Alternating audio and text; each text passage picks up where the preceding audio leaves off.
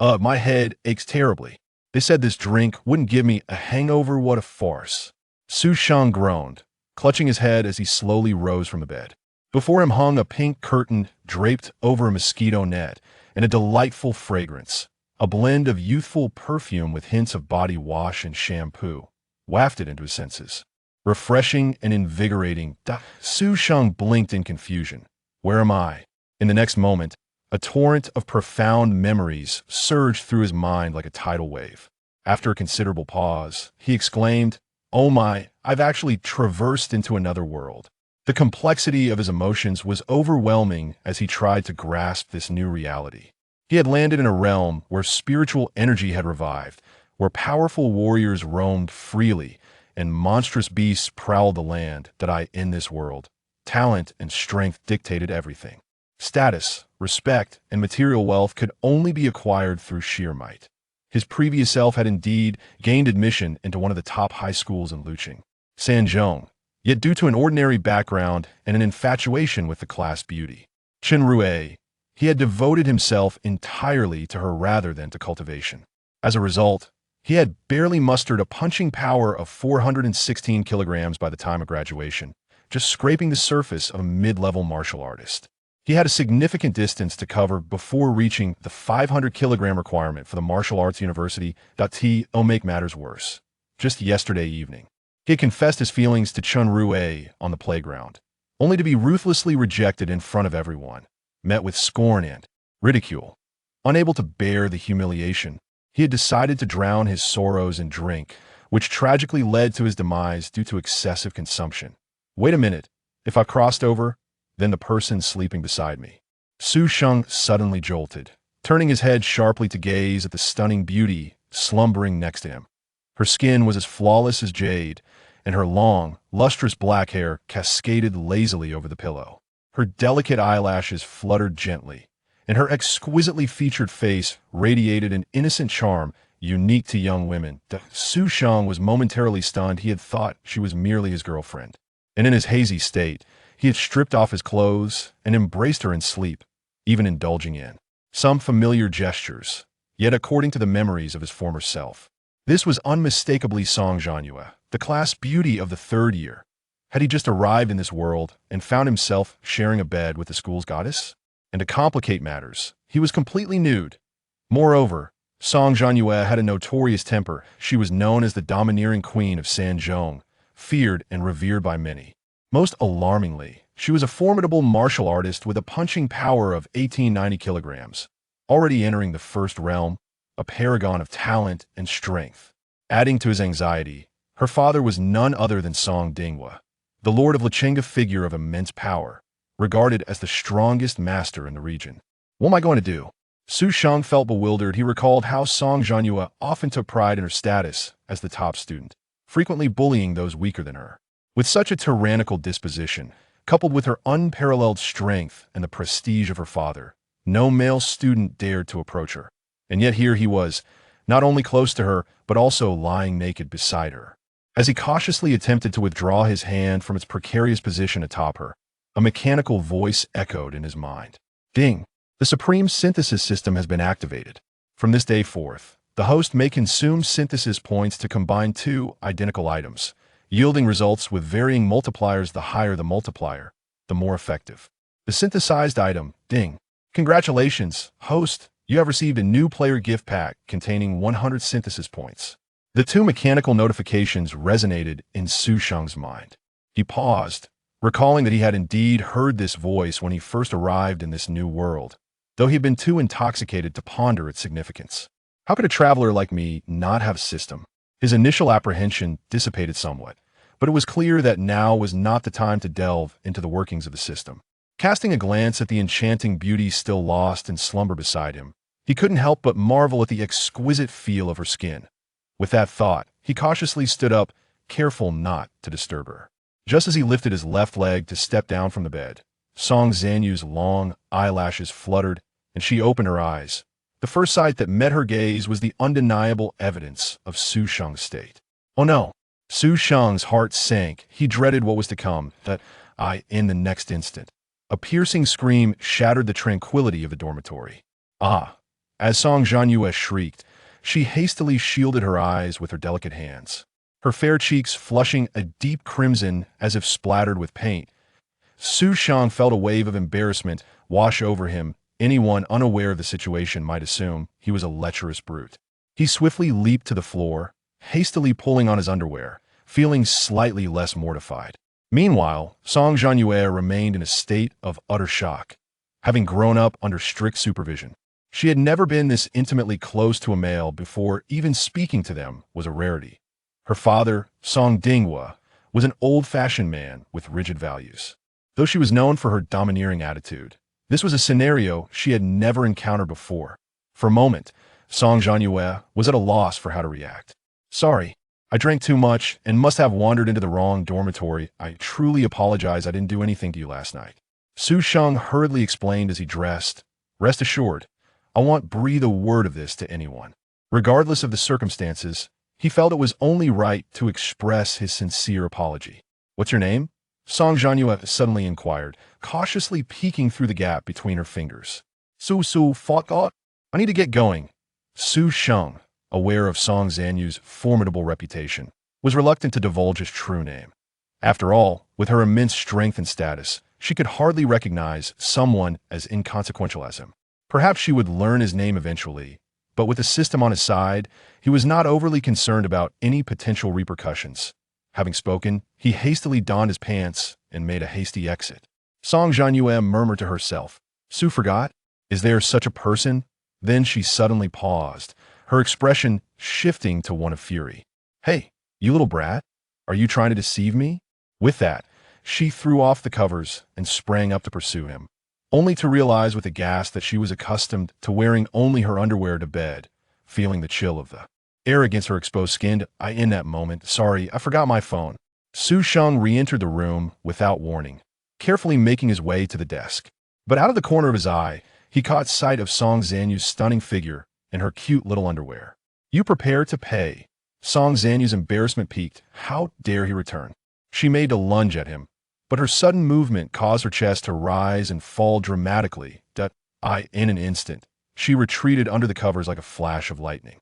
Su Sheng, unable to bear the ferocity of her glare, snatched up his phone and fled. Bang! Only after he dashed out of the room did Song Zhanyue finally emerge from her cocoon, fuming as she dressed. She glared at the door as if it were Su Sheng himself.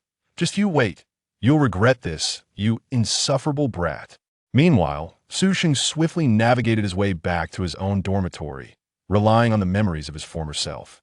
Once the door was closed behind him, he exhaled a sigh of relief. Though Song Zhanyue was undeniably beautiful, her terrifying prowess left him anxious about being killed right. After his arrival in this world, his gaze then fell upon a beautifully crafted ceramic jar in his drawer. "System, it's all up to you now," as he carefully poured 2 milky white pills from the exquisitely designed container. A faint medicinal fragrance filled the air. In this era of spiritual revival, the Blue Star had witnessed unprecedented advancements in martial arts. Among these, elixirs represented the remarkable fusion of martial prowess and technology. There exists a myriad of medicinal pills, each possessing unique attributes. Some can rapidly enhance a warrior's vitality, while others facilitate swift healing. Without exception, these pills are costly. In Su Sheng's possession lies a pill known as the Vitality Pill, which upon consumption fortifies physical attributes and amplifies punching power. Though classified merely as a low-grade pill, each one commands a price of 5,000 yuan. These 2 pills were painstakingly purchased by his parents, who hoped that with their assistance, Su Sheng could bolster his strength in preparation for the upcoming college entrance examination in 3 months. However, instead of utilizing the pills for himself, this infatuated individual, known as Fei Yangyang, intended to present them to Chunrue after successfully confessing his feelings. Unbeknownst to him, Su Sheng would ultimately benefit from them. "System, synthesize." Su Sheng murmured. In the next instant, the 2 vitality pills in his grasp vanished. A wondrous scene unfolded before him as 2 ethereal blue boxes materialized. "Synthesis interface?" Su Sheng exclaimed in astonishment, but he then observed that within each blue box, a white pill had mysteriously appeared indeed, the very vitality pills that had just disappeared. Preparation complete. Shall we proceed with synthesis? Yes. Su Sheng replied without hesitation. At the moment his words fell, the two blue synthesis boxes collided with one another. Simultaneously, they were enveloped in a radiant golden light. Ding! Congratulations, host, for consuming 10 synthesis points. The low-grade vitality pill has undergone a 10,000-fold synthesis, resulting in the 6th-ranked True Dragon Xianyang pill. The system's notification echoed in his ears. As the golden light dissipated, only one synthesis box remained, within which lay a pale golden pill. Wow. Su Sheng was taken aback. 10,000-fold synthesis. 6th rank. It is important to note that the starting price for a first-grade pill is 10,000 yuan. How exorbitantly priced must a 6th-grade pill be? After calming his exhilaration, Su Sheng suddenly noticed a line of small text beneath the synthesis box. True Dragon Xianyang pill. An exquisite 6th-grade pill, its creation heralded by celestial phenomena. This pill is forged from the essence of the true dragon's blood, significantly enhancing physical strength upon consumption, while also bestowing the effect of true dragons. Pressure. This upon reading the description, Su Sheng was utterly astounded. The pinnacle of 6th-grade pills? Absolutely priceless. Bravo, system. At this moment, Su Sheng found himself at a loss for words to adequately express his elation. The potential of these two modest vitality pills to yield such an extraordinary artifact is a testament to the system's prowess. Synthesis complete. Shall we extract? Hastily, Su Sheng dashed to the door, locking it securely before exclaiming with fervor, extract. In the next moment, a golden pill, the True Dragon Xianyang pill, materialized in his hands. Roar! The instant Su Sheng extracted the pill, an imposing and majestic dragon roar resonated in the air. The pill glimmered with a golden hue, as if an ancient true dragon coiled around it, imparting a weightiness to Su Sheng's hand. Amazing! Su Sheng marveled. As an avid reader, he was not only transported to another world, but also witnessed the splendor of such a high-quality pill, leaving him in awe. Without hesitation, he swallowed the pill. In an instant, the pure medicinal energy of the True Dragon Xianyang pill surged through him like a tidal wave. Boom! Su Sheng felt the power of his vitality swell dramatically. Sensing this extraordinary energy, he wasted no time and immediately settled into a meditative posture, employing the basic breathing technique. The basic breathing technique, distributed freely by the school, accelerates the absorption of vitality and spiritual energy. After prolonged practice, it also provides a degree of stamina recovery, thus earning its designation as a civilian technique. Though free, it was meticulously developed by numerous martial arts experts, and its efficacy rivals that of some graded techniques. With the enhancement of the basic breathing technique, Su Sheng's rate of absorption significantly increased. Although he was uncertain of his exact punching power, he estimated that within a minute his strength had surged by at least 100 kilograms from an initial 400 kilograms. At this moment, the medicinal effects of the True Dragon Xianyang pill were only just beginning to manifest. Time flowed unperturbed. Eventually, as Su Sheng sensed that he had nearly absorbed all the effects of the True Dragon Xianyang pill, he slowly opened his eyes. Su Sheng exhaled deeply, his gaze sparkling with intensity. Boom! In the next moment, he unleashed a powerful punch forward. Within him, the heat of his vitality erupted like a long-dormant volcano, his left fist transforming into a swiftly flying cannonball. Boom! The terrifying punch created a gust of wind that rustled the curtains before him. Though the punch did not strike any object, Su Sheng felt an immense force surging forth. This punch, Su Sheng's eyes gleamed. His current punching power must be at least 800 kilograms, perhaps even more. 800 kilograms such strength is indicative of a consummate martial artist. With this prowess, he could not only secure admission to a martial arts university, but also have a reasonable chance at provincial key schools, or even the prestigious 4 major institutions. The description of the True Dragon Xianyang pill mentioned a significant enhancement of physical strength and the effect of True Dragon pressure. What does that entail? Su Sheng pondered. He then glanced at his skin and was momentarily stunned.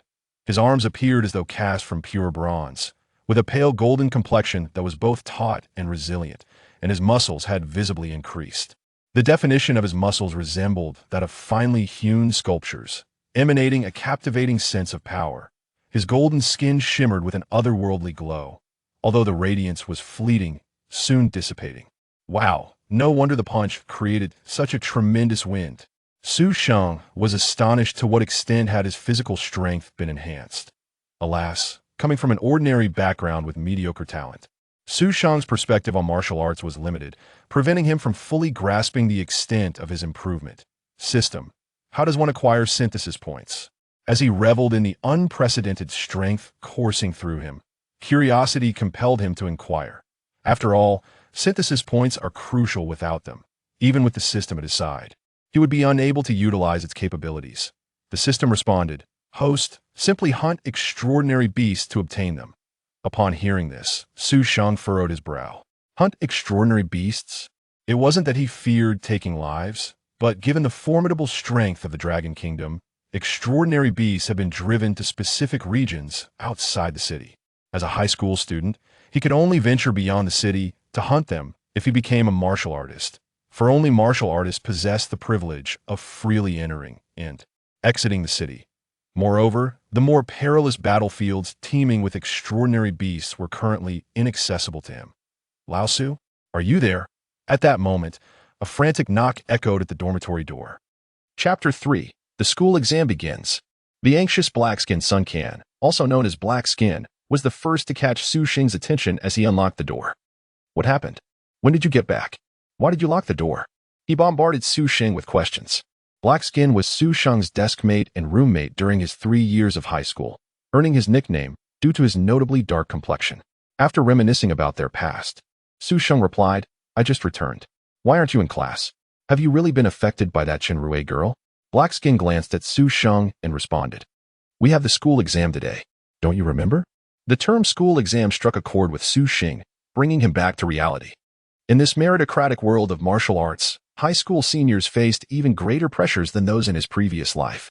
As one of the best high schools in Luqing, Zhangsen High School conducted a monthly comprehensive examination, rewarding the top performers with various training resources. Conversely, those who performed poorly would face scrutiny from teachers for the following month. With only 3 months remaining until the college entrance examination, this school exam was of paramount importance. It was rumored to be linked to qualifications for an elite training camp, prompting the school's top students to engage in intensive practice in hopes of securing a place in the camp and achieving commendable results in the upcoming exams. Su Sheng and Black Skin, however, were among the underachievers and were not well versed in the intricacies of the training camp. "Let us go," Su Sheng declared decisively. Without the system, this school exam would hold little significance for him. It would merely be a routine public humiliation. However, if he could excel and secure a place in the training camp, he would no longer have to worry about accumulating synthesis points, as such elite camps offered ample opportunities for practical experience. "You're really going all out? You're not thinking of pursuing that Chenrue again, are you?" Black Skin hurried after him, incredulous. "Haven't you given up on her yet? Chenrue?" Su Sheng halted abruptly, causing Black Skin to nearly bump into him. Turning back, Su Sheng retorted, "How could I ever be interested in someone like her?" Internally, he scoffed at the notion of being a sycophantic fool like his predecessor. Thanks to the significant enhancement from the true Dragon Shen Yang pill he had just consumed, Su Sheng believed he was now at least among the top 5 in the school. If Chenrue dared to provoke him, he would ensure she faced public humiliation. "Then why are you running so fast?"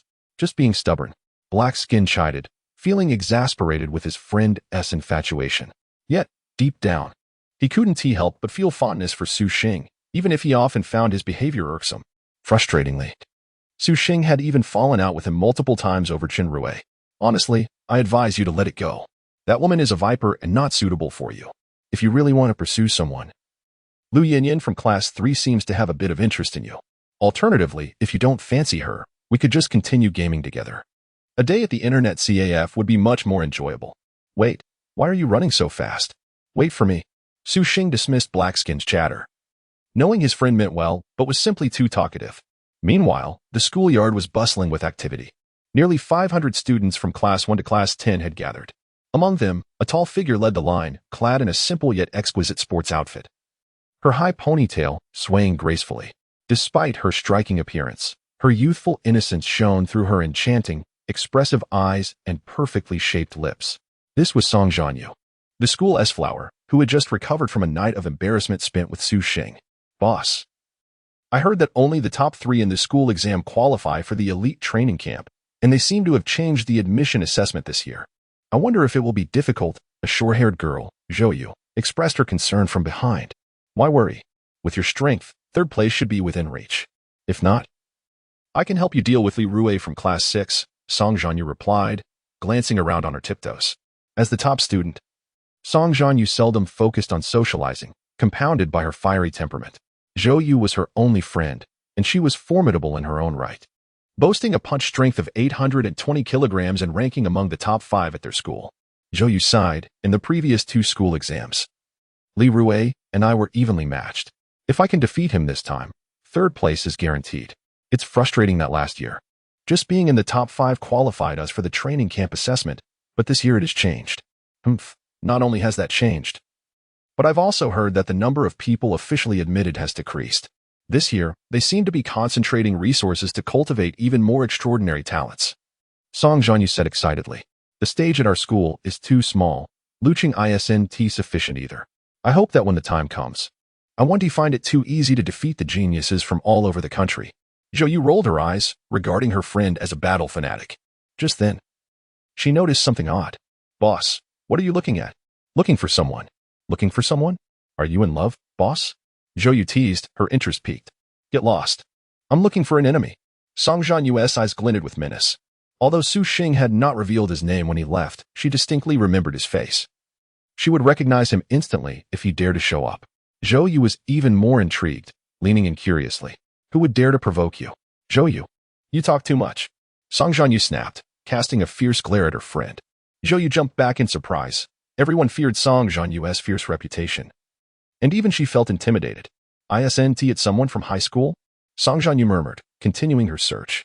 At that moment, 2 figures swiftly approached from the back of the playground. Song Zhanyue's eyes lit up as she recognized one of them. Sheng. Zhou.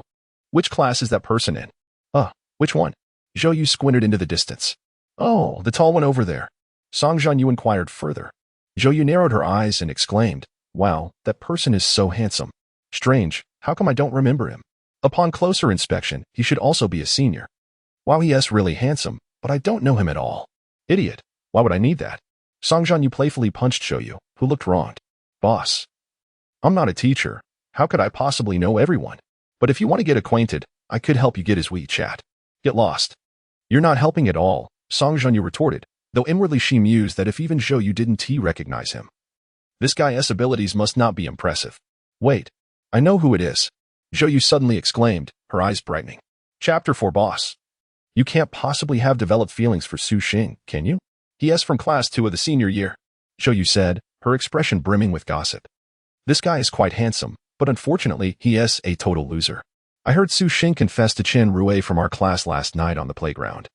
But she publicly rejected him and ridiculed him. You can see the posts on the campus forum. Song Zhanyue's pupils constricted sharply. At that moment, Sheng was crossing the playground, the sunlight illuminating his sharply defined profile, complemented by his well-fitted blue and white school uniform. For a moment, she found herself entranced, realizing she hadn't noticed how handsome he was that morning. Oh right, that morning he was completely naked, and she had been unconsciously preoccupied with looking at him. Not to mention, his hand seemed to have been resting on her chest. How embarrassing. What neither of them knew was that due to the effects of the True Dragon Shenyang pill, Sheng's physical strength had significantly increased. And even his physique and facial features had been transformed by the powerful elixir. If he had previously been a somewhat handsome sunny boy, he was now akin to a male lead who had stepped out of a comic book, instantly attracting the secret admiration of numerous girls from various classes. Let me see.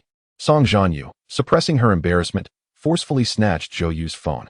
Zhou's heart leaped into her throat, and she weakly protested, Boss, be careful. I just bought this. Oh, it's just a broken phone. I'll get you a new one if it breaks. Seriously. Ugh, it cost over 10,000. Zhou lamented. On the verge of tears. You have money, you're so aloof, you think you're so great. The post detailing Sheng's confession and subsequent rejection was extraordinarily elaborate, even including a verbatim account of their dialogue. Sheng. You can't seriously think that 3 years of bringing me breakfast every day and providing an umbrella on rainy days will win my love, right? But you said you liked me and that we'd be together after graduation. Huh? You actually believe that? You're so naive. Zhanyue, I truly like you. I've spent most of my living expenses on you every month for 3 years. I know I'm not talented and come from a poor family, but my feelings for you are sincere. Humph, how much is sincerity worth? Do you know what Zhao Qinggo gave me? 100,000 yuan Hermes back. Do you understand what women want? You clearly don't, and you definitely can't provide it. Yao Qizhou? The one from class 7? You're with him now. Yes, that's right. What are you going to do about it? Sheng, wake up. I'd rather cry holding a gas-increasing pill every day than smile holding a purple rice ball. You're no different from a scumbag. Please. I never forced you to bring me breakfast, and those breakfasts you brought are worth next to nothing. You're so stingy. What? What are you saying? You're the one who is beneath me. I warn you, I'm already with Zhao Qizhou, so don't come looking for me again. Upon reading the dialogue in the post, Song Zhanyue felt her blood pressure spike, her fingers gripping the phone so tightly that her knuckles cracked. This guy is utterly spineless. How infuriating. I can't stand it. How can there be such a scummy woman who would rather cry over a gas-increasing pill? Disgusting. If anger could be visualized, Song Zhanyue would undoubtedly be ablaze with fury, had it not been for this morning's incident. She would have merely dismissed Zhanyue as a scummy loser and moved on. But unfortunately, this man had entered her dorm last night. And when they woke up this morning, they had seen each other almost entirely without barriers. The most crucial point was that he was truly handsome, so handsome it struck a chord deep within her. How frustrating. I've been so focused on my cultivation for the past 3 years that I didn't pay attention to anyone else beside her. Zhou cautiously observed Song Zhanyue's expressions, which fluctuated from realization to furrowed brows, then to anger, and back to a dreamy gaze, before shifting into a fierce demeanor. Boss, be gentle. Zhou weakly called out, but it was as if Song Zhanyue hadn't heard her at all. Meanwhile, Song Zhanyue's pale thumb flipped through the pages, seemingly murmuring to herself. This candid shot of Sheng is rather handsome. Just as she finished speaking, she caught Zhou's inquisitive gaze and immediately switched to a combative expression. What are you doing? Zhou recoiled slightly. Boss, you're about to crush my phone.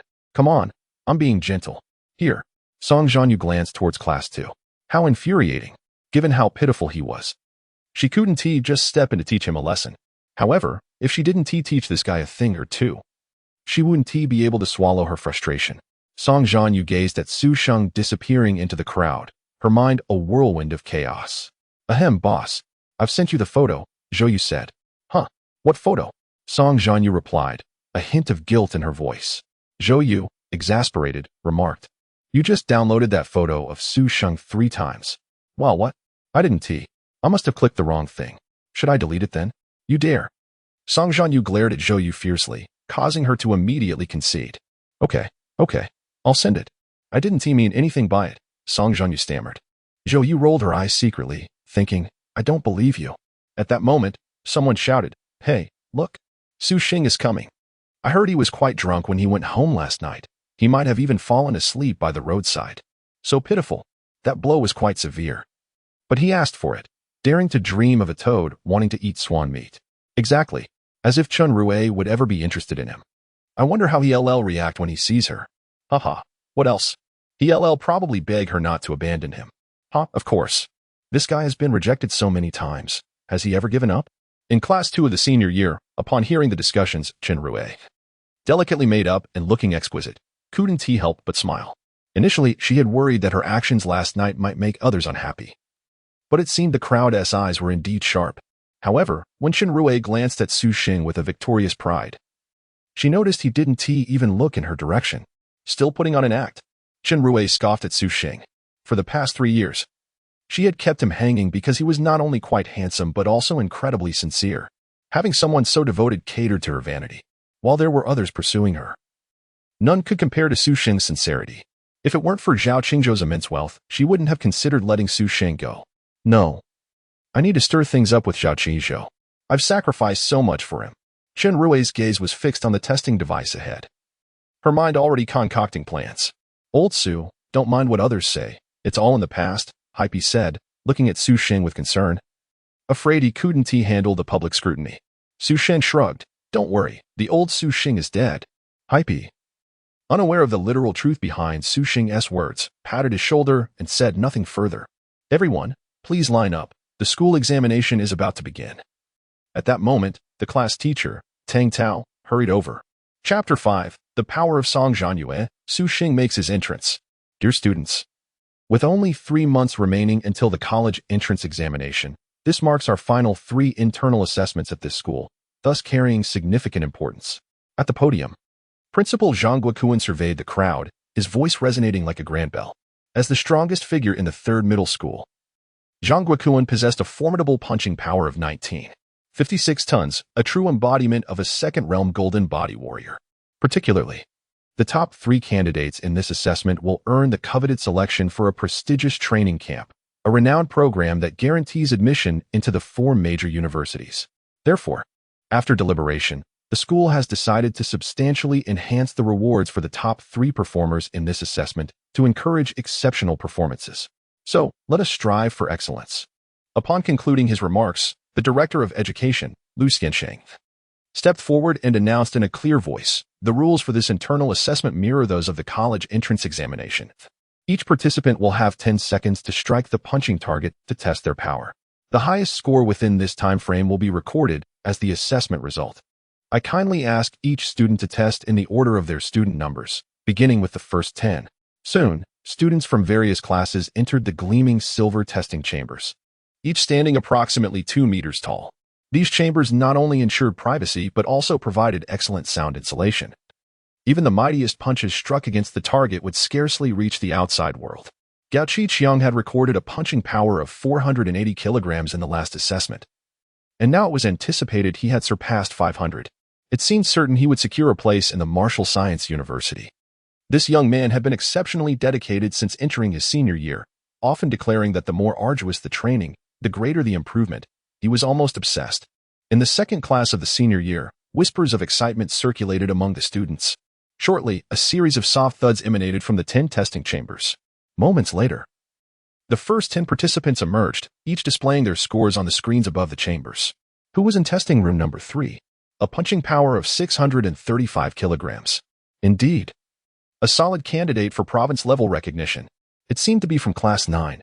Quite impressive. On the playground, 500 senior students gazed at the screens, knowing well that each internal assessment often unveiled unexpected talents. Some students, who may have performed modestly in the previous assessment, often displayed remarkable improvements in the latest one, sparking much discussion and envy. After the first group returned to the line, guided by the invigilators, another 10 students entered the testing chambers. Now it was the turn of the goddess, Song Zhanyue. In the last assessment, her punching power had soared to an impressive 189 tons. As the sole first-realm warrior in our school, she was undeniably formidable. Her prowess left many feeling inadequate. Indeed, let us not forget that her father is the city lord. With such a powerful figure behind her, she was bound to excel. Alas, if only her temperament were not so fiery, I might have considered pursuing her. With a punching power of merely 250 kilograms, Kai Kuan retorted, urging others to look in the mirror before casting judgments. As the school's belle and a prominent figure of strength, Song Zhanyue's entrance captured the attention of all present. Even Chen Rui, upon witnessing Song Zhanyue's unparalleled beauty and regal aura, could not help but feel a pang of inferiority, contemplating which fortunate man might win her heart in the future. Meanwhile, in the guest area, Principal Zhang Guokuan wore a smile. I have heard that Zhanyue has been training diligently these past few months. Indeed, Principal, this girl is fiercely ambitious. Clearly not content with merely being the best in our school, Lu Xinsheng chimed in, grinning. If I may say, I suspect she aims to become the provincial champion. At this, laughter erupted among the guests. Suddenly, an ear-splitting explosion echoed from testing room number 6, where Song Zhanyue was located. Even with soundproofing, such a punch could have overwhelmed the eardrums of many students outside. 2,000 kilograms. 2 tons. Has she entered the mid-stage of a warrior? This rate of progress, how can her growth accelerate as her realm ascends? A genius. An extraordinary genius. All the school leaders, including Zhang Guokuan, were astounded, filled with joy and excitement. The emergence of such a prodigy not only promised to elevate the school's admission standards next year, but also bestowed advantages upon the higher-ups present. Congratulations, Principal, the Vice Principal exclaimed. At this rate, we may indeed witness a provincial champion emerging from our 3rd middle school this year. The notion of a provincial champion was almost unfathomable to Zhang Guoquan. In the school's 200-year history, only 8 provincial champions had emerged. Should one arise just before his retirement, his promotion to deputy director of the Education Bureau would be virtually guaranteed. Such an advancement would not only elevate his career, but could also potentially unlock greater benefits, perhaps even revitalizing his long-stagnant realm. Pondering this, Zhang Guoquan's smile widened. Zhanyue's remarkable achievements are undoubtedly tied to the formidable support from the city lord. Although we are far from his level, we must also contribute our efforts. However, the school's finances were tight. What should we do about that? The vice principal inquired cautiously. In truth, the rewards for this assessment had already been significantly increased. Any further enhancements would strain the school's annual budget. With a decisive wave of his hand, Zhang Guoquan declared, "If the school cannot bear the costs, I shall personally cover them, ensuring not a single cent of public funds is utilized." His declaration earned him widespread admiration, yet inwardly, many harbored their own thoughts. While it seemed a personal sacrifice, it would undoubtedly endear him to the high-ranking city lord. The favor of a top-tier warrior is a coveted asset for many. Yet, aside from Zhang Guoquan, no one else in attendance had the privilege to seek such a connection. Under the gaze of all, Song Zhanyue emerged from the testing chamber with an air of grace. Her stunning countenance radiated confidence, casting a bright aura that left Chen Rue and her female peers feeling overshadowed. Satisfied with her progress over the past month, Song Zhanyue acknowledged that as one advances in rank, the rate of improvement in punching power tends to diminish. "Zhanyue, the principal has called for you to join the guest area for observation," a beaming invigilator informed her, as no teacher could harbor disfavor towards the top student. If there were any who might, the presence of Song Zhanyue's father would ensure their disposition would shift. "Okay," Song Zhanyue replied languidly, making her way to the guest area. While it might have been unusual for a student to occupy a seat among the guests, no one questioned Song Zhanyue's presence, as her status was beyond reproach. "Zhanyue, splendid performance." Zhang Guoquan greeted her warmly, a hint of reverence in his tone. "Do you feel confident about securing the provincial champion in this upcoming examination?" Just as Song Zhanyue was about to respond, she overheard murmurs from the crowd below mentioning Sheng. "Look, Sheng has made his entrance." Chapter 6. The thunderous punch resounds, shaking the firmament. "Ah, could it be the one who was rejected last night?" "Yes, that's him. I know this fellow." During the last school examination, his punch strength was merely 416 kilograms. It seems he won to make it into the Martial Science University. Upon hearing the discussions, Song Zhanyue furrowed her beautiful brows. These people truly have loose tongues. "Zhanyue?" Zhang Guoquan inquired once more. Regaining her composure, Song Zhanyue responded with a grin, "Principal. Whom do you look down upon? If I aim, I shall target the top scorer of the National College entrance examination. I intend to claim the royal seal." As her words fell, the crowd was momentarily stunned, then burst into laughter. "Claiming the royal seal, Zhanyue, your aspirations are too lofty." Zhang Guoquan chuckled. It was well understood that Song Zhanyue's talents and background were unparalleled, with boundless potential for the future. Nevertheless, this top-tier status was, at best, limited to the entire East River province. While she was indeed exceptional, one must remember there are dozens of regions in the Dragon Nation comparable to East River province. In terms of talent, there were indeed those more extraordinary than Song Zhanyue, some even more prodigious. Regarding background, she could be considered formidable within East River province. But how does that fare on a national scale? As for claiming the royal seal, it was an honor established by the higher echelons of the Dragon Nation specifically to recognize the national top scorers in the college entrance examination. After the scores are released, a ceremonial awarding of the seal is conducted by the Martial Arts Department, the Ministry of Education, and the provincial governor. This seal is no ordinary item. It embodies the martial will of today's leaders from both the martial arts and education departments. Each year's top scorer is granted a one-year usage right of this item. The royal seal serves multiple purposes. It not only offers protection but significantly enhances the speed of cultivation. Most importantly, it can rapidly elevate the user's martial skills and the progression of their techniques. With the royal seal's enhancement, past top scorers have managed to elevate their abilities to levels unattainable by their peers within the following year. It can be said that the royal seal is not only the highest accolade bestowed by the state, but also a symbol of honor, strength, and status. Furthermore, to bolster the competitive spirit among all, a special ceremony is held to promote this honor. For anyone, this is an unparalleled distinction, a grand event that brings glory to one's family lineage. However, setting lofty goals is commendable, One must seek to aim high to achieve middling results, or to seek lower and fall short, Zhang Guokuan added. The director of education beside him quickly interjected, Principal Zhang, your words carry profound wisdom. Despite the fact that the third high school has produced a few provincial top scorers since its establishment, none have ever achieved the national title. Not just our school, but the vast East River province has yet to produce one. The true top scorers are primarily found in a handful of regions where martial arts, economy, and technology flourish, such as the imperial capital, Magic City, and Jiangnan province. For ordinary regions like East River province, having a top 10 national scorer is already a significant achievement. Seeing the reactions of the crowd, Song Zhanyue could not help but curl her lips in disdain. Humph, I can't be bothered to waste words with you. At that moment, the center of attention, Sheng, stepped into the silver testing chamber. With a thud, the door to the testing room closed, instantly enveloping him in a profound silence. The clamorous noise around him was replaced by tranquility, and Sheng's mind felt remarkably clear. The testing room was merely 2 square meters, with a circular punching target at the front, and above it hung a counter measuring 10 centimeters in length and 5 centimeters in height.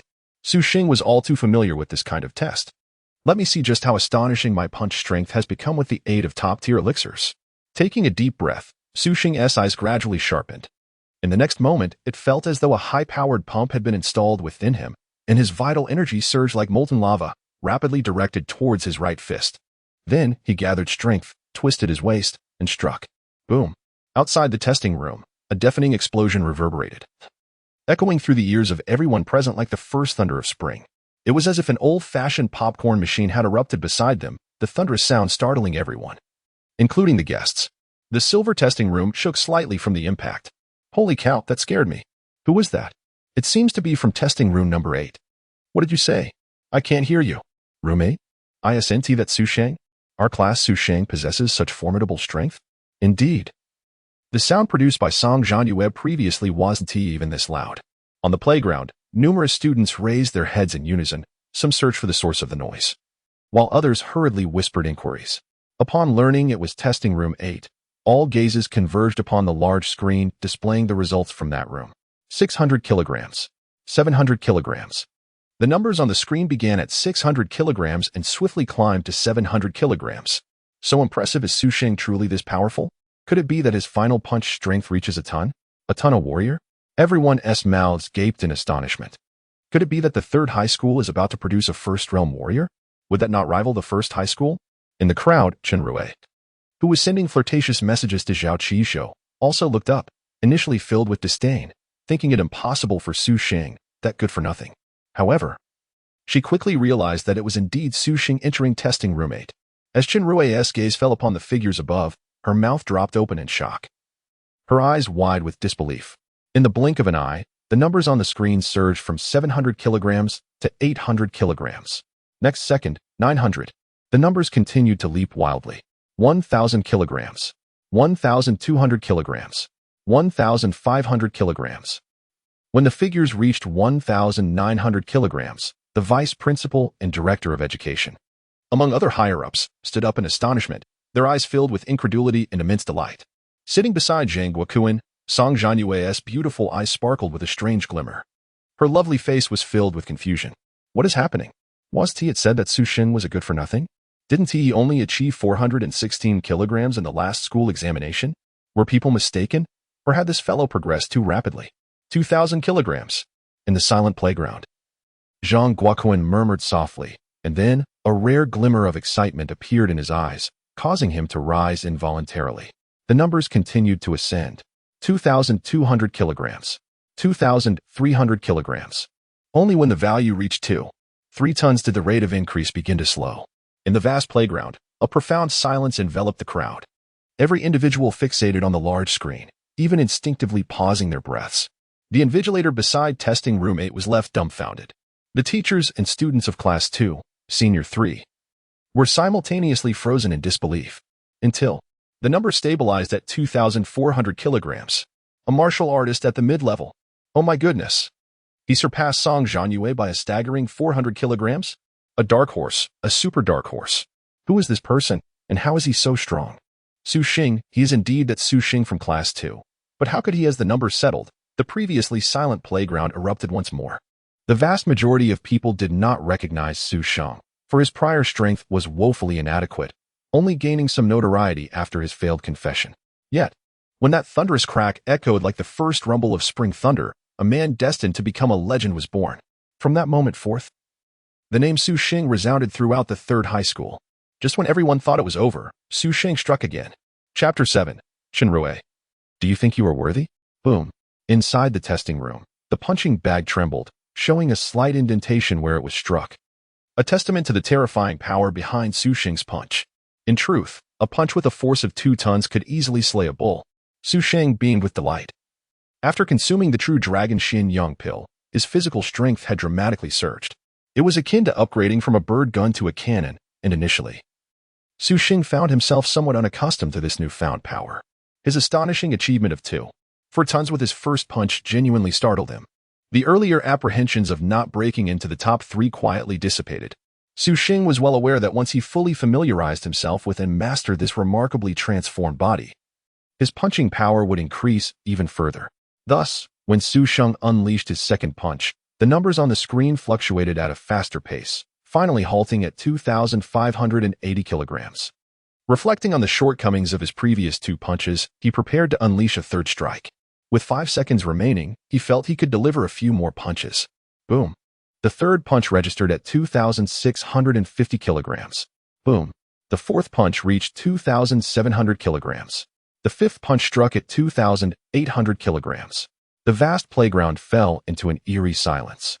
All eyes fixated on the large screen above testing room number 8, their expressions frozen in disbelief. What on earth? How could someone's punches grow stronger with each strike? Song Zhanyue's beautiful eyes brimmed with confusion.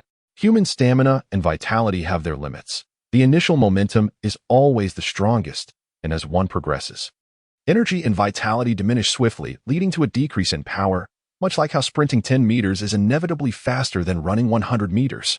Thus, it is typical for normal individuals to have comparable values in their first 3 punches, with subsequent strikes diminishing in strength, merely going through the motions. But this Su Sheng, he is simply monstrous. Boom.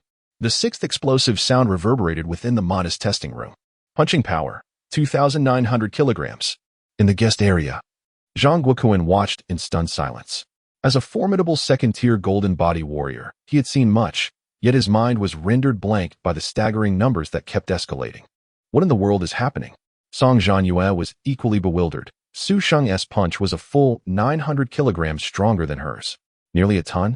Does that mean he could easily defeat me in a real fight? Am I, Song Zhanyue, destined to lose to someone from the third school? The entire assembly of teachers and students fell into a state of stupor. With a thud, Zhanrue's phone slipped from her grasp, oblivious to her shock and the whirlwind of emotion swirling within her. When the door to testing room number 8 swung open, a tall, handsome young man clad in blue and white school attire stepped out, his demeanor tranquil. Su Sheng's tousled bangs were lifted by the gentle spring breeze, revealing his strikingly perfect features. His chiseled face was adorned with eyes that sparkled like stars, deep, piercing, yet imbued with the youthful vibrance of an 18-year-old. In that moment, Zhanrue and the girls, including Song Zhanyue in the guest area, found themselves momentarily entranced. So handsome. Song Zhanyue's lips parted slightly, her beautiful eyes reflecting astonishment. How did I not notice how handsome he was this morning? Could it be due to his lack of clothing? Nevertheless, his well-defined chest and impressive abs, if she recalled correctly, there were 8, were indeed appealing. Ah, what am I thinking? Song Zhanyue's cheeks flushed, thankful that Zhang Guoquan and others beside her had not noticed her moment of distraction. My punching power was merely 596 kilograms. It seems I can only aim for a provincial key university during the college entrance examination. As Zhanrue stood dazed, her emotions in turmoil, while gazing at Su Sheng, Zhao Qingzhou, sporting a crew cut, approached her with an air of feigned dissatisfaction, hands in pockets. However, a closer examination revealed his eyes gleaming with satisfaction over his own results. Noticing Zhanrue's silence, Zhao Qingzhou rambled on, "Actually, my progress this time has been quite impressive. My punching power has increased by 30 kilograms in a month, all thanks to my father insisting on spending 300,000 for a VIP card at the Jifeng Martial Arts Hall. Rue, what are you looking at?" His unintentional bragging was ignored by Zhanrue, who remained silent. Zhao Qingzhou, sensing something amiss, followed her gaze towards testing room number 8, and his pupils constricted in shock. What the heck? 9 tons. Approaching the advanced realm of martial artists? Who on earth is this powerful? Didn't Song Zhanyue already test him? Damn, I can't even measure up to this esteemed individual. When did the third school give birth to such a monster? Zhao Qingzhou was left in awe, his words piercing Chen Rui's chaotic heart like a needle. Inside her, a tidal wave of regret engulfed her, dragging her into an abyss far removed from Su Sheng. Why? Why has this once inept fool suddenly become so formidable? He was merely a waste of space. As for the possibility of a testing error, that was utterly impossible. Each school examinations testing room was meticulously calibrated by officials from the Martial Arts Bureau and the Education Bureau, ensuring absolute fairness and justice. It was precisely because of this that Chen Rui felt even more shocked and bewildered. What have I done? I turned down such a remarkable dark horse? I insulted a prodigious mid-tier martial artist at the tender age of 18? In that moment, the overwhelming regret threatened to shatter Chen Rui. Tears welling up in her eyes. Rui, what's wrong? Zhao Qizhou inquired, concern etched on his face. Oh, don't worry too much. I'm here for you. With my excellent results this time, my father will surely grant me more living expenses. I'll take you to the Jifeng Martial Arts Hall, and we can improve together. Soon enough, you'll also be able to enroll in a martial arts university. But with my stellar performance, shouldn't you reward me tonight? Hee. You promised to watch a movie with me yesterday. Zhao Qizhou rambled on, but in the next moment, he witnessed Chen Rui swiftly stride towards Su Sheng. Then, under the gaze of the crowd, Chen Rui concealed her myriad emotions, striving to present the most enchanting and tender smile. Su Sheng, if I were to say, yesterday was merely a joke on my part, would you mind? Upon hearing this, Su Sheng paused momentarily, then broke into a bemused smile, thinking, what a shameless woman. Not at all. Su Sheng regarded Chen Rui with a wry smile. Chen Rui's heart soared with joy, her smile blossoming even brighter as she thought, indeed, this devoted admirer cannot let go of me. Simultaneously elated, her expression became increasingly alluring. Actually, I was testing your sincerity. Su Sheng, let us be together. Upon uttering these words, the school leaders, including Zhang Guokuan, were left dumbfounded, yet they made no move to intervene. Meanwhile, the students in the playground erupted in a chorus of reactions, some cheering, some envying Su Sheng's fortune, others feeling disdain for Chen Rui's actions.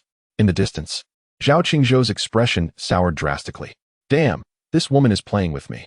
Song Zhanyue furrowed her beautiful brows, a rare, inexplicable tension glimmering in her eyes. Together? Su Sheng looked down at Chen Rui with an air of superiority. Do you really think you are worthy? Chapter 8 Chen Rui.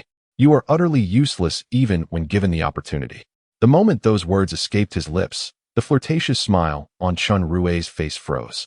Song Zhanyue's brow unfurled instantly, a faint smile gracing the corners of his eyes. What did you say? Chen Rui gazed incredulously at Su Sheng, forcing a smile. Su Sheng, you must be joking, right? Su Sheng offered a slight smile, his voice neither too loud nor too soft, yet sufficient for the guests nearby and students to hear. I said, do you think you deserve to be with me? Chen Rui, I gave you a chance yesterday. Yet you squandered it. Boom. Su Sheng's words detonated in Chen Rui's mind like a nuclear bomb. She staggered, her delicate face contorting into an expression of utmost distress. The gloom and embarrassment in her eyes reached an unbearable peak. Su Sheng cast a disdainful glance at the woman who had caused the demise of his predecessor, an inexplicable weight lifting from his heart. He understood that perhaps the last shred of lingering attachment from the former owner of this body had vanished alongside it. Without a backward glance, Su Sheng strode to his designated spot. The people around him, without exception, spontaneously parted to create a path, leaving behind a dazed Chen Rui, whose face was more sorrowful than that of a weeping child. In the guest area, the head of education, Lu Xiansheng, spoke quietly to Zhang Guokuan. Zhang Guokuan initially furrowed his brows, then snorted softly. Director Lu, find an excuse to expel this student. Drawing upon years of experience in the bureaucratic arena, the astute Zhang Guokuan quickly assessed the optimal way to handle the situation. Su Sheng, previously an unremarkable name, would from this day forth become a legend of No. 3 high school and the greatest achievement of Zhang Guokuan's tenure as principal. Conversely, Chen Rui had publicly humiliated Su Sheng and could clearly sense his aversion towards her. The choice between the two was glaringly evident. If he could seize this opportunity to expel Chen Rui, thereby leaving a favorable impression on Su Sheng, it would be the most advantageous of transactions. As for excuses, the list was endless. High school students were prohibited from dating, causing disturbances, disrupting the examination order. In that fleeting moment, Chen Rui's fate was sealed. Lu Xianxing nodded repeatedly, while the vice principal, wearing a knowing smile, remarked in a low voice, Su Xing is indeed an exceptional student. I have been observing him for quite some time. He is decisive and unaffected by matters of the heart, truly a genius with a striking combat prowess. The vice principal then inquired, by the way, which class is he in? The head of education replied promptly, Class 2, senior year. Director Lu, please invite Su Sheng up here at once. Zhang Guoquan's gaze remained fixed on Song Zhanyue. With both of you here, securing this year's provincial champion should be a certainty. In the history of No. 3 high school, only 8 exceptional students had ever achieved the provincial champion title, and none had performed better than Su Xing in the concurrent school examinations. This meant that as long as Su Xing maintained his current trajectory, he would undoubtedly secure the top position in the upcoming college entrance examination in Dongjiang province. Reflecting on this, Zhang Guoquan's smile widened. An unexpected boon, a double delight. Soon, amidst the envious, awed, and curious gazes of the crowd, Su Xing approached the guest area. Xiao Su, take a seat beside me. Zhang Guoquan patted the space next to him, and the vice principal, who had been seated there, had already vacated the spot with understanding. Su Sheng glanced at Song Zhanyue and noticed her looking back at him. Their eyes met. Song Zhanyue initially appeared somewhat shy, but then shot Su Sheng a glare, conveying a sense of annoyance as if to say, though you are impressive, I am still upset about this morning. Su Sheng chuckled softly, choosing not to respond. He found her quite endearing. Zhang Guoquan observed Su Sheng with increasing satisfaction. As for the other students still undergoing testing, they had long been forgotten by him. Xiao Su, there are many matters, big and small, concerning the school that I seldom have the chance to inquire about. I hope you do not mind. Zhang Guoquan spoke with a kind tone tinged with apology, to which Su Sheng shook his head. Principal, your dedication is the cornerstone of No. 3 high school. How could we possibly mind? Though Zhang Guoquan currently appeared as amiable as an ordinary elder, he was, in truth, a formidable master of the Golden Body realm. It is widely known that the most exaggerated and fearsome aspect of Golden Body warriors is their unparalleled physical defense. Ordinary bullets striking them feel no different than a mere tickle. Even most machine guns would struggle to inflict any harm. Last year, a newly initiated second-tier Golden Body warrior easily overwhelmed 100 well-equipped Special Forces soldiers, a video of which went viral online. This was merely a friendly spar. And had the Golden Body warrior fought seriously, the 100 seasoned soldiers with ample ammunition would likely have been annihilated in mere seconds. This illustrates why strength equates to privilege. The gap between realms is simply too vast, as the capabilities and value that high-level warriors can produce far exceed those of ordinary individuals. You have achieved remarkable results that have captured everyone's attention, providing a tremendous surprise for both No. 3 high school and myself. This time, the first place in the school examination undoubtedly belongs to you. I have discussed with several vice principals, and the rewards for this examination will be doubled. Zhang Guoquan inquired with a smile, have you managed to grasp any basic martial techniques?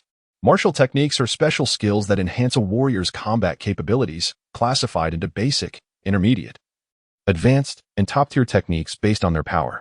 In Longhua, each high school distributes a volume of basic martial techniques corresponding to the weapon chosen by students during their senior year, free of charge. However, due to the college entrance examination only assessing fundamental combat strength, coupled with the considerable difficulty of cultivating martial techniques, which also demands significant time, very few senior students deliberately pursue martial training. Most individuals find themselves at the introductory stage of basic martial techniques. Su Sheng shook his head. The previous owner of this body had been too preoccupied with pursuing a superficial romance to focus on foundational training, let alone martial techniques. In fact, Su Sheng barely recalled the previous owner having practiced them even once. Zhang Guoquan was not surprised. He knew that aside from a select few talented students from well-off families, such as Song Zhanyue, no one else had even begun to grasp basic martial techniques.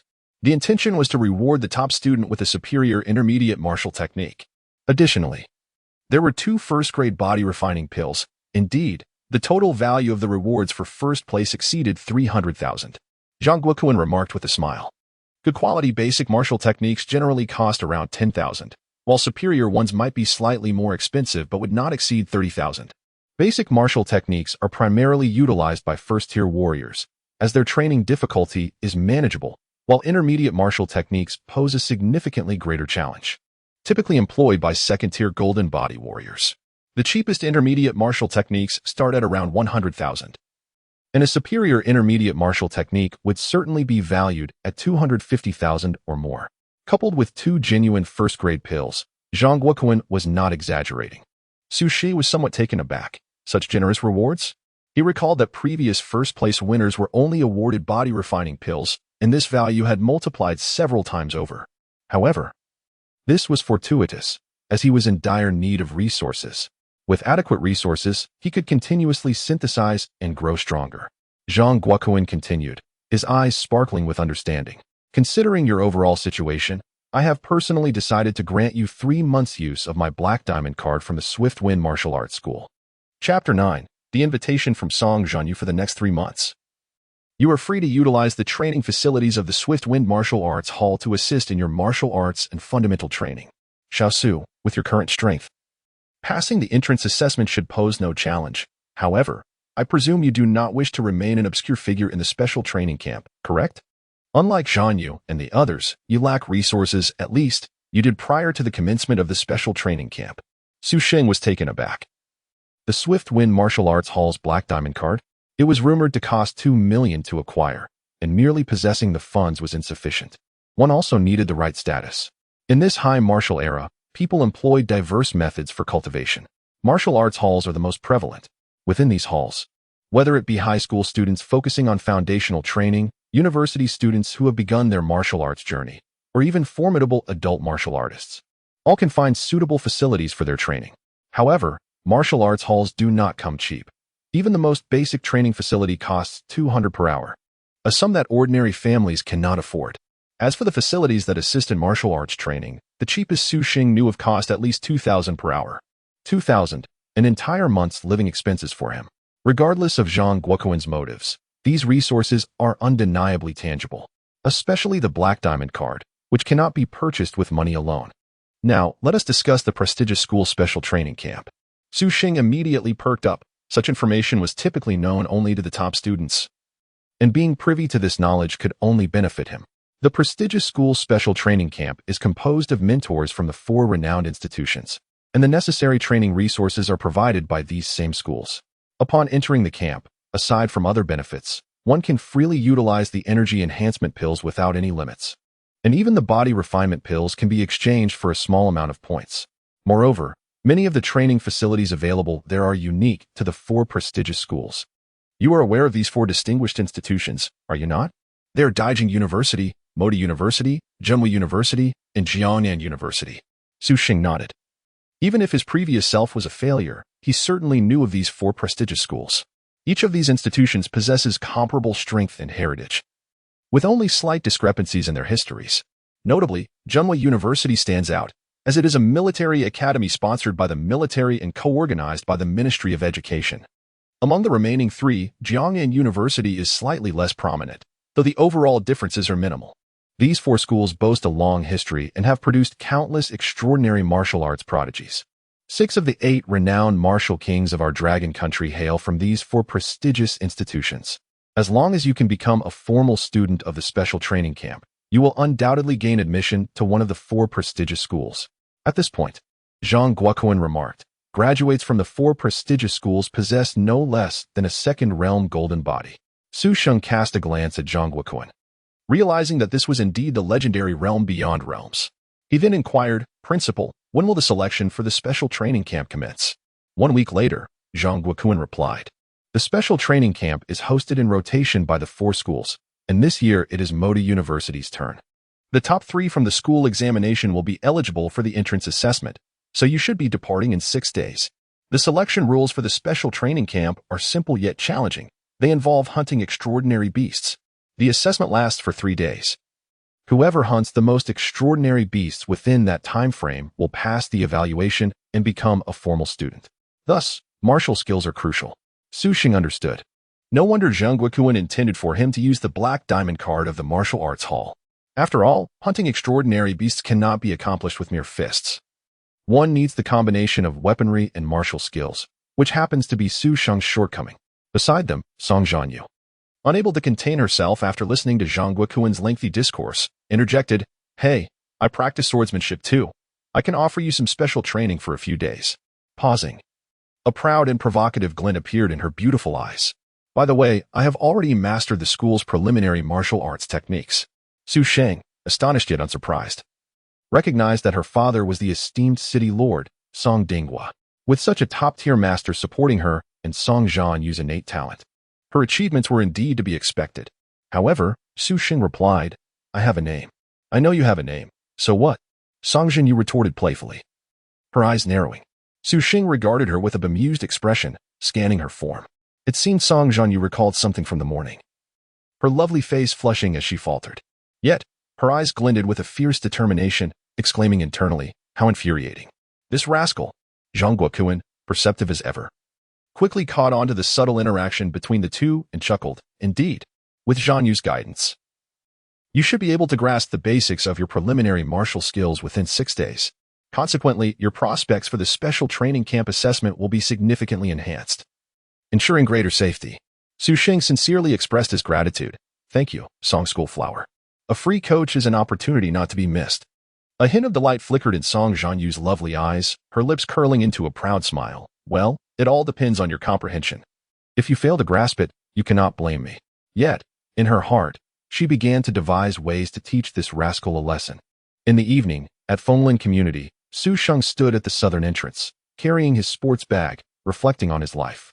Unlike his previous existence, where he was orphaned and alone, in this life, he had parents. Furthermore, according to his predecessor's memories, his parents shared a harmonious relationship and cared for him deeply.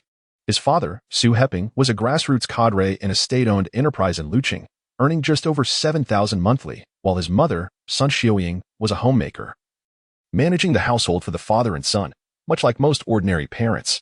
"Xiaosheng, you're back from school?"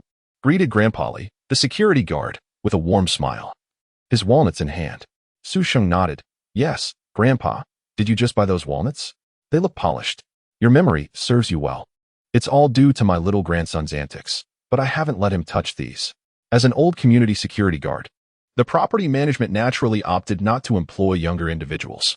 Grandpa Li had served in Fenglin Community for over 10 years and was also a resident, thus familiar with everyone.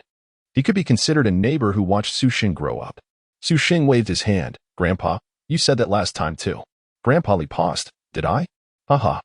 I must be getting old." Su Sheng waved goodbye. The residents of Fenglin Community were all ordinary people, sharing similar social standings and maintaining amicable relationships. They looked out for one another, creating a wonderful sense of community. Ding dong. Upon pressing the doorbell, the sound resonated, and the door swung open swiftly. Chapter 10. The Synthesis of Martial Arts. Before my eyes stood a 43-year-old housewife, Sun Xiaoying, adorned in an apron and possessing an exquisite appearance. Despite her age, her inherent beauty rendered her scarcely distinguishable from a woman in her late 30s. "Xiaosheng is back," Sun Xiaoying exclaimed, wiping her hands on the apron as she set down half-peeled garlic. "Old Su, your son has returned." "Mom, what delicious dishes are you preparing?" Su Sheng sniffed the air. Su Heping, assisting Sun Xiaoying in the kitchen, cheerfully held up a handful of green beans.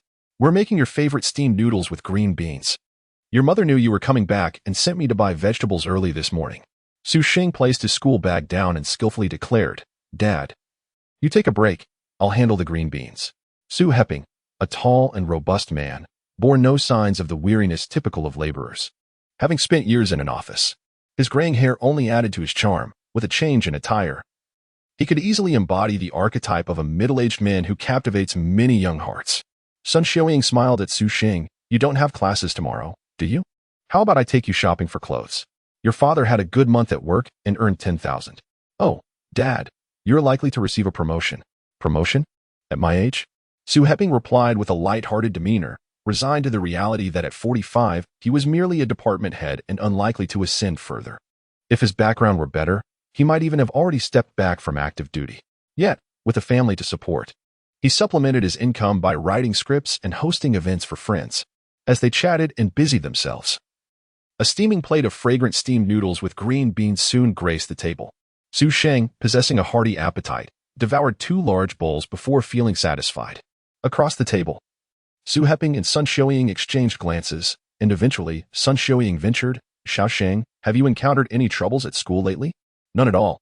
Everything is splendid. Sheng replied, his words muffled by his food. Su Heping cleared his throat. I heard from Sun Zhangue's father that you, last night. That black-skinned fellow is such a gossip, Sheng retorted, then turned serious, looking at his parents. Mom, Dad, my relationship with Chun Rue has ended. From now on, my focus will be solely on my training. Su Heping and Sun Zhanyue exchanged doubtful looks. Sheng, you.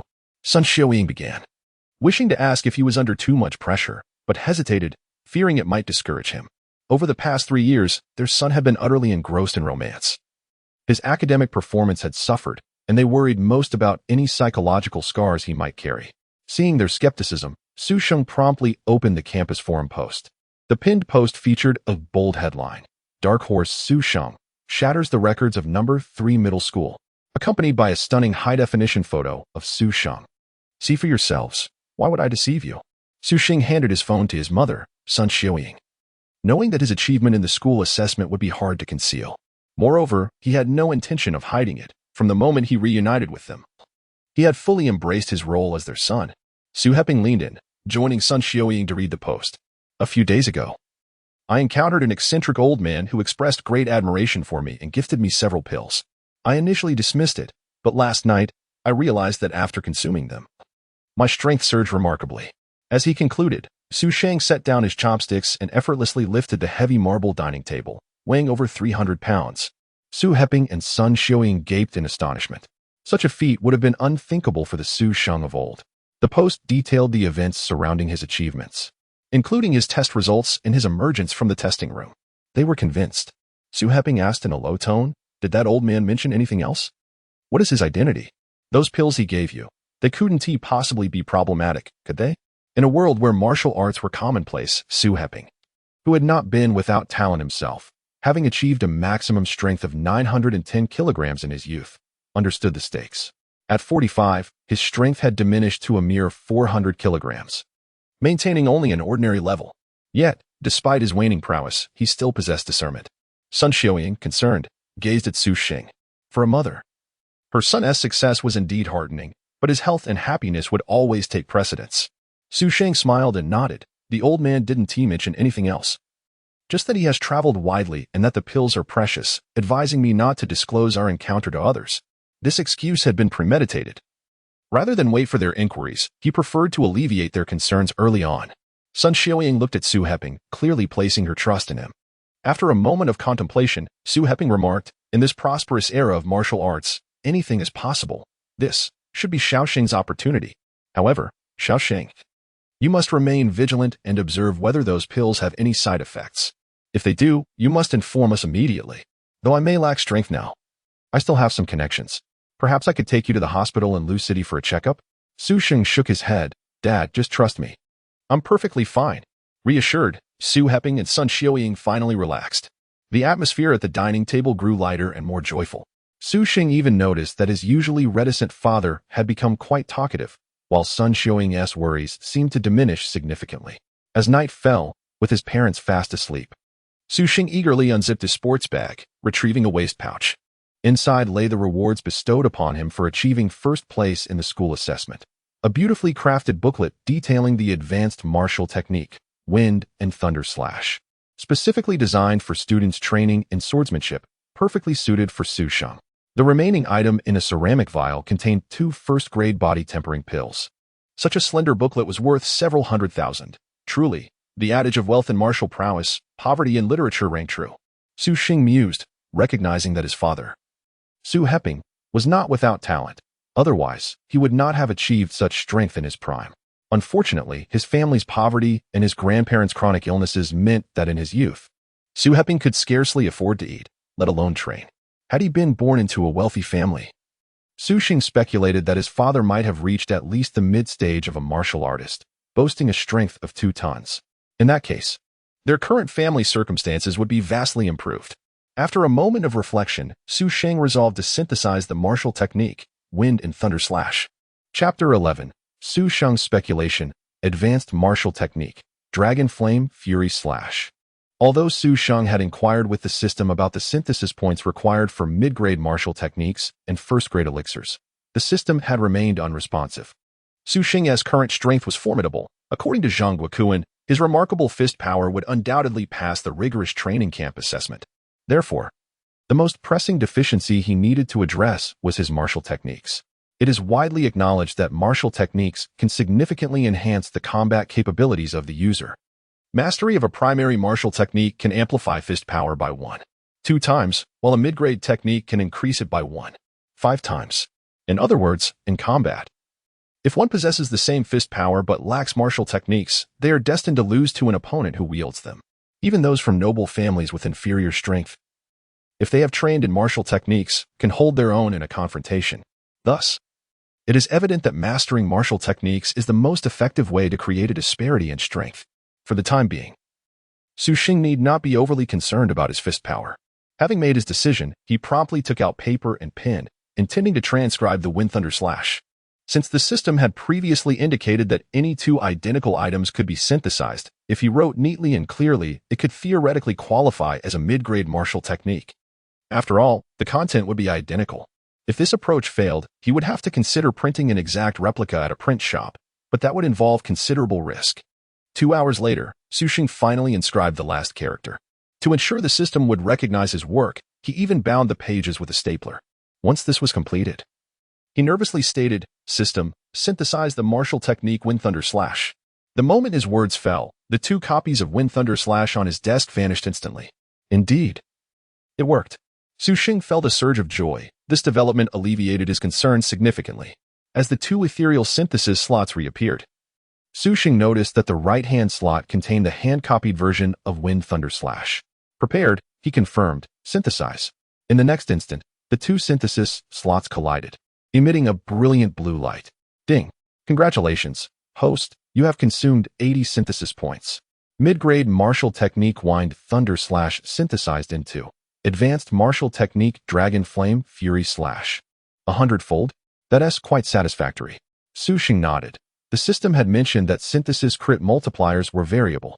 Although 100-fold might not be exceptionally high, it was still commendable, especially since advanced martial techniques could enhance fist power by up to 2 times. Following this, a brand new synthesis slot came into view. Dragon Flame Fury Slash. Exceptional advanced martial technique, condensing the power of blood and chi, manifesting the might of a flaming dragon. When the dragon is enraged, it incinerates all. As he gazed at the small print beneath the synthesis slot, Su Sheng raised an eyebrow. What a formidable Dragon Flame Fury Slash. Its power appears to be quite impressive. It is worth noting that advanced martial techniques are typically reserved for those at the 3rd realm of spiritual manifestation. Golden Body warriors can cultivate potent spiritual energy, while spiritual manifestation warriors can manipulate spiritual energy externally, resulting in martial techniques of unparalleled might. Upon extracting Dragon Flame Fury Slash, a crimson booklet appeared before him. Su Sheng pondered whether he could continue to synthesize. He murmured, only to hear the system respond, "This system prohibits bug exploitation." Su Sheng. However, host, any martial techniques synthesized by this system can be quickly mastered, regardless of grade, the system added, seemingly sensing Su Sheng's dissatisfaction. With this revelation, all of Su Sheng's discontent evaporated. The mastery of martial techniques is categorized into 5 realms: entry-level, minor achievement, major achievement, perfection, and unity. Generally, entry-level is the most challenging. Once achieved, progress accelerates until one reaches unity, where one might encounter obstacles. Su Sheng had suspected that since synthesis was possible, the system would also consider the difficulty involved. Now, he could see that the system was indeed impressive. He had made the right bet. With a smile, Su Sheng opened the crimson booklet. As for the 2 body refining elixirs, since the synthesis points granted by the system were now depleted, he would have to set them aside for the time being. Without synthesis points, consuming them directly would yield inferior effects. Time flew swiftly. The lamp in Su Sheng's bedroom remained illuminated. It was not until 5 in the morning, with the distant eastern sky beginning to lighten, that he finally closed the booklet. Over the course of the night, Su Sheng had thoroughly absorbed the essence of Dragon Flame Fury Slash.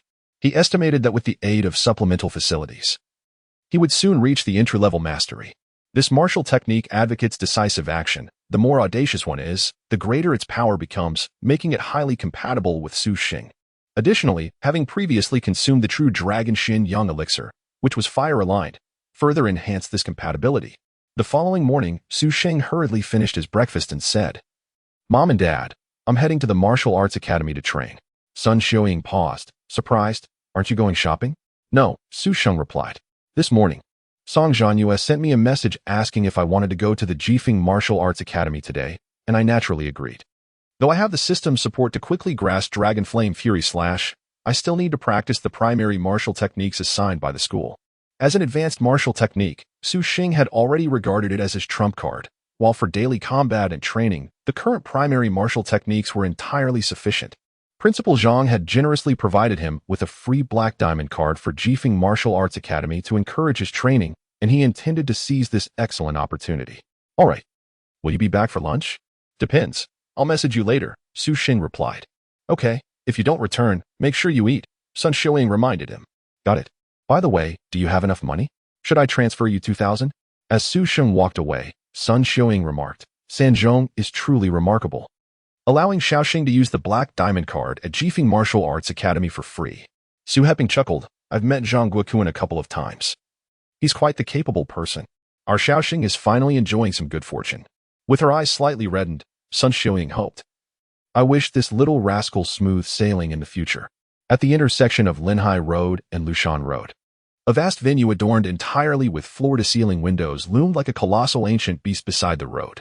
Above the entrance, four powerful characters hung prominently: Jifeng Martial Arts Academy. Quite a distance, Su Sheng remarked as he stepped off the bus, carrying his crossbody sports bag. He had been on the bus for a solid 40 minutes. Yet this was not a branch of Jifeng Martial Arts Academy, but its main facility. As the premier martial arts academy in Luqing, Jifeng Martial Arts Academy boasted the highest popularity, most comprehensive facilities, and best services.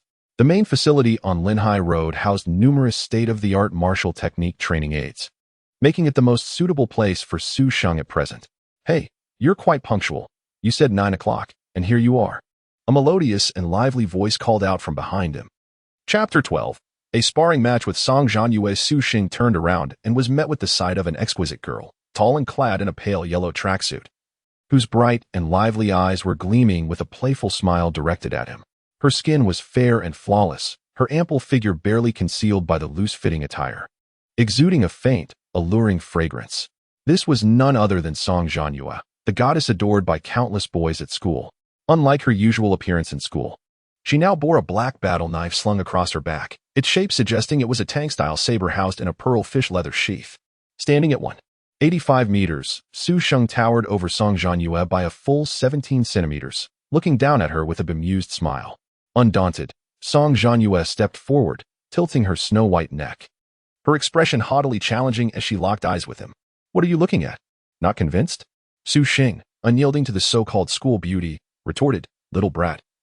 Don't speak so harshly, or you might end up unmarried. You're the little brat." Song Zhanyue shot back, glaring at him. "And by the way, I'm clearly 18 now, just like you." Su Sheng raised an eyebrow, realizing he had mistakenly thought of their previous lives. "Indeed, we are no longer children," he replied casually. Song Zhanyue's cheeks flushed at the memory of their encounter the previous morning, interpreting Su Sheng's words as something more. Seeing her adorably flustered, Su Sheng couldn't help but chuckle. He found this girl, this woman, how interesting she was. "Su Sheng, don't think you're impressive just because your punch is 900 kilograms stronger than mine." Song Zhanyue glared at him defiantly. "We're both mid-level warriors. You might not even be better than me." Su Sheng raised an eyebrow. "Shall we have a contest?" "Fine, let us compete." "Am I afraid of you?" Song Zhanyue was indeed a good person, voluntarily offering to guide him in martial arts, and now she was willing to be his experienced coach. Although Su Sheng's strength had surged, his practical combat experience was still lacking, and he had contemplated hiring a coach. Now, with Song Zhanyue presenting herself, he thought, perhaps this woman could withstand his strength and not be easily overwhelmed. The Storm Martial Arts Academy had 8 floors. The first floor, aside from the reception hall, contained basic training areas available for a fee. From the 2nd to the 6th floors, access was restricted to annual card members. An annual membership at the Storm Martial Arts Academy cost between 100,000 to 300,000 yuan, depending on the user's strength. above the 6th floor. Only Black Diamond Card members could gain entry. Those who could access the 6th floor were both affluent and elite. As Su Sheng and Song Zhanyue, two exceptionally attractive youths radiating vitality, entered the exclusive Black Diamond Card elevator, they attracted numerous glances. Inside the elevator, Su Sheng and Song Zhanyue each entered their Black Diamond Card numbers. Since Zhang Guokuan had temporarily bestowed the Black Diamond Card privileges upon Su Sheng, he naturally enjoyed all the rights of a Black Diamond member. Upon reaching the 6th floor, spacious training rooms came into view. Each training room was approximately 60 square meters, ensuring ample space for the privacy sought by Black Diamond members. Su Sheng and Song Zhanyue entered an empty training room, its environment adorned in silver and warm yellow tones, bright and inviting. To the far left of the training room was a rack of standardized weapons provided by the academy, with some longtime patrons even storing their custom weapons there for use. "Let us have a few rounds," Song Zhanyue said as she placed her black battle knife on the nearby weapon rack. "You want to use a weapon, and I want to either. How fair?" Su Sheng stretched his shoulders, and with a thought, he felt his internal energy surging like a torrent. In an instant, his demeanor transformed. If Su Sheng had previously appeared as a handsome, approachable boy, now he seemed like a drawn sword, sharp-eyed and exuding an overwhelming aura of power. Song Zhanyue's eyes widened in surprise. At that moment, she felt she was facing not a high school student, but a formidable warrior of the second realm. This guy. Song Zhanyue was taken aback by the drastic change in his presence. In truth, after consuming the True Dragon Xinyang pill, Su Sheng not only experienced a significant boost in strength but also acquired the aura of the True Dragon. What is an aura? It can be understood as presence or energy. The True Dragon is one of the most powerful 6th-tier exotic beasts, its strength surpassing even the top grandmasters, rivaling the power of 7th-tier monarchs. Although Su Sheng's current strength was insufficient to fully absorb the effects of the True Dragon Xinyang pill, his aura now matched that of a second-realm golden body warrior. "I am not afraid of you." Song Zhanyue seemed to be bolstering her own confidence, her lovely face turning serious. As a super genius with extraordinary talent and the daughter of Song Dinghua, she held her pride. "Here I go." With a spirited shout, Song Zhanyue launched forward, her long left leg stepping out boldly. Her delicate fist shot towards Su Sheng's face like a cannonball. Su Sheng's eyes widened, not out of fear of her strength, but rather at how slow her movements were. Isn't she a mid-level warrior? Why is her punch speed akin to that of a child? Just as Song Zhanyue's fist was about to connect, Su Sheng took a slight step back. And at that moment, her punch felt as though it had struck cotton, leaving her with a sense of wasted energy. Song Zhanyue's beautiful eyes narrowed in confusion. What just happened? I had calculated the distance perfectly. In reality, the primary effect of the True Dragon Xinyang pill was not merely to enhance punching power, but to comprehensively strengthen the physical body, enhancing strength, speed, reaction, cognition, perception, and more. It was precisely because of this that Su Sheng could accurately judge the trajectory of Song Zhanyue's punch, clearly perceiving its sluggishness. "My turn." Su Sheng chuckled softly, raising his left hand to strike her shoulder. Bang! Song Zhanyue's petite frame was sent flying. Her expression shifted as she pushed off the ground with her right leg, narrowly avoiding being completely knocked back. However, she still stumbled several steps before managing to halt the terrifying force of Su Sheng's blow. Relieved, Song Zhanyue thought, "Thank goodness I didn't embarrass myself." But the next instant, she was startled to see Su Sheng appear before her like a specter, his bright eyes mere centimeters from her nose. Song Zhanyue could even feel the intense, masculine energy radiating from him. Before she could react, Su Sheng swiftly raised his hand and unleashed his power. "Ah!" Song Zhanyue cried out, this time truly soaring into the air. Chapter 13. The Unfamiliar Sensation Thud. As Song Zhanyue's delicate form fell to the ground, a pained expression enveloped her charming face. "Ah, how infuriating!" she exclaimed, springing to her feet like a bolt of lightning. Rubbing her sore backside, she cast a fierce glare at Su Sheng. Is the disparity of 900 kilograms in punch power truly this significant? She pondered, a mixture of surprise and curiosity washing over her. Though she had encountered mid-level martial artists before, including several experienced practitioners her father, Song Dinghua, had hired for her training, she distinctly remembered being able to hold her own against them. At the very least, she could withstand 3 rounds of combat. Once more, with agility reminiscent of a startled rabbit, Song Zhanyue swiftly closed the distance to Su Sheng. At a mere 2 meters away, She lifted her left leg with tremendous force, launching herself into the air. Her left leg swept through the air like a heavy iron bar, capable of sending a car flying several meters if it made contact. However, Su Sheng merely bent his knees slightly, and in the next instant, his left hand, like a perfectly forged claw, seized her ankle with precision. Suspended in midair, Song Zhanyue felt a wave of dread wash over her. She found herself spinning uncontrollably as Su Sheng whirled her around twice before hurling her towards a soft target at the end of the training area. Dazed from the spin, she had no chance to lessen the impact, and her body crashed against the target. Ouch, she groaned as she landed. From a distance, Su Sheng remarked with an amused smirk, "Care for another round?" Song Zhanyue felt pain radiating throughout her body, unsure where to rub first. "Let's go again," she declared, charging towards him once more. Bang! Ah! Su Sheng clapped his hands, clearly impressed. "You can take a hit, Song Zhanyue. Have you trained in any martial arts techniques? If not, perhaps you should use a weapon." Su Sheng noted that while their punch power was not vastly different, his physical strength had been enhanced by top-tier elixirs, creating a significant gap between them. A mischievous smile spread across Song Zhanyue's face. "I can employ martial techniques?" She realized that without them, she was merely a punching bag. But with the techniques, she was confident she would not be outmatched. Remembering their earlier encounters, her cheeks flushed with determination. Su Sheng gestured for her to make her move, and with a playful glint in her eye, she announced, "I won't be unfair. Let's spar using the beginner-level technique." Frenzied fist. In her excitement, she forgot that Su Sheng had yet to use any techniques himself. As she activated the frenzied fist, a surge of energy coursed through her, enabling her to execute the technique without consuming spirit energy, as long as her vitality was sufficient. In that moment, her tall and graceful figure surged with unprecedented speed, her punches akin to cannonballs hurtling through the air. "Remarkable. This is martial technique." Su Sheng's expression sharpened as he recognized that the beginner technique enhanced her punch power by 1.2 times, equating to an incredible 2.4 tons of force.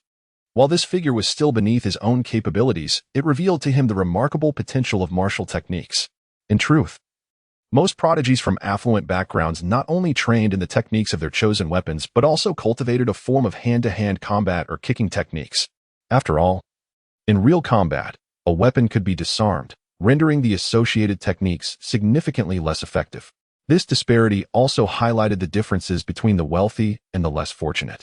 Those from modest backgrounds often lack the means to pursue additional martial training, let alone foundational skills. Facing Song Zhanyue's powerful strike, Su Sheng remained vigilant. He prepared to block, but then he noticed a glimmer of cunning in her beautiful eyes. Bang!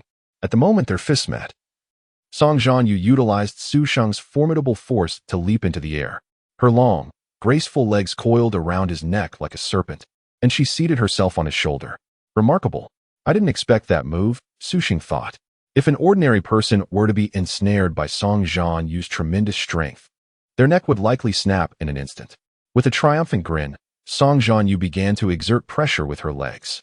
Yet, just then, Su Sheng's hand shot back, catching her off guard. "Ah!" she gasped, her face flushing crimson as Su Sheng's hand inadvertently grasped her ample chest, sending a jolt of sensation through her. Su Sheng quickly released his grip, and Song Zhanyue, now seated on his shoulder, erupted in indignant protests. Su Sheng, unfazed, leaned back. Thud. Caught off guard, Song Zhanyue tumbled to the ground, her legs still entwined around his neck. "Oh," she lamented, her beautiful face contorted in a mix of frustration and embarrassment. After so many falls, she realized her legs were still wrapped around Su Sheng's neck. Instantly, her cheeks flushed with heat, realizing the awkwardness of her position. "Ahem." Su Sheng pried her legs apart, remarking with a smirk, "I didn't realize you had such strength in your legs." Observing her sprawled on the ground, he chuckled. "Aren't you going to get up? Do you need me to assist you?" "Absolutely not," she retorted, scrambling to her feet, her face still tinged with red. Grateful that she hadn't worn a skirt today, she thought about how embarrassing that would have been. Pouting, she declared, "Let's practice some martial techniques." The martial technique training device, known as the virtual brain machine, was remarkably simple to use. One merely needed to lie within its semicircular, egg-like shell and connect through an external interface to channel their vitality, immersing themselves in a virtual training world. In this realm, one could engage in battle without hesitation. Death would result in an instant revival, with no costs incurred. This ingenious setup avoided the delays caused by injuries in the real world. A standard virtual brain machine cost around 2,000 per hour, while the latest models, like those in Su Sheng's training area, likely started at 5,000 per hour. For an average person, mastering a martial technique could require dozens of hours, and even more for intermediate or advanced techniques. Recalling his Dragon Flame Fury Slash, a synthesis product of the system that required no entry training, Su Sheng silently marveled at how much the system had saved him. Soon enough, Su Sheng and Song Zhanyue settled into their respective virtual brain machine chambers. With a twinkle in her eye, Song Zhanyue turned to Su Sheng and asked, "Would you like me to show you how to use it?" Chapter 14. Su Sheng, you deceived me. Do you take me for a country bumpkin? Su Sheng showed no sign of appreciation. There are countless guides online for this. TCH, Song Zhanyue, irritated by his retort, couldn't help but roll her eyes at him. Immediately, Su Sheng donned a headset and virtual glasses, and a slight sting coursed through him. In the next moment, the scenery before his eyes transformed. Before him lay a vast square, roughly 100 meters in diameter. Before he knew it, the visage of Song Zhanyue appeared. With a grin, she remarked, "Each training area on the 6th floor is equipped with 2 virtual neural machines. As long as you're within the same training area, you can appear in a shared scene." "Isn't that marvelous?" "Not bad," Su Sheng responded eagerly. "Let us begin." "Hey, I haven't explained the rules yet," Song Zhanyue, hands on her hips, said with a hint of annoyance. "First, you need to choose a weapon. Just concentrate and envision the weapon you desire. And remember, don't get distracted during combat, or you might easily exit the simulation." Upon hearing her words, Su Sheng chuckled. "Do you really think I'm a 3-year-old? In the next instant, a gleaming alloy Shochuan knife materialized in his left hand. In his previous life, Su Sheng had always favored the Shochuan knife, so it was only natural he chose it as his weapon now. Song Zhanyue, too, summoned a long, sleek, black tang horizontal knife. Though the chain slash issued by the school is quite basic, it allows for 3 consecutive strikes in the blink of an eye, making it quite effective in practice. "Let me demonstrate it for you," Song Zhanyue said earnestly. Su Sheng nodded, and then he saw her suddenly flash a mischievous grin. Her eyes sparkled with cunning, and in the next moment, she swung her knife at him. Swish, swish, swish. The sharp alloy war knife slashed through the air 3 times in quick succession. Damn it! Su Sheng had not anticipated that she would hold such a grudge, and was immediately hit by all 3 strikes.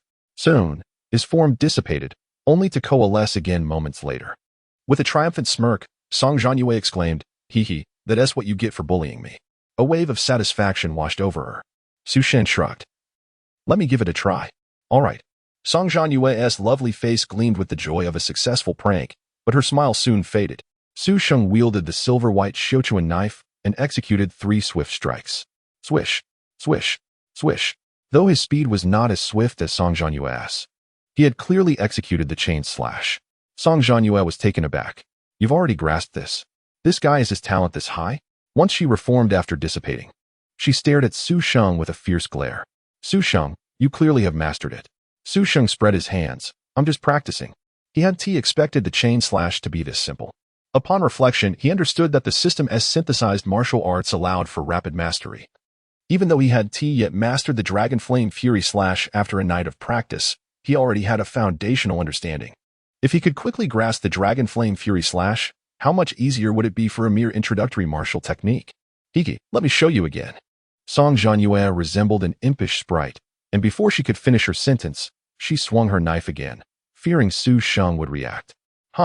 Su Sheng was too lazy to argue with her. After being struck and reforming again, Su Sheng asked with a smirk, "Feeling better?" Song Zhanyue's expression faltered. "What are you talking about? I'm not upset. I'm just going to teach you martial arts, all right?" Su Sheng chose not to press the matter. "All right. Then." Su Sheng demonstrated the chain slash on an empty patch of ground. Song Zhanyue watched intently. "Su Sheng, you now only lack opportunities for real combat. Come, attack me." "Okay." Su Sheng raised his hand and swung his knife, while Song Zhanyue mirrored his action to block. Time flew by, and 6 days had passed in the blink of an eye. During this period, Su Sheng devoted most of his time to honing his martial arts. With a complimentary black diamond card at his disposal, he had no intention of wasting even a moment, even skipping some classes. As a result, Principal Zhang Guoquan directly granted Su Sheng and Song Zhanyue special privileges. In the training area, Song Zhanyue, her ethereal form coalescing, pouted in frustration. "Su Sheng, why don't you let me win a little?" Su Sheng smiled gently. He and Song Zhanyue had practically lived in this place over the past few days. Su Sheng was nearing mastery of the chain slash, while he had also grasped the advanced martial art, Dragon Flame Fury Slash, through the system S synthesis.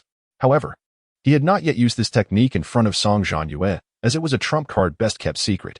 Zhanyue, your progress is quite rapid as well. I'm merely leveraging my foundational strength. Naturally. If our strength were equal, you would undoubtedly be no match for me. Song Zhanyue, the epitome of a proud spirit, smiled smugly. Besides, I still have some trump cards I Haven T revealed. Oh? Su Sheng's interest was piqued. Song Zhanyue seemed to recall something and became somewhat evasive. I forgot. My dad said I can't tell anyone. I understand. In this era, many individuals possess their own opportunities, and naturally, some harbor secrets. Su Sheng chose not to delve deeper, and the two resumed their sparring. An hour later, Su Sheng and Song Zhanyue awakened simultaneously from their respective virtual brain machines. Oh dear, it's already 10 o'clock. I should head back. Song Zhanyue stretched, her ample chest unaffected by her loose shirt. Su Sheng regarded her earnestly. Zhanyue, thank you for being my sparring partner these past few days. Despite the assistance from the system, which alleviated his concerns about martial arts progress, having a formidable opponent like Song Zhanyue accelerated his growth. Tomorrow would mark the day of their journey to Modu for the special training camp selection. And over these 6 days, through extensive practical combat with Song Zhanyue, Su Sheng had not only fully mastered this body but had also thoroughly familiarized himself with the previously surging power. At this moment, Su Sheng brimmed with confidence regarding the forthcoming special training camp assessment. Song Zhanyue paused slightly, then her enchanting eyes sparkled with a hint of pride. I wasn't your sparring partner. I need to train too.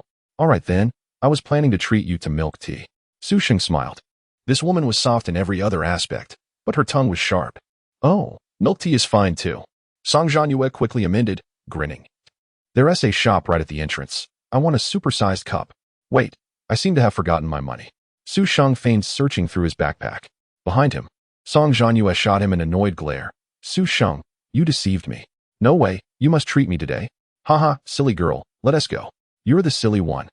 Chapter 15. Song Dinghua, Luqing Mansion. As the most expensive villa community in Luqing, residing within Luqing Mansion signifies both wealth and prestige.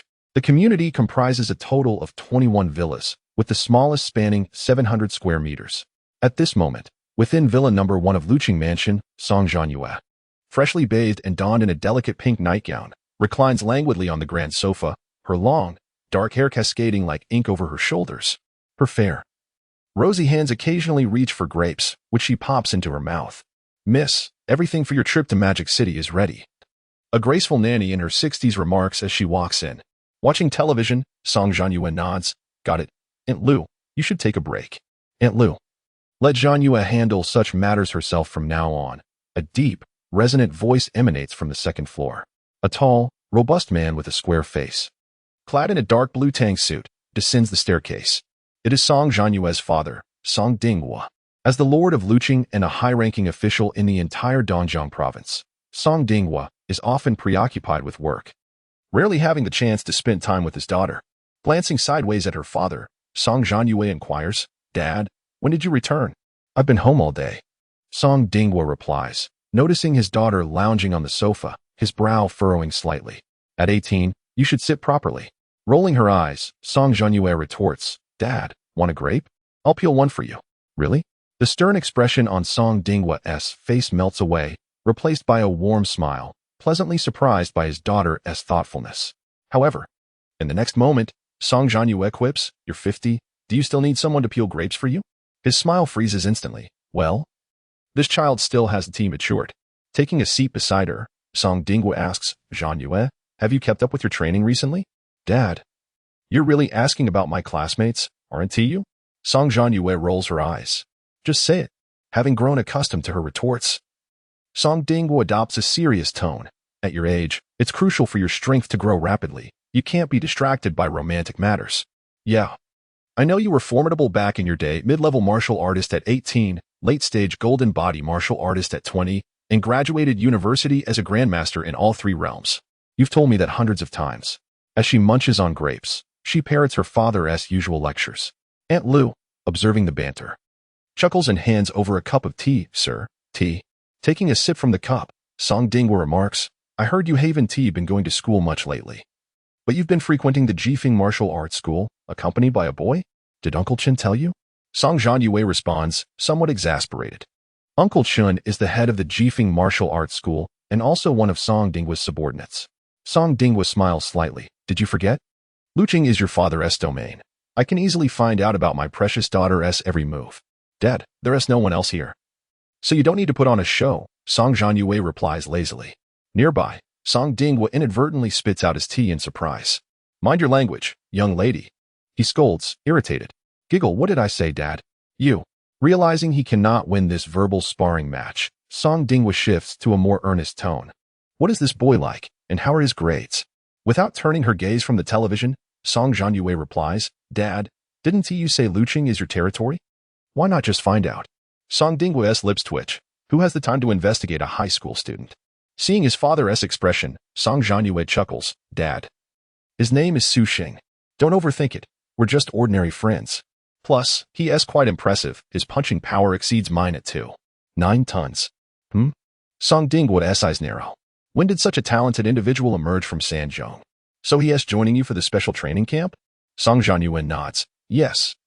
What is wrong with that? Song Dinghua appears lost in thought. What about his parents? How would I know? But I heard from a friend that his family is just a typical working class one. How has he performed over the past 3 years? Song Dinghua inquires further. Song Zhanyue ponders for a moment. Pretty average, I suppose. Su Sheng's grades were quite poor before. Nodding thoughtfully, Song Zhanyue adds, I see. Perhaps he had some fortuitous encounter. However, with his strength, joining the selection with you could provide mutual support. Support? Song Zhanyue's interest peaks. As she puts down her grapes and looks at her father. Dad, are you suggesting that the special training camp selection is dangerous? Not exactly dangerous. Given your strength and that intermediate martial skill, you should be fine. However, I've heard that several formidable candidates are participating this time. And I worry you might suffer a setback, as the Lord of Luching and a prominent figure in Dongjiang province. Song Dinghua possesses significantly more information than his daughter regarding the elite training camp. Monsters? Song Zhanyue asks, bewildered. Indeed, from Dijing, Magic City, and the war zones. I know a few of those guys' sons and daughters are also attending this training camp. What? Song Zhanyue is lost. Dad, please elaborate.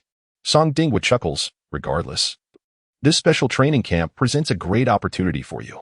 Your temperament is too explosive. It might be beneficial to temper it.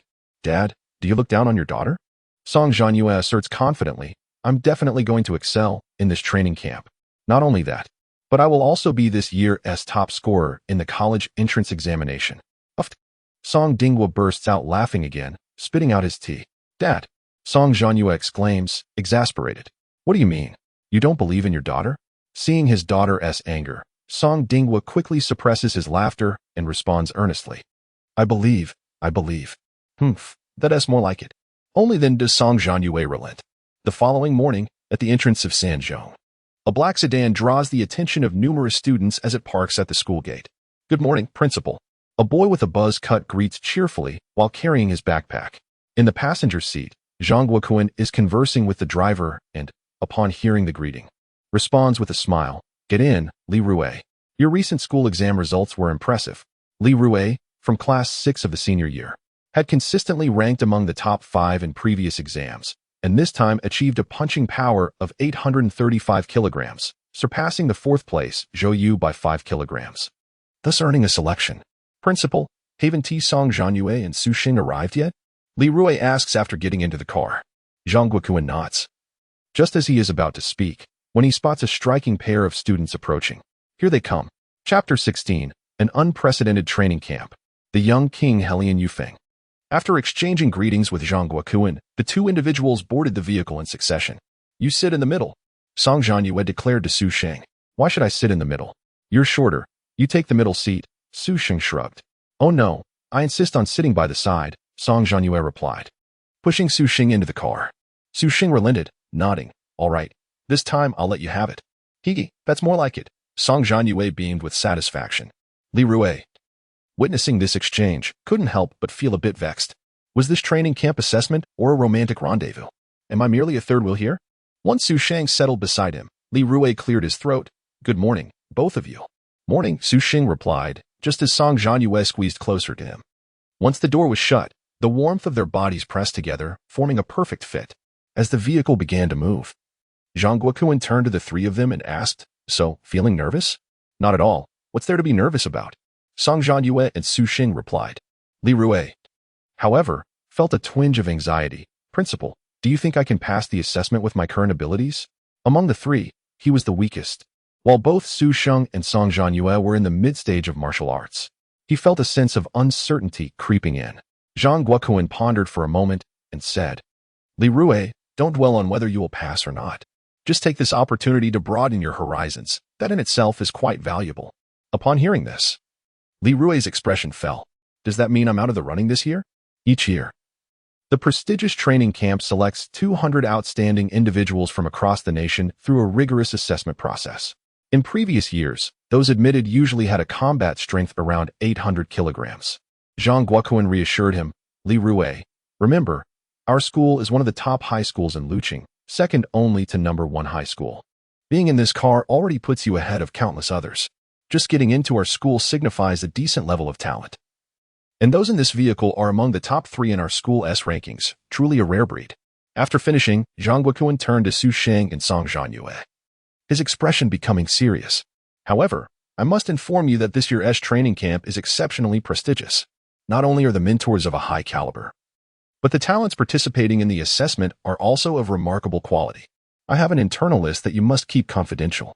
Upon hearing this, both Su Sheng and Song Zhanyue became intrigued, especially Song Zhanyue, who had been eager to inquire about the details from Song Dingwu the night before, only to be met with his reticence. "I've heard. Just rumors." Zhang Guokuan adjusted his glasses. "This year, at least 60 individuals have combat strength comparable to yours." "What?" Li Rui exclaimed, looking at Zhang Guokuan in disbelief. He had assumed that individuals like Su Sheng and Song Zhanyue, being mid-stage martial artists, were already national-level prodigies. This was indeed the case, as those nearing the pinnacle of martial arts had a high probability of entering the top 4 prestigious schools. In previous years, individuals of their caliber were highly sought after by key universities in their provinces. Among them is Gong Xuesong from the Gong family, as well as Long Qianyu and Long Qianli, the children of the governor of Modu. Zhang Guokuan paused for effect. Su Shi was perplexed, coming from an ordinary background. He was unaware of the happenings beyond Luqing, especially as ordinary people found it difficult to travel between cities. In contrast, Li Rui was more informed, given his affluent background. Those three seemed to have reached nearly 3 tons of combat strength earlier this year, right? Song Zhanyue was taken aback. The training camp had indeed gathered prodigious talents from all over the country in previous years. However, given the vastness of Longhua, some top-tier powerhouses or families boasted backgrounds that surpassed even the offerings of the prestigious training camp. Thus, not every top genius would attend the training camp. But what was happening this year? Li Rui, equally astonished, inquired, "Principal, are you referring to the Gong family that is currently led by Gongchen from the imperial capital?" Zhang Guokuan nodded. "Indeed, the Gong family of the imperial capital. They're the only ones." He then looked at Su Sheng and Song Zhanyue. "But it doesn't in there. There is also the young king Helian Yufeng, the sole grandson of the Sword King." "What?" Song Zhanyue's face reflected shock. "The young king Helian Yufeng, what is he doing here? Is there some special reward for this year's training camp?" Su Sheng was equally surprised. He had never heard of Gong Xuesong or Long Qianyu and Long Qianli, nor did he know much about Helian Yufeng. However, the name of the Sword King Helian Jiannu was renowned throughout Longhua, known to all. As the current hegemonic force of Blue Star, Longhua is home to 8 top-tier kings. What does it mean to be a king? Martial arts consists of 8 realms, and to encapsulate it in a rhyme, become a martial artist, forge a golden body, temper jade bones, nurture spiritual marrow, and master the power of the great sect. Longhua's kings shake the universe, safeguarding humanity's river of stars.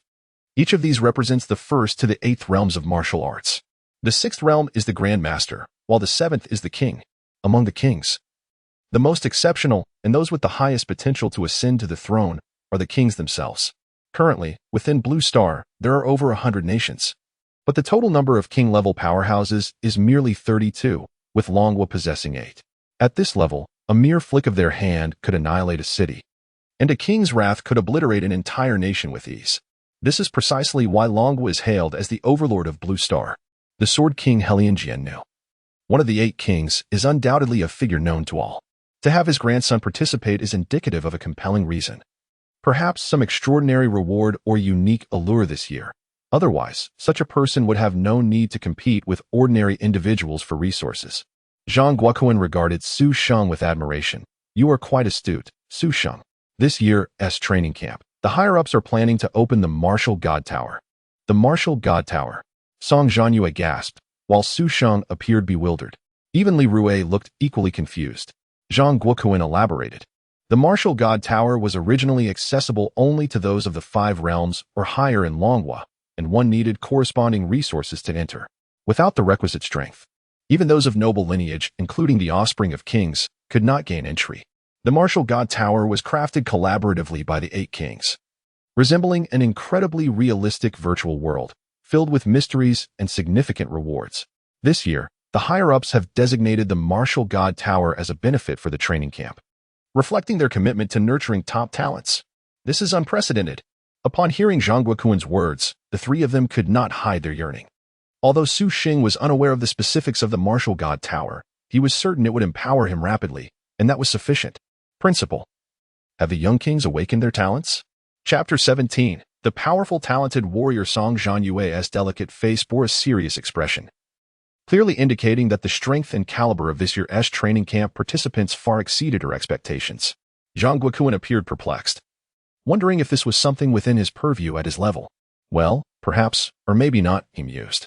He continued, however, given their foundation and innate talent, the probability of awakening is quite high. Upon hearing this, Song Zhanyue felt a wave of frustration. It seemed she had mistakenly sought advice from the wrong person in a moment of desperation. What is talent? Li Rue inquired curiously, evidently in the dark as well. Zhang Guoquan smiled and explained, warriors are divided into 2 categories, ordinary warriors and talented warriors. The former constitutes nearly 99% of the population, while the latter is a rare gem, akin to 1 in 10,000. Talented warriors possess formidable combat capabilities. For instance, a warrior in the initial stage of awakening their talent can easily defeat a mid-stage warrior who has yet to awaken theirs. Moreover, if the talent's grade is sufficiently high, even a late-stage or peak warrior would be no match for an early-stage talented warrior. At this revelation, Li Rue's jaw dropped in astonishment. Isn't that akin to having cheats?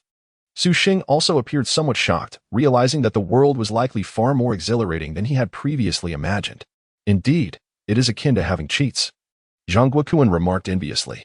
A few years ago, when I had just ascended to the pinnacle of the golden body stage, I faced a young talented warrior who was merely at the mid-stage of the golden body. With a single move, he effortlessly defeated me. Therefore, if any genius awakens their talent during this training camp, I advise you all to steer clear of confrontation. The blow to your morale would be too great. Intrigued, Su Sheng posed a question. Principal, how does one awaken talent? Zhang Guoquan replied, well, I'm not entirely sure myself. I only know that if one does not awaken during the warrior realm, they are unlikely to become a talented warrior in the future. This phenomenon is elusive, perhaps linked to parental and familial genetics. After a moment, he asked, by the way, have any of you awakened your talents? Both Song Zhanyue and Su Sheng shook their heads in unison. Su Sheng shrugged. I only learned about the existence of talented warriors today. Zhang Guoquan dismissed it lightly, thinking to himself that if a talented warrior were to emerge from their school, it would certainly be a stroke of extraordinary luck. If Su Sheng and Song Zhanyue were to become talented warriors, they might very well have a chance at breaking into the top 30 of the National College entrance examination. Just the thought was exhilarating. 2 hours later, the car finally arrived at Luqing Airport. This world, Blue Star, was vastly larger than his previous life. From Su Sheng's perspective, Blue Star was at least 10 times the size of his former world. This was why the vast majority of ordinary people had never ventured beyond their cities. Airfare was simply too expensive. Without flying, even the nearest city required a drive of over 5 hours. A journey from Luqing to Moda could take several days and nights, not to mention the dangers of encountering wild beasts along the way, which could prove fatal. Fortunately, the level of internet connectivity in this world was comparable to that of his past life. Otherwise, information would truly be scarce. Upon reaching the airport and after Zhang Guoquan completed a myriad of formalities, the group was finally allowed into the waiting hall. Principal Zhang, a middle-aged man with a slightly plump physique, approached with a smile. Upon recognizing him, Zhang Guoquan hurried over and respectfully inclined his body, saying, Director Yang, You're personally leading the team? The man was Yang Jun, the director of the Luqing Martial Arts Bureau. In the world of martial arts, each city in Longhua had established a martial arts bureau, with each bureau being overseen by the local city lord, while the provincial martial arts office held direct management authority. The Martial Arts Bureau was primarily responsible for matters concerning warriors, such as events, talent, and transactions, while those below the level of warriors generally did not get involved. Yang Jun first nodded amiably at Song Zhanyue, recognizing her as one of Song Dingua's subordinates and the most prominent high school student in Luqing. He then turned to Zhang Guokuan, stating, "This year's training camp is of a very high caliber, and the city lord is particularly invested in this matter." He then addressed Song Zhanyue, "Zhanyue, I heard you achieved a punching power of 2 tons in the school examination?" "Hello, Uncle Yang," Song Zhanyue responded. Exchanging pleasantries before Zhang Guokuan glanced towards the individuals behind Yang Jun. "Director Yang, may I proceed?" "Of course," Yang Jun replied. Behind him stood the principals of Yizhong and Liuzhong, along with the talented individuals selected for this training camp. As the 3 top high schools in Luqing, Yizhong consistently ranked at the top, while the strengths of Sanzhong and Liuzhong were comparable, with Liuzhong often slightly surpassing Sanzhong. Therefore, in previous years, Zhang Guokuan had typically avoided direct encounters with the other 2 principals, as there was little to gain from such interactions. However, this year was different. Not only did they have the exceptional talent of Song Zhanyue, but Su Xing had also emerged with strength that surpassed hers. As the principal, Zhang Guokuan felt considerably more confident. "Ah, if it isn't Principal Zhang, look at you, brimming with pride. If one didn't know any better, they might think your student had won the Provincial College Entrance Examination Championship," remarked Shen, the principal of Yizhong, a woman in her 60s known for her stringent standards. Beside her, Wu Bin, the tall and slender principal of Liuzhong, cast a sour glance at Song Zhanyue and her companions, clearly feeling that this year, Liuzhong would be overshadowed. "Haha, just modesty. How could we compare to your Yizhong? I've heard that your Qixing's punching power is also nearing 2 tons? Zhang Guokuan replied, feigning humility even as a smile creased his face. Zhang Guokuan, Shun Yin shot him a glare. As the 3 principals exchanged banter, the students were not idle either. In Yizhong's group, a tall, crew-cut boy approached. "Song Zhanyue, I heard you achieved a punching power of 2 tons? "Indeed," Song Zhanyue nodded. Qixing narrowed his eyes. "I have a punching power of 198 tons. Shall we compete in this selection?" "Sure," came her brief reply, as she had little interest in engaging in lengthy discussions. Qixing shrugged it off and turned to Su Sheng. "You're Su Sheng, right? I heard you got lucky with a punching power of 2.9 tons. As top-tier high schools, they naturally kept an eye on each other. Su Sheng, having risen from obscurity to surpass Song Zhanyue, had quickly become a topic of conversation among the elite students of other schools. Noticing Qixing's unfriendly demeanor, Su Sheng removed his headphones. "What's the matter? Do you want to fight?" "Calm down, young man. I have no time for sparring," Qixing said, turning on his heel to leave. Su Sheng chuckled derisively. "Leaving so hastily? Are you afraid I might hit you?" Qixing faltered momentarily, quickening his pace even further. Chapter 18. Song Zhanyue, you dropped your saliva. 7 hours later. Magic City Airport. "Classmates, we have arrived in Magic City," Yang Jun announced cheerfully to the group. Su Xing removed his headphones and gazed out the window, where magnificent skyscrapers rose majestically in succession. The dazzling city lights adorned this ancient yet bustling land. "It's almost exactly the same as in my previous life," Su Xing murmured to himself. He then cast a disdainful glance at the woman beside him, Song Zhanyue. She had fallen asleep shortly after boarding the plane, and while it was fine to sleep, she had carelessly rested her head on his shoulder. "Well, it does smell nice," he thought. But the problem was that this woman was drooling in her sleep. "Wake up." Su Sheng nudged Song Zhanyue with the shoulder, inadvertently brushing against the softness of her chest. Song Zhanyue stirred, her enchanting face still clouded with sleep, and a glistening line of drool lingered at the corner of her mouth. "What's wrong?" she asked, blinking. "We've arrived, and you just drooled all over my shoulder," Su Sheng replied irritably. Upon noticing the damp spot on his sportswear, Song Zhanyue's cheeks flushed crimson. Su Sheng handed her a napkin. "Quick, wipe your drool. By the way, you're 18. Why are you still drooling?" "Mind your own business," Song Zhanyue retorted as she snatched the napkin, wiping her mouth while glaring at Su Sheng. "Don't you dare tell anyone, got it?" After saying this, her beautiful eyes nervously scanned their surroundings.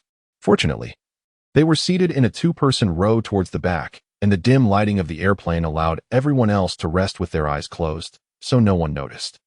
Let us see how you behave, Su Sheng shrugged. Song Zhanyue scoffed and stood up, saying, I'm going to the restroom. Just then, the plane shook unexpectedly. Startled, Song Zhanyue plopped down onto Su Sheng's lap. Ah, she exclaimed, feeling a rush of warmth below. Su Sheng rolled his eyes. I mean, Song, the campus flower. Can't you stand properly? You're a mid-stage martial artist, for heaven's sake. Song Zhanyue quickly stood up, her alluring figure still facing Su Sheng. Mind your own business. She shot back before hastily heading to the restroom. A while later, the plane finally landed. Yawning, Song Zhanyue opened her mouth wide. I'm so sleepy. Aren't you tired? Su Sheng shook his head, suddenly recalling that the two of them had trained at the Gale Martial Arts School for an entire day until 10 o'clock the previous night. While he had the true Dragon Xianyang pill to enhance his physique, Song Zhanyue did not, so it was only natural for her to feel exhausted. Just rest a bit. We're not in a hurry to disembark, Su Sheng suggested. Song Zhanyue nodded and once again leaned her head against his shoulder. Why are you leaning on me again? Is it a habit now? Su Sheng exclaimed. Oh, your shoulder is broad and comfortable. Song Zhanyue replied with a smile, seemingly oblivious. Just for a bit, and I'll treat you to bubble tea later. Su Sheng rolled his eyes, too lazy to respond to her. But soon, he was rendered speechless again. Song Zhanyue retrieved a fragrant napkin from her bag and began wiping his shoulder earnestly. What are you doing? Su Sheng asked. Hee, your shoulder is too dirty, she said shamelessly. Su Sheng couldn't help but feel exasperated. Isn't that you're doing? Now you're complaining? Why don't you sit inside, and I'll lean on the other shoulder for a bit. Song Zhanyue's sparkling eyes gazed at him with a hint of mischief. Dream on. You stingy brat. Song Zhanyue shot him an annoyed glance before placing the napkin on his shoulder and leaning back against him. In the back row, Li Rue watched in disbelief. Wow. You two are definitely here to flirt. Great. I'm just a third wheel. After a while, the group disembarked from the plane. Yang Jun addressed everyone, classmates. We will take the organizer's bus directly to the training camp. By the way, the camp is not in the city, but rather at the foot of Shishan in the outskirts of Magic City. He then briefly introduced Magic City and Shishan. During the introduction, the group boarded a silver bus. Though it was called a bus, it resembled a military transport vehicle. Is this made of B-grade alloy? Qixing from No. 1 High School remarked in surprise. Such B-grade alloy cost 100,000 per kilogram. This vehicle must be worth at least 10 million. This is just a rather ordinary bus. Our preparations for this training camp assessment in Magic City are not sufficient. I hope everyone understands. A magnetic voice interjected from behind. A middle-aged gentleman dressed in a white shirt and black trousers smiled at the group. Director Chu, why did you personally come to greet us? Yang Jun approached him enthusiastically, and the man turned out to be Chu Qin, the director of the Magic City Martial Arts Bureau. Although both were directors, Chu Qin's rank was significantly higher than Yang Jun's. In terms of strength, they were worlds apart. Yang Jun was a mid-stage warrior, while Chu Qin was a solid 5th-stage master. With a slight smile, Chu Qin said, You are the first group. Naturally, I must extend my hospitality. Please, everyone, get on the bus. The group looked at Chu Qin with curiosity, as most of them were visiting Magic City for the first time, especially encountering such a high-ranking figure immediately. The bus already had several people on board, evidently top talents from various parts of the country. Su Sheng casually glanced around and noticed that many were also sizing him up. In the upcoming assessment, despite coming from all corners of the nation, they would soon become rivals, so it was natural for them to want to familiarize themselves a bit. Finding a window seat, Su Sheng sat down and plugged his headphones back in. Let me listen too, Song Zhanyue chimed in as she sat down beside him, casually inserting one of the earbuds into her ear.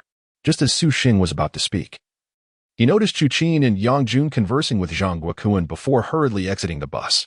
Looking out the window, Su Sheng saw a group of people striding over, among whom the most striking was a handsome young man clad in black martial attire. The young man was tall and possessed a regal countenance, exuding an air of authority. Who was that, Su Sheng thought, glancing at the middle-aged man leading the group, forming a rough guess. At this moment, Yang Jun and the others also turned to the window, quietly discussing among themselves. Soon, Chu Qin led the group onto the bus, and seeing the questioning gazes from Yang Jun and others, he smiled slightly. This is Director Fang Qing of the Beijing Martial Arts Bureau.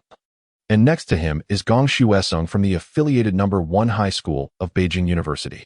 Chu Qin did not mention the Gong family, but the crowd's expression shifted significantly at the mention of the Beijing Gong family. Yang Jun's eyes widened in realization. So that's why Director Chu personally came to greet us. It's all for Beijing. Xiao-sun, we can depart now. Chu Qin said to the driver before taking his seat alongside Fang Qing. As Beijing is the center of the Dragon Nation, it typically sends the most participants for the training camp assessment each year, and this time was no different, with 10 individuals besides Gong Xuesong. Chapter 19 residing in the same room as Song Zhanyue and 11 others, it's truly a testament to the grandeur of a super metropolis. Qi Xing mused to himself in the front row, while Li Rui beside him sighed. I feel like the weakest among these individuals is about on par with me. Alas, perhaps the weakest is even stronger than I. Turning to Song Zhanyue, he inquired, how do you feel? However, Qi Xing turned around only to find that both Song Zhanyue and Su Sheng were lost in the ocean of music. Finding himself bored, Qi Xing rolled his eyes. While Li Rui chuckled, regardless, I think these folks are impressive, but we are not lacking either. It's a great opportunity to broaden our horizons. Qi Xing, unimpressed, thought. Who asked you? He decided to don his headphones and listen to music. An hour later, the bus halted at the foot of Xishan. As everyone disembarked, they were greeted by an expansive square. Su Xing estimated the square's diameter to be at least 100 meters, stretching approximately 200 meters in length. At the end of the square stood the verdant and ancient Xishan, rising about 2,000 meters high. This mountain would serve as the venue for their selection assessment. Flanking the square were two 15-story buildings, which would be their accommodations for the night. Everyone was to dine on the first floor, after which the staff would escort them to their respective rooms. Chu Qin addressed the group before resuming his conversation with Fang Qing. After the meal, a staff member announced, Director Yang, esteemed principals and students, your rooms are on the second floor. The staff guided the well-fed group to room 201. Distributing room keys, rooms 201 to 207 are yours. Director Yang has a single room, while the others share in pairs. Please allocate yourselves accordingly. In no time, the group had sorted themselves out. Su Sheng, shall we share a room? Li Rui asked. Su Sheng was about to nod when he noticed Song Zhanyue looking at him with an innocent expression. What are you staring at? Su Sheng questioned. They've all paired up. Su Sheng, perhaps. Ah, fine. Su Sheng conceded, noting that apart from Yang Jun, there were 12 individuals present and 6 rooms available. All from the first school were boys, while 2 girls from the 6th school had clearly decided to share a room. Consequently, apart from Principal Shen Yan from the first school, there were no other girls left. And it was evident that Song Zhanyue did not wish to share a room with the principal. Nearby, Li Rui glanced at the expressionless Shen Yan and felt a wave of dread. Su Sheng, please don't abandon me. He had no desire to share a room with the stern principal from the first school, just the thought was stifling. Su Sheng reassured him, oh come on. It's just one night. You might even glean some insights from Principal Shen. With that, he and the cheerful Song Zhanyue entered room 205. Seeing Li Rui still lingering, Shen Yan grew impatient. You from the 3rd school, hurry and open the door. Oh, right. Li Rui thought he might weep. Could he possibly sleep in the hallway instead? Who should shower first, you or I? Shen Yan asked, her expression unyielding. Li Rui's lips quivered as he thought, does it even matter at this point? You go first, principal. Those taught by Zhang Guokuan truly lack confidence. You stammer so. Shen Yan expressed her displeasure regarding Li Rui's manner of speaking, and soon the sound of running water filled the bathroom. Li Rui, in agony, donned his headphones, knowing this night would be interminable. Meanwhile, in room 205, Song Zhanyue exclaimed, wow, the room is quite spacious. Su Sheng, may I take the inner bed? Though she asked, she had already settled herself on the bed by the window. Then, she lazily reclined, her form highlighted by the soft fabric. Ah, how plush.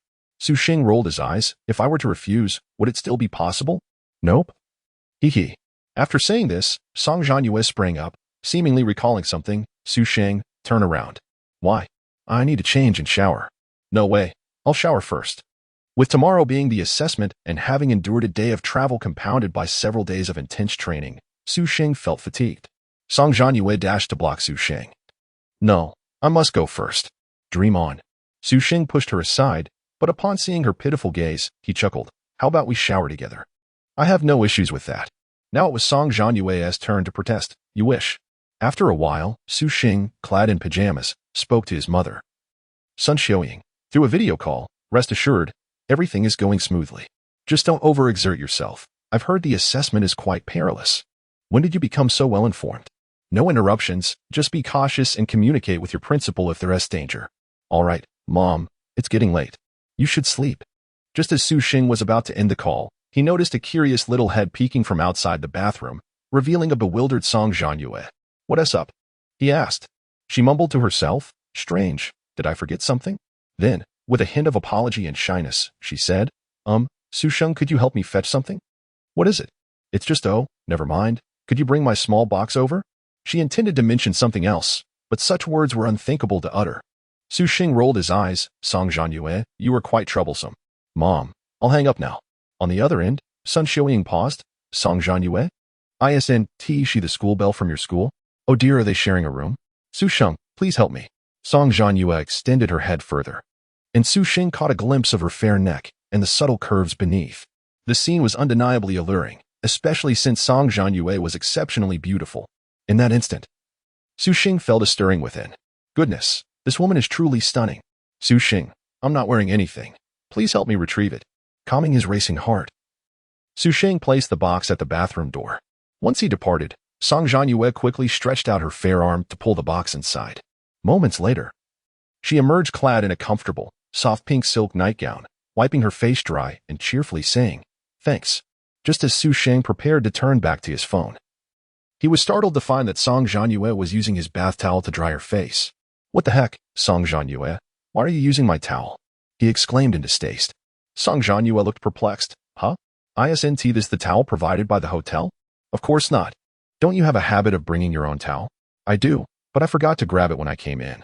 She stuck out her tongue, appearing apologetic, but then suddenly froze. "The towel Sheng used for bathing, I just wiped my face and body with it." "Doesn't that mean?" she thought, her cheeks flushing crimson as she covered her face with the towel, feeling utterly embarrassed. But then, she quickly uncovered it, her thoughts drifting to the fact that someone had used this towel on a certain prominent area, causing her face to redden even more, and her body felt unusually warm. "Here you go." She shyly tossed the towel to Sheng and awkwardly dove into her covers. Sheng chuckled. "Oh my, the illustrious school belle? Shy, are we?" "You mustn't say that." Song Zhanyue, her head buried, retorted bashfully. Sheng replied, "Remember to wash my towel clean in the morning." "Understood," she replied with a hint of annoyance. Upon hearing this, Sheng couldn't help but chuckle. This woman is truly delightful. Chapter 20. The assessment begins. The following day, at 8 a.m., within the bustling confines of the first-floor dining hall, Sheng and Song Zhanyue sat together, sharing laughter over breakfast. Suddenly, Sheng noticed Li Rue entering, his face marred by dark circles and an air of weariness. Behind him, Xinyan furrowed her brow, chiding, "You youngsters. It's only 8 or 9 in the morning, yet you all appear so listless. Aren't you supposed to be the pride of Lu City?" Li Rue, upon hearing Xinyan's remarks, mustered a feigned sense of vigor, though internally he grumbled about her energy, having spent the night snoring like a donkey. He attempted to greet her, but soon realized Xinyan had already joined the students from the first school, dismissing his presence. "Good morning, Sheng," Li Rue managed, his expression resembling a grimace more than a smile. As he was about to take a seat, Song Zhanyue shot him a glare, commanding, "What are you doing? There are plenty of empty tables. Go sit elsewhere." Flustered, Li Rue stammered but found no words. Perhaps it was best to leave this intensive training camp behind. By 8:30, as the crowd finished their meals and gathered in the expansive plaza, they were met with a vibrant scene, teeming with at least 3,000 individuals. "So many people," Sheng remarked in astonishment. "I heard only about 100 will actually become formal trainees. That's a ratio of 300 to 1. He scanned the crowd for the legendary Xiao Tian Wang, Lian Yufeng, and the siblings Long Qianyu and Long Qianli, but they were nowhere to be found. "I don't know. It's too crowded to see anything clearly," someone responded. Sheng sighed. Even the most remarkable talent fades into obscurity in a sea of faces. At that moment, a booming voice resonated from above, commanding attention. Everyone looked up to see a distinguished middle-aged man in a linen shirt, exuding a soft golden radiance as he descended gracefully from the sky. It was Lin Kaixian, the president of Magic City University. Gasps of admiration filled the air as eyes sparkled with fervent reverence. Lin Kaixian, a top-tier grandmaster, was rumored to be among the 10 greatest masters in Long Country, his strength inscrutable. In terms of status, he stood shoulder to shoulder with the governors of both Magic City and Dongjiang Province, a figure embodying both power and prestige. Most in attendance could only dream of witnessing such a figure in person, yet today they were graced with his presence.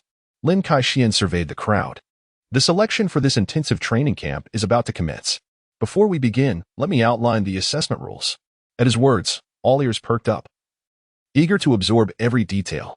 Until now, even Yang Jun and others had merely speculated based on last year's format. The assessment spans 7 days. The top 80 contenders over this period will pass and gain entry as formal trainees, enjoying a month of specialized training. Those beyond the 80 will have to return home. Upon hearing this, the plaza erupted in a cacophony of disbelief. What? It changed from 3 days to 7. Why is it no longer about defeating beasts but instead about reaching the summit? This only favors the swift. No, it can't be that simple. There must be obstacles along the way. 7 days? My stamina won't hold out. Only the top 80? Last year there were 200. I'm doomed. Frustration swept through the crowd, echoing in hushed tones among students and even the directors of various martial arts bureaus, who were equally taken aback. This year's format was indeed peculiar. It appeared that only Su Sheng, Song Zhanyue, and Qi Xing from Lu City had a glimmer of hope. Yang Jun seemed less troubled, as Lu City had shown remarkable promise this year. If 3 could successfully navigate the assessment, it would be a commendable achievement. However, many bureau directors wore solemn expressions, unable to voice their concerns, for these rules were dictated from above. Lin Kaixian hovered in the air, hands clasped behind his back, waiting patiently for the noise to subside before continuing. Additionally, during the assessment, you may engage in sparring, but ambushing or employing lethal force is strictly prohibited. Violators will be eliminated immediately. Now, the Shi Mountain Assessment Passage has been opened. Best of luck to you all. With that, the heavy iron gates at the far end of the plaza creaked open, revealing a foreboding world teeming with monstrous beasts. Charge! Someone shouted, and in an instant, the throng of over 3,000 aspiring champions surged towards the entrance. Su Sheng, why aren't you moving? Li Rui swept along with the crowd. Notice that Su Sheng and Song Zhanyue remained unhurried. Su Sheng smiled. Why rush? Let the cannon fodder pave the way first. His primary goal was to hunt beasts for synthesis points. Upon hearing about the 7-day duration, Su Sheng was elated, with the system at his disposal. He lacked nothing but synthesis points. Once he acquired enough, his capabilities would soar during the assessment. As for the top 80, he was not concerned. This assessment would undoubtedly encompass more than mere speed. It would test overall strength, and he had no reason to hurry. Well, shall we stick together for some support? Li Rui inquired. Su Sheng pondered briefly before responding. I suggest we act independently. If teamwork were advantageous, this assessment would be too simplistic. Besides, your strength is significantly lower than mine. You might end up being a liability. Li Rui's expression shifted, realizing the truth in Su Sheng's words. All right then. I'll be on my way. He quickly joined the ranks of the students from the 6th and 1st schools. Once the majority had departed, Su Sheng and Song Zhanyue leisurely approached the entrance. Su Sheng, you seem quite eager, Song Zhanyue remarked curiously. Su Sheng countered, aren't you excited? Of course. I am.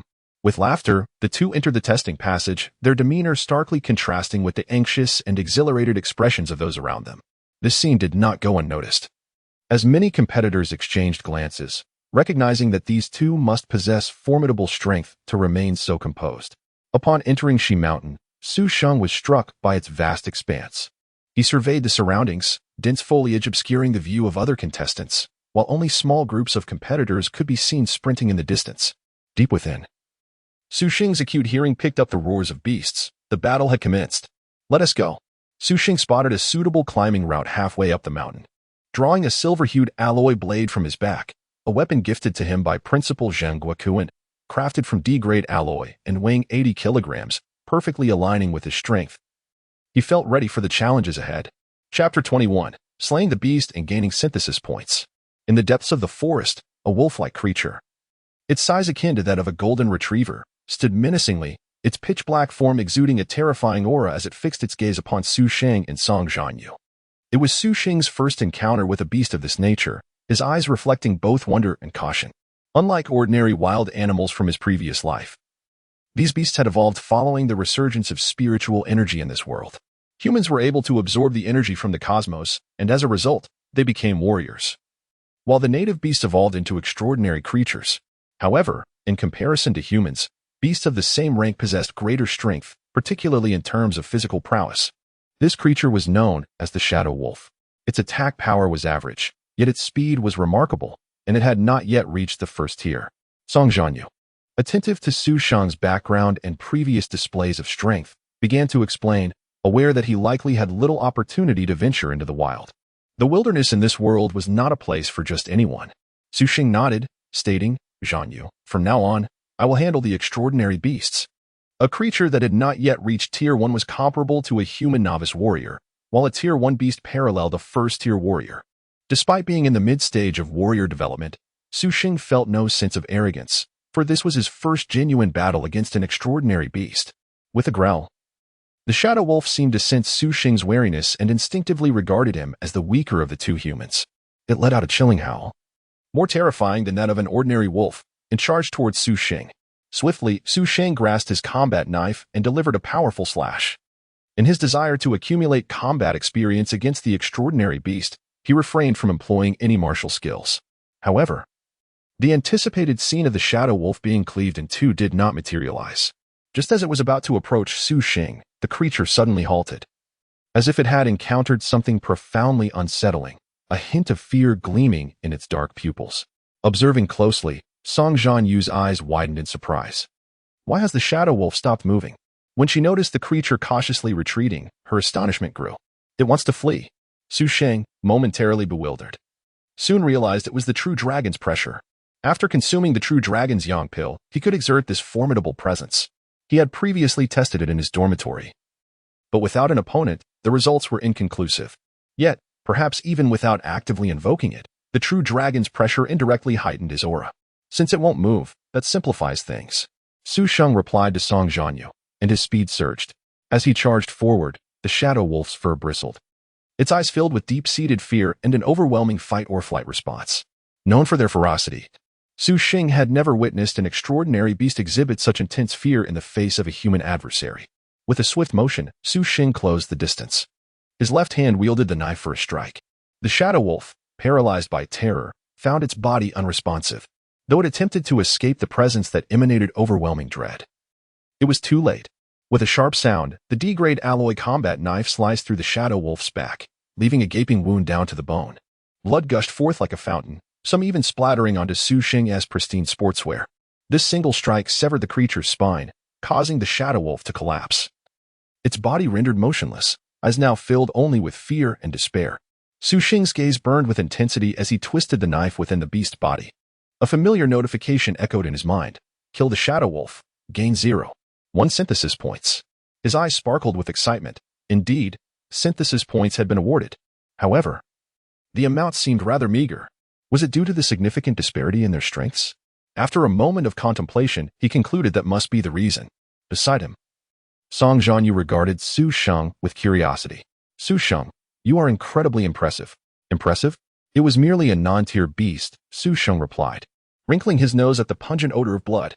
It was indeed somewhat nauseating, yet having slaughtered numerous chickens and ducks, and even butchered pigs and sheep in his past life, he found it not too distressing.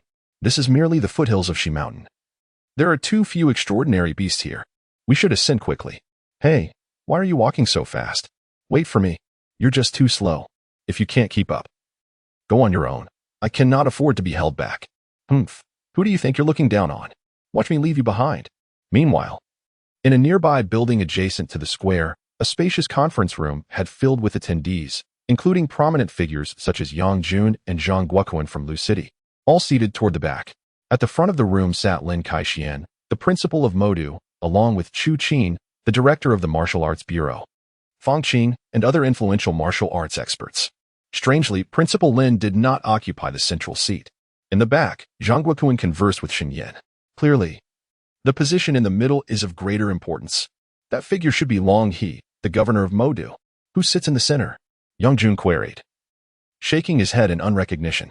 This only piqued the curiosity of the crowd, who, in comparison to the first row's elite, felt considerably diminished in status and knowledge. In the first row, a middle-aged man with graying hair exuded an aura as deep as the ocean, instilling a sense of oppressive grandeur, unmistakably Long He, the governor of Modu. His serene gaze resembled the tranquil depths of the sea, offering an inscrutable presence even in stillness. To his right sat Helianing, a slender man with a hooked nose. In terms of presence, he seemed overshadowed by Long He's vastness and lacked the sharpness of Lin Kaixian. Yet those flanking him felt as if they were drawn into a black hole, irresistibly captivated by Helianing. Helianing was the eldest son of the renowned Sword King Helian Jian Nu, and the current head of the Helian family. The Sword King represented the pinnacle of martial prowess in Blue Star, capable of founding a lineage within his extensive lifespan. Hellion Ing, however, ranked first on the Dragon Kingdom's grand sect list. It seems the Hellion Patriarch has been absent from Blue Star for some time. Long, he observed in a deep, magnetic voice, his eyes reflecting a warm familiarity akin to that of an old friend. Hellion Ying's eyes, shimmering with a faint divine light, remained fixed on the large screen before them, which measured a staggering 20 meters in diameter. The display was divided into 20 segments, with the four largest showcasing the unparalleled talents Hellion Yufeng, Gong Shuesong, Long Qianyu, and Long Qianli. The participation of Yufeng in this competition had caused considerable trouble for Governor Long and Principal Lin. I felt compelled to make this personal visit to express my gratitude. It weighs on my conscience. Chapter 22. In an era of great strife, who can dominate the heroes? Hellion Ying's voice was unremarkable, yet it carried an undeniable air of authority that brooked no refusal. His gaze lingered on Hellion Yufeng displayed on the screen before shifting to Gong Shuesong and the dragon siblings, Long Qianyu.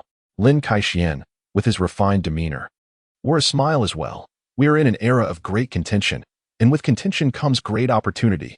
These youngsters possess boundless potential for the future. Hellion Ing nodded. Our Dragon Kingdom has been strategizing for a century, and now it is time to reap the rewards. Though it remains to be seen if these children can shoulder the burden. Yufeng, with the bearing of a Sword King. If he finds an opportunity within the Martial God Tower during this training camp, he is likely to swiftly break through to the second realm of the Golden Body. Governor Long, he remarked, Shuesong is the second among the younger generation of the Gong family. Her future may yet surpass that of her elder brother. Qianyu and Qianli are no less impressive. Their Dragon God contract endows them with a cultivation speed that far exceeds that of their peers. Hellion Ing chuckled. Yufeng appears somewhat juvenile compared to the other three. Upon hearing this, both Long He and Lin Kaixian exchanged knowing smiles, pondering silently how this old fellow could utter such words, as Hellion Yufeng was indeed the strongest. How has the old master been lately? Long He did not linger on the topic of children. Hellion Ing nodded. Quite well, though he has been drinking more of late. Drinking. Lin Kaixian and Long He exchanged glances, the former commenting, the old master, who once entered the ranks of kings through the sword, now seems poised to attain enlightenment through wine. Perhaps he is on the verge of breaking through to the highest level. That I cannot say. Hellion Ing chose not to elaborate further. By the way, gentlemen, is there an additional reward for the top scorer in this training camp's final assessment? According to Minister Yi and Minister Wang, the first place in the final assessment will earn a qualification for the Martial God Tower trial. As the host of this event, Lin Kaixian responded.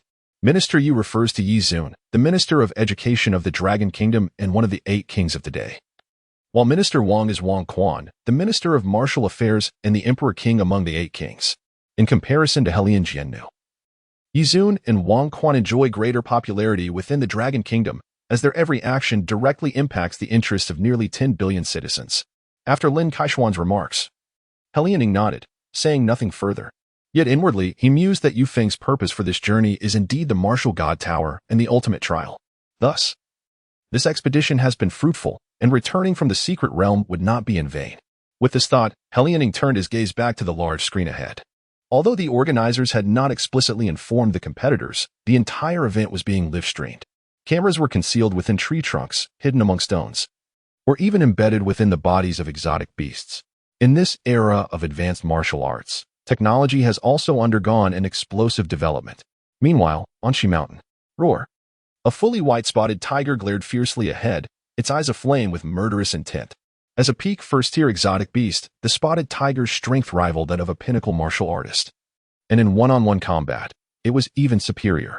At this moment, standing before the tiger was a boy, approximately 173 meters tall, who appeared unremarkable yet exuded an aura of calm, as if he could command everything around him. A closer look revealed a faint azure hue in his left pupil. Howl. The spotted tiger let out a roar of fury and helplessness. This puny biped was astonishingly fast, evading its every attack. This infuriated the creature, which had always dominated this jungle. After another resounding roar, the spotted tiger surged forward. Its massive paw, akin to a fan, descended toward the boy's head with fierce intent. Should it land, even a heavily armored tank would be torn apart. Yet the boy did not flinch or evade. Bang! A hit. The tiger's bloodthirsty gaze gleamed as it thought the infuriating biped was finally defeated. But in the next instant, confusion clouded its eyes. The boy's form dissipated like smoke.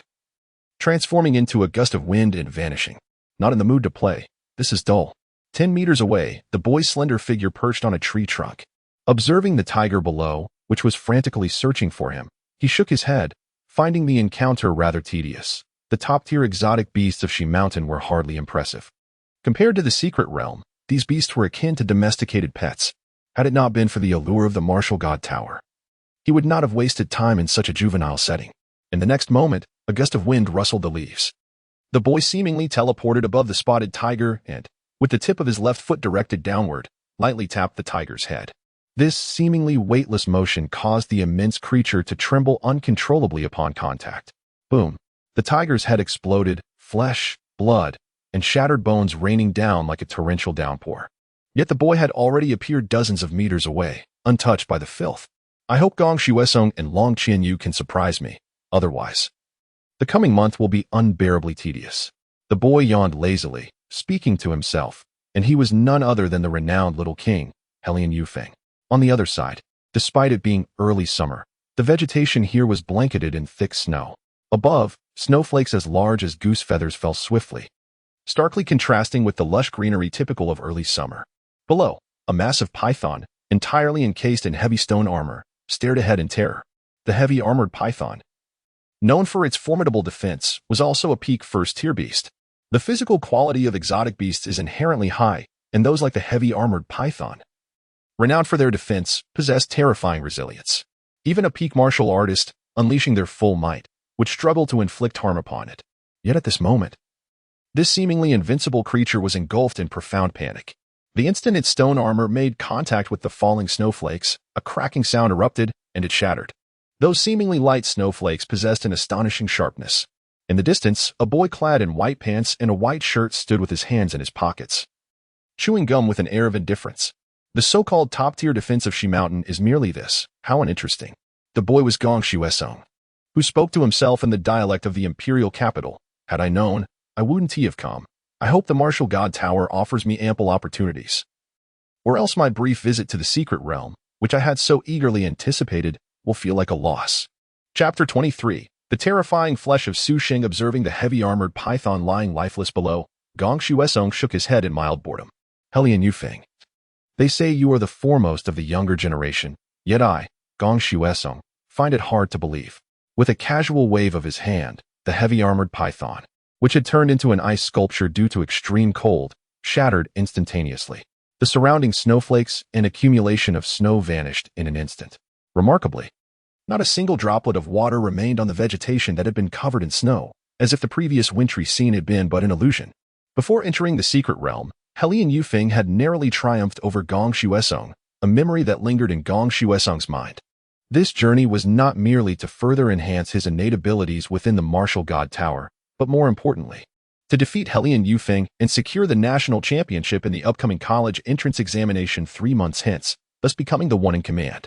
To the north of Shishan, a dragon's roar echoed over a radius of several hundred meters, instilling trepidation in the surrounding beasts, which trembled with a human-like fear.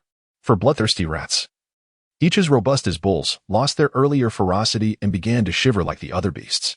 Before them stood a young man and woman, both exuding an air of calm. The young man was tall and strikingly handsome, while the young woman possessed a beauty that could rival Song Zhanyue. However, unlike Song Zhanyue, this young woman radiated a mature and carefree demeanor, as if she were not merely 18, but a seasoned professional. "Brother, you promised I could come," she complained, revealing herself to be Long Qianli, daughter of Long He. Beside her stood her brother, Long Qianyu. With a slight smile, he replied, "These are mere minor players. Remember, our true adversary is Helian Yufeng." "Helian Yufeng?" Long Qianli scoffed. "I heard he barely defeated Gong Shuesong before the secret realm. Gong Shuesong is nothing special," which only implies that Helian Yufeng is similarly mediocre. In fact, I believe that the little tyrant is stronger. The little tyrant, Luo Lai, was the sole grandson of the formidable Ba Tianwang, Luo Bidu. However, this time Luo Lai had not participated in the training camp, but instead continued to cultivate within the secret realm. Long Qianyu remarked, "Luo Lai's martial prowess is indeed formidable, akin to that of Ba Tianwang himself. He is known for his domineering style, yet his speed is rather average." He continued, "Father has stated that in this assessment, we must secure first place, otherwise you will have to settle for second, and father will not be lenient with you. Please, you underestimate your brother, Long Zhanyue responded, his gaze drifting to the distance. With a light push from his toes, he leaped several dozen meters high, soon disappearing into the foliage. Hey, why are you moving so fast? Song Zhanyue huffed, catching up. Ahead, Su Sheng wiped the edge of his alloy blade on his sleeve, instantly restoring its original sharpness and gleam. Beneath him lay three beasts of varying sizes, all at the initial level of martial artists. Indeed, the stronger the beast, the more synthesis points it yielded. A single initial level martial beast contributed 0.5 synthesis points, which was quite commendable. At this moment, Su Sheng had accumulated 8.9 synthesis points. This was merely the periphery of Shishan. The deeper he ventured, the more beasts he would encounter, and their strength would only increase. If I can earn 100 synthesis points, then I can finally use the body refining elixir that I received as a reward for ranking first in the school examination. I've told you, there's no need to follow me. Su Sheng glanced back at Song Zhanyue, ready to continue his ascent when a rustling sound interrupted him. From the nearby bushes emerged an ominous noise. Thanks to the enhancement from the True Dragon Xianyang pill, Su Sheng's physical abilities far surpassed those of his peers, and his hearing was exceptionally acute. He instantly detected the subtle disturbance. Be careful. As soon as Su Sheng's warning left his lips, Song Zhanyue also sensed the danger, quickly drawing her Tanghung sword. In the next moment, a shadow darted swiftly to the side of a fallen beast, clearly having been eyeing its meal. Just as it prepared to seize the carcass, Su Sheng's alloy blade hurtled toward it. Roar! The shadow revealed itself to be a bizarre two-headed beast, which evaded Su Sheng's attack with a low growl. Su Sheng, that's a two-headed blood cow, mid-second tier, Song Zhanyue cautioned. Aware that while Su Sheng sought to gain practical experience, the two-headed blood cow was on par with his strength, and she feared he might underestimate it. Su Sheng nodded in acknowledgement. The two-headed blood cow glared at him with its crimson eyes, seemingly irate at the interruption of its meal. It pawed the ground with its hooves, both massive heads adorned with chilling horns. With a deafening rush, it charged at Su Sheng. Move, Song Zhanyue warned, preparing to intervene. However, to her astonishment, instead of retreating, Su Sheng stood firm, embodying a fierce combat spirit.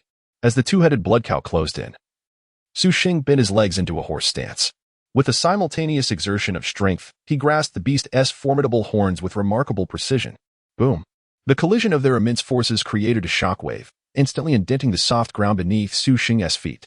To Song Zhanyue's astonishment, Su Sheng did not budge an inch in the face of the two-headed blood cow's ferocious charge. Not only that, but the beast stumbled slightly, as if caught off guard. In a breathtaking display, the two began to engage in a contest of strength. What? Song Zhanyue was left speechless. How could he possess such incredible power? It is known that martial artists of the same tier are generally inferior in strength, speed, and defense compared to their beast counterparts. Hence, defeating a beast of equal tier is exceedingly challenging. Those who succeed are usually considered exceptionally formidable. Yet, Su Sheng was not employing any martial techniques. Ha! Su Sheng suddenly let out a fierce shout. Under Song Zhanyue's astonished gaze, he began to push the two-headed blood cow backward, with a resounding crash. As Su Sheng stepped forward, the beast was propelled uncontrollably backward, its blood-red eyes filled with disbelief and confusion. What on earth? This frail biped is stronger than me? Boom! With an explosive display of power, Su Sheng, resembling a war god, sent the two-headed blood cow flying 5 or 6 meters away. He then swiftly closed the distance, delivering a powerful blow to the beast's eyes with his iron fist. Song Zhanyue stood frozen in shock. Chapter 24. The Might of the True Dragon. All beasts submit. Who could possibly be the true aberration here? This was the first time Song Zhanyue had witnessed a human triumph over a beast in a pure contest of strength.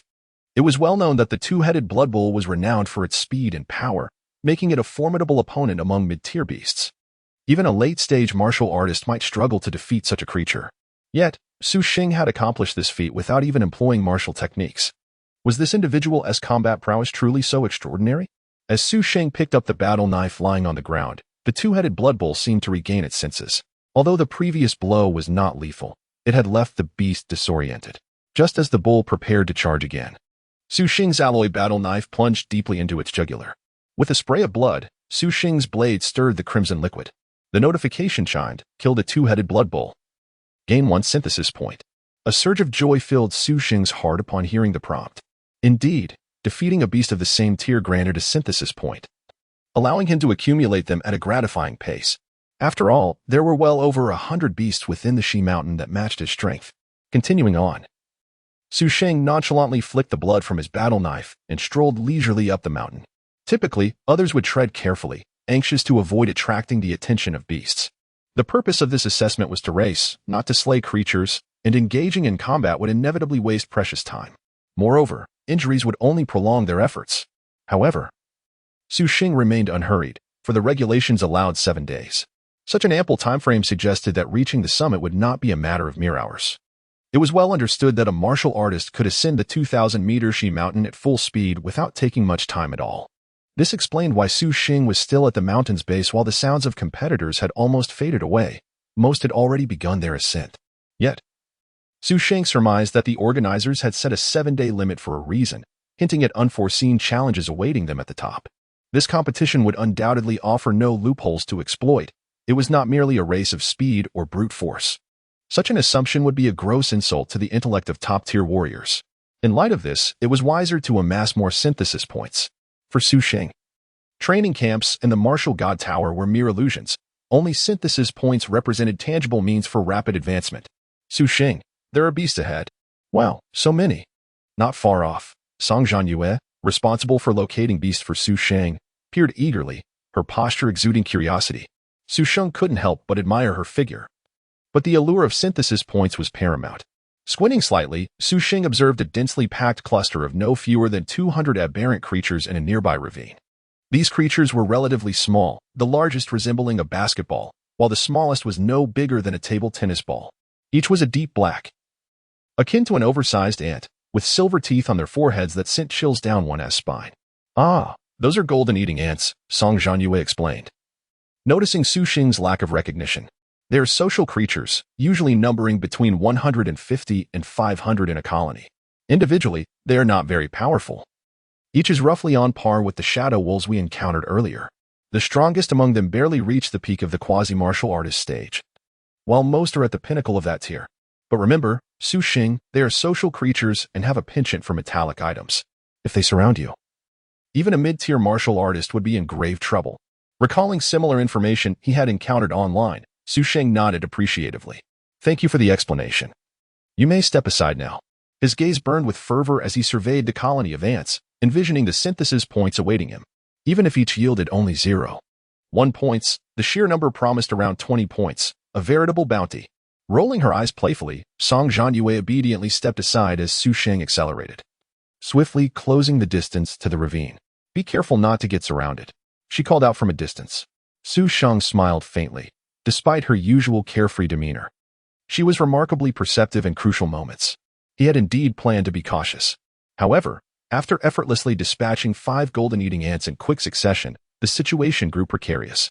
Something was amiss. The ants had sensed his presence. Taking refuge behind a massive rock, he stilled even his breathing. Previously, he had targeted the nearest ants with swift martial techniques, but now the remaining ants appeared on high alert. Moreover, he noticed that the squeaking sounds they emitted seemed to convey some form of communication. Nearby, several ping-pong ball-sized ants, moving with remarkable speed akin to scouts, began to search for Sheng. He furrowed his brow. At this rate, he might spend 3 days just to eradicate them all. In that case, perhaps it was time to test the effects of the true dragon's might. Sheng rose slowly. Since acquiring this power, he had yet to unleash it upon aberrant creatures. Now, the moment had arrived for the true dragon's might to shine. Without further concealment, Sheng strode boldly toward the swarm of golden-eating ants. Sheng, from a distance. Song Zhanyue's expression shifted dramatically. As she prepared to assist, Sheng shouted, Zhanyue, stay back, they are all mine. With that, he executed a rapid series of 3 strikes with his battle knife towards 2 of the ants. The silver blade gleamed as it sliced through the dim ravine, instantly drawing the attention of every golden-eating ant. What unfolded next was a spine-chilling spectacle. Nearly 200 ants surged toward Sheng in unison. A flood of black interspersed with glimmering silver, resembling a miniature beast hide. The sight was so imposing that even a late-stage martial artist would feel compelled to retreat. Yet, the fervor in Sheng's eyes intensified. As the nearest dozen ants drew close, a surge of fiery vitality erupted within him, akin to a volcanic eruption. In an instant, an invisible pressure radiated outward. A resounding dragon roar echoed through the sky. The intangible sound waves spread like a lethal plague, reminiscent of a cataclysmic explosion. Within moments, The closest golden-eating ants were flattened to the ground, immobilized. It seemed as though an unseen hand descended from the heavens, or the vast sky itself collapsed upon the valley. One by one, the golden-eating ants fell prostrate, utterly still. To the untrained eye, it appeared as though an ethereal mountain had descended upon them, with the true dragon's might. All beasts bowed in submission. Chapter 25. Indomitable Pressure, Surge and Synthesis Points. A glimmer of brilliance flickered in Su Sheng's eyes. The pressure of the true dragon was astonishing. To simplify, the true dragon's pressure, once unleashed, resembles a gravitational field, instantly amplifying gravity across an expansive area, rendering the gold-eating ants unable to move, forced to lie helplessly on the ground. However, it's more akin to a gravitational effect. In reality, it is Su Sheng's own oppressive aura that has reached terrifying levels, possibly stemming from a bloodline-derived pressure. How extraordinary! Su Sheng gazed at the multitude of immobile gold-eating ants, a mix of astonishment and exhilaration swelling within him. The activation of the true dragon's pressure consumed merely a modicum of vital energy, and with his current prowess, he could sustain it for nearly an hour or even longer. As long as the pressure persists, these creatures are akin to fish on a chopping board, entirely at his mercy. The threshold of creatures capable of disregarding this pressure still requires testing. Nevertheless, the current results are already exceedingly gratifying. The efficacy of the true dragon's pressure is remarkable. Henceforth, encounters with such beasts will no longer incite worry about their escape, significantly enhancing his killing efficiency. Moreover, it seems the true dragon's pressure is not exclusive to beasts. It likely affects humans as well. Any opponent whose strength surpasses his own would also be susceptible to this pressure, albeit to a lesser degree, thereby indirectly amplifying his combat capabilities. Truly, it is a top-tier 6th-grade elixir, a treasure coveted even by grandmasters. Su Sheng mused. And as he approached the nearest gold-eating ant with his blade in hand, he noticed the creature's expression transformed to one of sheer terror, as if he were some great horror incarnate, with their realm far inferior to his, and under the influence of the true dragon's pressure. These ants lacked even the courage to resist, resigned to their fate, lying helplessly on the ground awaiting their demise. With a swift thrust, the sharp metallic blade pierced through the ant's head effortlessly. Immediately, a notification chimed, indicating the acquisition of synthesis points. Ding. Killed a gold-eating ant. Gained 0. 1 synthesis points. Ding. Killed a gold-eating ant. Gained 0. 2 synthesis points. Ding. Killed a gold-eating ant. Gained 0. 1 synthesis points. Under Su Sheng's unilateral slaughter, nearly 200 gold-eating ants dwindled to just over 70 in less than a minute. In the distance, Song Zhanyue's beautiful eyes widened in disbelief. This scene transcended her understanding. This is not mere talent. Confusion and deep shock mingled in Song Zhanyue's gaze as she observed Su Sheng, blade in hand, surrounded by gold-eating ants that appeared petrified, as if immobilized by an unseen force. The impact of this spectacle was overwhelming. Suddenly, Su Sheng let out a soft exclamation. Upon dispatching another gold-eating ant, he noticed a pale white glow emanating from the gruesome wound. Could it be a crystal from a beast? With this thought, Su Sheng's eyes lit up. The crystals of beasts are imbued with abundant spiritual energy and immense vitality. When refined through specific means, one can directly absorb this energy and vitality. The crystals are categorized by the beast's ranks, and given that the gold-eating ant is merely a low-tier creature, its crystal is correspondingly basic. Nevertheless, even such a crystal could fetch 5,000 currency. The energy within rivals that of vitality-enhancing elixirs, and in some respects, may even prove superior. However, the drop rate for such items is quite low. Su Sheng had to slay 200 ants before one appeared. In fact, most beasts are treasure troves themselves. For instance, the bones can be fashioned into weapons, the hides into combat attire, and certain internal organs can be used for elixirs, among other uses. Yet, these benefits are restricted to first-tier beasts, as crystals from low-tier creatures hold minimal value. Furthermore, given the current assessment period, dissecting each creature would be an impractical use of time. Additionally, the sheer size of these beast parts would occupy significant space. Regardless, it seems that financial concerns for the future are alleviated. Su Sheng carefully stored the crystal from the gold-eating ant. With his current abilities and resources, as long as he roams the wilderness year-round, his net earnings each month would undoubtedly surpass those of his father, even after accounting for expenditures. After Su Sheng dealt with the last gold-eating ant, the air in the vast valley thickened with the stench of blood.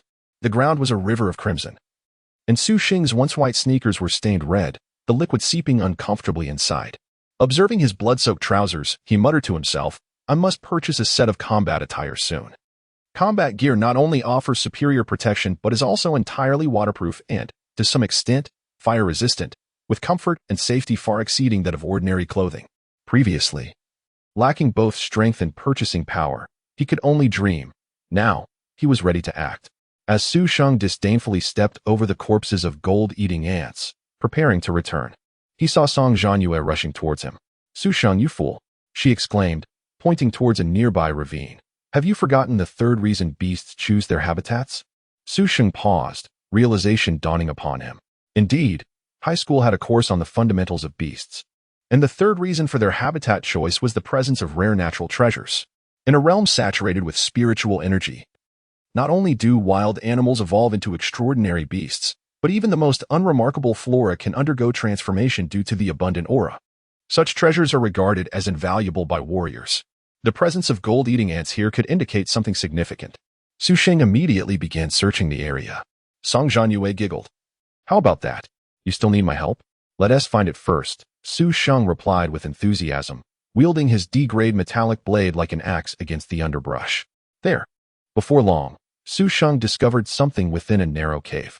Song Zhanyue dashed over, her curiosity palpable. In her haste, she collided with Su Sheng, her chest brushing against his arm. Unfazed, she exclaimed, Where is it? Where is it? Having only seen rare treasures in textbooks or on the news. This was her first encounter in the wild. Turning to face Song Zhanyue, whose face was nearly pressed against his, Su Sheng chuckled, Just kidding. Su Sheng. She pouted, lightly punching him in annoyance. You're so annoying. It's your foolishness that's the issue. The likelihood of finding rare treasures is already low, and they typically cluster in areas rich in spiritual energy. Su Sheng teased, Does the vicinity of Shi Mountain near the Magic City even qualify as a spiritually rich area? This is all in the textbooks. How could you not know? I know, Song Zhanyue replied, rolling her eyes dramatically. Let us go? Su Sheng continued his search, yet found nothing more, though he remained unperturbed, fully aware of the low probability of encountering rare treasures. At that moment, Song Zhanyue's expression grew strangely peculiar. Chapter 26, Rare Treasures. Pressure Array. Seeing Song Zhanyue's troubled expression, Su Sheng inquired, What's wrong? I need to use the restroom, Song Zhanyue replied, crossing her legs, her cheeks tinged with embarrassment. Is it a big one or a small one? Of course. It's a small one. Song Zhanyue's face grew even redder. Su Sheng glanced around and suggested, The bushes over there look fine. Just go. Song Zhanyue's cheeks flushed deeper. I've never gone in the wild before, and I didn't bring a portable toilet. What should I do? As someone accustomed to the conveniences of a bustling city, she found the idea of using nature's call quite daunting. Even during previous expeditions, she had relied on portable equipment. Su Sheng shrugged. Well, there's no other option. You'll just have to hold it. All right, fine. Song Zhanyue, seemingly determined, headed toward the bushes. However, just as she prepared to relieve herself, she realized Su Sheng had vanished. Su Sheng, where are you? She called out, her voice tinged with anxiety. I'm still looking for rare treasures, came his distant voice. Song Zhanyue shouted back, No, you're too far away. I'm scared. Come on, it's broad daylight. What is there to be afraid of? Just go. No, come back quickly. Hearing her insistence, Su Sheng sighed, You're so troublesome, Song Zhanyue. Having grown accustomed to Su Sheng's teasing, Song Zhanyue felt a sense of relief upon spotting him in the distance and smiled. I helped you look for rare treasures. The problem is, you didn't find anything, he retorted. Well, I still exerted some effort. Are you going to go or not? Why are you taking so long? Humph. Do you think it's the same for girls as it is for boys? What is the difference? You're just being slow. Hurry up, or I'll leave. Su Sheng's words proved effective, and soon he heard the sound of flowing water. Moments later, Song Zhanyue emerged from the bushes, her face radiating ease and contentment. Ah, much better. I was about to burst. Su Sheng regarded her with a peculiar expression. What are you staring at? She retorted. Look behind you. Su Sheng wasn't observing her. He pushed her aside and turned to the nearby bushes. There, where Song Zhanyue had just relieved herself, he spotted a hint of pale purple. Ah, Song Zhanyue exclaimed, nearly jumping with joy, in her haste to find a suitable spot. She hadn't paid attention to her surroundings. To her surprise, they had stumbled upon a rare treasure. As Su Sheng parted the lush foliage, a palm-sized plant emanating a delightful fragrance came into view. How fragrant! It must be a first-grade spiritual herb, The purple, fragrant orchid. She exclaimed. We struck it rich. Su Sheng said excitedly, recognizing that the purple, fragrant orchid was a primary ingredient in the insight pill, worth a staggering 20,000 in the market. With various types of pills available, including those that enhance strength, the insight pill was a coveted choice for improving comprehension of martial techniques.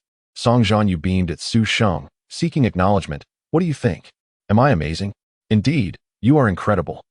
A simple act led to the discovery of a spiritual herb. Su Sheng delicately plucked the herb, relieved that it was a distance away from where Song Zhanyue had taken care of business. Otherwise, even its high value wouldn't tempt him. This discovery belongs to both of us. How about this? The purple fragrant orchid is mine, and I'll give you half the market price, 10,000. Su Sheng proposed. His intention was not for personal use but to facilitate synthesis. The system had indicated that with two of the same item, one could create something new. Su Sheng pondered the potential transformations that could arise from synthesizing a first-grade spiritual herb. Song Zhanyue playfully stuck out her tongue and made a cute face. I have plenty of insight pills, all right? Besides, if you hadn't eliminated the golden ants here, we wouldn't have found this purple fragrant orchid. Fine. I won't be rude to you, you extravagant one. Among the various pills, the insight pill was the most expensive, costing a whopping 80,000. Comparable to a mid-level martial skill. Furthermore, it was a one-time use item, elevating comprehension for only a day, a true luxury. Hee. But you have to treat me to milk tea. Song Zhanyue's eyes sparkled like crescent moons, and Su Sheng rolled his eyes. Be careful, or you'll get fat. You're the one who has fat. You're fat. You're fat. 5 days later. At an elevation of approximately 1,500 meters on Shishan, a passageway measuring 20 meters wide and 100 meters high lay before the contestants. The passageway was lined with meticulously arranged marble steps, forming a heavenly ladder leading to the mountain's peak. Below, over 500 participants had gathered, yet they hesitated to advance. Their expressions grave as they stared at the blue luminescence enveloping the stairs. The glow resembled a massive glass dome, shrouding the 100-meter tunnel. This must be the final obstacle. Bleeding and panting, Li Rue gazed at the blue barrier with awe. He had encountered countless exotic beasts along the way, some of which transcended his own strength. Fortunately, through fierce battles and his extensive combat experience, he had finally arrived at this point. Yet, this seemingly short passage had become an insurmountable barrier for the majority. Has anyone gone in yet? A cautious male contestant asked. The appearance of this barrier was quite mysterious. There were no surrounding facilities, and no one knew what effects lay within. Li Rue shook his head. Not yet, but it's likely some sort of attack. With that, he sat cross-legged to recuperate. There will always be those daring enough. Just then, several powerful figures approached from a distance. It was Gong Shuesong, Lian Yufeng, Long Qianyu, and the others. Why did they arrive so late? The crowd brightened at the sight. If anyone was likely to charge in first, it would undoubtedly be these four. How about a competition in the pressure array? Lian Yufeng, Long Qianyu, clad in a light blue martial attire, exuded an aura of determination. Lian Yufeng glanced at Long Qianyu and then at Gong Shuesong, who was poised to strike nearby. Why not enjoy the challenge together? Though Lian Yufeng held absolute confidence in his abilities. True strength often lies in collaboration rather than solitary bravado. This pressure array contained immense force, which was formidable in itself. However, no one could guarantee that there weren't any additional surprises. Should the organizers decide to introduce other challenges, he had no desire to become the shield for everyone. Chapter 27. Each displays their powers. Pressure like a mountain. Let us proceed. Gong Shuesong strode confidently into the pale blue light barrier. Surrounding him, hundreds of contestants wore expressions of awe. If nothing else, the courage displayed by the four renowned prodigies was enough to command respect. Swish. Lian Yufeng, along with Long Qianyu and Long Qianli, almost simultaneously darted into the light barrier. Boom. Above the expansive light barrier, waves of blue mist swirled rapidly. This is a pressure array. Observant contestants immediately recognized it and soon began to laugh with relief. As long as it isn't an attacking type, we're fine. After this reassurance, they too ventured into the pressure array.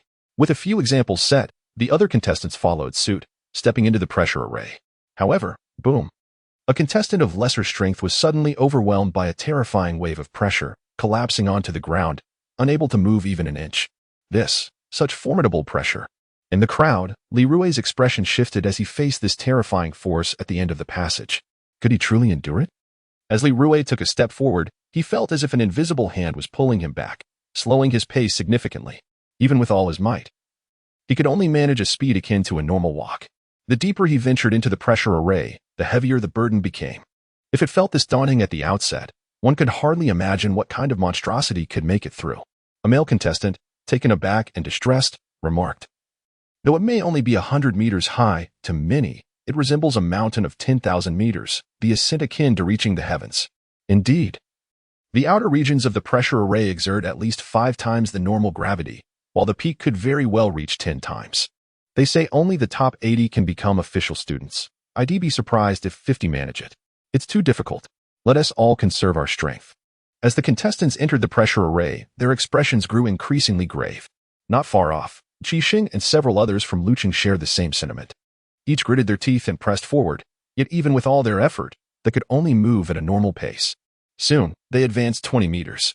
Suddenly, the surrounding pressure surged once more. Oh no!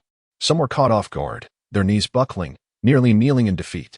It felt as though a 300-pound giant had leaped onto their backs, rendering most contestants' legs as heavy as lead.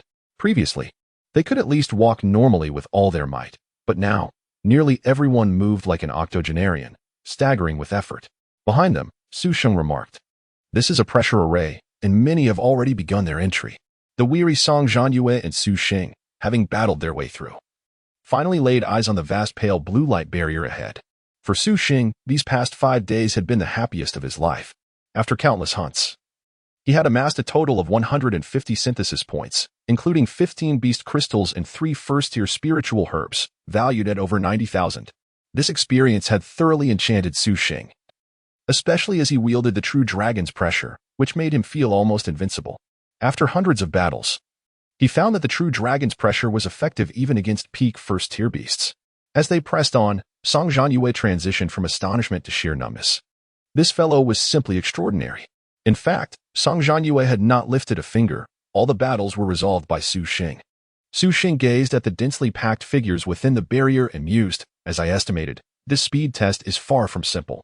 He then glanced towards the mountain peak. "We still have about 500 meters to go, and this pressure array is likely the critical challenge. Come, let us enter and give it a try." "All right," Song Zhanyue smiled, following closely behind Sheng.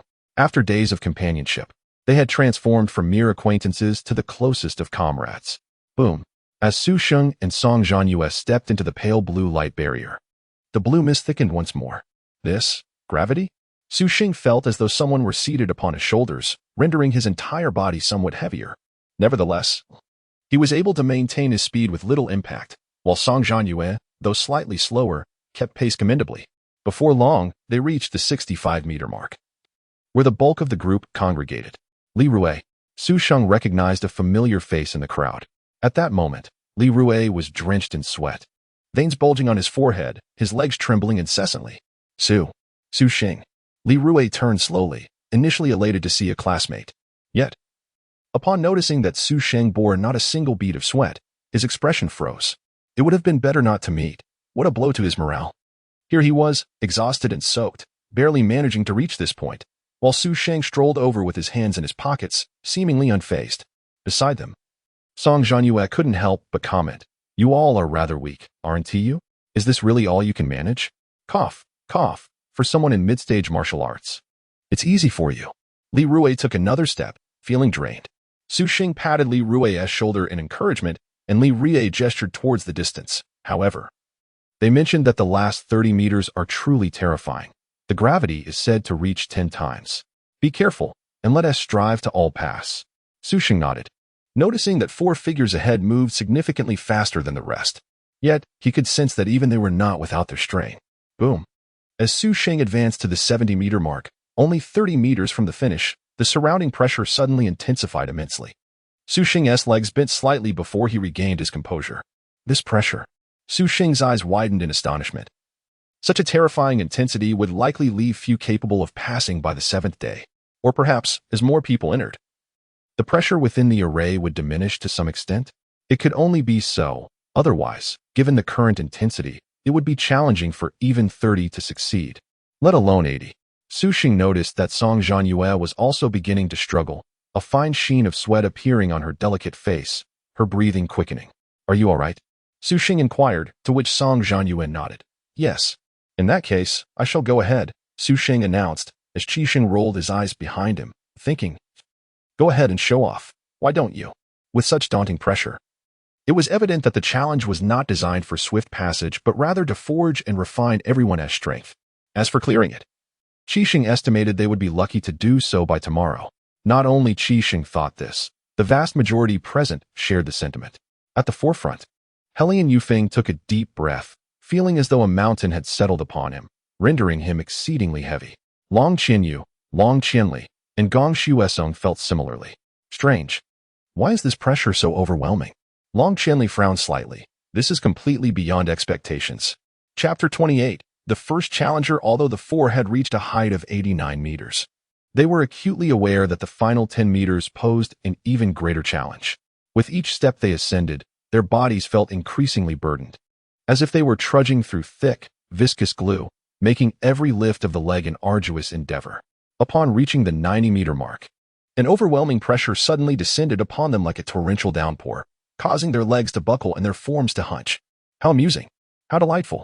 Gong Shuesong exclaimed, bending forward with his hands on his knees, a gleeful smile illuminating his face. This training camp is far more intriguing than I had anticipated. The pressure is refining our bodies and honing our vitality. Excellent. Helian Yufeng, for the last 10 meters, shall we rely on our innate talents? Gong Shuesong suggested, recognizing that the current level of pressure would render them incapable of progressing without utilizing their abilities. Facing such a cataclysmic force, the four would soon find themselves exhausted. Forced to rest, Helian Yufeng glanced at Gong Shuesong, beads of sweat cascading down his forehead, yet a smirk played on his lips. In that case, allow me to demonstrate. In an instant, a pale blue luminescence enveloped Helian Yufeng, and gentle breezes swirled around him, alleviating the surrounding pressure significantly. Humph! Gong Shuesong growled, as sparkling snowflakes emerged from his shoulders. Soon, the snowflakes spread like a contagion, enveloping him entirely, resembling a crystalline armor that shimmered brilliantly under the sun's rays. Dragon Qianyu and Dragon Qianli exchanged glances before simultaneously manifesting a faint purple shield around themselves. A purple chain linked their shields, and as it connected, their combined aura surged dramatically. After the four activated their talents and took a step forward, the surrounding pressure surged once more. Their expressions grew grave, for even with their abilities, they felt as though each movement was a struggle. The final 10 meters were the most effective for physical refinement, and whoever crossed first would undoubtedly receive unimaginable enhancements. Dragon Qianyu stated solemnly. All four were well versed in the challenges they faced, and the atmosphere had transformed into a deep blue hue. The oppressive weight and barriers brought about the potential for extraordinary improvement. Gong Shuesong chuckled, indeed. As the first to cross, one could expect an increase of at least 200 kilograms in strength. If I were to come in first, TSK. Surely, a minimum of 300 kilograms. Helian Yufeng, after careful consideration, shared his fervent speculation. This once mundane entrance test had become increasingly engaging due to the pressure array, hinting at unforeseen benefits that awaited them in the subsequent training camp. This trip was truly worthwhile. Meanwhile, within the conference room, the large screen displayed a multitude of images that gradually coalesced into a singular view. Hundreds of students demonstrated their unique abilities from various positions along the passageway. Who do you think will be the first to cross? Lin Kaixian inquired with keen interest. Beside him, Longyi chuckled lightly. Naturally, it will be Helian Yufeng. However, Gong Shuesong is no slouch either. His extreme cold frost body grants him a degree of immunity against pressure. If we speak of resilience to pressure, it must be the dragon god pact of Qianyu and Qianli. After the contract is linked, the pressure they endure is halved. Helian Ing, with his seasoned insight, assessed the situation. As the top-tier experts made their predictions, the others in the conference room turned their attention to their own prodigies. Su Sheng is quite remarkable, Principal Zhang Guokuan remarked, his eyes sparkling with surprise. At this rate, reaching 80 meters seems assured, and within a day, he may even conquer 90 meters. Despite this unexpected display of prowess, Shenyan interjected with a stoic expression, let us not forget, the final 10 meters increases the gravity threefold. Principal of the 6th high school added, did you not hear Director Chu's introduction?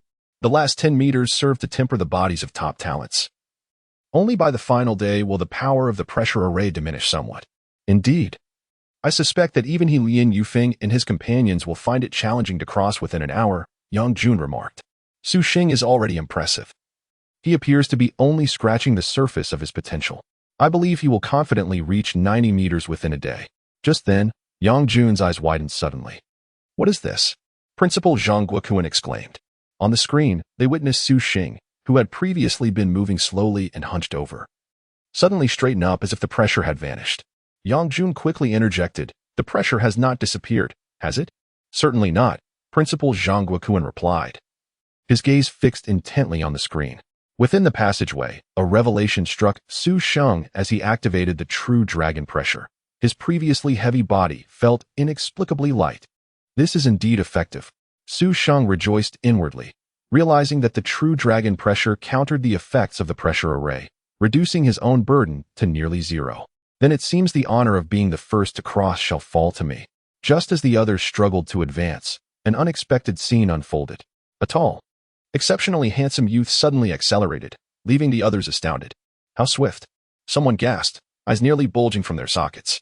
Sheng, witnessing Su Sheng ascend with a normal climbing pace as if unperturbed, was rendered completely speechless. Goodness, is this person a deity? How can he move so quickly? As Lien Yufeng and his companions sensed the commotion behind them, they instinctively turned around in surprise. They beheld a strikingly handsome student advancing at a pace far surpassing their own. What is happening? The four exchanged glances, unable to name the newcomer. Is this fellow not slowing down at all? Song Zhanyue questioned, her eyes wide with astonishment. She had anticipated Su Sheng would only manage to advance a few meters before succumbing to exhaustion. Yet here he was, effortlessly traversing 10 meters. His speed remained unimpeded. Li Rui stood with his mouth agape, eyes filled with confusion and shock. Even Lien Yufeng and the others had significantly slowed by the time they reached 80 meters. What was happening with Su Sheng? Su Sheng gazed upward at the stairs, now merely 10 meters away from Lien Yufeng and the others. From this proximity, he could clearly see the beads of sweat dotting their foreheads, hear their labored breaths, and even discern the sounds of their joints creaking under the relentless pressure. Yet, none of this concerned Su Sheng. With the aid of the true dragon pressure, his gaze remained tranquil and his breathing steady. 1 step, 2 steps, 5 steps. In the blink of an eye, Su Sheng closed the distance to within a meter of Lien Yufeng and his companions, merely 2 steps away. Chapter 29. A staggering display of skill on the large screen. Zhang Guokuan suddenly stood up, his eyes filled with excitement and trepidation. Hoping that Su Sheng could surpass the challenge before him, though he knew it was nearly impossible, Yang Jun, Shen Yin, and the others were left utterly astonished, seemingly forgetting to breathe. In the front row, Lin Kaixian and Long He exchanged glances, their expressions heavy with concern. Helian Ying's sharp gaze sparkled with intrigue. Who was this person? If memory served correctly, it should be Su Sheng from the 3rd High School of Luqing. In the back row, Chu Qin, the director of the Martial Arts Bureau in Magic City, spoke in a low voice. Su Sheng? The name resonated in the minds of the three. Lin Kaixian focused intently on the close-up on the screen, noting that Su Sheng's breathing was remarkably steady. Long he murmured, "This individual exhibits no fluctuations of spiritual energy. It must not be talent. Thus, it must be the innate strength of his physique." Lin Kaishuan's eyes widened in astonishment. Could this training camp yield unexpected surprises? In the passageway, Helian Yufeng and his companions transitioned from initial astonishment at Su Sheng's acceleration to a serious determination to keep pace. As Su Sheng stepped forward once more, a wave of intense momentum erupted around Helian Yufeng. The air stirred violently as he swiftly advanced. Gong Shuesong, surrounded by swirling snowflakes, stepped forward with equal determination. Dragon Qianli, drenched in sweat and nearly breathless, pushed herself to summon the Dragon God contract, slightly enhancing her speed alongside Dragon Qianyu. However, mere moments after these four managed to take 2 arduous steps, a tall figure streaked past them. 95 meters. Su Sheng, under the watchful gaze of all, accomplished the overtaking. With a startled exclamation, Helian Ying rose from his seat, his deep-set eyes reflecting profound shock and disbelief. Lin Kaishan and Long He wore similar expressions, their gaze fixed on the fleeting figure of Su Sheng. How could he have surpassed them so swiftly? What? Helian Yufeng's eyes widened in incredulity. Gong Shuesong and Dragon Qianyu were left speechless, their minds blank as they realized they had been overtaken despite exerting their full talents. What on earth was happening? Dragon Qianli gazed at the handsome figure ahead, her beautiful eyes filled with surprise and confusion. This person exhibited no signs of spiritual energy fluctuation, clearly not utilizing any talent. If not talent, what could it be? Martial skills? Or perhaps a medicinal elixir?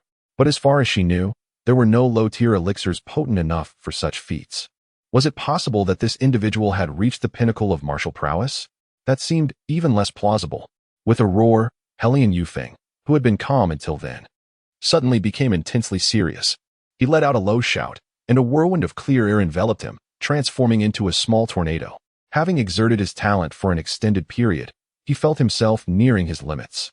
Although first-level martial artists could awaken their talents and generate spiritual energy within their dantians, their absorption of surrounding spiritual energy paled compared to second-level golden body masters. Thus, first-level martial artists found it challenging to sustain their talents for long. Yet, in pursuit of victory and the distinction of being the first to cross the finish line, Hellion Yufeng could not afford to be complacent. As the grandson of the Sword King, he carried countless expectations, and the title of Little King forbade him from losing, especially not during the assessment. With this in mind, Hellion Yufeng's expression darkened. Pushing himself to the utmost, he managed to increase his speed slightly. However, he still lagged behind Su Sheng.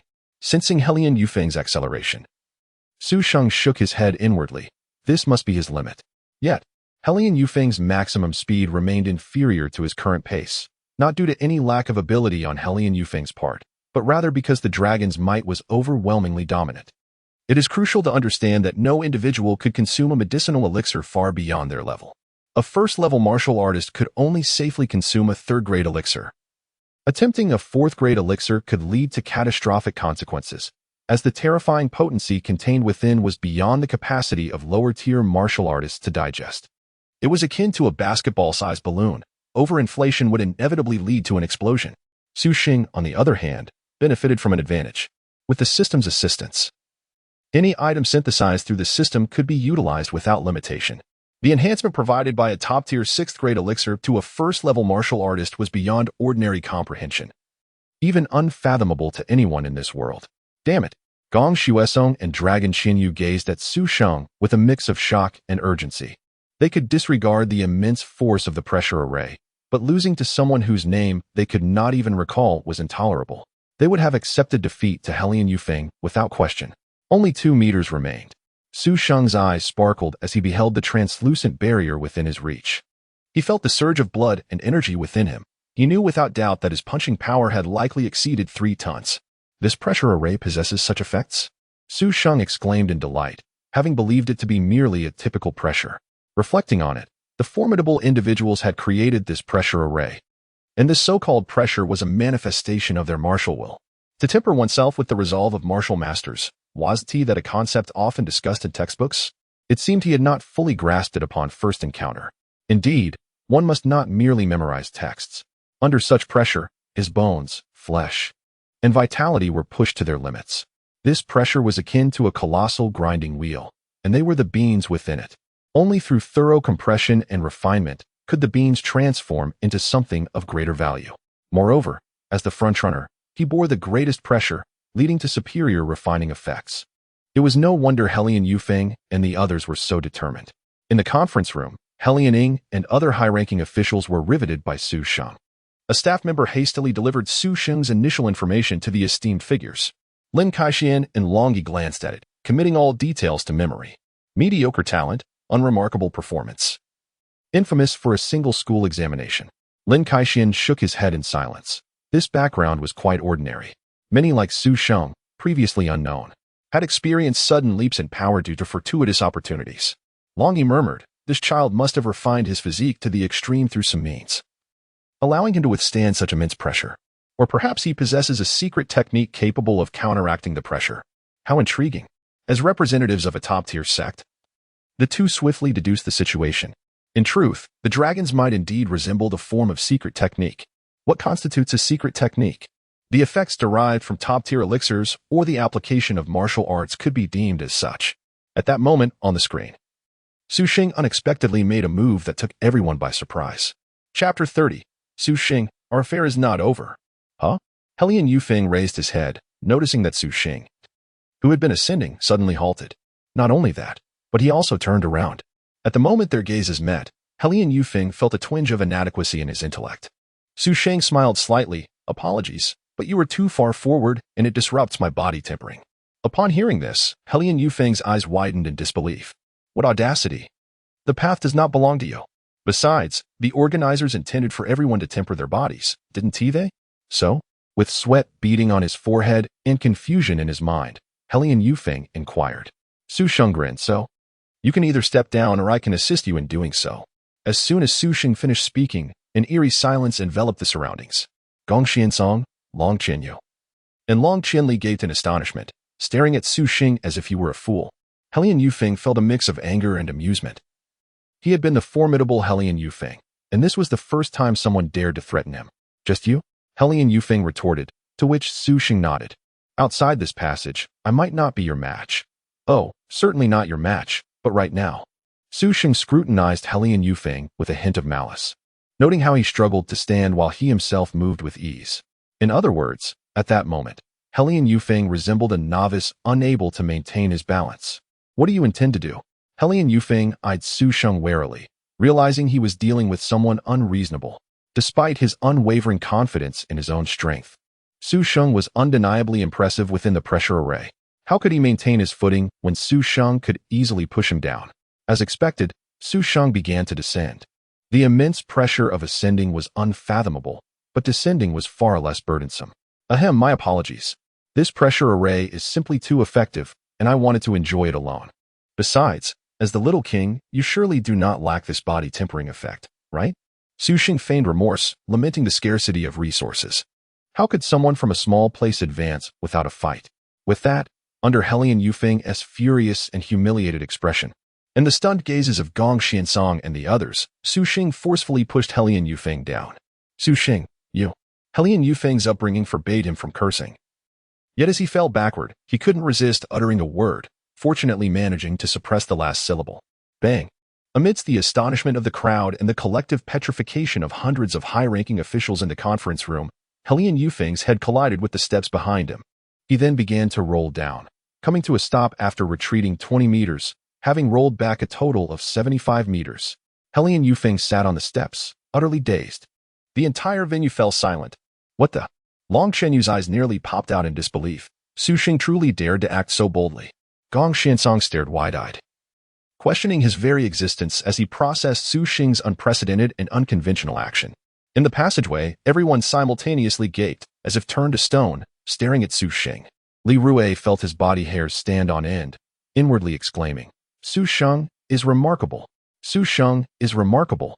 The talented individuals from Luqing were left dumbfounded, unable to believe such audacity was possible, and Su Sheng actually dared to do it. Song Zhanyue's beautiful eyes widened as she felt her brain cells nearing exhaustion.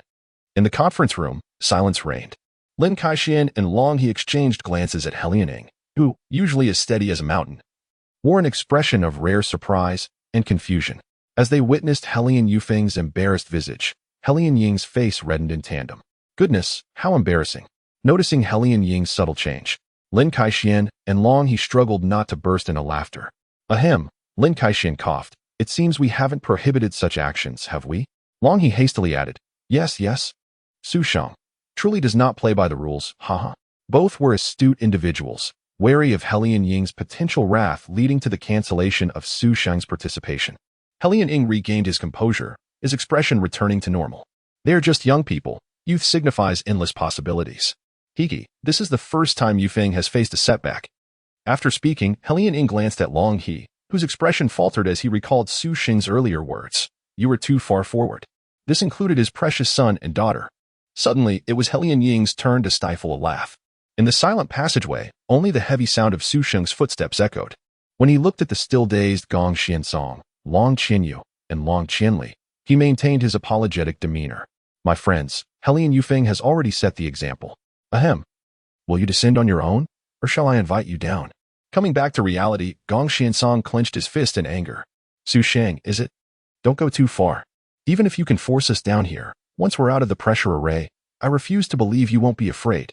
As a member of the Imperial Realm Gong family's younger generation, Gong Xiansong had never feared anyone, let alone this opportunistic little man. Su Sheng shrugged. All right. Then I shall invite you down. With that, he gave a gentle push. Gong Xiansong, having anticipated this, braced himself to resist the force. However, already exhausted from the overwhelming pressure, Su Sheng's gentle push became the final straw. Su Sheng, our affair is not over. Ah. Gong Xiansong shouted in anger as he fell backward, his head striking the hard steps, unleashing a scream of agony. Soon cries of ah. Ah. What the? Hiss. Oh. Su Sheng, you wait. Ah. Echoed as nearly 1,000 contestants watched in astonishment, rendered speechless. Bang. Gong Xiansong rolled to the 70-meter mark, retreating 5 meters further than Helian Yufeng. Apologies, I may have pushed a tad too hard. Su Sheng grinned. You wanted to be arrogant, didn't you? He then turned to the petrified Long Zhanyue and Long Zhenli. In the conference room, Long Yi glared at the big screen, his heart roaring, go down, go down.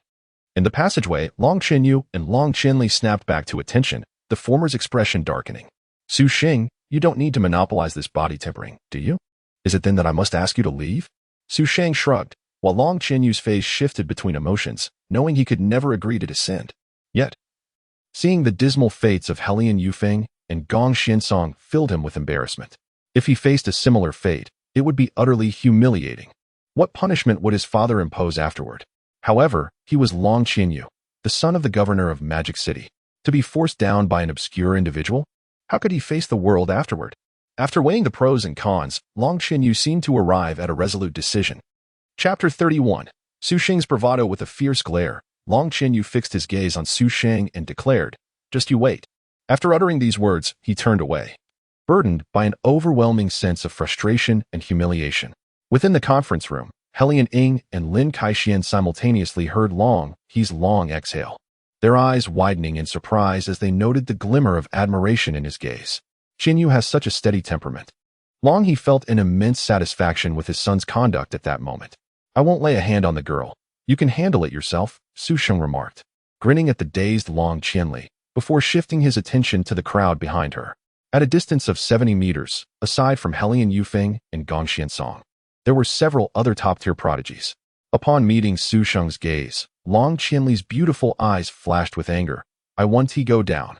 Faced with countless stares, she found it impossible to mimic her brother's humiliating actions. In the conference room, Long He was taken aback. That foolish child. If Su Sheng dares to push Helian Yufeng and the others, won't he also target you? He thought, bemused. Humph. Stubbornness is futile. It requires strength. Su Sheng extended his hand, gently pressing it against Long Zhenli's forehead under her furious and helpless gaze. Su Sheng, if you dare to push me, I want to let you off easily. Just try it. Long Zhenli felt a mix of anger and embarrassment, standing before a multitude like a lamb awaiting slaughter. It was utterly shameful. The audacity of such a shameless individual was beyond her comprehension. Su Sheng chuckled, causing Long Zhenli to tremble, her voice tinged with a sob. Su Sheng, get away from me. Otherwise, I'll make you pay once we're out of the corridor. Ah, you're the fourth one to threaten me. Su Sheng nodded apologetically. I'm sorry, but I'm pressed for time and must focus on my body refinement. With that, he gave her a gentle push. You're finished. Long Zhenli was taken aback. This rascal truly dared to act against her. She quickly retreated, leaving behind a fierce remark laced with a whimper before hastily fleeing downwards. The atmosphere remained eerily silent, as if a pin could be heard dropping. Su Sheng's bravery was astounding. Li Rui was left speechless, pondering how to deal with the aftermath. These four were all top-tier prodigies, arguably the most exceptional youth in the Dragon Kingdom at 18. To hold a grudge against one was one thing. Against four, just thinking about it sent chills down Li Rui's spine. Not far away, Song Zhanyue's eyes widened, sparkling with admiration. Well done, Su Sheng. How did I not think of this tactic? No, even if I had, it would be futile. This guy is truly formidable. Oh, how I envy him. At a distance of 75 meters, Helian Yufeng kept his head lowered, not out of anger, but from sheer embarrassment. The previously boastful Gong Xiansong had fallen silent. His gaze fixed on Su Sheng, his face flushed with indignation. Long Zhanyue covered his face with his hands, repeatedly whispering, Dad, please don't hit me. With the distraction of several individuals gone, all the surrounding pressure was borne solely by Su Sheng. I still have to walk up. This is such a hassle, he mused, prompting the others to roll their eyes in disbelief. Do you still have the audacity to complain about hassle? When Su Sheng finally halted just a meter from the finish line, he felt the greatest pressure and the most effective body refinement. He then sat cross-legged, fully engaging in the foundational breathing technique, while those below could only stare wide-eyed at the spectacle. Gong Xiansong's gaze never left Su Sheng. Are we just going to watch? He thought, feeling as if his lungs might burst from frustration. If looks could kill, he would have slain Su Sheng hundreds of times by now. Helian Yufeng, with his head down, remained silent. Having boasted for 18 years only to now experience his first overwhelming humiliation, he wished he could find a hole to hide in. The shame was unbearable. Song Zhanyue clenched his fists and then released them, contemplating whether to further humiliate himself. What is the point of going up now? It would only result in being pushed down by Su Sheng again. Long Qianli's eyes were red with fury. I don't care. Once he exits the corridor, I'll be the first to chase after him and give that guy a good thrashing. Let us all attack him. This is infuriating. Gong Xiansong was on the verge of spitting blood from his frustration. Moments later, a surge of powerful vitality was forged under the refinement of the pressure array, continuously enhancing Su Sheng's strength and physical prowess. In just half an hour, he felt his punching power increase by at least 300 kilograms. Had he adhered to his usual training regimen, such an enhancement would have taken at least 6 months, if not longer. Even Helian Yufeng and the other prodigies would likely require a month for similar results. The efficacy of this final stretch of body refinement was remarkable. Su Sheng sighed in satisfaction, aware that there was still an abundance of energy within the pressure array. At this rate, it could grant him an additional 200 kilograms of enhancement. What a delight! With this, he would possess the strength to confront Helian Yufeng and the others directly. Thus, half an hour passed. When Su Sheng sensed a significant slowdown in the enhancement of his vitality, he realized the energy within the pressure array was waning. He stood up and, as expected, the surrounding pressure had diminished by at least half. Since the effects had weakened, there was no reason to linger. With that thought, Su Sheng turned and collided with Gong Xuansong's murderous glare. He offered an apologetic glance before directing his attention to the light shield ahead. The moment Su Sheng took 2 steps forward, the surrounding pressure vanished instantly. It felt as if he had shed a heavy burden, his body now light as a feather. You better not run. Gong Xuansong's furious roar echoed behind him. Unable to contain himself any longer upon seeing Su Sheng as the first to clear the challenge, he sprang into pursuit. With the pressure effects within the array reduced, Gong Xiansong moved faster than before. Long Chenli followed suit. Her eyes locked on Su Sheng with a fiery intensity. Su Sheng is mine. Helian Yufeng shot up, not uttering a single word, and darted towards Su Sheng at full speed. Su Sheng's scalp tingled in alarm, prompting him to run. Although the energy within the pressure array had diminished significantly, it was evident that Helian Yufeng and the others would still require at least half an hour to complete their challenge. Half an hour was more than enough time for Su Sheng to escape far away. Hey, Song Zhanyue weakly called out, what should I do now? In the conference room, Helian Ying, Lin Kaixian, and Long He exchanged bewildered glances as they observed the unfolding scene. Lin Kaixian chuckled, youth is truly wonderful. Zhanyue has done well. Helian Ying remarked to Long He, what a remarkable temperament. While everyone else had rushed out, only Long Zhanyue remained stationary, clearly unwilling to exploit an advantage over the others. To endure such overwhelming humiliation yet still extend kindness was truly extraordinary. Long He nodded, about to speak, when he saw Long Zhanyue suddenly take off, shouting, Su Sheng, you're dead meat. Chapter 32, The Public Enemy of the Training Camp, Synthesizing the Sacred Body Pill. In an instant, Long He's face fell, realizing that this young man had been accumulating power all along. Helian Ying's expression also stiffened. In the back row of the conference room, Yang Jun, Zhang Guokuan, and others remained immersed in profound shock. Shen Yan's eyes widened in disbelief. It wasn't until Su Sheng had exited the scene that the 3 of them regained their composure. Yang Jun turned to Zhang Guokuan, Principal Zhang. Is Su Sheng usually this domineering? Well, I'm not entirely sure, Zhang Guokuan responded, subconsciously sinking lower in his seat. Fearing detection from the prominent figures in the front row, such as Helian Ying, Shen Yan scoffed. Indeed, a corrupt upper beam leads to a crooked lower beam. Taking advantage of others' misfortunes hardly constitutes true heroism. After her sarcastic remark, she looked at Zhang Guokuan with a smirk. Zhang Guokuan, your student days ahead will be quite challenging. Offending 4 top prodigies means that even if Su Sheng benefits from the pressure array's body tempering results, it won't matter, as his original punching power pales in comparison to the other 4. Zhang Guokuan nodded in exasperation. This rascal is truly a handful. Even if Su Sheng significantly enhances his punching power this time, he might still not be a match for Helian Yufeng and the others. Not to mention, there are 4 of them. It's daunting to think about. 2 days later, as the effects of the pressure array diminished, more and more individuals began to pass the assessment.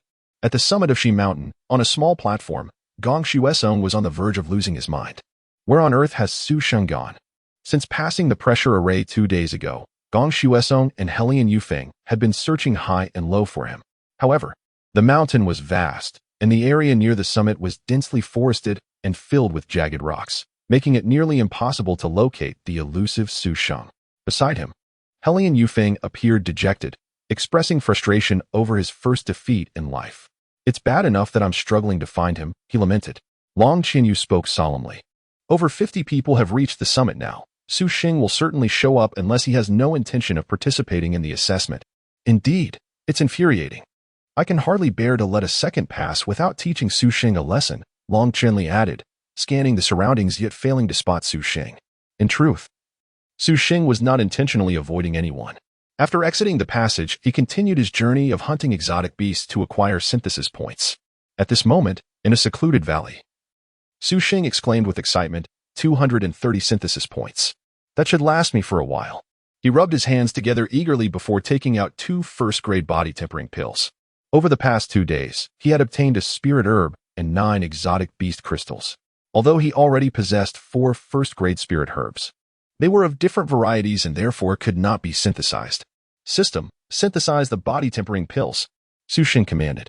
In the next moment, the 2 white pills in his hand vanished, and 2 ethereal synthesis bars materialized before him. Moments later, the synthesis bars collided, radiating a brilliant blue light. Ding! Congratulations to the host for consuming 50 synthesis points. The first-grade body-tempering pill has been synthesized into a 5th-grade sacred body pill. Immediately, a line of small text appeared below the synthesis bar. Sacred body pill, the finest among 4th-grade pills. Consuming it can significantly enhance one's innate talent and also improve punching power to a certain extent. Upon reading the description, Su Sheng felt an overwhelming joy. What his current body lacked the most was innate talent. It is well known that the better one's talent, the faster they can absorb various pills and precious materials. Additionally, it can provide a significant boost in speed during the cultivation of martial techniques and skills. Individuals like Helian Yufeng undoubtedly possess top-tier talent, allowing them to grasp intermediate martial techniques within days, while those with inferior talent might require months or even years. As an obscure little weakling, without the system's assistance, Su Sheng would likely still be gaming in an internet CAF. However, despite the system providing abundant resources, insufficient talent remained a headache. But now, although he was uncertain of the extent of the enhancement, at least he would not lag too far behind those top prodigies.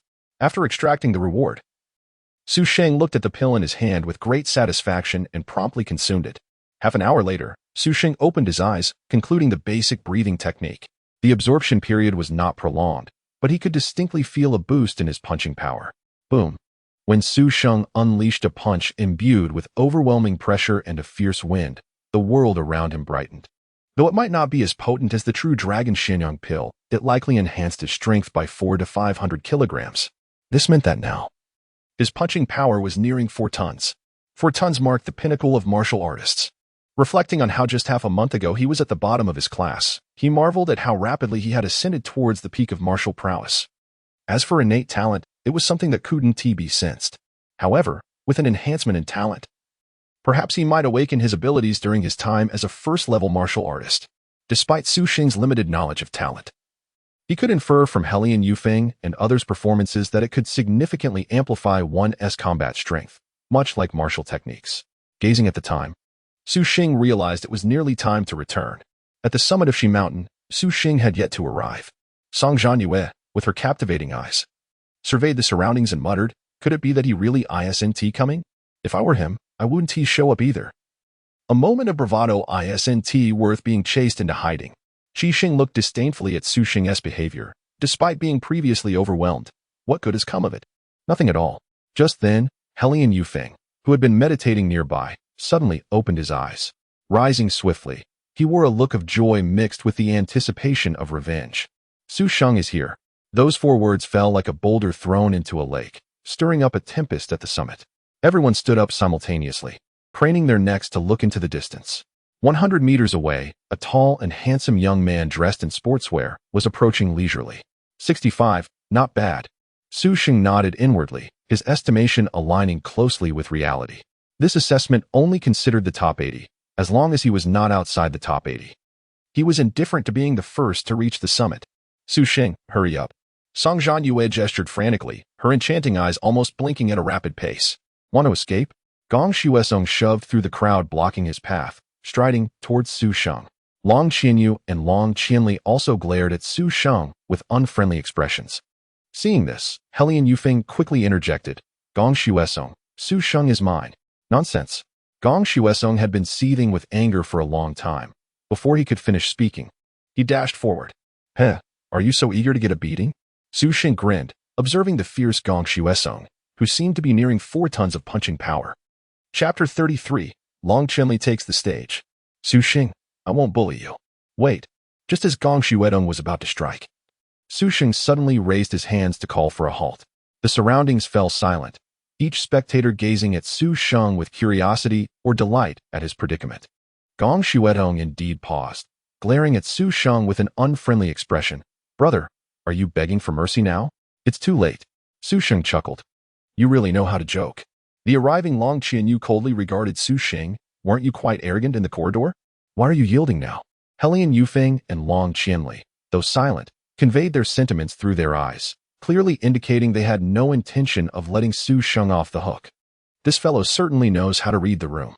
Among the crowd, Qixing could not help but scoff. But does your submission even matter now? You were so boastful in the corridor, and now you have to surrender? Yet, in the next moment, Su Sheng appeared confused as he looked at Helian Yufeng and the others. Beg for mercy? Why would I beg for mercy? Are you planning to gang up on me 4 against 1? Upon hearing this, Qixing and the others froze. What the hell? He's still pretending. Qixing rolled his eyes in disbelief. This guy really had guts. While secretly lamenting, he couldn't help but feel envious.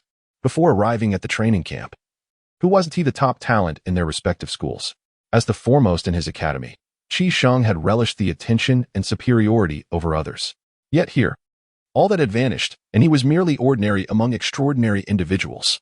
The stark contrast was difficult to accept, especially for youthful and passionate boys. Now, witnessing Su Sheng from Lucheng garnering such attention over these few days, it was impossible not to feel envy. Helian Yufeng laughed in anger. What do you take me for? Of course, 4 against 1 is out of the question. Do you think we need 4 of us to deal with you? You're overestimating yourself. Gong Shuedong added solemnly. The Gong family never bullies the weak. Long Qianyu stared at Su Sheng. For a scoundrel like you, any one of us would suffice.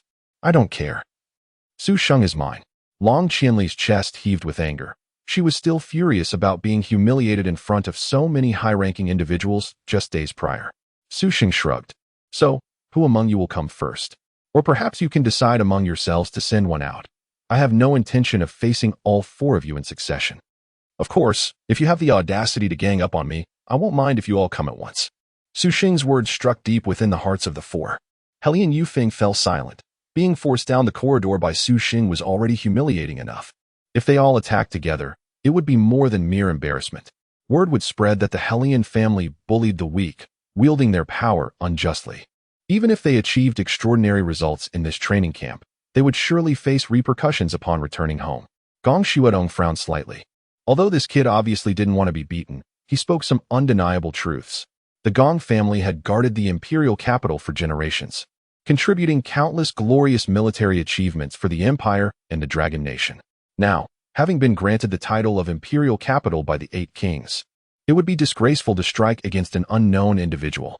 If his elder brother found out, even if he could easily crush Su Sheng, he would undoubtedly face a severe punishment upon returning. The thought of his infuriatingly violent elder brother sent a chill down Gong Shuedong's spine. Yet, being pushed down the corridor in front of so many people was a humiliation he could not swallow. This grudge must be avenged. Long Qianyu and Long Qianli found themselves in deep thought as well. What a troublesome situation. If it were Helian Yufeng or Gong Shuedong who had done such a thing, Long Qianyu would have long since engaged without any hesitation. Yet, it was Su Sheng who had done this, an unknown individual who had pushed 4 people. Thus, it was only fair for a lady to take the lead. Long Qianli glared at Su Sheng. Su Sheng, with those 3 watching, it wouldn't be unfair for me, a woman, to take you on, would it? Besides, I won't bully you. Just hold out against me for 5 moves. And then we can put the corridor incident behind us. The moment those words were spoken, Helian Yufeng and the others felt the proposal was quite reasonable. Though the anger in their hearts remained unquenched, it was at least the best option at hand. After all, they couldn't truly disregard their identities in a fit of rage. Could they? In the conference room, Long he smiled. Qianli was indeed clever. Among the four, 3 men and 1 woman, it was indeed most suitable for Long Qianli to take action. Moreover, her involvement would represent the other 3, allowing her to teach Su Sheng, that arrogant brat, a lesson within 5 moves, thus restoring their dignity while also displaying the magnanimity expected of a prominent family. Qianli was very astute. He Lianing also expressed admiration. To be honest, Su Sheng had indeed put them in a difficult position. Even if He Lian Yufeng severely punished Su Sheng, the humiliation suffered in the corridor would not be recovered. However, with Long Qianli stepping in, it would ironically reflect He Lian Yufeng's generosity. Atop Mount Shishan, Su Sheng nodded. All right. If that's the case, you all step aside. Upon hearing Su Sheng's agreement, Long Qianli felt elated, and her gaze toward him transformed into one of pity and triumph. She believed her punching power of 375 tons far exceeded Su Sheng's, coupled with her childhood training with various rare resources and elixirs. Even without employing any martial techniques, she could easily defeat someone with a punching power of 4 tons. 5 moves were more than enough to release her pent-up frustration upon him. He Lian Yufeng and the others stepped back a few paces, while Long Qianyu quietly urged his sister. Hit him hard. Take your time. Don't finish all 5 moves at once. Long Qianli stood tall, nodding slightly.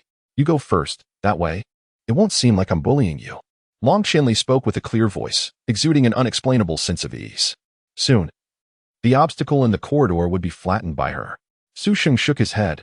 No, you go first. Among the 4, the one with the weakest overall strength was likely Long Qianli.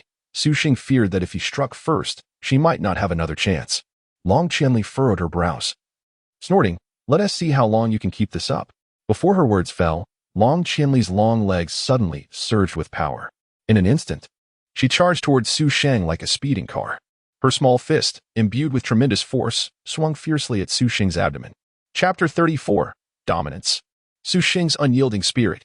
Not far away, He Lian Yufeng, Gong Xiansong, and Long Qianyu all bore expressions of immense anticipation. Qianli, strike him. Strike him fiercely. Leave him unable to rise. In the crowd, Qi Sheng squinted, unwilling to look, knowing all too well that Su Sheng would undoubtedly suffer a harsh defeat. His speed is commendable. Su Sheng nodded inwardly, indeed. He was a top-tier prodigy, refined from a young age with rare materials, although it couldn't compare to the enhancement provided by his true dragon Xianyang pill. It was still impressive. At the moment Long Qianli's petite fist was about to land, Su Sheng, who had remained stationary, suddenly swung his fist. Boom. Su Sheng's punch was executed with such speed that his enormous iron fist surged forth like a ravenous tiger unleashed after a month of starvation, exuding an unparalleled might. Upon sensing this terrifying force, Long Qianli's pupils contracted. Before she could react, Su Sheng's iron fist struck her chest with tremendous force. Boom. Empowered by his formidable physique, Su Sheng's blow delivered an overwhelming impact akin to being charged by a wild bull. Long Qianli involuntarily gasped as her slender form was propelled backward. Bang! In the next instant, she crashed heavily to the ground as Su Sheng retracted his fist. The arena fell into silence. The anticipation on He Lian Yufeng and his companions' faces instantly froze. Qi Sheng's half-squinting eyes widened in disbelief. The other onlookers stood petrified. What? Long Qianyu's heart raced, staring incredulously at Su Sheng, who stood like a deity of war. This guy, isn't he at the pinnacle of martial arts? He Lian Yufeng, both astonished and curious, assessed Su Sheng's aura, estimating his punch's force to be around 3.8 tons, still below the peak level of martial artists. Yet, how could a late-stage martial artist send Long Qianli flying? It was crucial to note that Long Qianli was no ordinary late-stage martial artist. She was an extraordinary prodigy among the 18-year-olds of the entire Dragon Nation. Gong Xuansong's eyes sparkled with realization. He now understood why Su Sheng had been so audacious in the passage. This fellow possesses the capital to be arrogant. In the crowd, Song Zhanyue gaped in astonishment, marveling at the ruthlessness of this rascal. Witnessing Long Qianli's plight, she felt a sympathetic ache. While shocked, she was also profoundly shaken. She had believed Su Sheng would not lose, or at least not too badly, but who could have anticipated such a decisive victory? A single punch to defeat her? Oh, it seems I must avoid provoking him in the future. Reflecting on the sensation of his fist striking her chest, Song Zhanyue involuntarily shivered. It was terrifying. In the conference room, what? Zhang Guokuan from the back row stood up abruptly, his eyes wide with shock, astonishment, and immense joy. This lad, wasn't his punch force only 2.9 tons? Even if he gained significant pressure to refine his physique in the passage, such a leap seemed implausible. Could it be that he had been feigning weakness all along? Nearby, Yang Jun, Shen and others were left dumbfounded. Is there really someone this formidable in Luqing? Is he even from Luqing? In the front row, Helian Ying, who had previously worn a faint smile, suddenly stiffened, a rare flicker of astonishment flashing in his eyes. Long He's pupils narrowed. This young man had been concealing his true power. Lin Kaishuan's gaze brightened, too. 9 tons of punch force? Haha. This fellow has truly deceived everyone. Su Xing, this lad shall be ours at Magic City University. Atop Shi Mountain. Cough, cough. Long Qianli clutched her left chest with her right hand. The impact of Su Sheng's punch was unbearable, nearly bringing her to tears. Most critically, this ruffian had struck her chest. Su Sheng. Long Qianli felt a mix of anger and embarrassment, her voice carrying a slight tremor as she expressed her grievance. Su Xing replied nonchalantly, I apologize. In my eyes, there are only opponents, not women. You.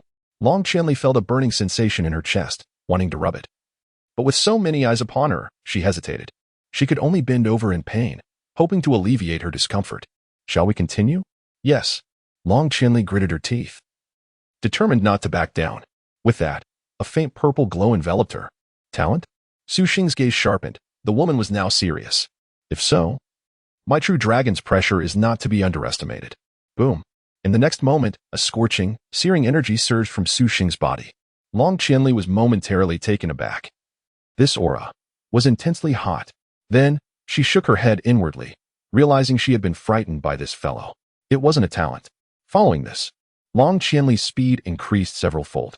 Upon activating the Dragon God contract, not only could she link with her brother Long Zhanyue, who also possessed the Dragon God contract talent, to share damage, but she could also significantly enhance her speed and strength. Compared to before, the pressure surrounding Long Qianli was now formidable. Huh! Long Qianli exclaimed, her left fist radiating purple light as she hurled it towards Su Sheng. This time, she was far more cautious, keeping her right hand raised, wary that the scoundrel might strike her chest again. However, just as Long Qianli stepped within 5 meters of Su Xing, a wave of invisible, terrifying pressure suddenly enveloped her. In an instant, she found herself bending her knees, kneeling before Su Sheng. The entire crowd was rendered immobile. Indeed, it worked. Su Sheng felt a surge of joy. In reality, the effective range of the true dragon's pressure extended far beyond 5 meters. He estimated it could reach at least 100 meters. However, the further one was from him, the less effective it became. To instill sufficient intimidation in Long Qianli, Su Sheng awkwardly controlled the range of his true dragon's pressure, compressing it to within 5 meters. This was an insight he had gained in the passage. By compressing the range of the true dragon's pressure, he had managed to exert considerable influence over a top-tier opponent like Long Qianli. The moment she knelt, Su Sheng swiftly advanced 2 steps. Before Long Qianli could rise, he unleashed a powerful kick towards her shoulder. Bang! With Su Xing's overwhelming might, Long Qianli was sent flying once more. This time, she soared a distance of 5 meters. Bang! Long Qianli's delicate form crashed into the soft earth, sending a cloud of dust swirling. At that moment, had there been a crevice in the ground, she would have surely sought refuge within it. But alas, there was none. Lying on the ground, her pretty face flushed crimson, her ears turning a deep shade of purple. She felt utterly humiliated, more humiliating than when she had been struck once in the passage. To be struck twice and sent flying, what a disgrace. She couldn't bear to live with such shame. Since she could remember, Long Qianli had never suffered such a significant defeat. In the past, even when facing exceptionally strong opponents, like her brother, she had only lost the match without experiencing such mortification. But today, she had faced this twice in succession. In the distance, Gong Xiansong and the others were left completely dumbfounded.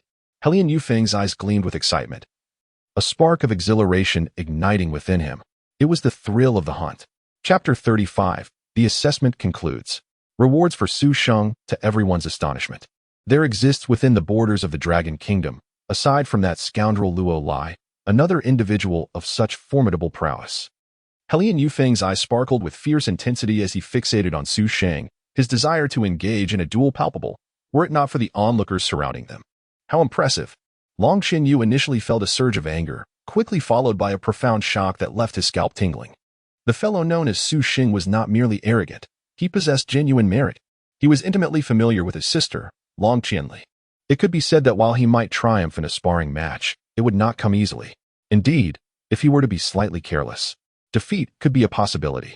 Yet, the fact that his sister, in her full strength, could not last even a single round against Su Sheng was staggering. However, Qianli had yet to unleash her martial techniques. Song Zhanyue gazed at Su Sheng's retreating figure, contemplating if Qianli were to employ her recently acquired intermediate martial techniques, Su Sheng would undoubtedly be defeated. In the crowd, Qi Sheng felt as if his worldview had been shattered repeatedly over the past few days. Su Sheng, is he truly this formidable? Goodness, he is a powerhouse. Are you coming? Su Sheng approached Long Qianli, looking down at her. In truth, given Long Qianli's physical capabilities, his earlier kick had not inflicted significant harm. It was primarily the humiliation that stung. Upon hearing his words, Long Qianli sprang to her feet.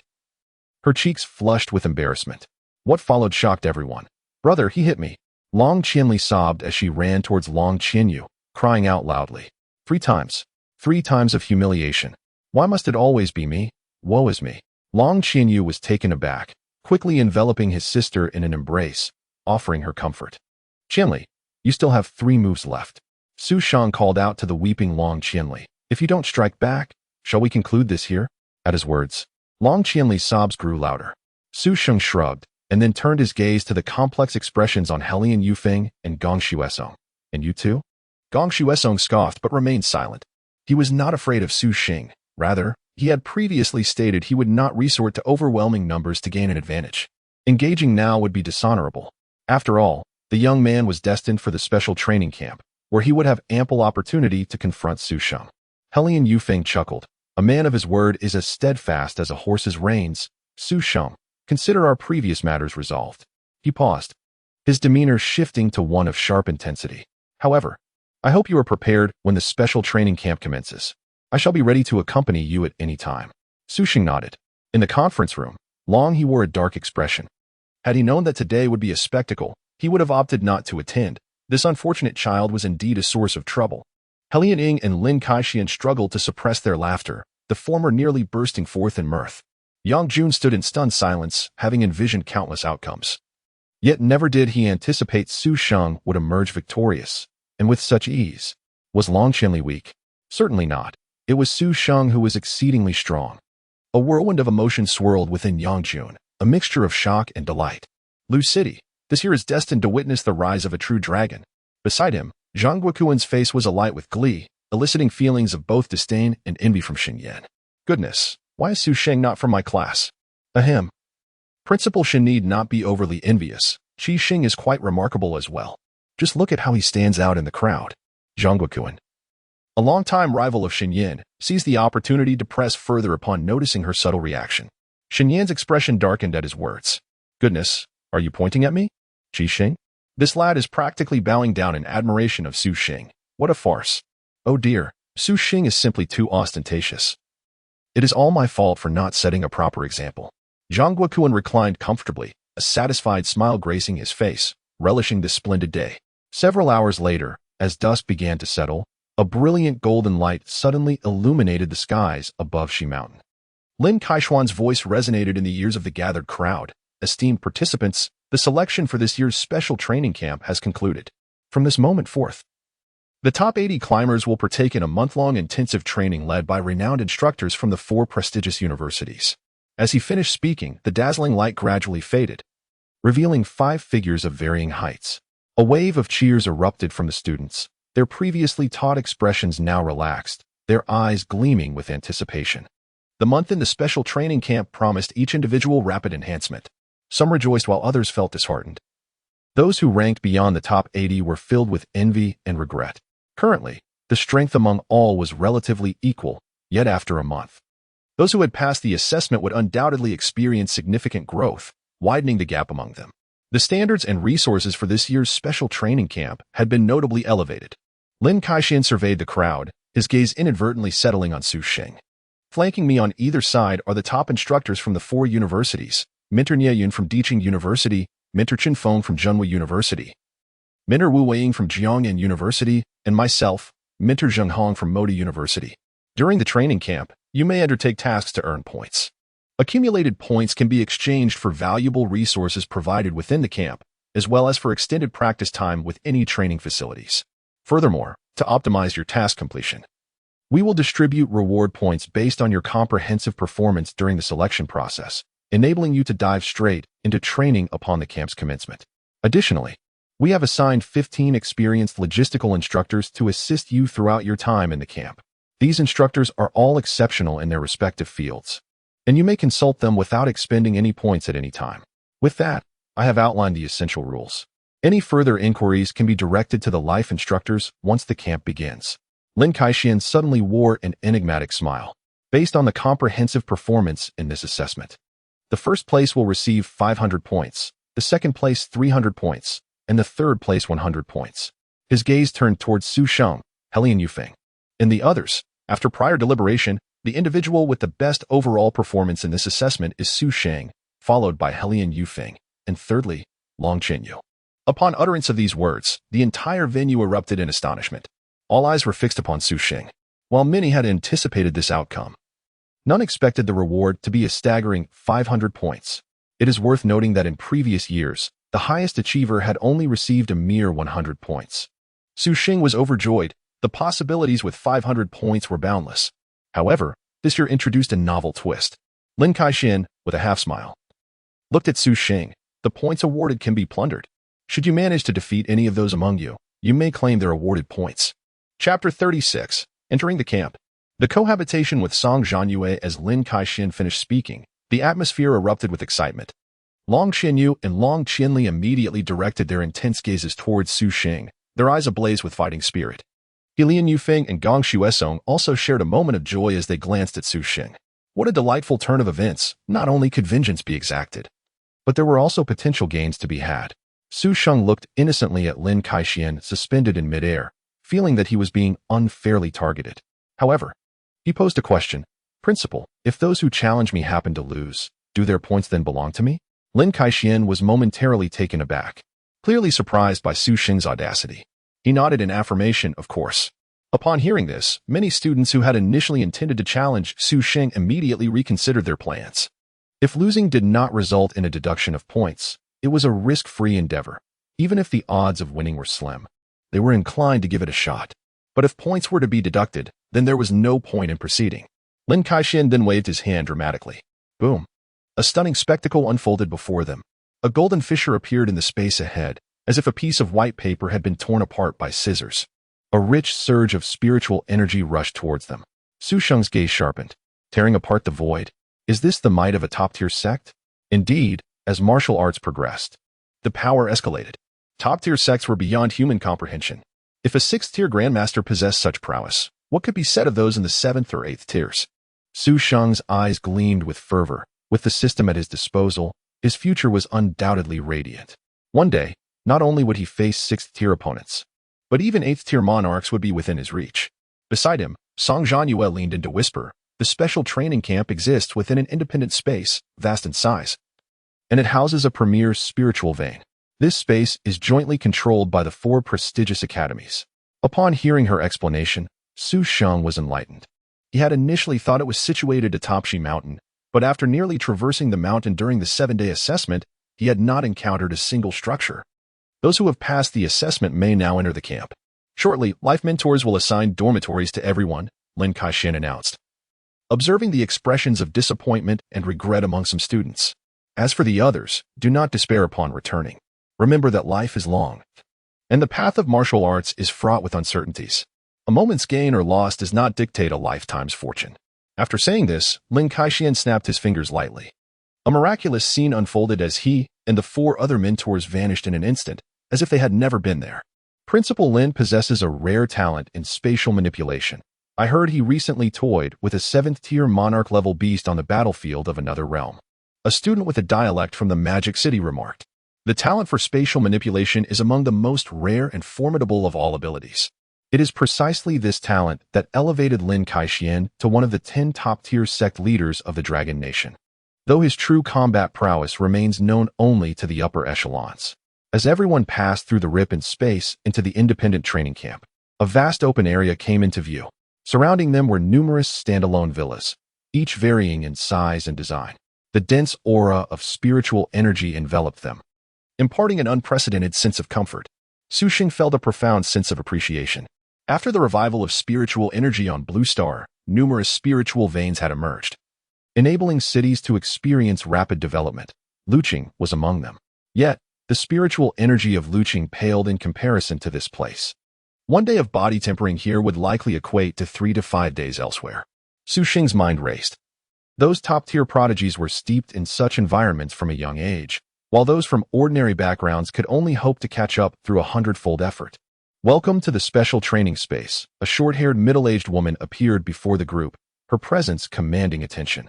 With an elegant demeanor and donning gold-rimmed glasses, she spoke with a gentle voice. I am your life mentor, Zhanyue. Please step forward to collect your special training wristbands. With a wave of her hand, 80 identical silver-white wristbands came into view. These wristbands bore little resemblance to the sports bands of the past, yet they showcased significant advancement in both material and technology.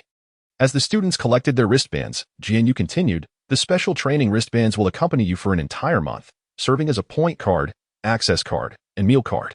Additionally, while undertaking training tasks, the wristbands will monitor and record points in real time. In case of danger, you can summon help, and our life mentors and training instructors will provide immediate assistance. Furthermore, the wristbands will contain each individual's training plans and nutritional arrangements. Soon, Sheng received his special training wristband. After you collect your wristband, please enter your identification number and click Verify to bind it to your personal account, Zhanyue instructed, guiding them through the process.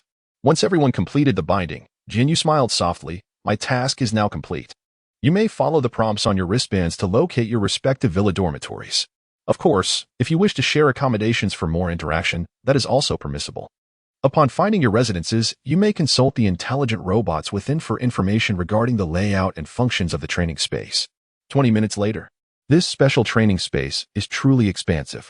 Sheng and Song Zhanyue finally located their accommodation halfway up the mountain. Villa number 1. Sheng stared at the number above the villa, astonished. Is this assigned based on our comprehensive performance in the assessment? It seems likely. Sheng. I want to stay in villa number 1. Song Zhanyue suddenly declared. Sheng turned around, puzzled. Why? Don't you know? Song Zhanyue beamed. The smaller the number of the villa, the stronger the spiritual vein array inside, meaning the aura is denser. Sheng was taken aback. It has that function? Song Zhanyue nodded eagerly, then put on a charming expression. Can I, please? Each villa has 2 floors. I can sleep on the 2nd floor. Song Zhanyue, are you beautiful? Sheng asked unexpectedly. Huh. Song Zhanyue was momentarily stunned by his question, then humbly replied, well, I suppose. I think you have lofty aspirations. Sheng teased. Sheng. Song Zhanyue glared fiercely at him. I don't care. I want to live here. With that, she boldly swiped Sheng's wrist, adorned with the wristband, against the villa's entrance. As the door swung open, Song Zhanyue swiftly slipped inside, giggling, hee, I'm going in now. I'll tidy up first. You're not allowed to come in. Chapter 37. The second stage combat suit and Sheng's plan. Sheng gazed in bemusement at Song Zhanyue, who was cheerfully ascending the stairs. This woman truly did not consider herself an outsider. Subsequently, he began to wander about the expansive villa. With nearly 200 square meters on the 1st floor and 150 square meters on the 2nd, the property was quite impressive. Beyond the usual living room, bedrooms, and bathrooms, what captivated Sheng the most were the training room and the gravity chamber. The training room provided by the special training camp surpassed even the high-standard facilities of the Black Diamond Card at the Storm Martial Arts Academy. Not only were all 4 walls constructed from C-grade alloy, but it was also equipped with calming incense that facilitated rapid meditation and enhanced comprehension. It was noteworthy that a single stick of this incense would cost 500 yuan in the outside world, yet here it was provided freely and in unlimited quantities. Additionally, the training room housed 2 of the latest virtual brain machines. Sheng was astounded to discover that they were the newest models from Central Technology, marked with the X9 designation. The X8 Knowledge Hub at Storm Martial Arts Academy charged exorbitantly for just 1 hour of use. Yet here all amenities within the villa were available free of charge. Moreover, the gravity chamber was extraordinarily well equipped. Constructing even a small 10-square-meter gravity chamber typically costs around 1 million yuan, yet this villa boasted a medium-sized gravity chamber of 50 square meters. In the living room, Sheng turned his attention to an unactivated intelligent robot leaning against the wall. After powering it on, the bipedal robot approached him with remarkable steadiness. Greetings, Master. I am your intelligent training assistant robot. You may call me Xiao AI. The robot's voice was lively and youthful, devoid of any artificial tone. Leaning back on the sofa, Sheng said, Xiao AI, I currently possess 500 points. Please check what I can exchange them for. Upon his request, the display on Xiao AI's chest illuminated. Greetings, Master. There are a total of 528 items available for exchange within the special training camp, of which you can redeem 369. Based on your personal information and video analysis during the assessment period, I recommend the following 12 options for your consideration. Sheng nodded in approval. This was indeed convenient. Among the 12 items presented by Xiao AI were 5 types of elixirs, 3 varieties of spiritual herbs, as well as martial techniques, cultivation methods, and even weapons. I shall exchange for a cultivation method, Sheng murmured to himself. With his advanced martial technique, the Dragon Flame Fury Slash, as a trump card, he felt sufficiently equipped for the time being. In terms of cultivation realm, he had attained body tempering through the pressure experienced during the assessment, now possessing strength comparable to the top-tier prodigies like Heli and Yufeng. What he lacked most was a suitable cultivation method. A cultivation method is akin to the engine of a car. Without a functional engine, no matter how hard the car tries, it will not travel far. Currently, Sheng was utilizing the basic breathing technique, a free version provided to all citizens of the Dragon Kingdom, which offered minimal enhancement in body tempering and absorption efficiency. Very well, Master. Considering your inevitable ascent to the second stage Golden Body Warrior, I have recommended the following 3 intermediate cultivation methods for your selection. The primal breathing technique balances body tempering and spiritual energy absorption. The frenzied serpent breathing technique emphasizes spiritual energy absorption, but is less effective for body tempering, while the vitality breathing technique focuses on body tempering, albeit with weaker spiritual energy absorption. After a moment's contemplation, Sheng made his decision. I choose the frenzied serpent breathing technique. Each of the 3 methods corresponded to different target demographics. The primal breathing technique was suitable for martial artists with decent talent who had a chance to break through to the golden body stage. The frenzied serpent breathing technique, on the other hand, was more appropriate for those with superior talent at the first stage, providing a greater probability for advancement to the golden body. Naturally, the technique emphasizing spiritual energy absorption efficiency was the optimal choice for him. Understood, I will proceed with the exchange. The frenzied serpent breathing technique requires 50 points. Xiao AI stated, your request has been submitted, and a staff member will deliver it to you shortly, expected within 10 minutes. 50 points? That means 1 point is equivalent to at least 4,000 yuan in the outside world, suggesting that my 500 points equate to 2 million yuan. Sheng was momentarily taken aback. It is well known that the price of cultivation methods far exceeds that of martial techniques. For instance, a beginner martial technique starts at 10,000 yuan, while a beginner cultivation method begins at 100,000 yuan. An intermediate cultivation method starts at 200,000 yuan.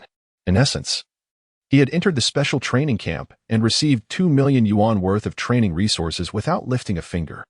No wonder this was the highest level special training camp organized by the Dragon Kingdom. The investment was indeed substantial. Remaining with 450 points, Sheng inquired, Xiao AI, please tell me about the task system within the special training camp. He took this opportunity to gain a better understanding while awaiting the arrival of his chosen cultivation method. Xiao AI promptly provided a detailed explanation of the task system. The tasks within the special training camp were broadly categorized into 3 types. The first category involved hunting exotic beasts, which constituted the most numerous and primary means of earning points. Generally, the higher the grade of the exotic beast, the more points one could acquire. The second category was the simplest, allowing participants to earn a small number of points through various logistical tasks within the camp, such as cleaning, laundry, cooking, and construction. These tasks were primarily designed for less capable participants, enabling them to earn basic points for cultivation. The third category was the rarest and most challenging, primarily serving as rewards for breaking records, such as achieving the highest multiplier in the gravity chamber or completing a sufficient number of exotic beast tasks.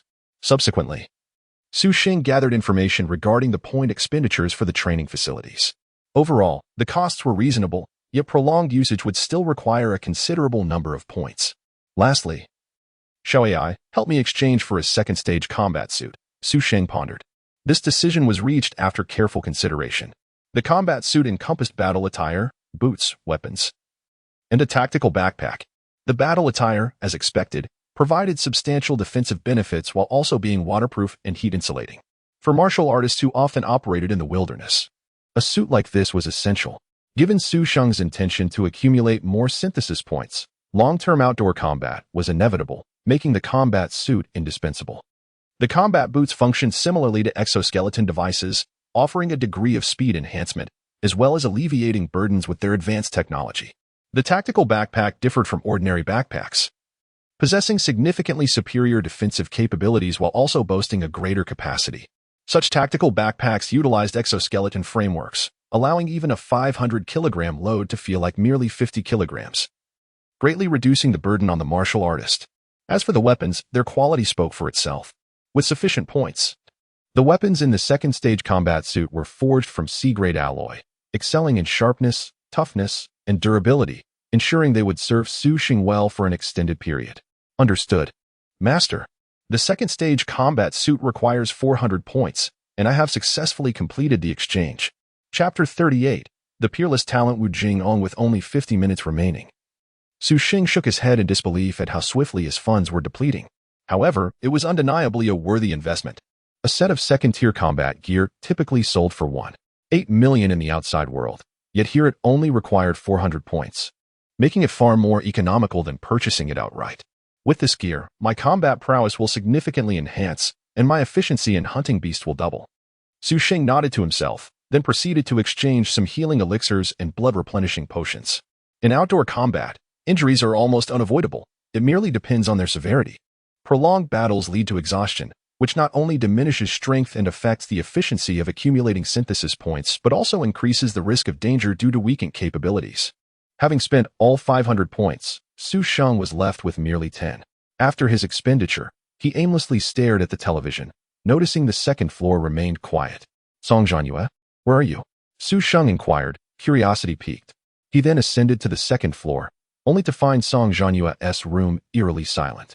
What are you doing, Song Zhanyue? Are you coming for dinner? As he pushed the door open, he was immediately struck dumb. By the window stood a tall silhouette, illuminated by sunlight, exuding an alluring charm. Her flawless, fair back was fully exposed, and her long, graceful legs resembled exquisitely carved marble, presenting a breathtaking beauty. Song Zhanyue was completely unclothed. Sensing the door's creak, Song Zhanyue instinctively turned around. In an instant, her voluptuous figure, accentuated by astonishing curves, appeared before Su Sheng. "Ah!" she exclaimed, quickly grabbing a combat suit to cover herself. "Su Sheng, you." Her face flushed crimson, resembling a ripe apple, filled with embarrassment and shyness. Su Sheng hastily shut the door, saying, "At least lock the door when you change. I thought you were asleep." "You were the one who was asleep," Song Zhanyue retorted, crouching on the floor, her body burning with shame. The last time this guy had seen her upper body, and now he had glimpsed her lower half. How mortifying. "I didn't see anything." Su Sheng leaned against the door, attempting to reassure her. Silence ensued within the room. Moments later, Song Zhanyue emerged, clad in a blue and white striped long dress. Her expression still flustered. "I just finished showering. I didn't expect you to come up." "All right, I didn't see anything," Su Sheng chuckled. "Shall we go eat?" "Yes." Song Zhanyue shot him a glare, her expression remarkably lovely. In the cafeteria of the training camp, "Look, Su Sheng is here." Upon their arrival, Su Sheng and Song Zhanyue attracted many curious gazes from fellow trainees. A boy whispered to his companion, "Quick, go inform Song Ge. Gongxue Song." A prominent figure among the younger generation of Long Country naturally had many admirers. With 8 new official trainees joining from the recent assessment in the capital, camaraderie was heightened. Su Sheng and Song Zhanyue each ordered 2 servings of beast meat packages and casually found a place to sit. The outside price for one serving was 1,000. Yet here it cost merely 0.25 points. What a bargain. Su Sheng silently appreciated his foresight in conserving points. Otherwise, he wouldn't even afford a meal. After 7 days of intense combat, his provisions had long been consumed. Had he not needed points for exchanges, he would have rushed to the cafeteria much earlier. Beside him, Song Zhanyue surveyed the surroundings. Su Sheng, 2 people just left. They're probably informing Helian Yufeng and the others. Su Sheng nodded. "Let them come. I have no points left anyway." In truth, Su Sheng was aware that Helian Yufeng and his companions would not cease their pursuit, even without the matter concerning the passage. As a holder of 500 points, he would inevitably attract a continuous stream of challengers. Moreover, Encountering an equally matched opponent was a rare opportunity for Helian Yufeng and the others. Are you intentionally waiting for them? Song Zhanyue's eyes brightened, eager for excitement. Then, with concern, she looked at Su Sheng. Su Sheng, you want to get beaten up badly, will you?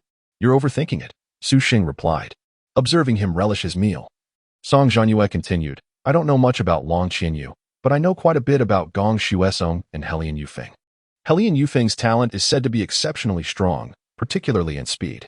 Plus, with the title of Sword King, don't underestimate him. My father has told me that among the younger generation of Long Country, Helian Yufeng possesses the strongest swordsmanship. After a pause, Song Zhanyue added, moreover, his punching power remains a mystery. I suspect it has long surpassed 4 tons. So formidable? Su Sheng was taken aback.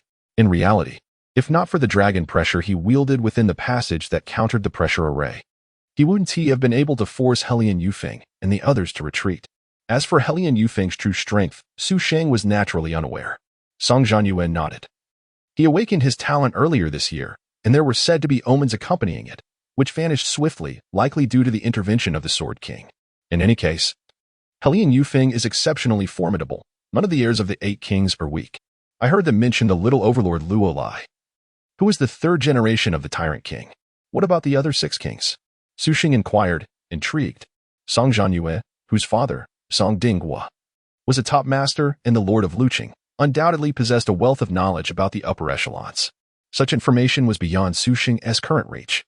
Seeing Su Sheng's keen interest, Song Zhanyue grinned. Buy me some milk tea, and I'll tell you.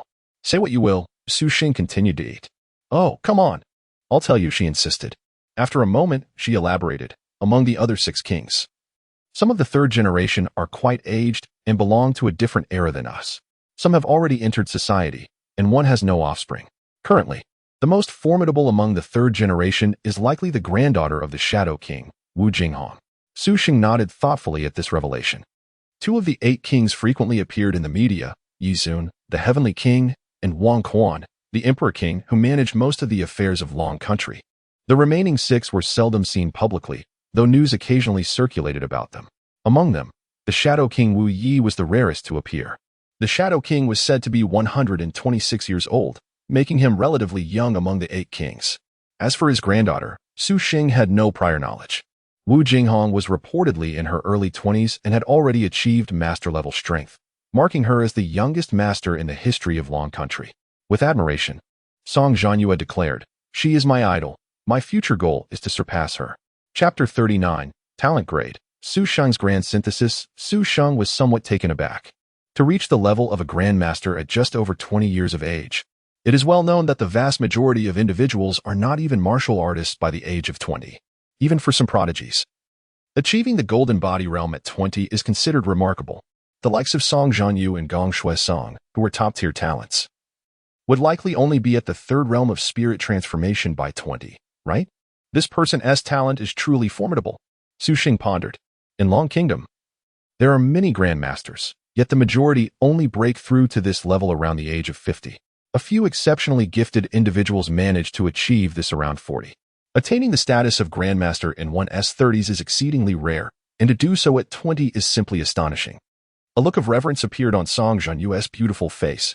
Indeed, it is said that Wu Jinghong awakened her talent as soon as she entered the martial world, and her talent grade seems quite high as well.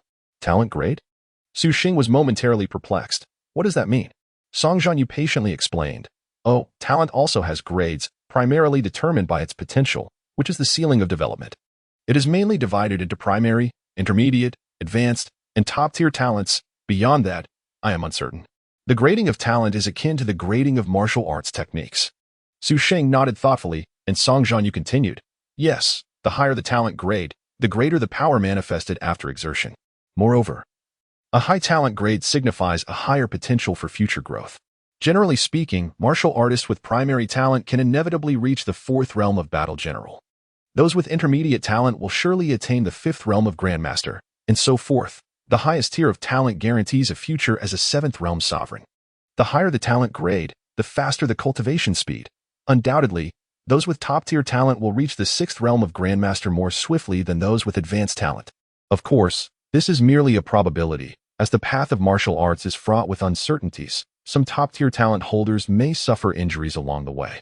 Nonetheless, a higher talent grade generally ensures better overall cultivation speed and potential. After listening to Song Zhanyue's explanation, Su Sheng felt as though a new door had been opened. He then inquired, "What about Helian Yufeng's talent grade?" The Dragon God contract is an advanced talent. As for Gong Shui Song and Helian Yufeng, I cannot say for certain, but they are at least advanced talents, I would assume. After a moment, Song Zhanyue added, "According to previous patterns, the higher the parent's talent, the better the talent of their offspring." Su Sheng nodded. Helian Yufeng is the grandson of the Sword King Helian Zhanyue, so his talent is undoubtedly impressive. The same goes for Gong Shui Song. "Have you awakened your talent?" Su Sheng asked. Song Zhanyue smiled mischievously at Su Sheng, countering, "Guess? Wow, you have awakened too?" Su Sheng asked curiously, "But I haven't seen you use it before." "I awakened the day before yesterday." Song Zhanyue's lovely cheeks were flushed with pride and excitement. "You wouldn't know where I was at that time. And I didn't have the chance to use it right after awakening." Su Sheng understood. After emerging from the passage the day before yesterday, he had been hunting exotic beasts while Song Zhanyue was still grappling with the pressure. Soon, the two finished their meal. "Let us head back. My equipment should have arrived," Su Sheng stated. He had eagerly awaited the second-tier battle suit, as well as the intermediate technique. Upon returning, he would commence extensive synthesis. As for whether he could awaken his talent, Su Sheng had no confidence at all. If he could not awaken it, he would have to rely solely on synthesis. 20 minutes later. Where did everyone go? Gong Shui Song rushed over, led by a young man, his hair still damp as if he had just showered. The young man who had gone back to deliver the news was looking around, utterly bewildered. "Song, it seems Su Sheng has left. Damn it. Next time something like this happens, let me know in advance." Gong Shui Song scolded as he slapped the young man. The young man rubbed his sore shoulder. Looking aggrieved, "I called you immediately, but you didn't answer. I even skipped eating my meal to find you. Qian 1, search thoroughly once more. When you find him, don't dawdle, just call." Gong Shui Song said, somewhat frustrated. Su Sheng currently held 500 points. If he didn't find him quickly, those points might end up in Helian Yufeng's hands. Meanwhile, inside Villa Number 1. "Wow, Su Sheng, you are so fortunate," Song Zhanyue exclaimed. Her expression exaggerated as she watched Su Sheng unpacking his package. Get lost, get lost," Su Sheng replied, finding her lack of emotional support rather frustrating. Song Zhanyue, unfazed, chuckled. "That's how it is. Your battle suit is the latest model from the Divine Path Group, and I don't even have one." The Divine Path Group is the highest-rated and largest weapons company in Long Kingdom. The various equipment they produce not only boasts excellent quality but is also quite affordable, nearly monopolizing all domestic equipment business. It seems that Miss Song is quite knowledgeable. Without further ado, I shall see if this battle suit fits. Su Sheng took the deep blue battle suit with red stripes and headed towards the bedroom. "Oh, the battle suit has a high degree of elasticity and can be adjusted. It will definitely fit well." As Song Zhanyue spoke, she toyed with Su Sheng's C-Class alloy battle knife. The knife, named Soul Reaper, is aptly named for its sharpness. This was the aspect Su Sheng was most satisfied with. After all, he didn't care about durability and resistance. As long as it was sharp enough to efficiently slay exotic beasts, that was all that mattered. Before long, Su Sheng had changed into the one-piece battle suit. The deep blue fabric featured evenly sized mesh, with dark red stripes weaving throughout. Once donned, Su Sheng's muscular and aesthetically pleasing physique was unmistakably revealed. The smooth and clear muscle lines exuded immense explosive power and a strong masculine aura. Song Zhanyue was momentarily stunned, but when her gaze shifted downward, her cheeks flushed bright red. Su Sheng looked down and was taken aback. While the battle suit was indeed snug and comfortable, the contours beneath were far too pronounced. "Su Sheng, why aren't you wearing pants?"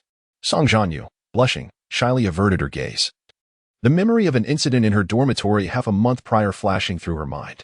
At that time, Su Sheng had been completely naked. Now, although he was clad in a battle suit, the outline was even more exaggerated, far surpassing the portrayals of superheroes in films. "Isn't this just pants?" Su Sheng cleared his throat and sat on the sofa, attempting to make it less conspicuous. "Oh, the one-piece battle suit is breathable and refreshing. You could easily wear pants underneath. Most people do so. Otherwise, it's too exaggerated." Song Zhanyue remarked, "We girls do the same. Which is why we usually wear a pair of sports pants over it." "I've learned something new." Su Sheng nodded. After chatting with Song Zhanyue for a while longer, he carried the silver-white, briefcase-sized alloy box into the training room. The box contained everything he had exchanged aside from the second-tier battle suit. After locking the training room door, Sheng opened the box. His gaze ignited with fervor as he rubbed his hands together. It's time to level up. Chapter 40. New system features, special synthesis.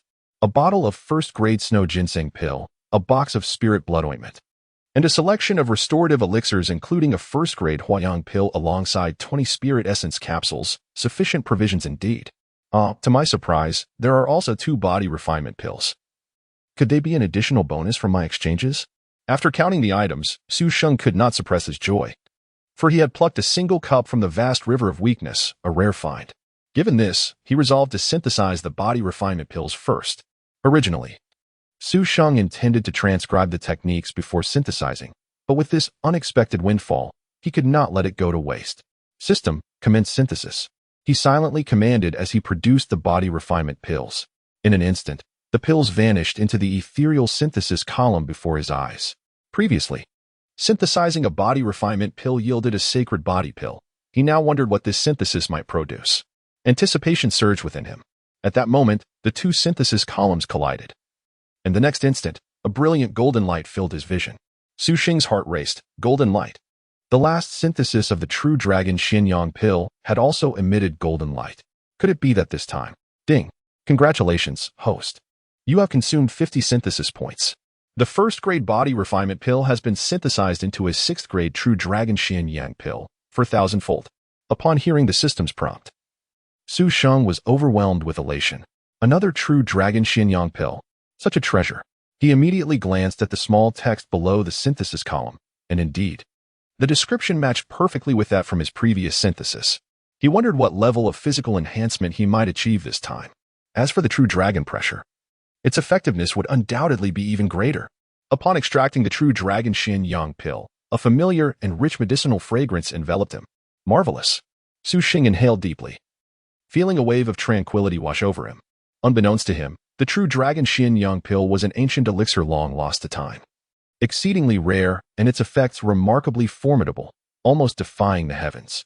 He then settled into a meditative posture, activated his basic breathing technique, and placed the pill into his mouth. Instantly, a surge of immense vitality coursed through his limbs like a wild stallion breaking free. Yet, Sheng paused, bewildered.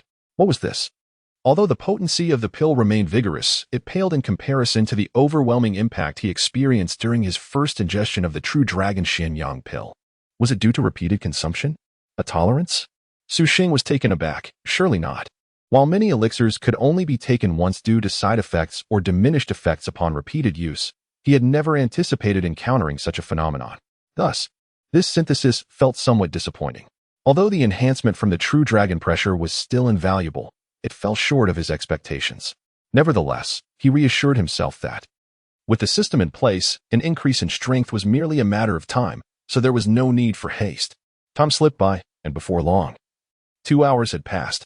Sheng concluded his training session, feeling that his punching power had increased by approximately 500 kilograms. He was now undeniably at the pinnacle of martial prowess, estimating his current punching power to be around 3 tons. He mused that while he might not be the absolute strongest, he was certainly close. When Sheng lightly flicked his arm, it emitted a crisp metallic clang. Such formidable defense! His eyes sparkled with excitement. It seemed that while the second consumption of the true dragon Xianyang pill did not significantly enhance his punching power, it had indeed strengthened his physical body remarkably. With a gentle leap, he touched the ceiling effortlessly. When he squeezed his arm forcefully, he was thrilled to find he felt no pain whatsoever. Such an extraordinary level of defense surpassed his previous capabilities. With his current martial prowess, he could shatter a car with a single punch and easily demolish a stone pillar of 10 meters in diameter with a flurry of blows. The fact that he could endure such immense power without feeling pain was astonishing. Next, Sheng grasped his blade, contemplating its might. After a moment's thought, he decided to test it. With a vigorous strike, his skin was merely grazed, leaving a small cut. Elated, he realized he had essentially become immune to D-grade alloy weaponry. A C-grade alloy weapon could still injure him under full force, but considering the inherent strength of his body, it was likely that an opponent of equal rank would struggle to inflict significant harm. Just as he prepared a bandage to staunch the minor wound on his arm, a miraculous event unfolded. Where was the wound? What had once bled profusely was now entirely absent. Had he merely imagined it? Incredible, self-healing. Su Sheng's heart raced with excitement. The true dragon Xianyang pill was extraordinary. Although it was merely a small injury, it sufficed for most scenarios, particularly in the wild. During battles with exotic beasts, such a rapid recovery could prove to be the ultimate advantage. After all, regardless of one's strength, the possibility of injury looms when facing equally matched adversaries. Especially after consecutive battles, fatigue and blood loss made injuries inevitable. This was precisely why Su Sheng had reserved 40 points for healing medicines. In truth, most martial practitioners engaged in prolonged dealings with exotic beasts spent a significant portion of their time healing and recuperating. Actual combat with these creatures was infrequent. The repercussions of injuries, whether minor or severe, could necessitate extensive recovery time. Among martial practitioners, fractures were among the most likely injuries sustained during encounters with exotic beasts. The sheer power of these creatures could easily shatter bones with a single charge. Now, with the enhanced True Dragon Xianyang pill, his body's recovery speed had reached an astonishing level, drastically reducing the need for healing medicines and greatly enhancing his safety. He resolved to test the limits of his recovery speed in the wild. If he could recover from fractures almost instantaneously, it would be tantamount to possessing unparalleled martial talent. While preparing to undertake a mission to test his self-healing abilities and the effects of true dragon pressure, the system's prompt echoed once more. Ding! 2 identical fields detected within the host's body. Special synthesis function activated. Would the host like to synthesize? Surprised, Su Sheng paused momentarily. A field? Was it the true dragon pressure? Did this mean only one field could exist within the human body? What exactly was a field? A flurry of questions cascaded through his mind, and he realized these inquiries would not be answered immediately. However, he was certain this was a fortuitous development. Special synthesis? Su Sheng murmured. If my speculation holds true, the power of the true dragon pressure after synthesis will undoubtedly exceed mere addition. With this thought, his heart raced in anticipation. System commence synthesis. Chapter 41. The potential student ranking Su Sheng, rank 9th? Ding. The synthesis requires 500 synthesis points, but the host's synthesis points are insufficient. Insufficient? Su Sheng was taken aback, but his heart leaped with joy. Previously, the highest number of synthesis points required for synthesis had been merely 80. The sudden increase to 500 indicated that the quality of the true dragon's pressure was quite remarkable. The product resulting from the synthesis of 2 high-grade items would undoubtedly be even more formidable. Could it possibly transform into a martial arts talent? With this thought, Su Sheng's heart raced. If that were the case, this synthesis would be a tremendous profit. Tasks. I need to undertake tasks. Su Sheng returned to the living room. Shao AI, please list the tasks with higher points. He addressed the robot companion. In no time, Shao AI recommended 40-point-based tasks to Su Sheng. The tasks in the training camp were categorized into 4 difficulty levels: beginner, intermediate, advanced, and top tier. Beginner tasks primarily involved hunting early-stage martial artist exotic beasts or a sufficient number of perfected martial artist level beasts. Conversely, top-tier tasks entailed hunting peak-level martial artist exotic beasts or sufficient quantities of late-stage martial artist beasts. Su Sheng was aware that with his current strength, he could easily undertake top-tier tasks, rendering the lower-tier tasks irrelevant. Filter out the top-tier tasks, and then tell me how long it would take to complete them. Certainly, Master. Soon. Shao AI listed 15 top-tier tasks. However, the completion time could not be precisely determined. If fortune favored him and he swiftly located the exotic beasts, he could finish in as little as 3 days. Conversely, if he had difficulty finding a specific target, it would naturally take longer. Understood. Accept all 15 top-tier tasks. Su Sheng instructed.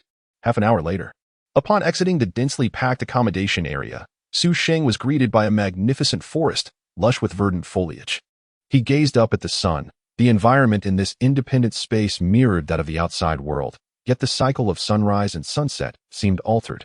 Could it be that this independent space existed outside of Longhua? Or perhaps it was the creation of a certain martial arts master? If it were the latter, it would suggest that the martial arts masters in this world possess truly formidable powers. As Su Sheng stepped into the forest, the surroundings immediately darkened. The dense foliage obscured the sunlight, casting a gloomy and oppressive atmosphere over the entire forest. Su Sheng drew his weapon, Zhanpa, and focused his mind intensely. This realm was home to exotic beasts, and the training camp's exotic beasts were far more abundant than those in Shi Mountain. According to Shao AI, if it weren't for special devices covering this forest, the exotic beasts would have the potential to burst forth and invade the accommodation area at any moment. A whoa! At that moment, a low, hoarse roar echoed from nearby. Moments later, Su Sheng's eyes brightened. It was the crimson-eyed demon spider. His luck was remarkable.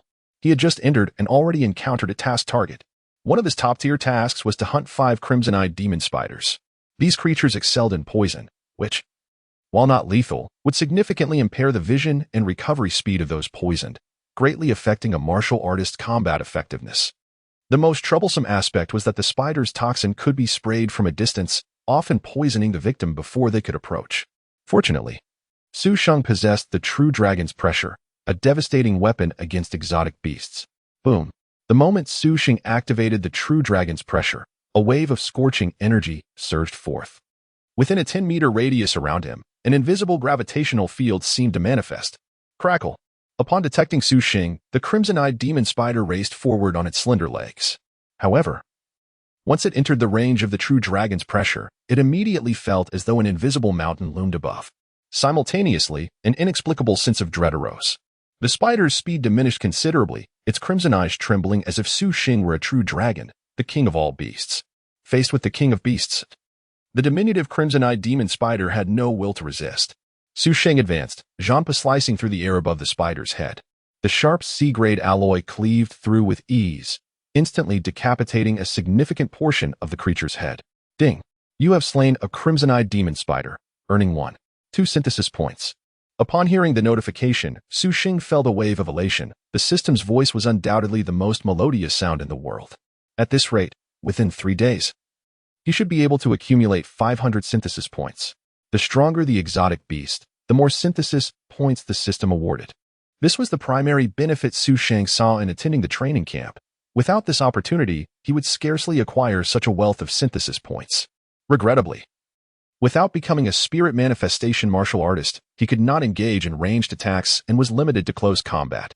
If he could release spiritual energy at a distance, combined with the true dragon's pressure, the effect would be even more pronounced. As Su Sheng continued to finish off the crimson-eyed demon spider with Zhanpa, he pondered. Aside from a select few martial artists with extraordinary talents, others could only engage in ranged combat through the release of spiritual energy, a hallmark of spirit manifestation martial artists. Having dispatched one, 4 more remained, likely nearby. Su Sheng conducted a cursory search of the crimson-eyed demon spider's corpse but found no crystals and moved on without regret. After all, not every exotic beast's remains held value. Moreover, the practice of delivering finishing blows was a valuable survival experience he had gleaned from countless battles during assessments. The anatomical structure of exotic beasts differed from that of human martial artists. Sometimes, even after slaying an exotic beast, it could suddenly retaliate upon approach. In this manner, time slipped away unnoticed. 3 days later, in the training camp's administrative building, Principal Lin, this is a list of potential students co-signed by our 4 mentors. Please review it. In a spacious and brightly lit office, Lin Kaixian received the documents handed over by Zheng Hong. Each year, the prestigious training camp appoints a senior mentor from each of the 4 renowned schools to oversee guidance. This year, as the event was hosted by Magic City University, the lead mentor was naturally Zheng Hong from the same institution. Zheng Hong, nearing 70, with graying hair and a stern demeanor, appeared quite austere. Old Zheng, how many times have I told you not to be so rigid? Lin Kaixian chuckled as he spoke to Zheng Hong. Only then did Zheng Hong sit down, still adhering to his formal demeanor. As Lin Kaixian began reviewing the document, Zheng Hong cleared his throat and reported, after our collective assessment, the student with the greatest potential to become the top contender in this training camp is still Helian Yufeng. His wind god spiritual body is extraordinarily outstanding in both cultivation speed and practical combat. The wind god spiritual body itself is a top-tier talent, ranking within the top 60 on the talent list. With the assistance of the Martial God Tower, Helian Yufeng's growth over the next month will be remarkably rapid. We anticipate a significant enhancement in his wind god spiritual body. Furthermore, as the sole grandson of the Sword King, Helian Yufeng also possesses astonishing talent in swordsmanship. Principal Lin, you should be well aware of what this implies, Zheng Hong concluded, glancing at Lin Kaixian, who nodded in acknowledgement, encouraging him to continue. Next is Gong Xuesong, who also possesses a top-tier talent. However, considering both his talent ranking and overall potential, We believe Gong Shuesong's future will not surpass that of Helian Yufeng. Of course, if he encounters some fortuitous opportunities within the Martial God Tower, it is not impossible for him to outpace Helian Yufeng in the next 2 years. Lin Kaixian nodded, then shifted his gaze to Su Sheng, who was ranked 9th. Why is Su Sheng only in 9th place? Chapter 42, Domain Synthesis. Zheng Hong was slightly taken aback. He had assumed Principal Lin would inquire about matters in sequence. He promptly remarked, based on the current display of strength, Su Sheng should rank among the top 3. Possibly even 2nd. From the video recordings during the assessment period, we observed that Su Sheng has likely acquired a formidable domain. My confidence in this was further reinforced during his spar with Long Qianli. Thus, we believe that Su Sheng's performance in actual combat undoubtedly places him in the first tier among our trainees. However, just as Zheng Hong was about to continue, Lin Kaixian set down the documents with a smile, interjecting, "But Su Sheng has not awakened his martial arts talent." Zheng Hong nodded, "Indeed, for the vast majority. The presence or absence of talent is inconsequential, as their potential is limited and they cannot fully harness the true power of their gifts.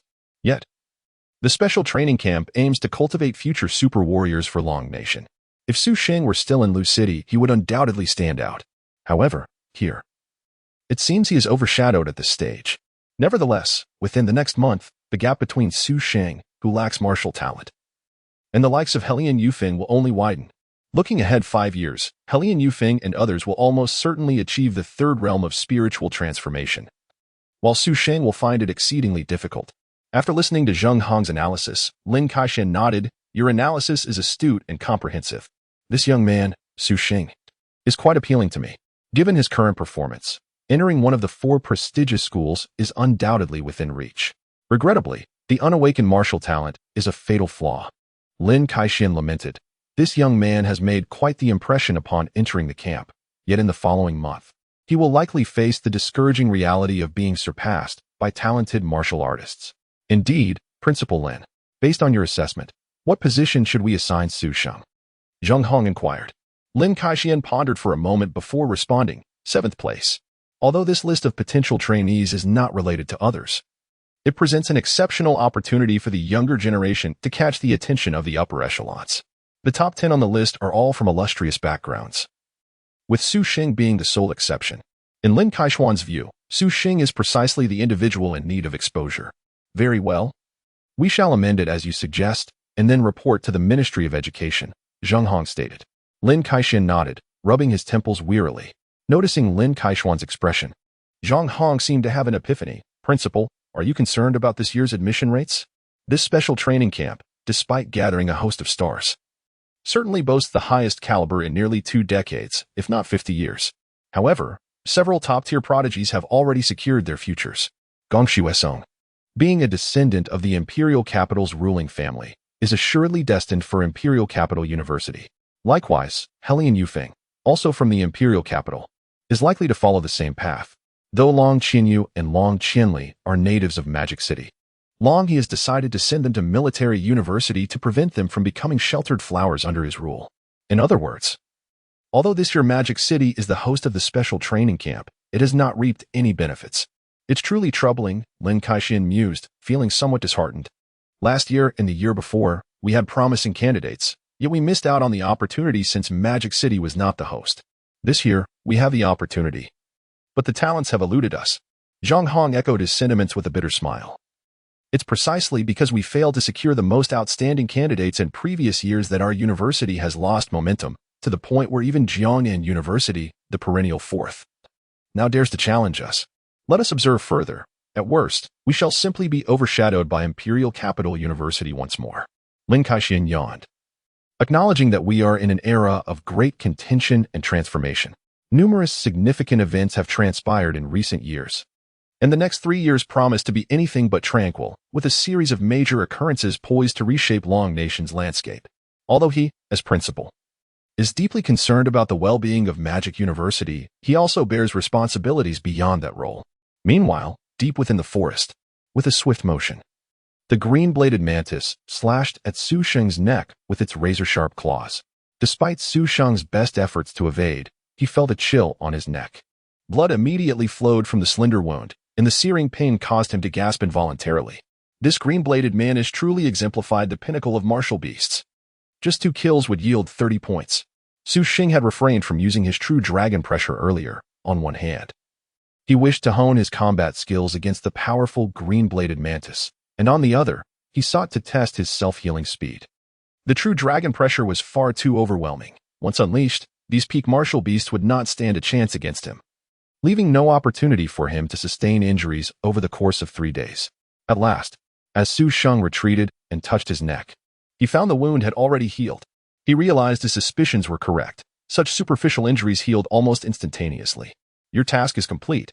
Sheng turned his gaze toward the green-bladed mantis. The mantis, sensing its previous attack had failed, flapped its wings and lunged at Sheng once more. However, the next moment, it was engulfed by an invisible pressure emanating from all directions, stirring an inexplicable fear within its heart. In that instant, as the green-bladed mantis was constrained by the true dragon pressure, a razor-sharp blade of wind severed its head. Ding! Killed the green-bladed mantis, earning 1.3 synthesis points. The system notification chimed. Finally, 500. Just 5 more tasks to submit. Sheng felt invigorated. Completing all 15 top-tier tasks would grant him a total of 280 points. Enough to sustain him for a significant period. After dissecting the green-bladed mantis and stowing its blades in his tactical backpack, Sheng glanced around for a moment. Let us proceed with the synthesis. He directed his attention to a nearby low-lying cave, the dwelling place of the bloodthirsty rat, one of the tasks. He had already dealt with a family of 6, leaving the cave unclaimed. Coupled with the concealment of the beast's aura, it was undoubtedly safe. Upon entering the cave, Sheng covered the entrance with nearby branches for a rudimentary disguise. After completing this, his gaze ignited with enthusiasm. System, synthesized the same domain. Upon uttering these words, Sheng felt a surge of power dissipate from within him, rendering him somewhat weak. He understood that the true dragon pressure within him had been extracted by the system. Following this, 2 blue synthesis bars materialized before him, each adorned with a circular emblem, evidently signifying the true dragon pressure. I hope the synthesis multiplier is favorable. Sheng suddenly felt a wave of anxiety. In previous synthesis attempts, he had triggered a 4,000-fold probability. This time, it surely wouldn't be as high. If he could achieve even 1,000-fold, it would at least provide a qualitative enhancement to the true dragon pressure. At that moment, brilliant red light appeared before him. What? Red. Sheng's spirit soared. There was hope. Chapter 43, Supreme Talent, Domain Sacred Body. Ding. Congratulations to the host for consuming 500 synthesis points. The domain True Dragon-S pressure has been multiplied 1,000-fold to become Supreme Martial Talent, Domain Sacred Body. What? Sheng's eyes sparkled with brilliance, and his heart soared with joy. 1,000-fold synthesis, Supreme Talent. Aha! What ecstasy! Sheng was so exhilarated that his voice trembled, and the excitement in his eyes reached an unparalleled height. During this period, Sheng had witnessed one after another the emergence of prodigious talents. It would be a lie to say he did not feel envy, even though he knew that with the system as his golden finger, his future was bound to be bright. The martial talent would still provide him with tremendous support. At last, he felt secure and at ease. A line of small text appeared at the bottom of the synthesis panel. Domain Sacred Body, Supreme Martial Talent, capable of manipulating gravity to suppress opponents within a certain range. When the sacred body reaches full maturity, the ground it stands upon becomes an absolute, forbidden zone. With a single thought, mountains and rivers collapse. With a single palm, all things are subdued. Incredible! Sheng was filled with exhilaration as he read the description, realizing that even among the supreme martial talents, it was extraordinarily formidable. System. Extract. Then, Sheng took a deep breath to calm his excitement. In the next moment, he felt a force within him beginning to awaken. This power was initially faint, akin to bamboo shoots breaking through the earth after a spring rain. Yet soon, the bamboo shoots grew rapidly. Sheng felt a heavy, ancient, and oppressive aura emerging within him. It was as if a towering ancient mountain stood hidden within him, exuding an overwhelming sense of enormity and suppression. At that moment, a thunderous chaos erupted within Sheng's body, as billions of domain powers descended from the endless void within him, akin to shattered celestial fragments, with a terrifying aura that seemed ready to shatter the earth. My body is a prison, suppressing the 8 desolates and the 4 seas. A thick, dignified, and ancient voice resonated, manifesting the sound of the domain's sacred body. In the sky above, the originally azure heavens suddenly transformed into a pitch-black void. The inky black domain power surged forth as if emerging from the depths of time, shattering the clear sky and obscuring a radius of several thousand meters. In the forest, many weaker exotic beasts roared restlessly, trembling in fear. Boom! As Su Sheng awakened the domain's sacred body, the surrounding earth and vegetation suffered the consequences. The countless black clouds of domain power above descended like a colossal seal, crushing everything within a 1,000-meter radius around Su Sheng. The flora was instantly flattened, and with a resounding crash, it turned to dust that filled the air. The soft soil also collapsed under the sudden and terrifying force. Su Sheng's hidden cave was obliterated by the black clouds. When he opened his eyes, a pair of pitch-black irises with gray pupils instantly transformed Su Sheng's aura into one of immense pressure. The youthful and sunny demeanor he once possessed was replaced by an aura of coldness, depth, and desolation. The domain's sacred body is incredibly powerful.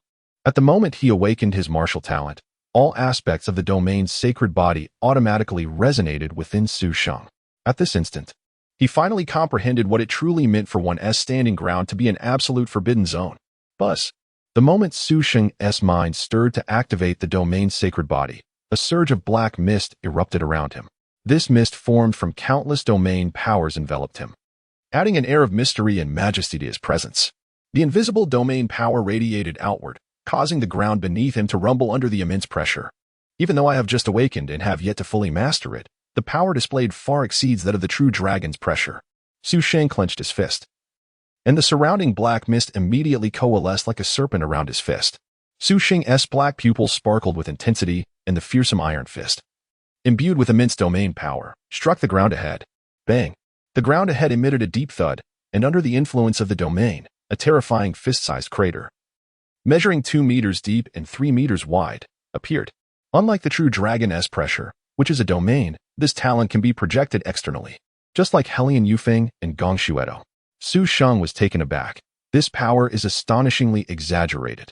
Upon inspecting his dantian, he discovered he had indeed accumulated spiritual energy. It is well known that the manifestation of talents requires spiritual energy as a foundation. Every martial artist, upon awakening their martial talent, can absorb a certain amount of spiritual energy into their dantian. This allows them to unleash powerful talents and unlock the ability to absorb the surrounding spiritual energy through their techniques, akin to possessing abilities meant for the second realm before one's time. What astonished Su Sheng was that his spiritual energy was black. Within his dantian, a pool of black water flowed gently, appearing quite bizarre and oppressive. Su Sheng attempted to mobilize the spiritual energy within him, but found himself unsuccessful. I understand now.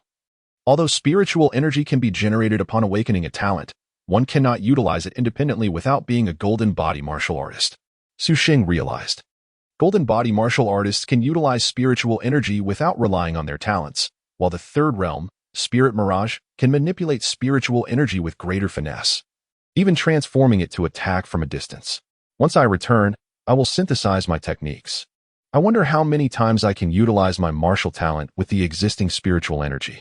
I should find an exotic beast to test it. 10 minutes later. Green Blade Mantis, you're the one.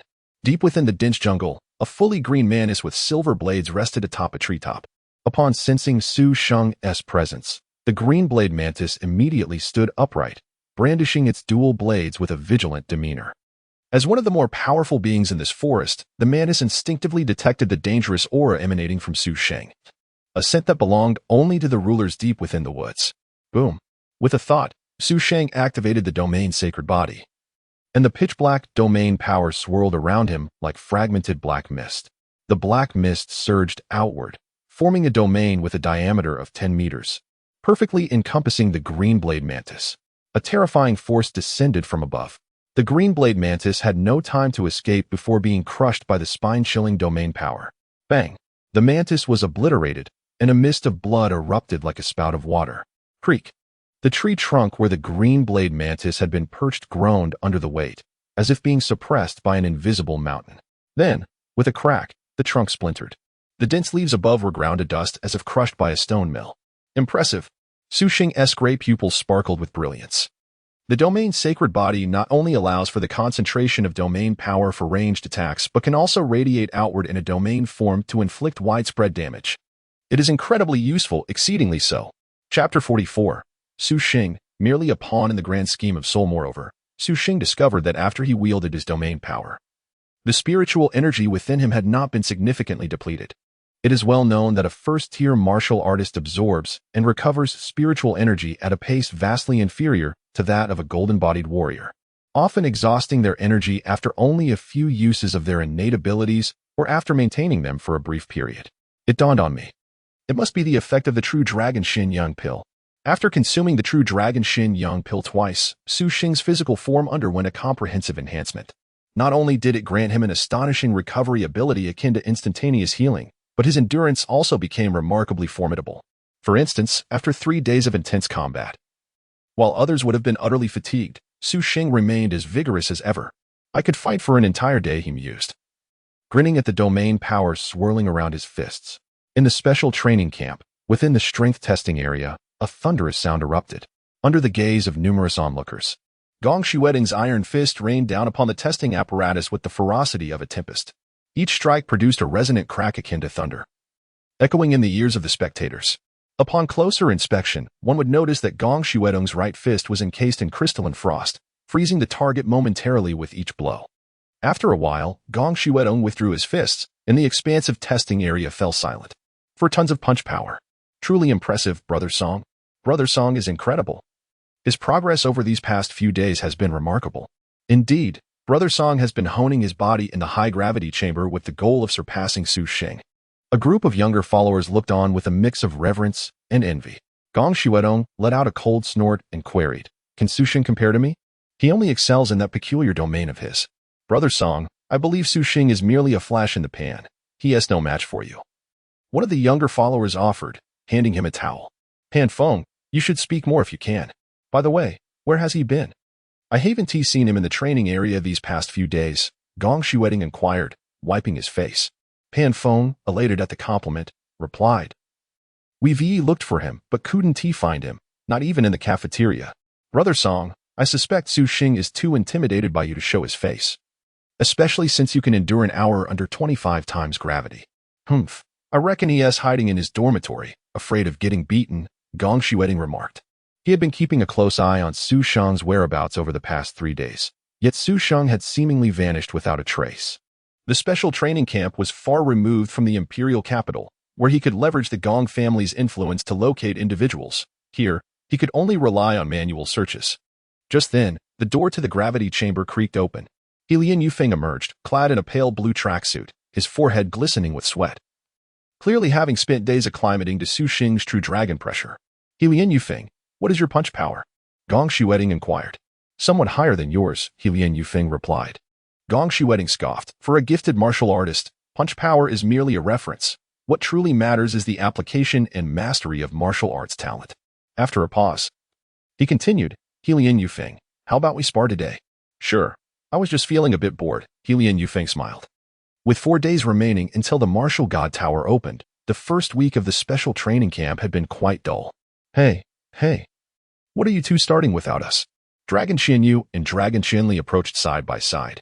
Dragon Zhanyue wore a white sports tank top and black athletic pants, beads of sweat dotting his exposed skin, indicating he too had been in the gravity chamber. Seeing them, Gong Shuedong said, "Dragon Zhanyue, this doesn't concern you. I'll spar with Lian Yufeng first. But weren't you just searching for Su Sheng? Where is he?" Dragon Zhenli pressed, her concern focused solely on that question. Gong Shuedong shook his head. "Who knows where he is hiding? If he truly doesn't come out for a month, there is nothing I can do." No sooner had Gong Shuedong finished speaking than a commotion erupted from downstairs. "Su Sheng? Su Sheng has returned." At this proclamation, many students in the testing area, filled with astonishment and anticipation, filed out of the testing room. Su Sheng, the one who has incited the ire of several top prodigies. Many had been eagerly awaiting a spectacular clash. However, with Su Sheng out on a mission, the entire camp had felt eerily quiet.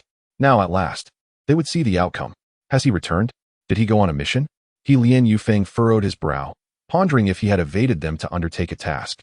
Or perhaps, was he simply a battle fanatic? Otherwise, he should have plenty of points to last him a while. Excitement gleamed in Gong Shuedong's eyes as he shoved past several students in his path. Peering out from the second-floor window, he immediately spotted Su Sheng approaching, clad in combat gear and carrying a tactical backpack, appearing weary yet determined. Indeed, It is Su Sheng.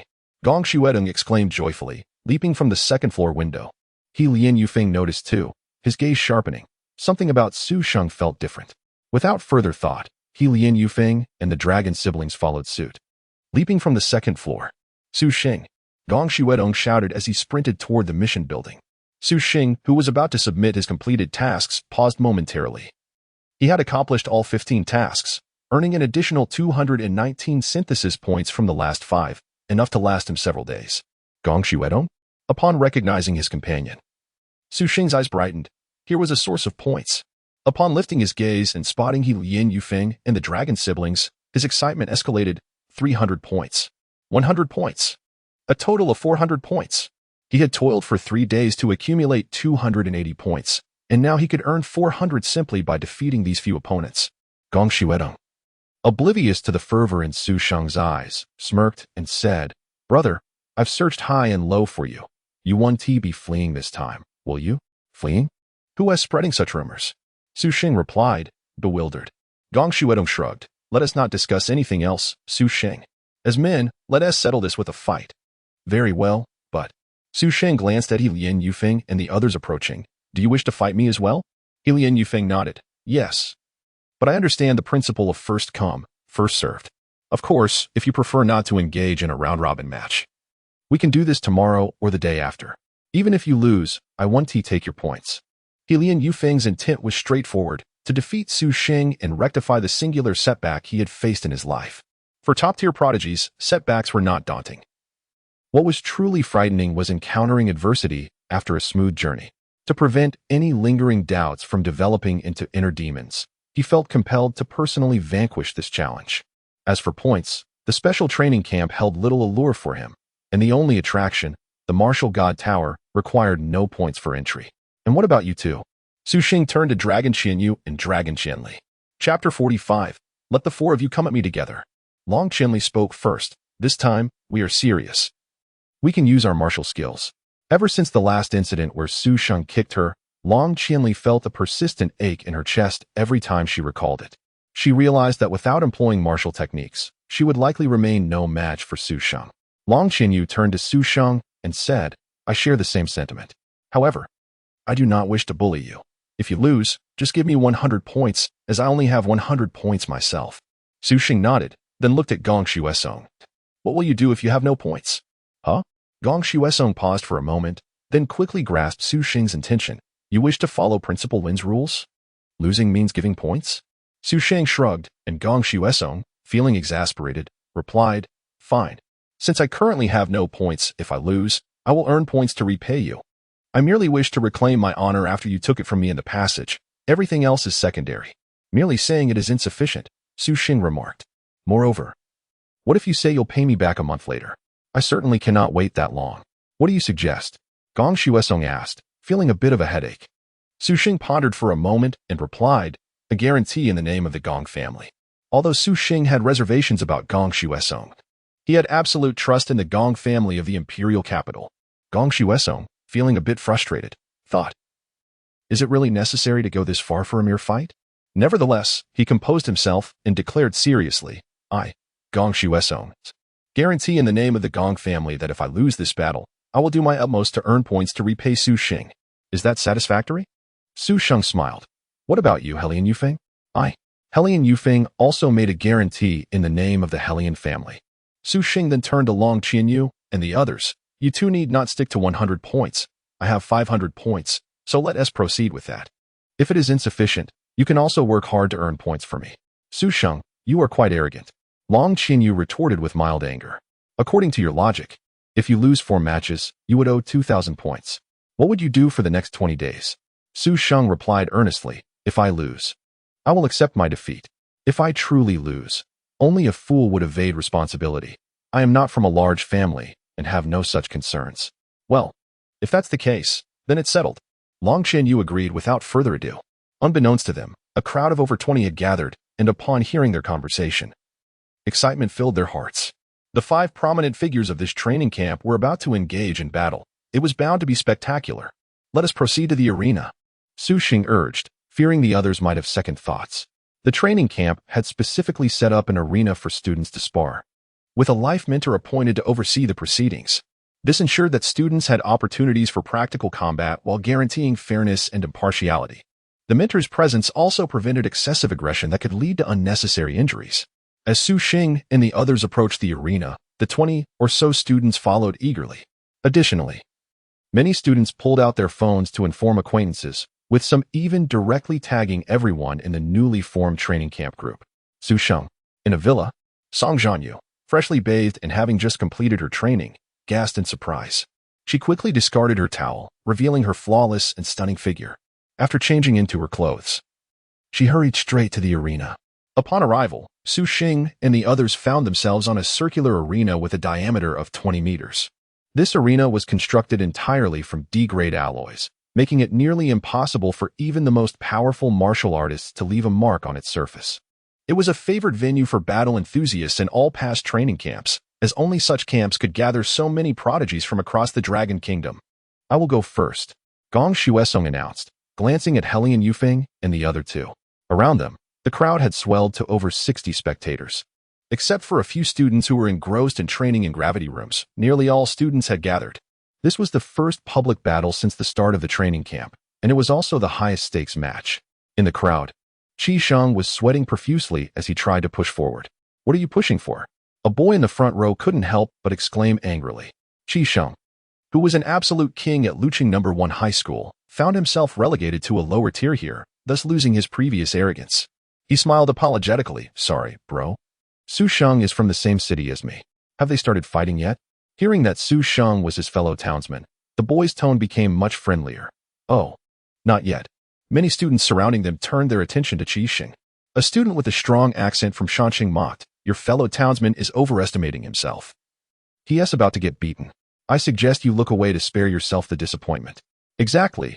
A small place like Luqing shouldn't be so arrogant," a tall boy added. "In my opinion, Helian Yufeng won't even need to step in. Gong Shuesong alone can make Su Sheng unable to get up." Indeed, Su Sheng got lucky during the assessment. He won't be able to rely on luck here. "Yes, I heard Gong Shuesong possesses a top-tier martial arts talent, the extreme cold frost body. And I suspect that as soon as the battle begins, Su Sheng will be frozen. I hope Su Sheng can hold on for a bit longer.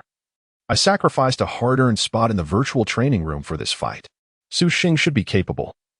I've heard of his battle with Long Qianli and he indeed has some strength." "I agree, but Gong Shuesong is not Long Qianli. He won't hold back." "Right. I heard Gong Shuesong has mastered a gifted martial skill and has already reached minor completion." "What? He has even minorly completed a gifted martial skill? Then there's no point in watching. Su Sheng is bound to lose." Listening to the surrounding discussions, Qi Sheng felt overwhelmed. He thought to himself, "Su Sheng, your arrogance is one thing, but please don't drag me down with you. After all, who among Helian Yufeng and his companions did not have admirers? If Su Sheng were to suffer a crushing defeat, he would inevitably become a target of ridicule as well." On the arena, Su Sheng shook his head at Gong Shuesong, who was preparing to step onto the stage. Gong Shuesong was taken aback. "Su Sheng, are you not afraid, are you? Now that we are here, you cannot concede. I will definitely give you a good beating." Hearing Gong Shuesong's words, Su Sheng chuckled. "What confidence do you have?" Su Sheng continued, "What I mean is, it is too cumbersome to have you come up one by one. I do not have that much time." "What do you mean?" Gong Shuesong asked, confused. The three behind him, Helian Yufeng included, were equally perplexed about how else they could proceed. Su Sheng smiled slightly at the four and declared, "I mean, why not all four of you come at me together? It will be much more efficient." Chapter 46, A Gifted Martial Technique? A single punch to shatter. Boom. Su Sheng's words resonated like a thunderclap in the hearts of the crowd. Helian Yufeng and Gong Shuesong's expressions shifted instantaneously. Long Qianyu's eyes gleamed with a fierce light, filled with anger and disbelief, while Long Qianli felt as if she had misheard. The audience below was taken aback. This Su Sheng was audacious beyond measure, not merely arrogant, but utterly beyond reason. "Su Sheng, how shameless you are to challenge for it once." From the crowd, Gong Shuesong's underling, Pan Feng, jeered. "You're barely worthy of challenging me. This fellow was insufferably arrogant. Who did he think he was?" Some students were left speechless. "I've seen arrogance, but never to this extent. Does he believe he is at the second-tier golden body stage?" Even Qi Sheng began to doubt the reliability of his own hearing. Su Sheng, with his penchant for the unexpected, was at it again. Did he truly think he was facing mere novices? Those were the top talents of the Dragon Kingdom under 18. Winning even one match would be an extraordinary feat. On stage, Gong Shuesong glared at Su Sheng. Repeat that. He believed Su Sheng was insulting him. Challenging 4 was a blatant disregard for his prowess. He began to question Su Sheng's motives. Perhaps he thought losing to 4 wouldn't he be so embarrassing? Helian Yufeng found the situation laughable. Even Luo Lai had never been this audacious. What was Su Sheng after all? I suggest you all come at once. Otherwise, you'll waste my time. Su Sheng spoke with a nonchalant demeanor, as if discussing an inconsequential matter. Very well, I accept, Gong Shuesong replied, his anger morphing into a mocking smile as he anticipated how Su Sheng would fare. He was certain Su Sheng was destined for a beating today. Fine, since you insist. I agree, Helian Yufeng concurred. If Su Sheng sought punishment, then so be it. Dragon brother, Qianli, it's your turn to respond, Su Sheng said, turning to Long Zhanyue and his sister. The latter, feeling the weight of his words, recollected how Su Sheng had nearly turned his sister into a mere shadow of herself in their last encounter. Su Sheng, don't think this will spare you from a beating. I won't show any mercy, Long Zhanyue declared, leaping onto the stage. Seeing the consensus among the three, he too agreed to join. Upon ascending the platform, Helian Yufeng and his companions arranged themselves in a fan formation, facing the tall figure of Su Sheng. Su Sheng surveyed the crowd, estimating over 70 students were present. With so many witnesses, it would be difficult for them to back down now. A subtle smile played at the corners of his mouth. This was the effect he desired. Then, Su Sheng's gaze shifted to the elevated platform on the left, where a youth dressed in martial attire, around 30 years of age, observed the scene with keen interest. This youth, named Wu Heng, was one of the life instructors of the special training camp, responsible for the maintenance of the arena and acting as a judge during contests. Upon meeting Su Sheng's gaze, Wu Heng stretched lazily and leapt down to join the 5 on the stage. You all understand the rules, right? Wu Heng inquired. And the 5 nodded simultaneously. Then let us begin. With that, he stepped back to the edge of the arena. Su Sheng, there is no chance for you to retreat now. Gong Shuesong fixed his gaze on Su Sheng, hoping to discern a hint of fear or hesitation in his eyes. To his surprise, Su Sheng remained utterly composed, as if this were merely a trivial matter. Helian Yufeng furrowed his brow, feeling an intensified shift in Su Sheng's demeanor. Just then, Long Qianli surged forward towards Su Sheng. Helian Yufeng, Gong Shuesong, and Long Zhanyue had intended to act first, but Long Qianli was quicker. Damn it! Gong Shuesong muttered in frustration. This woman was incredibly swift. In truth, he knew he couldn't handle a 1 versus 4 situation, nor was it necessary. With fiery determination in her beautiful eyes, Long Qianli unsheathed her flexible sword in a flash. Whoosh! The silver soft sword danced through the air like a serpent. A purple aura enveloped her, and in that moment, Long Qianli's momentum reached its zenith. Dragon Flash Strike! Long Qianli shouted, unleashing her gifted martial technique. The compatibility between gifted martial techniques and their practitioners significantly amplifies combat power, rendering them terrifyingly effective. Moreover, gifted martial techniques diversify a practitioner's combat methods. Roar! A deep dragon's roar resonated across the vast arena. The silver soft sword straightened, its blade shimmering with purple light, resembling a swiftly moving dragon. Originally, Long Qianli stood about 10 meters from Su Sheng. However, upon executing her dragon flash strike, the purple dragon-shaped sword shadow surged towards Su Sheng at an astonishing speed. Su Sheng, this time you were certain to lose. Long Qianli's gaze was unwavering. Her dragon flash strike had been acquired at great expense by her father, Long He, from a foreign battlefield. Countless hardships had been endured in secret to master this technique. Fortunately, she had achieved minor success with it. In practice matches with her private instructor, she had easily defeated peak martial artists with her dragon flash strike. Even when confronted by 3 peak martial artists, she could maneuver effortlessly using this technique. The combination of a gifted martial artist and a gifted martial technique was akin to adding wings to a tiger. Impressive. Su Sheng's eyes sparkled. This strike was indeed swift. Yet it was only effective against late-stage martial artists. In the next instant, Su Sheng remained unmoving, not even utilizing his martial skills, and instead hurled a punch directly at the purple sword shadow. What? Long Qianli's face paled. Was he courting death? From a distance, Helian Yufeng and the others narrowed their eyes. Was he truly going to withstand it with sheer physical strength? Bang! A heavy thud echoed across the expansive arena. Su Sheng's iron fist, akin to one forged from alloy, collided with the purple sword shadow, instantly shattering it into fragments. Indeed, Su Sheng understood. Long Qianli was merely at the late-stage martial artist level, a realm beneath his own.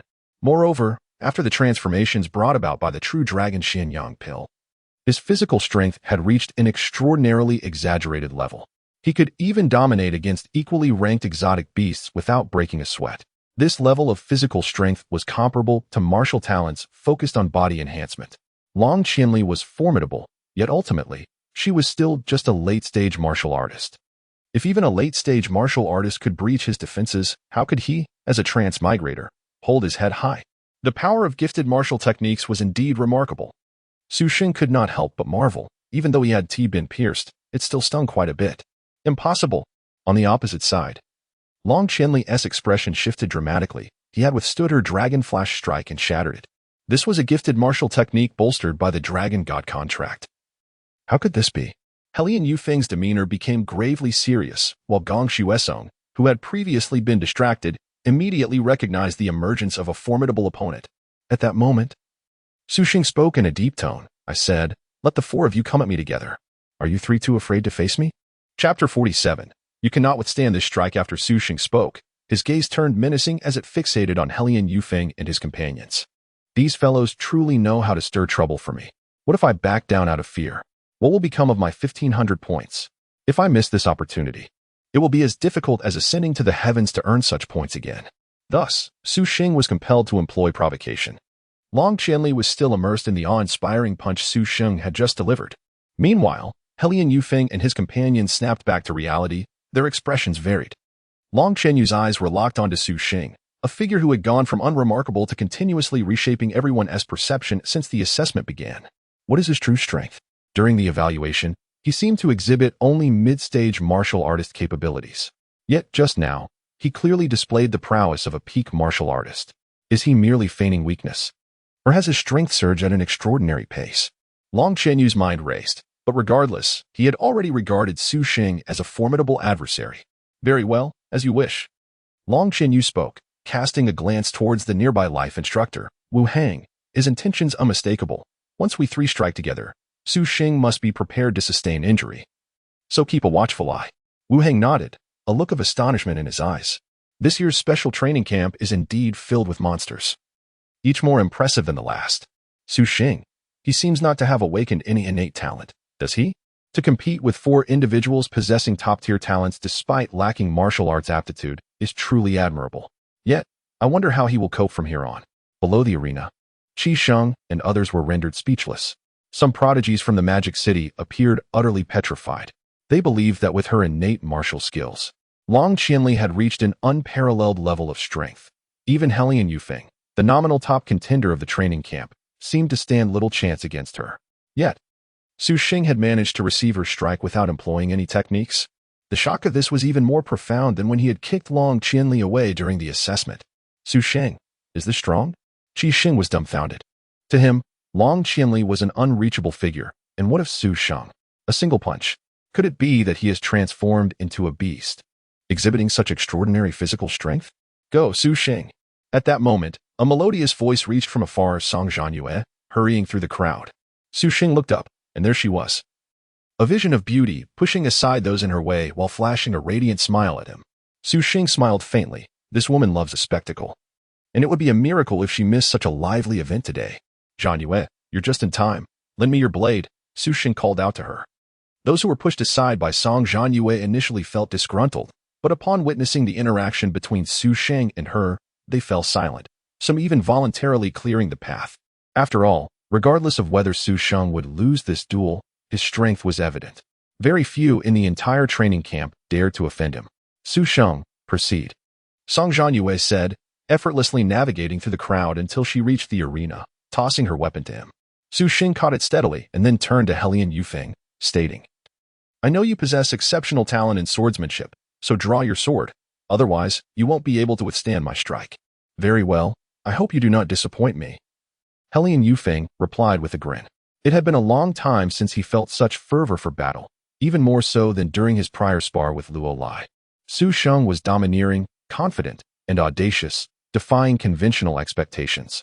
Such a person could not possibly lack strength. But merely possessing strength would not suffice for him to wield his sword. Then, Helian Yufeng extended his right hand. Clang! Below the arena, a young man holding a long sword was momentarily taken aback. Suddenly, the long sword in its sheath seemed to respond to some unseen summons, flying towards Helian Yufeng. This miraculous technique elicited gasps of envy from the crowd. As the sole grandson of the Sword King, Helian Yufeng had clearly received true teachings in swordsmanship. Are we being serious? Gong Shuesong initially froze before bursting into laughter. Good, if so, let us engage in a genuine clash. He added, Instructor, be sure to watch closely. Someone is bound to get hurt.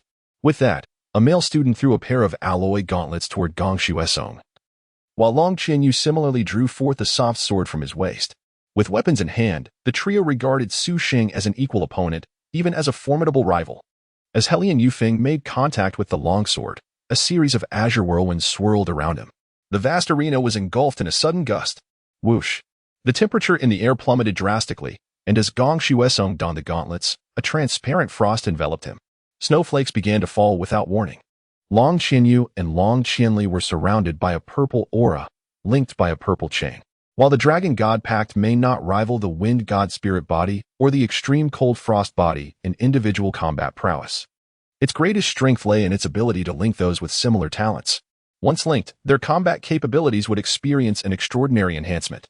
Su Sheng, unleash your blade. Let me see if you possess the audacity you claim. Helian Yufeng stood with his sword, his azure eyes sharpened to a piercing gaze. Su Sheng wasted no time. Since he had synthesized the Dragon Flame Fury Slash, he had yet to showcase this advanced martial technique in public. Although the Dragon Flame Fury Slash was not an innate martial skill, its rank was undeniable, and its enhancement to combat power far surpassed that of elementary or intermediate martial techniques. Be wary, you four. I seek only points and have no intention of taking your lives, Su Sheng declared, raising the elongated Tang Hang knife high. Boom! An astonishing spectacle unfolded before all.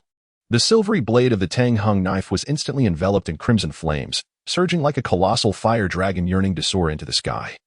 The flames erupting upward and raising the ambient temperature significantly. A manifestation of martial skill. This is an advanced martial technique. Helian Yufeng's complexion shifted dramatically. This was impossible. Advanced martial techniques could only be comprehended by those of the third or even fourth realm. Su Sheng was merely a first-realm martial artist. How could he possibly grasp advanced martial skills? Gong Shuesong, Long Zhanyue, and Long Qianli's expressions changed in an instant. Advanced martial skills. How has this fellow cultivated? Before they could process it further, Su Sheng's flame-ensconced battle knife descended from the sky with a roar, echoing the sound of a dragon's cry. Roar. A resounding dragon's roar shattered their astonishment. Helian Yufeng's seriousness peaked. The gentle breeze coiled around his longsword. Whoosh, whoosh, whoosh. In the blink of an eye, Helian Yufeng unleashed 10 strikes with astonishing speed. Intermediate talent martial skill, 10 sword annihilation. Chapter 48. The Turn of the Palm, suppressing all. With a thunderous shout, Gong Zuotsong's momentum surged to its peak. His iron fist, enveloped in frost, struck towards Su Sheng like a heavy cannonball. Dragon Flame Fury Slash? Su Sheng silently chanted. As the fiery battle blade descended from the boundless void like a colossal dragon, crashing towards the quartet led by Helian Yufeng. Boom! The dazzling spiritual energies clashed, unleashing a terrifying explosion that sent waves of heat rippling through the arena. What? Helian Yufeng's expression drastically changed as he was propelled backward by the sheer force of the Dragon Flame Fury Slash. Crack! Gong Zuotsong's alloy gauntlet shattered, the searing flames instantaneously melting the ice, burrowing into the cracks of the gauntlet like maggots. Long Zhanyue felt a sudden numbness in his arms, while Long Qianli let out a startled cry before being sent flying. Boom! On the alloy arena, a fiery scar over 10 meters long continued to blaze, scorching the silver platform to a charred black. The entire venue was in shock. With a single strike, Su Sheng had subdued 4 top-tier prodigies. On the stage, Su Sheng stood confidently, wielding his blade with one hand, his tall figure exuding an air of dominance and self-assurance. Su Sheng. Below the stage, Song Zhanyue was completely stunned, thinking, this guy is so handsome. Under the sunlight, Su Sheng's handsome visage delivered an overwhelming impact. Especially after this strike, an intangible aura surrounded him, enhancing his presence significantly. In a daze, Song Zhanyue seemed to glimpse a future star shining brightly, a peerless prodigy destined to dominate an era. Cough, cough. Gong Zuotsong coughed, finally removing his gauntlet to find the back of his hand scorched red. Had he waited any longer, he might have smelled roasting flesh. Helian Yufeng looked up. His eyes filled with astonishment. What an imposing martial technique. No wonder he dares to challenge four at once. Long Qianyu's expression was complex. Su Sheng was indeed much stronger than him. And Long Qianli, after stabilizing herself, stared in disbelief at Su Sheng, who seemed to embody the spirit of a war god. Her heart churning with astonishment. Are you coming again? Su Sheng twirled his battle blade into a brilliant display of swordplay. Or will you concede directly? Concede? Helian Yufeng flexed his numbed wrist and grinned. I, Helian Yufeng, have never lost. Low lie, for years we have been the unrivaled pair. Now, another formidable contender has emerged. Helian Yufeng gazed at Su Sheng, who towered over him, and then a blue aura enveloped him. Gong Zuitsong, Long Qianyu stepped back. This time, I shall engage in a one-on-one.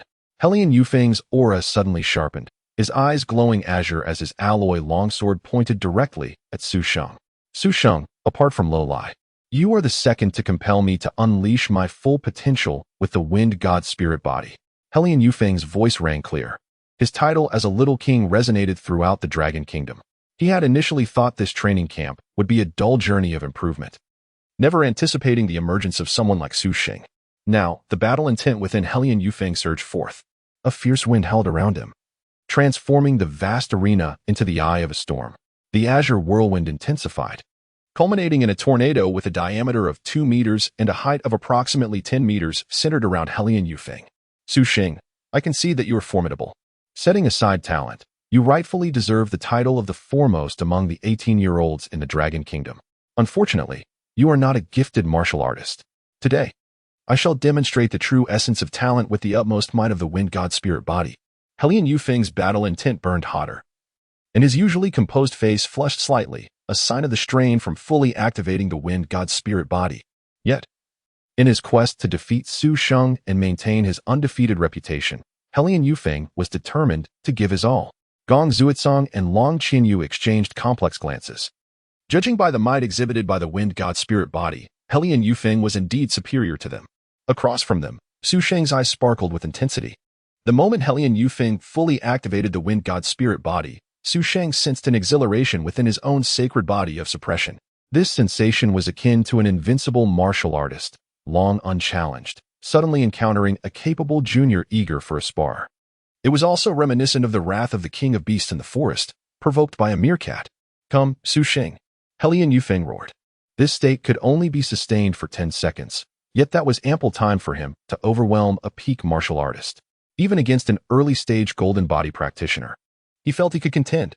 As Helian Yufeng spoke, he melded with the tornado, his form becoming somewhat translucent. As the azure tornado spiraled towards him at blinding speed, Su Sheng sprang into action. Boom! A deafening roar erupted from the sky. In the next instant, black lightning surged around Su Sheng like a fierce tiger unleashed.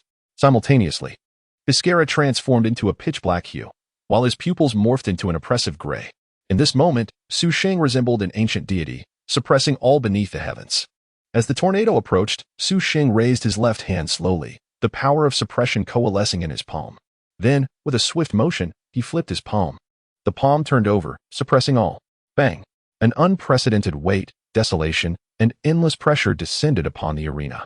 Everyone was stunned as a 10-meter-wide circular dent was instantaneously crushed into the indestructible D-grade alloy platform. Countless forces of suppression crashed down like an immense pile driver. The vast arena emitted a deep, piercing hum.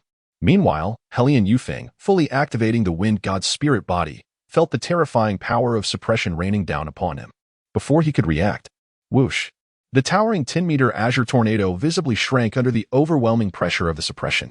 From afar, it appeared as though a colossal seal was compressing the azure whirlwind. What? Helian Yufeng's mind jolted, his face changing dramatically as he realized the terrifying power. Just as he prepared to forcefully break through, boom! The dreadful black force of suppression obliterated the remaining 6 meters of the azure tornado. Azure and black light engulfed the entire arena. Then creak! The terrifying weight of suppression forced Helian Yufeng's knees to buckle, causing him to kneel unexpectedly. Across from him, Su Sheng was surrounded by black lightning, his presence overwhelming. The venue fell into a profound silence. At the edge of the arena, the previously calm expression of life mentor Wu Hong was instantly replaced by shock. Gong Zuitsong, Long Qianyu, Long Qianli, and everyone below the stage stood frozen in disbelief. Chapter 49. Su Sheng. Additional payment required. How is this possible? At this moment, the only thought in the minds of Gong Shuesong and his companions was this. Why? This cannot be. The instant Su Sheng unleashed the terrifying might of the domain saint body, the three immediately discerned that this was a prodigious talent. An unparalleled martial talent. Su Sheng not only mastered an advanced martial art, but had also awakened a top-tier martial talent. Moreover, Su Sheng's talent was evidently superior to the Wind God Spirit body. It is noteworthy that the Wind God Spirit body ranks an impressive 51st on the talent list. Yet, such a formidable martial talent appeared utterly feeble, like an infant in swaddling clothes, when confronted with Su Sheng. What kind of martial talent does Su Sheng possess? How fearsome must his talent ranking be? Su Sheng, his strength has already surpassed ours. Gong Shuesong and his companions gazed at the imposing Su Sheng, engulfed in profound self-doubt. On the arena, Helian Yufeng's forehead was veined with tension as he frantically urged his Wind God Spirit body with reckless abandon. Waves of azure light surged within him, seemingly yearning to burst forth. Yet, it was swiftly suppressed back within by the merciless force of the domain. Helian Yufeng let out a low growl, but no matter how hard he tried, his knees felt as if they were nailed to the stage, rendering him unable to rise. Even his spine began to bend under the pressure, the faint sound of joints creaking audible in the air. Su Sheng looked down upon Helian Yufeng, then retracted the domain saint body. In an instant, Helian Yufeng felt a sudden lightness envelop him. He quickly stood up, his face flushed with both exhaustion from the suppression and the sting of humiliation. As he gazed up at Su Sheng, who was shrouded in an aura of dark energy like a descending demon, he was overwhelmed by an unprecedented sense of helplessness. In terms of martial skills, he was far inferior to Su Sheng. In terms of talent, he found himself eclipsed by Su Sheng as well. Since he began his martial training, Helian Yufeng had never encountered anyone who could comprehensively overpower him. The exhilaration of once crushing one genius after another under the guise of a minor king now transferred to Su Sheng. How could this individual be so powerful? The recent battle was devoid of flamboyance. His talent surpassed mine by leaps and bounds. Helian Yufeng felt a profound discomfort, a sensation he could not articulate. It was as though he had always been the top student in class, the academic prodigy, only for a day to be eclipsed by a genius who surpassed him in every conceivable way. The thought of the terrifying power Su Sheng had just exhibited filled Helian Yufeng with a surreal sense of disbelief. Helian Yufeng could actually face utter defeat? What is your talent? His voice was hoarse, his eyes reddened, uncertain whether it was the weight of his crushing defeat or the exhaustion he had just endured. Seeing Helian Yufeng struggling to stand, Su Sheng silently nodded. The domain saint body truly was formidable. Had he delayed retracting it, Helian Yufeng would have faced more than mere exhaustion. He would have undoubtedly sustained injuries. Through this combat experience, Su Sheng gained a clear understanding of his own combat prowess. With the peak strength of a martial artist, coupled with the domain saint body, he could easily triumph over those at the pinnacle of martial cultivation. Even against an initial stage golden body practitioner, Su Sheng believed he could emerge victorious. Even if faced with a mid-stage golden body practitioner, Su Sheng estimated he still possessed the capability to contend, such as the terrifying might of top-tier talent. However, relying solely on the advanced martial art, Dragon Flame Fury Slash, Su Sheng felt he could only defeat those at the pinnacle of martial cultivation, while overcoming golden body practitioners would be nearly impossible. No comment. Su Sheng seemed to contemplate something, then cleared his throat. If you wish to know, you did just lose to me, which means you owe me 500 points. To learn about my talent, you must pay an additional 500 points. Helian Yufeng abruptly looked up, incredulous that even at this juncture, Su Sheng was still fixated on points. A wry smile emerged on his face. Although 500 points was no small sum, the allure of understanding Su Sheng's talent was equally enticing. Very well, I agree. Seeing this, Su Sheng stepped closer and whispered, Domain Saint Body. Domain Saint Body? Helian Yufeng's face reflected confusion. He had never heard of this martial talent. Could it be an ancient talent, or perhaps a newly emerged one? What is the effect of this talent? He inquired further. Su Sheng shrugged. 500 points will only tell you the name of the talent. To learn its effects, you must pay more. Ugh. Helian Yufeng felt a surge of frustration, nearly spitting blood in exasperation. Internally, he raged, damn it, all you care about is points. Yet he responded, fine. My apologies, I take it back. If I tell you, what if you find a way to counter me later? Su Sheng shrugged again. leaving Helian Yufeng feeling dizzy. Suddenly, he collapsed to the ground with a thud, casting a resentful and furious gaze at Su Sheng. "Are you all right, Brother Helian?" Su Sheng rushed to assist him. "I don't need your help." Helian Yufeng struggled to rise, feeling an accumulation of pent-up frustration that refused to dissipate. "This place is unbearable." The onlookers were left dumbfounded, frozen in disbelief. As Helian Yufeng descended from the arena, Su Sheng called out, "You promised earlier to earn points diligently. Don't be lazy now." "I know." Helian Yufeng lowered his head, instinctively quickening his pace. "With your minor king title, I believe you can gather 1,000 points within 5 or 6 days. I'll be waiting for you in 6 days, Su Sheng added. Helian Yufeng swallowed a mouthful of blood, murmuring in agreement as he accelerated his departure. The arena fell into a profound silence. Among the crowd, Qi Xing was utterly stunned. Su Sheng, a powerhouse. Su Sheng is incredible. With Helian Yufeng defeated, it was now the turn of the other three. Su Sheng turned to face the astonished and conflicted expressions of Gong Xuesong and his companions. Gong Xuesong returned to his senses, his eyes filled with deep apprehension and disbelief.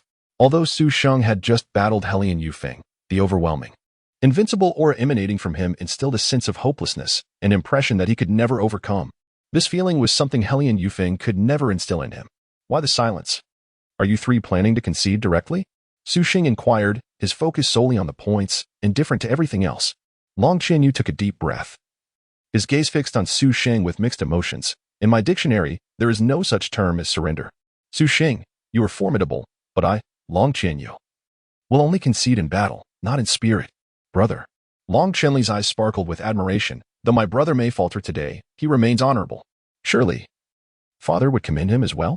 With that, Long Chenyu's aura surged as he lunged forward, silver sword in hand, targeting Su Sheng.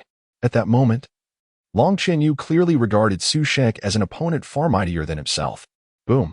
However, the instant Long Zhanyue took a step, Su Sheng raised his left palm and forcefully pressed down. Instantly, the terrifying might of the domain erupted towards Long Zhanyue. With a crack, Long Zhanyue's knee buckled, and he fell to the ground. The purple spiritual energy enveloping him dissipated rapidly, much faster than it had for Helian Yufeng. As he knelt, Long Zhanyue felt as though he bore the weight of a mountain. No, it felt as if every cell in his body was laden with immense boulders. Heavy. Boom. Under the astonished gazes of the crowd, Long Zhanyue, unable to withstand the pressure, collapsed flat on the ground. Agonizing pain surged through him, and his expression shifted dramatically. Only by experiencing it firsthand did he realize the terrifying extent of Su Sheng's talent. If this continued, he might perish. I concede. Chapter 50. Brother Gong. You wouldn't want your family to discover your cowardice in battle, would you? Su Sheng remarked, momentarily taken aback. Hadn't he just claimed that the term surrender did not exist in his vocabulary? How foolish of him to have briefly admired him for it. Moreover, why was Long Zhanyue so easily defeated? Helian Yufeng at least managed to hold on for a while. On the arena, Long Zhanyue's pretty face darkened. How could she have misjudged her brother? Long Zhanyue, remember to return my 500 points promptly. Su Sheng withdrew the domain power that enveloped Long Zhanyue. In a mere 2 seconds, he was drenched in sweat, his skin flushed crimson as if the overwhelming pressure of the domain force threatened to burst his very blood cells. Once Su Sheng retracted his power, Long Zhanyue felt an immediate sense of relief. Yet, the profound despair and life-threatening crisis from those 2 seconds lingered within him. Etched deeply into his heart, Long Zhanyue looked up at Su Sheng, his gaze now tinged with wariness and respect. I will, he muttered, lowering his head as he stepped down from the arena. Su Sheng felt a surge of joy. He had indeed chosen the right individuals, for they were cautious and kept their word. Su Sheng, I cannot defeat you now. Let us save our battle for another time. Gong Xuedong suddenly interjected. Su Sheng's brow furrowed slightly. What do you mean? You are not going to fight? Exactly. I never claimed I would. Gong Xuedong, after a tumultuous internal struggle, came to a realization. A wise man does not suffer immediate losses. Su Sheng was too formidable. Had he not seen Helian Yufeng and Long Zhanyue both lower their heads as they left? Perhaps it would be best to avoid further humiliation. Having second thoughts? Not following through on your words?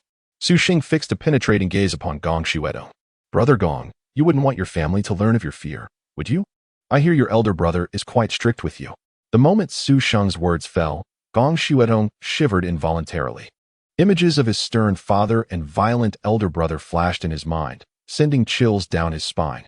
Su Sheng noticed the change and felt a thrill of triumph. Brother Gong, What do you value more, 500 points or your reputation? The Gong family of the imperial capital is held in high regard by us, the exemplary youth of this new era. You wouldn't want to tarnish your family's name, would you? Su Sheng's words pierced Gong Shuedong's heart like a needle. He truly did not wish to fight. However, backing down was out of the question. For the Gong family, a promise made was a promise kept, even at the cost of one's life. But was Su Sheng even worthy of being called a good youth? Fine, I concede, Gong Shuedong said, feeling frustrated. Su Sheng displayed a look of admiration. Brother Gong, your word is your bond. I commend you. He then turned to the anxious Long Qianli standing nearby. And what of you, Sister Long? Long Qianli desperately wanted to admit defeat, yet the words stuck in her throat. Simultaneously, she felt an overwhelming sense of frustration. How could Su Sheng be so powerful? If even Helian Yufeng and Gong Shuedong were no match for him, how could she possibly avenge herself? Boom. Su Sheng, assuming Long Qianli was declaring her intent to fight, wasted no time. He raised his hand and unleashed a torrent of domain power toward her. Su Sheng, I said I concede. Long Qianli's expression shifted dramatically, the final word of surrender dying on her lips as she felt a terrifying pressure descend upon her. Thud. Caught off guard, Long Qianli fell to her knees, her face meeting the arena floor with a resounding thud. What? Su Sheng was bewildered. Did she just concede? He quickly retracted his domain power, only to find Long Qianli trembling on the ground, a trickle of crimson flowing from her nose, clearly injured by the overwhelming force. Beside them, Gong Shuedong's eyelids twitched. Goodness. This guy is ruthless. He couldn't help but imagine what would have happened had he been in her position. My apologies, I thought you were saying you wanted to fight. Su Sheng crouched down, his face reflecting genuine remorse. You could have said it sooner. I thought you were like your brother, unwilling to admit defeat. Yet Su Sheng's gesture only made Long Qianli burst into tears. Why is it always me? Why am I the one suffering? The arena fell silent, with only Long Qianli's heart-wrenching sobs echoing in the stillness. All around, the other students stood dumbfounded, as if Su Sheng were facing not the four most elite talents of the Dragon Kingdom, but rather four utterly inept novices. Meanwhile, in the administrative building, Principal Lin Zhang Hong burst into Lin Kaishuan's office, his excitement palpable, not even pausing to knock. Lin Kaishuan, who had been meditating, slowly opened his eyes, a hint of displeasure crossing his features. This old Zheng was typically so composed. Why was he in such a frenzy today? Especially after he had just mentioned he would be in meditation. Is there something urgent? Lin Kaishuan's tone betrayed his annoyance, but Zhang Hong seemed oblivious to his mood, his face brimming with excitement. Su Sheng just fought them. Oh, with whom? Lin Kaishuan closed his eyes once more, irritated that such trivial matters were disturbing his peace. With Helian Yufeng, Gong Shuedong, and both Long Zhanyue and Long Qianli. Zhang Hong produced his phone, revealing a conversation with Wu Hong. The chat was filled with 6 voice messages from Wu Hong, each lasting 60 seconds, which Zhang Hong had raised to report after listening. At that moment, Zhang Hong could hardly believe the magnitude of what he was sharing. A martial talent far exceeding the strength of the wind god spirit? How extraordinarily powerful that must be. Moreover, even their mentor Wu Hong could not ascertain the nature of this talent. What did this imply? It could either be an ancient talent thought to be extinct or a newly emerged one. Either possibility warranted immediate reporting. Who did Su Sheng fight? Lin Kaishuan opened his eyes, frowning slightly. Zhang Hong usually reported with clarity, so why was he so hesitant today? Su Sheng fought all 4 of them. Zhang Hong stammered. Oh. Now Lin Kaishuan's interest was piqued. He regarded Zhang Hong with keen curiosity. Who did Su Sheng defeat? Zhang Hong's expression faltered. Well, Wu Hong didn't specify. You don't even know whom he defeated? Lin Kaishuan's brow knitted tighter, his earlier interest extinguished. Zhang Hong quickly messaged Wu Hong, just as a new message from Wu Hong arrived. This time it was a lengthy text, indicating that he had typed for quite a while. Upon reading Wu Hong's message, Zhang Hong's expression turned peculiar. Principal, Su Sheng. He won against all of them. Chapter 51. Lin Kaishuan was taken aback. They had all won. Even Helian Yufeng was no match for Su Sheng? Lin Kaishuan exclaimed in astonishment. Is Su Sheng truly that formidable? It should not be. Logically speaking, Helian Yufeng, at full strength, was undoubtedly a top-tier opponent. Only Gong Shuedong could possibly compete with him. Zhang Hong handed his phone to Lin Kaishuan, equally astonished. Yes, Principal.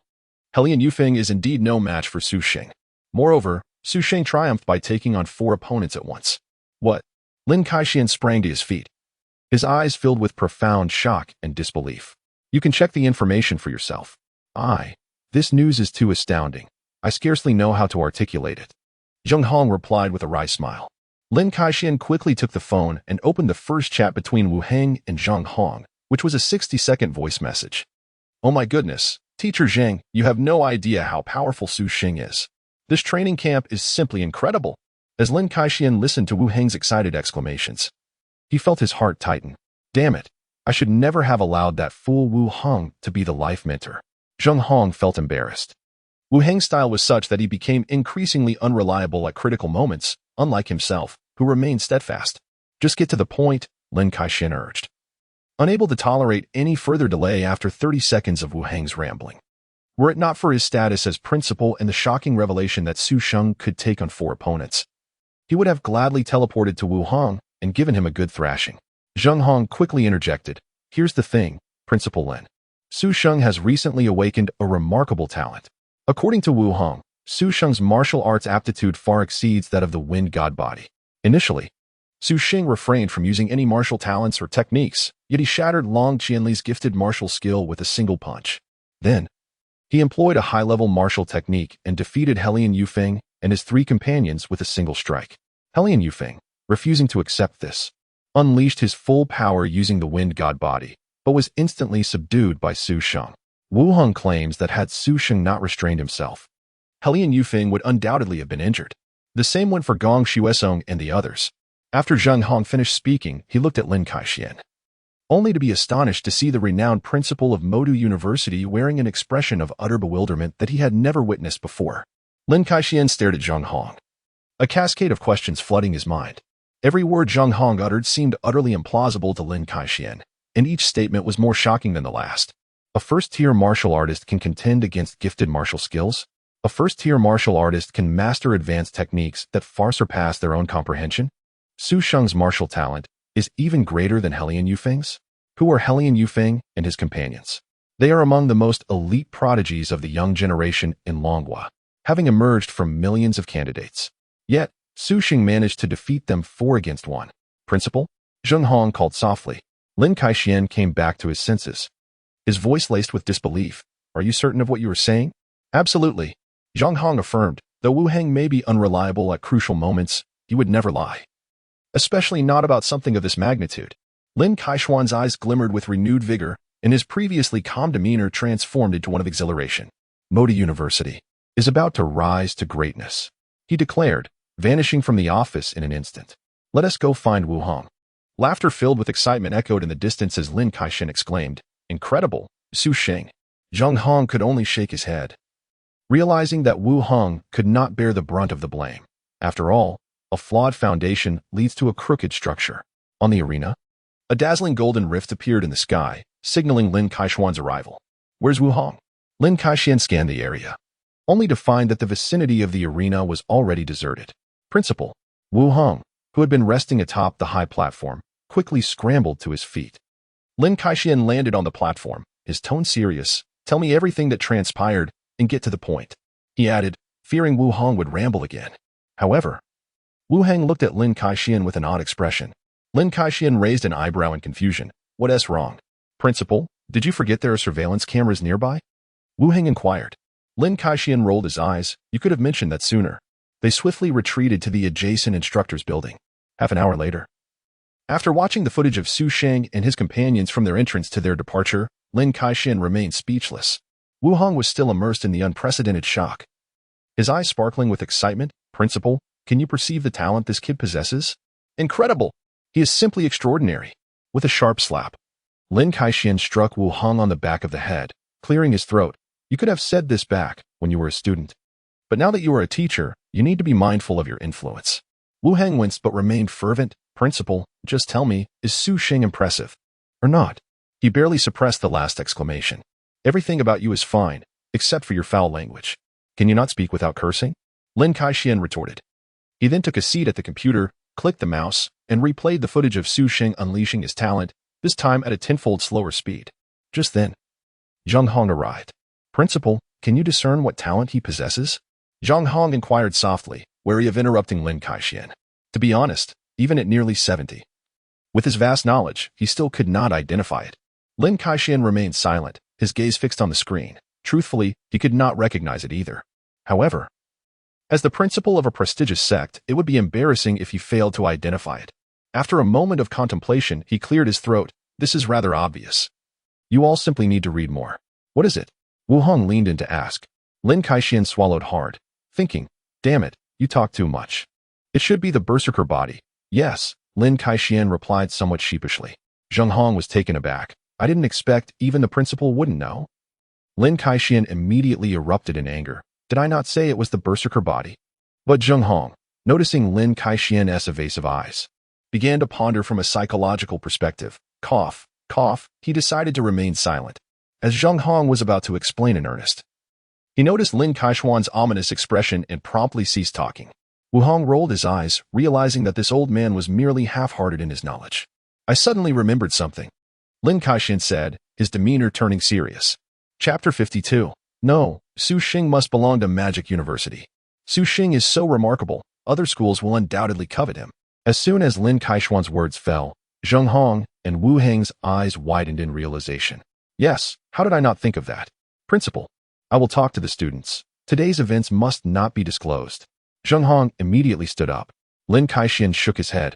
How can you possibly silence everyone? Then what should we do? Principal, it is a rare opportunity for Magic University to host this event. We cannot afford to miss out on first place again. Wu Hong, anxious, stood up. Lin Kaixian waved his hand, signaling him to sit down. I know without you telling me, and besides, Su Sheng is already quite appealing to me. He grinned, recalling his earlier conversation with Sheng. It is a pity that Su Sheng lacks martial arts talent, but now it seems that talent has emerged. Lin Kaixian's eyes narrowed. Regardless, I will not tolerate it. Whoever dares to snatch Su Sheng will be my adversary. Zheng Hong and Wu Heng brightened at these words. The principal had finally shown his firm stance. However, before that, they needed to sweeten the deal for this young man. Lin Kaixian observed Su Sheng on the surveillance footage, noting the high definition of the training camp's monitoring, which allowed him to see the subtle changes in Su Sheng's expressions. This young man is not to be underestimated.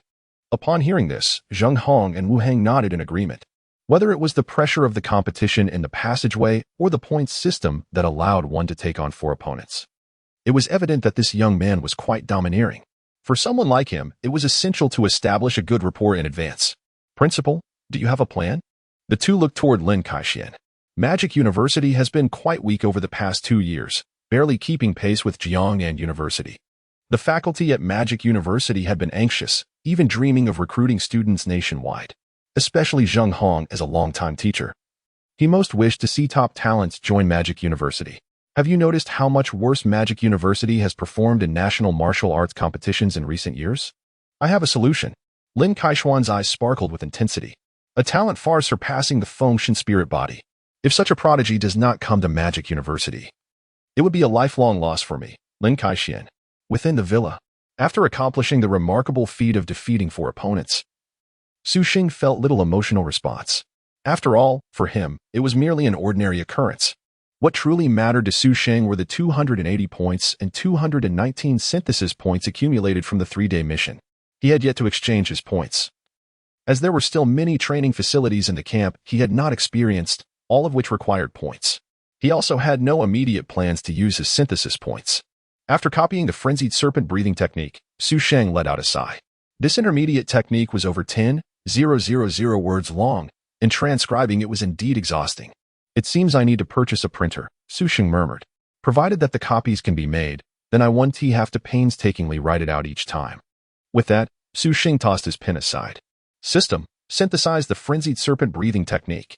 Su Sheng spoke solemnly. In the next moment, the 2 books of techniques in front of him vanished simultaneously. Moments later, a notification chimed. Congratulations, host, for consuming 160 synthesis points. Intermediate technique frenzied serpent breathing technique has been synthesized 3,000 times into the top-tier technique black hole devouring spirit technique.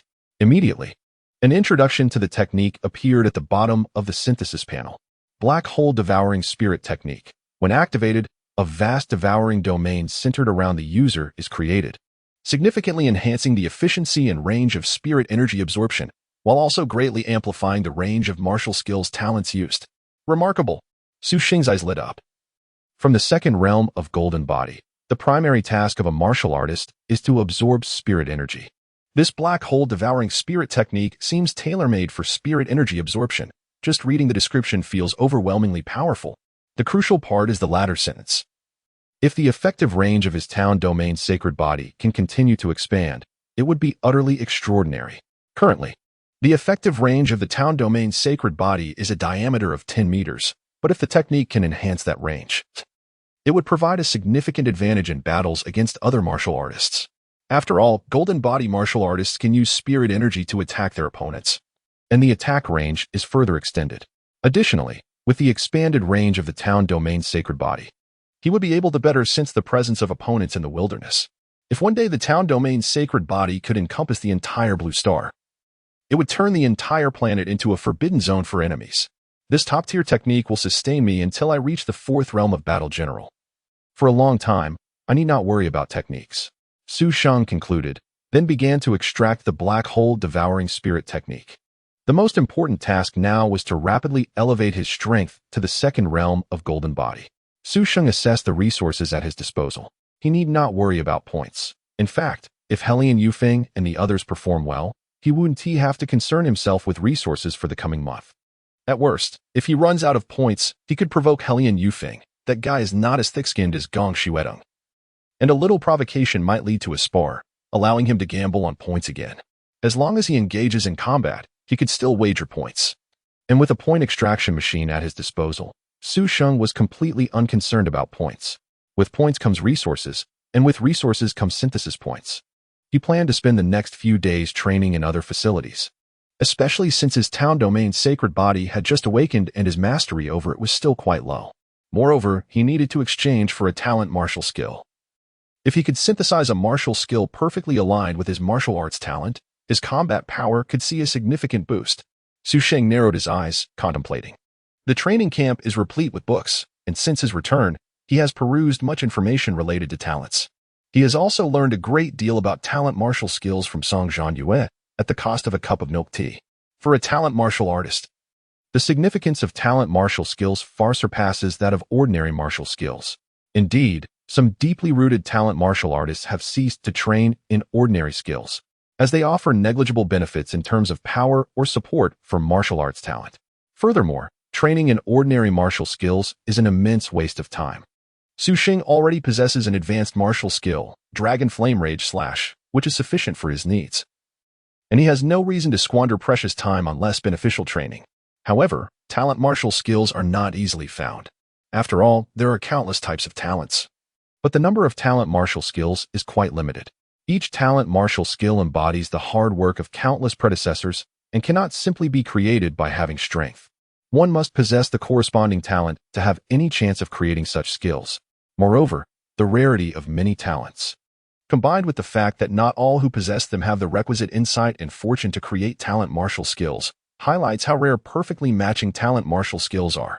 According to Song Zhanyue's introduction and Sheng's observations, the talent martial skill Dragon Flash Strike, wielded by Long Qianli, likely possesses a perfect match with her talent. After all, with Long Qianli's father being the governor of Longhe, it is understandable that she would acquire a perfectly matched martial skill. With my system, I need not worry about failing to synthesize a perfectly matched talent martial skill. Just then, a knock sounded at the door of the training room. Sheng, are you in there? Chapter 53. The sincerity of Lin Kaixin. As Sheng opened the door, he was greeted by the enchanting fragrance of youth emanating from Song Zhanyue. Her beautiful eyes were twinkling with amusement as she remarked, "A guest has arrived." "Who is it?" Sheng inquired, astonished, for he had no acquaintances at the training camp. The only person he was somewhat familiar with was Qi Shang, but he had no time for any local gatherings. "It is Principal Lin. He has come to see you," Song Zhanyue replied. Upon hearing this, Sheng seemed to ponder. "Perhaps he is here to recruit me?" "I think so, he. You should go down and meet him," she said before retreating to her room to continue her training. In the living room, Lin Kaixin, clad in a gray linen shirt, stood with his hands clasped behind him, admiring the artwork on the wall. When Sheng descended, Lin turned, his handsome face adorned with a warm smile. "You have some skills, young man." Playing the role of a tiger while pretending to be a pig, Sheng chuckled lightly. "I didn't realize Principal Lin also reads web literature. Who doesn't in this day and age? After all, one must not underestimate the youth," Lin Kaixian laughed heartily. Please, have a seat, Principal, Su Sheng said with great courtesy. Although Lin Kaishuan's demeanor was cordial, he was a top master, a renowned figure in the Dragon Kingdom, and the president of Modi University, a status that commanded respect anywhere as a formidable martial arts expert. Once they were seated, Lin Kaixian cleared his throat. Su Sheng, may I inquire about your martial arts talent? Su Sheng glanced at Lin Kaixian and thought, why is he going straight to the point without any pleasantries? He shrugged. I'm not quite sure.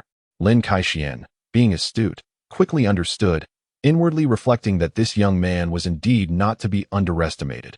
He had calculated his approach from the start. He had seen how Su Sheng had cleverly acquired 1,000 points from Helian Yufeng on the surveillance footage. This young man certainly had a knack for seizing opportunities. However, Lin's purpose today was to extend an olive branch, and he intended to do so with utmost sincerity. From the moment you participated in the assessment, I took note of you, Lin Kaixian continued, maintaining his smile. You are indeed as I expected. Su Sheng rolled his eyes internally, thinking, with thousands of candidates, how could you possibly notice someone as unremarkable as me? You know that each year, the 4 prestigious schools select a number of outstanding trainees from the training camp, typically in the second week after the camp begins. To be direct, I hope you will consider joining Modi University. Lin Kaixian stated first. I can provide you with a martial skill that matches your talent at an excellent level, regardless of the cost. One should not underestimate the significance of an excellent matching martial skill, for based on Su Sheng's talent, such a skill would be valued at no less than 3 million. Historically, the 4 prestigious schools invested about 2 million in resources for each special recruit. Lin Kaixian paused, seemingly expecting to see surprise on Su Sheng's face, but was met with disappointment. Su Sheng remained unperturbed, even indicating for him to continue. Ahem, secondly, you will receive an additional 1 million in training resources each year. Moreover, upon enrollment, you can exchange these for points, which is even more beneficial. Once again, Lin Kaixian looked to Su Sheng, only to find him still indifferent. Thirdly, Modi University can also provide you with a set of Tier 3 combat gear, valued at 3 million. Lin Kaixian felt a pang in his heart. Despite Su Sheng's exceptional capabilities, this was a staggering investment of 7 million in resources. Yet, Su Sheng continued to show no reaction. Lin Kaixian was becoming increasingly restless. He had anticipated that Su Sheng would express his willingness to join upon hearing the first benefit. After all, martial skills of such caliber are not easily come by. Many well-established martial artists, even after exhausting their wealth, may only manage to wield skills of average matching quality. In Lin Kaishuan's view, given Su Sheng's circumstances, acquiring even a skill of low matching quality would be a challenge. Based on Su Sheng's displayed talent, Lin could only surmise that it resembled a certain rare gift. With their connection, he was confident he could secure it. This alone was something the other 3 prestigious schools might struggle to provide. Yet, the fact that Su Sheng showed no reaction was perplexing. Su Sheng offered Lin Kaixian a cup of water, gesturing for him to take a sip. Lin Kaixian accepted the cup, casting a glance at Su Sheng, who then cleared his throat. Ahem, Principal Lin, what about the 4th and 5th points? Lin Kaixian nearly spat out the water he had just sipped. What? Is this even a reasonable request? Seeing Su Sheng's expectant gaze, Lin Kaixian felt overwhelmed. He realized that this young man was not easily satisfied. Not only did he wish for the meat, but he also wanted the bones. Su Sheng, the 3 points I mentioned are already valued at nearly 7 million, Lin Kaixian explained, wiping the water from his clothes. Typically, the 4 prestigious schools do not exceed 2 million in special recruitment conditions. But Principal, you mentioned typically, Su Sheng replied. Do you think I fall under that category? Lin Kaixian felt a headache coming on. You are indeed exceptional, in every sense. The limits of what the school can offer are nearly reached. Let me make one last proposal, Lin Kaixian declared, placing the cup down with a flourish. For your 4 years at university, you will receive an additional 1 million in training resources each year, totaling 4 million. Adding this to the previous 3 points makes it an astonishing 11 million, an extraordinary offer. Such a generous investment would ensure Su Sheng would not have to worry about finances during his 4 years of training. Su Sheng felt a surge of excitement at this prospect. Principal, allow me to share my talent with you, Su Sheng said. Lin Kaixian, taken aback, thought, didn't he just claim you were unsure? However, he felt a sense of relief. Despite the hefty sum spent, he had successfully secured this young man. It was indeed a worthwhile investment. With Su Sheng's strength and these resources, He might have a chance to place in the top 500 in the national martial arts competition as a freshman. At that point, this deal would be incredibly valuable. Lin Kaishuan's eyes sparkled with anticipation as he began to envision the future. My martial arts talent is known as the sacred body of the domain. Upon hearing this, Lin Kaishuan's smile faltered. I have never heard of such a talent. Principal, I believe you are quite knowledgeable about the sacred body of the domain. I happen to have many questions regarding it, Sheng continued, observing Lin Kaishuan, who appeared somewhat uneasy. Chapter 54, The Infatuated Song Zhanyue. To be honest, I am truly unaware of this talent. Lin Kaishuan's face flushed red as he hastily explained, Your talent is quite rare, exceedingly uncommon. It may either be a form of ancient talent or something that has recently emerged. Noticing Sheng's silence, Lin Kaishuan continued, after the special training camp concludes, I will return to the Magic University to investigate. I am certain I will uncover the information. By then, once you have enrolled, I shall assist you in gathering some materials regarding the sacred body of the town domain. Principal Lin. I did not express an intention to accept your offer to attend Magic University, Sheng inquired. Lin Kaishuan's expression faltered. Did you not just mention it? Did I? Sheng retorted, causing Lin Kaishuan to realize that Sheng had merely disclosed his talent, and he had overthought the matter. Lin Kaishuan's irritation mounted. This fellow was likely contemplating the conditions the other three institutions could provide. Goodness, have today's youth become so cunning? This is indeed quite difficult to handle. In response, Lin Kaishuan managed to maintain a smile. Indeed, comparing options is prudent. It's good for young people to consider their own interests. Then, Principal Lin, I shall continue my training, Sheng said, rising to leave. It was impossible for him to agree at this moment, even though he yearned to accept immediately. However, Sheng held a unique confidence in his martial arts talent, believing that Lin Kaishuan would thoroughly investigate once he learned of his abilities. By that time, coupled with the support of the other three prestigious schools, Lin Kaishuan might even offer a more favorable deal. For days later, within the small gravity room, Sheng, clad in nothing but his underwear, displayed a physique sculpted with smooth, chiseled muscles. As the gravity intensified, his posture slightly bent, beads of sweat cascading down his well-defined abs. With the burden of 30 times normal gravity, Sheng felt an unparalleled sense of comfort. After enduring for an additional hour, he finally deactivated the gravity switch, feeling an immediate lightness envelop him. His punching power should now approximate 6 tons. At this pace, without consuming any elixirs, he could likely surpass 7 tons within a fortnight. To achieve 7 tons of punching power signifies the threshold of the second realm of the golden body. For days prior, Sheng had expended all remaining synthesis points, enhancing his strength through the synthesized elixirs provided by the system. Within the brief span from the commencement of the special training camp to its opening week, Sheng's punching power had surged nearly 4 tons. Such an extraordinary and terrifying rate of advancement would undoubtedly astonish anyone who learned of it. However, Sheng remained unperturbed. With the sacred body of the town domain, the outside world would merely perceive him as exceptionally gifted. Once he attained the status of a golden body martial artist, he could commence training in the black hole devouring spirit technique. With the augmentation of this supreme technique, his cultivation speed would surely accelerate even further. As he wiped the sweat from his brow, Sheng pondered. It is well known that as one progresses in martial arts, the difficulty of advancement increases.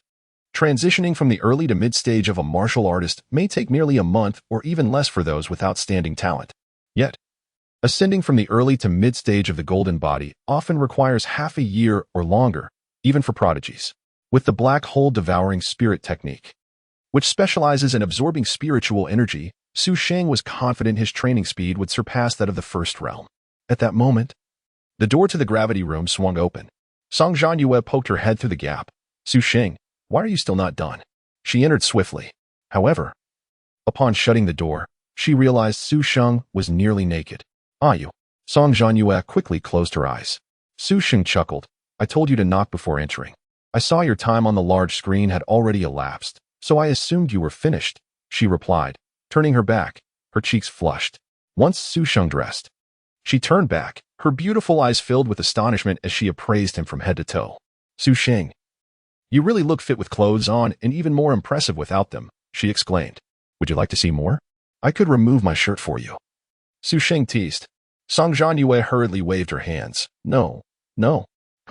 If you wanted to see, I wouldn't show you anyway, Su Sheng countered. To which Song Zhanyue made a face at his back. Has the martial god tower opened? Su Sheng asked, grabbing his sports bag and draping a white towel over his shoulder.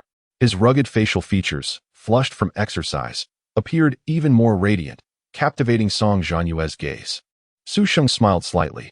Having her as a girlfriend might not be so bad. For a moment, they locked eyes in silence, recovering from her daze. Song Zhanyue's lovely face was tinted with a rosy hue. Ah, right, it's opened, let us hurry. As they exited the training building, they were greeted by the sight of a colossal bronze tower, nearly 5 meters in diameter and towering about 100 meters high, which had mysteriously risen in the vast plaza. This was the Martial God Tower, a place coveted by countless masters. The Martial God Tower was a collaborative creation of the 8 kings of the Dragon Kingdom, and it was said that constructing this edifice had cost them an immense fortune, with the entire nation contributing countless resources.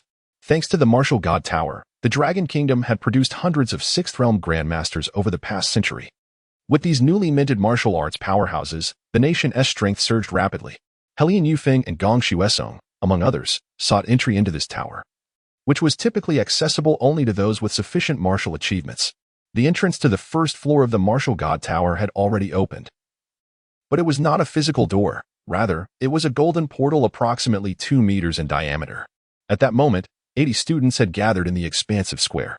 Even the 4 mentors stood outside the tower, their eyes filled with longing.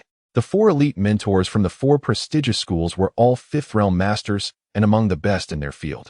They had exchanged considerable combat achievements for access to the Martial God Tower. However, during this special training camp, all official students were granted free entry. Such a generous offer was unprecedented in the Dragon Kingdom. There are so many people. Su Sheng and Song Zhanyue arrived late, standing at the periphery, unable to see anything as the entrance to the Martial God Tower was already surrounded by eager students. Excuse me, please make way, Su Sheng urged, gently pushing through the crowd. The student he nudged, positioned further back, turned in anger. Hey, watch it. But as he turned around and beheld the towering Su Sheng, he instinctively recoiled, a look of awe crossing his face as he laughed nervously. Su Gu, please, go ahead. Su Sheng looked down at him. What did you just say? The student's expression shifted, his bravado dissipating. Ahem, Su Gu, I meant to say you don't need to push. Just go ahead. Yes, that's exactly what I meant. A few days prior, he had witnessed Su Sheng single-handedly defeat Helian Yufeng and his companions. In the days since, all the students at the training camp had been discussing this event, revering Su Sheng like a deity. Many had hoped to ingratiate themselves with him, but Su Sheng, engrossed in his training, had paid little heed to such social niceties. Su Sheng nodded, then turned to Song Zhanyue. I'll take you to the front. With that, he grasped her cool, delicate hand firmly. Chapter 55. Why the urgency? Everyone's pushing towards me. Song Zhanyue's delicate form trembled slightly, feeling as if Su Sheng's warm hand carried a faint electric current that rendered her entire body tingling. Her cheeks flushed gently, and her beautiful, lively eyes gazed at Su Sheng's silhouette, a radiant smile shimmering deep within them. The onlookers were left dumbfounded, exclaiming, Victory, sister. Damn. I knew their relationship was extraordinary. We must inform everyone. We can't afford to offend Victory, sister. Before long, Su Sheng, employing the same method, cleared the obstacles one by one. Until, who the hell is pushing me? Gong Shuesong, engaged in conversation with Niu Yun, a mentor from the Imperial Capital University, felt a surge of anger upon being shoved aside. However, when he turned around, he was met with Su Sheng's expectant gaze. Gong, it has been 4 days. How many points do you still lack to reach 500? In an instant, Gong Shuesong's imposing demeanor wilted like a frostbitten eggplant. Almost there, almost there. Don't just say it, show it through your actions, Su Sheng chuckled, patting Gong Shuesong on the shoulder while subtly maneuvering him behind himself. Gong Shuesong shot Su Sheng a disgruntled glance, realizing the obviousness of his little maneuver. Su Sheng, don't get too arrogant. Once I emerge from the Martial God Tower, my strength will soar, and I'll have my chance to teach you a lesson. By then, you'll owe me 500 points. With that thought, Gong Shuesong's mood brightened considerably, and his anticipation for the Martial God Tower grew. Meanwhile, Helian Yufeng noticed Su Sheng and instinctively shifted to the right, fearing Su Sheng's attention. Hey, Helian, weren't you on a mission these past few days? How come you're back so soon? Su Sheng inquired, surprised at his diligence, considering he owed Su Sheng 1,000 points. Brother Helian, the Martial God Tower lasts for 3 weeks. It doesn't matter when you enter. Just make sure to gather your points, Su Sheng continued. Helian Yufeng, visibly annoyed, thought, damn it, I owe you points, but I'm not a laborer. Even laborers need time to rest. He turned his head away, clearly opting for silence. Dragon brother, Sister Qianli, you two still haven't gathered enough points. If Helian manages to collect his 1,000 points, and you're still short of 500, wouldn't that make it seem like you're weaker than him? Su Sheng looked over to the two, standing awkwardly on the left. I want to lose to Helian Yufeng, Long Qianli replied defiantly. But then she felt something was off. Why was she being so stubborn about this? Ugh. Su Sheng is too infuriating. He has beaten me mercilessly several times. Doesn't he have any compassion? With such painful memories, her eyes turned slightly red. Long Qianyu, feeling somewhat uncomfortable, reassured her, don't worry, you won't fall short by a single point. Well done, Brother Long. Once you repay the points you owe me, feel free to challenge me anytime, Su Sheng affirmed with a knowing glance. Long Qianyu's face darkened, thinking, damn it, do you take me for a fool? I want to be challenging you. Ahem, everyone is here now. At the entrance of the Martial God Tower, Zhang Hong coughed lightly to alleviate the tension felt by Helian Yufeng and the others, secretly thinking that if Su Sheng entered the Demon University, he would likely be a formidable presence. He wondered how long the ruthless students from Demon University could keep Su Sheng in check. Dear students, according to the training camp schedule, the Martial God Tower opens today, Zhang Hong announced, surveying the crowd with a booming and clear voice. You must have already learned about the precautions regarding the Martial God Tower through various channels over the past few days, so I will briefly reiterate. Upon entry, you will experience intense dizziness. Although adjustments have been made to allow even low-ranking martial artists to enter, the dizziness will be significantly stronger than that experienced by the Fifth Realm Masters. But don't worry, it will pass in a few seconds. Also, do not get lost inside. It could lead to complications. Lastly, the Martial God Tower is filled with opportunities, but what you may gain is uncertain. So if your results are unsatisfactory after 1 or 2 attempts, do not lose heart. Rewards will come eventually. After briefly outlining the key points, Zhang Hong glanced at his watch. When the hand struck noon, he exchanged looks with the other 3 mentors. All right, it's time to enter. As soon as Zhang Hong finished speaking, Gong Xuesong eagerly rushed inside, but was halted by Su Sheng, who caught him by the neck. Why the rush? Everyone is pushing towards me. Gong Xuesong, furious, was about to erupt when he noticed Su Sheng darting in ahead of him with even greater speed. Damn, how did I end up being bullied by this jerk today? I'm always the one doing the bullying. By the time Gong Xuesong regained his composure, Song Zhanyue and Helian Yufeng had already entered. Behind them, other students, eager to experience the excitement, accidentally bumped into Gong Xuesong, who bellowed, what is the rush? Everyone is pushing towards me.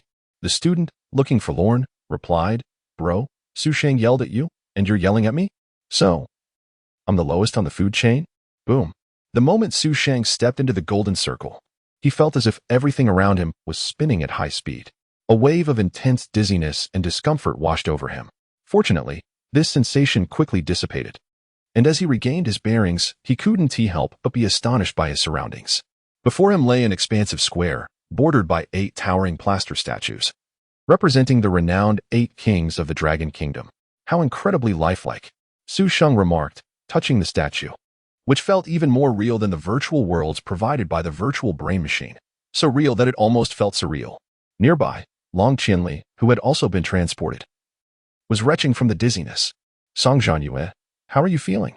Su Sheng dashed over to her side, finding her swaying as if intoxicated. Upon Su Sheng's arrival, she leaned against him for support. I feel so dizzy. It's unbearable. It's all right. It will pass soon. Su Sheng gently patted her back, while Long Qianli, overwhelmed, sank to the ground. Brother, where are you? Seeing Song Zhanyue leaning on Su Sheng, Long Qianli instinctively wanted to lean against him too. However, upon turning, she noticed Long Qianyu struggling to rise from the ground, causing her to frown. Is my brother really this useless? Would you like me to help you up, Sister Qianli? Su Sheng offered. Long Qianli instinctively wanted to refuse, but as she struggled to maintain her balance, she subconsciously reached out. Unexpectedly, Su Sheng pulled his hand back just as she was about to grasp it, instead catching the nearly toppled Song Zhanyue, exclaiming, Song Zhanyue, you're utterly weak. Thud. Long Qianli lost her balance and fell flat on her face. Ugh. Hearing her pitiful cry, Su Sheng quickly apologized. Helian Yufeng and Gong Xuesong were also feeling unwell. The latter suppressed his nausea and shot a glare at Su Sheng, seemingly trying to compete with him. Don't look at me. I feel perfectly fine, Su Sheng shrugged. Su Sheng, why the hell did you just choke me? Gong Shuesong staggered towards Su Sheng, seeking revenge for his earlier treatment. Su Sheng, seeing Gong Shuesong approaching like a drunken man ready to fight, swiftly kicked him away. Get lost. Chapter 56. The Journey Through the Tower, Su Sheng's Surprising Discovery. Su Sheng, you. Ah damn. Before Gong Shuesong could finish his words, he was kicked several meters away. As the dizziness faded, Gong Shuesong let out a loud cry. Sprang to his feet and charged at Su Sheng, his face flushed with rage. Brother Gong, time is of the essence. I must enter the tower first. We can settle this in the arena once I emerge. I won't demand too many points from you. 300 should suffice. Having spoken, Su Sheng focused his mind and vanished from sight, already having entered the first level of the martial god tower. Su Sheng, who the hell considers you a brother? I will not rest until I have my revenge. Gong Shuesong, feeling both frustrated and infuriated, continued shouting at the sky. His neck reddening, even though Su Sheng had already departed. Nearby, Helian Yufeng, Long Qianyu, and Long Qianli, still on the ground, stared in disbelief. Did Gong Shuesong truly not understand Su Sheng's nature? Of all people to provoke, why choose this notorious villain? Now, he had made a fool of himself. Inside the first level of the martial god tower, Su Sheng appeared amidst a lush, verdant primeval forest, a stark contrast to the image he had conjured of the tower. It resembled an independent world. Upon looking up, he found no ceiling or walls, only a brilliant blue sky and a few black dots soaring above. What a remarkably authentic world! Su Sheng exclaimed as he plucked a leaf, squeezing it to release its refreshing sap. With a thought, a gleaming silver alloy blade manifested in his left hand, nearly identical to the one he typically wielded. Within the martial god tower, one could conjure any weapon at will. Yet, due to its extraordinary simulation quality, every sensation and the experience of death felt indistinguishable from reality. Should one perish within, they would automatically return to the square adorned with 8 statues of the heavenly kings, awaiting 3 days before being permitted to re-enter. It is noteworthy that the martial god tower can accommodate only 80 individuals each day, which explains why this particular training camp limited its participants to that number. According to the instructors, the tower consists of 21 levels, each featuring 3 or 4 distinct trials, varying in nature, some requiring combat to succeed, others testing one's temperament and potential. The opponents on the first level are determined by the challenger's realm. Since Su Sheng was a consummate warrior, his adversaries would be of equal standing. As one ascends, the strength of opponents increases, along with the difficulty of the trials. This necessitates that challengers possess combat prowess and temperament far exceeding their own realm to conquer higher levels. Each time a level is cleared, rewards are granted, with greater prizes for more levels conquered, ranging from pills and spiritual herbs to weapons and combat techniques, even innate martial skills. Just as Su Sheng was lost in thought, a jet-black toad with a face resembling that of a tiger leaped swiftly from the forest. This creature, each jump reaching heights of around 20 meters, exuded an imposing presence akin to that of a tiger. Tiger-faced black toad. The tiger-faced black toad was a first-tier, perfected exotic beast, its menacing aura comparable to Su Sheng's own. Just as the toad opened its massive jaws to devour him, Su Sheng raised his blade. While most warriors would struggle to vanquish an opponent of equal rank, for Su Sheng, endowed with formidable physical strength and the saint body of suppression, slaying such creatures was as effortless as eating and drinking. As Su Sheng retracted his blade, preparing for the next beast, a notification chimed. Ding. You have slain the tiger-faced black toad and earned 2 synthesis points. Su Sheng was momentarily taken aback, followed by an overwhelming joy. Killing exotic beasts in a virtual world also grants synthesis points. What a delightful surprise. He realized that as long as he did not perish in the martial god tower, he could enter daily, though rewards would diminish with repeated entries. Nonetheless, hunting beasts to earn synthesis points was the true path for him. This place is perfect for me, Su Sheng thought, his spirits soaring, finding the martial god tower exceedingly appealing. As he pondered why synthesis points could be triggered in a virtual realm, he speculated that the tower's simulation was so advanced that it fully immersed his senses in reality, thus prompting the system's recognition. Regardless, this was undeniably a fortunate occurrence. At that moment, the corpse of the tiger-faced black toad suddenly transformed into dazzling blue light points, which began to gravitate towards Su Sheng. He did not shy away, understanding that these were the rewards bestowed upon him by the trial on this level. Indeed, as the light points entered his body. A powerful surge of vitality coursed through his limbs, and he joyfully realized that his punching strength had noticeably increased. Approximately 200 kilograms. Remarkable. His eyes gleamed with excitement. No wonder so many masters were drawn to the martial god tower. This training camp was undoubtedly the most valuable one in history. Su Sheng then turned his gaze deeper into the forest, where he could faintly hear the ground trembling. He hastened into the thicket, soon encountering a swarm of green, basketball-sized vine poison ants. Others might have felt their scalp tingle at the sight of such a formidable group of beasts. Although each individual ant was weaker than the tiger-faced black toad, their sheer numbers posed a considerable threat. With determination, Su Sheng unleashed his full power, activating the Saint body of suppression. Instantly, an inky darkness enveloped him, crackling like arcs of electricity. The sunny atmosphere was replaced by an overwhelming sense of pressure. The 20 vine poison ants charged toward him in a coordinated formation. However, when they were just 10 meters away, a tremendous force erupted. The foremost ant collapsed instantly, its slender limbs shattering under the strain. Su Sheng waved his hand, and the crushing power of the Saint body descended like a mountain. In an instant, a cloud of crimson mist erupted, obliterating all 20 ants. A notification rang in his mind again. The system was considerate. It would not alert him for each individual kill within a short span, but would instead announce the total. Ding! You have slain 20 vine poison ants and gained 15 synthesis points. Though the combined strength of the ants was slightly greater than that of the tiger-faced black toad, the fact that they were a collective of first-tier perfected beasts made them more suited to Su Sheng's capabilities. In no time, his synthesis points had accumulated to 16. 2. And the martial god tower had saved him the trouble of searching for foes. As the bodies of the ants faded away, a milky white pill hovered in midair. Oh, this time it's a medicinal pill. Chapter 57. Su Sheng's Breakthrough. A new function of the system. Su Sheng's eyes sparkled with delight at the impressive reward before him. The martial god tower was indeed remarkable, a veritable marvel, for it transformed the virtual realm into a conduit for tangible strength enhancement. Clasping the elixir in his hand, he found himself unable to discern its exact category. However, the rich aroma it exuded unmistakably signified it as a second-grade elixir. Could this be the bone-refining pill? Upon consuming the elixir, he immediately felt a subtle ache in his bones, indicative of the extraordinary effects of the bone-refining pill. This elixir was capable of refining a warrior's skeletal structure, significantly augmenting bone density, thereby laying a foundation for second-tier gold body warriors to attain a physique comparable to that of alloy forging.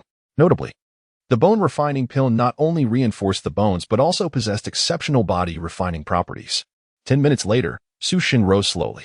Perhaps due to the martial god tower's influence, his absorption rate of the elixir was remarkably swifter than in the outside world. After this enhancement, he surmised that he was now perilously close to achieving the second-tier gold body. Just one more push would suffice. His gaze gleamed with determination. Soon, the third challenge emerged within the vast primordial forest. The martial god tower seemed to possess eyes that scrutinized everything, granting challengers a moment to absorb their rewards after each level. Once the absorption was complete, the next challenge would commence. What awaited him this time? Holding the alloy warblade, Su Sheng was taken aback as a figure emerged from the dense foliage. Is that me? Across from him stood an opponent who bore an uncanny resemblance to him, both in appearance and demeanor. The doppelganger did not speak, instead advancing swiftly upon detecting its target. Su Sheng was astonished. Yet the activation of his dominant sacred body remained unhindered. Boom. Empowered by the forces of countless domains, the doppelganger was caught off guard and bent at the waist. Just as it struggled to rise, a flash of silver light sliced through the air from Su Sheng's blade. Although the martial god tower could replicate his form, it could not mimic his innate talents. Indeed, it had successfully replicated his physical strength. Su Sheng mused, aware that even the full-force manifestation of Helian Yufeng's talents could not endure a second, while he stood firm against the pressure. This stark contrast highlighted the extraordinary enhancement his physique had undergone after consuming 2 true Dragon Shinong pills. Concurrently, he recognized the overwhelming power of the dominant sacred body. Against those of lesser strength, it could utterly annihilate them, while against stronger foes, it could significantly diminish their mobility. In such a scenario, the opponent would be akin to a lamb awaiting slaughter. Ding! The notification of his victory echoed in his ears. Opponent defeated. Gain of 1. 5 synthesis points. Su Sheng's expression turned peculiar. Killing was permissible? He then took hold of a crimson crystal that floated before him. What is this abyss crystal? It didn't seem likely. As he examined the crystal, its warm texture and the blood-like hue within intrigued him. After a moment's contemplation, he decided to crush it. Instantly, a surge of potent vitality enveloped him. Ah, so this is the essence of a magical beast. Su Sheng's realization dawned. Some magical beasts produced essence within their bodies, formed from the coagulated blood of the creature itself. Its effects were akin to that of a beast crystal, enhancing one's striking power upon consumption. Boom. Moments later, a formidable aura erupted from within Su Sheng. A wondrous scene unfolded as his exposed skin shimmered with a golden glow, rendering him as if he were sculpted from pure gold, exuding an indomitable spirit. He had attained the second-tier gold body. Su Sheng's eyes sparkled with excitement. After over half a month of relentless effort, he had finally emerged as a second-tier warrior. Possessing a gold body at this level endowed him with unimaginable defensive capabilities, rendering ordinary bullets ineffective against him. With a naturally robust physique further augmented by his newfound rank, Su Sheng estimated that even standing still, he would remain impervious to conventional weaponry. This was the true essence of superhuman prowess. Rising to his feet, he reveled in the myriad changes that accompanied his second-tier gold body. Beyond the enhanced physical defense, the most discernible transformation lay within his dantian, where the spiritual energy had expanded significantly, growing from a mere pool to a lake-sized reservoir. This indicated a substantial increase in the duration he could maintain the dominant sacred body. At that moment, a system notification resonated in his mind. Ding! Congratulations, host, on your ascension to the second-tier gold body. The system has upgraded to level 2. From this day forth, the host may activate batch synthesis functionality, and the minimum synthesis multiplier has increased to 500 times. In an instant, Su Sheng was overwhelmed with joy. He had not anticipated that his breakthrough would also elevate the system. Batch synthesis, how considerate. A smile graced his face, and the enhancement of the minimum synthesis multiplier only added to his delight. Previously, the synthesis multiplier was unpredictable, ranging from 100-fold to 10-fold. With this newfound assurance, his ascent to power would accelerate dramatically. He couldn't help but wonder what new features awaited him at levels 3 and 4, hoping for a storage space upgrade. In that moment, his yearning for strength surged, sensing that the system harbored many more surprises, and that with each surge in his power, greater marvels awaited him. Just then, the scenery of the surrounding primordial forest began to turn transparent. As the surroundings transformed into clarity, a vast martial arena came into view. Level 2. Su Sheng's spirits lifted. The expansive arena lay eerily empty, enveloped in silence. Was this challenge a test of destructive capability? He directed his gaze towards the stone tablet at the front. With no opponents in sight and only the tablet remaining, he was assured of his course. Indeed, the martial god tower refreshed each level randomly. No one could predict what would manifest next. Boom. Su Sheng activated his dominance sacred body, unleashing a torrent of power as his iron fist struck like a tempest against the stone tablet. The tablet shattered in response. Furthermore, the area impacted by his strike was reduced to fine powder due to the force of the dominance power. Subsequently, the stone tablet vanished, revealing a pale blue fruit, reminiscent of a cherry, suspended in midair. Su Sheng grasped the blue fruit, scrutinizing it carefully, and his eyes brightened. This was a second-tier spiritual fruit, insight fruit. Consuming it would elevate one's comprehension for a limited time, significantly benefiting the cultivation of martial skills and techniques. The martial god tower was truly remarkable. Su Sheng's heart raced. A single insight fruit was worth approximately 50,000, and its value transcended mere currency. With the insight fruit in hand, he wasted no time and settled down to practice the black hole devouring spirit technique. As he sat cross-legged, savoring the sweet juice of the fruit, he began his cultivation. As a product of the system synthesis, he could swiftly grasp the fundamentals without regard for tier limitations. Even high-grade elixirs could be absorbed without any adverse effects. Upon consuming the insight fruit, Su Sheng felt an immediate clarity of mind. It was as though a weary soul had awoken from slumber, invigorated and fully restored. Under the influence of the insight fruit and the system, he successfully grasped the essence of the black hole devouring spirit technique in less than 20 minutes. This meant that a single insight fruit could save him roughly 10 days of arduous training, most excellent indeed. For a warrior, time outweighed gold. Anything that could convert money into time was invaluable. Before long, an hour had elapsed. On the 5th level of the martial god tower, after slaying the final magical beast, Su Sheng eagerly anticipated the reward when a grand, authoritative voice echoed from above. All participants have successfully cleared the 2nd level. The martial god tower's Taisu spirit pivot is now open. All personnel are requested to prepare for the teleportation. Upon arrival at the vast void spirit pivot, everyone will be able to absorb the abundant spiritual energy within the pivot for a duration of 1 hour. Chapter 58. The Invincible Black Hole Devouring Spirit Technique. All mine. Ah, is there a hidden reward? Su Sheng's eyes brightened. Since the voice in the martial god tower indicated that the Tai Su spirit pivot possessed immense spiritual energy, it was akin to a timely gift for him, who had just ascended to the second stage of the golden body. Especially now that he had grasped the fundamentals of the black hole devouring spirit technique, the extraordinary power of this supreme skill would soon be revealed. In the next moment, Su Sheng felt an irresistible mysterious force enveloping him. The scenery around him transformed instantaneously. By the time Su Sheng regained his senses, he found himself in a circular plaza approximately 20 meters in diameter. At the center stood a cylindrical structure, translucent like jade, around 2 meters in height and 30 centimeters in diameter. The almost transparent material contained a brilliant white light within, imparting an aura of sanctity and inviolability. Su Sheng, you've been teleported here too. Not far away, Song Zhanyue ran towards Su Sheng like a giddy girl. Su Sheng smiled and asked, "Which level are you on?" "I'm on the 4th level." Song Zhanyue replied proudly, "With my capabilities, I should easily reach the 8th level." The martial god tower is not something that can be conquered in one go. The requirements for strength increase significantly with each ascending level. For instance, while the first level was exceedingly simple for Su Sheng, the 5th level presented considerable challenges. The majority of individuals lack the capability to fight above their rank, which explains why even though Su Sheng had reached the 5th level, many others were still struggling to clear the 2nd. Indeed, Su Sheng nodded appreciatively.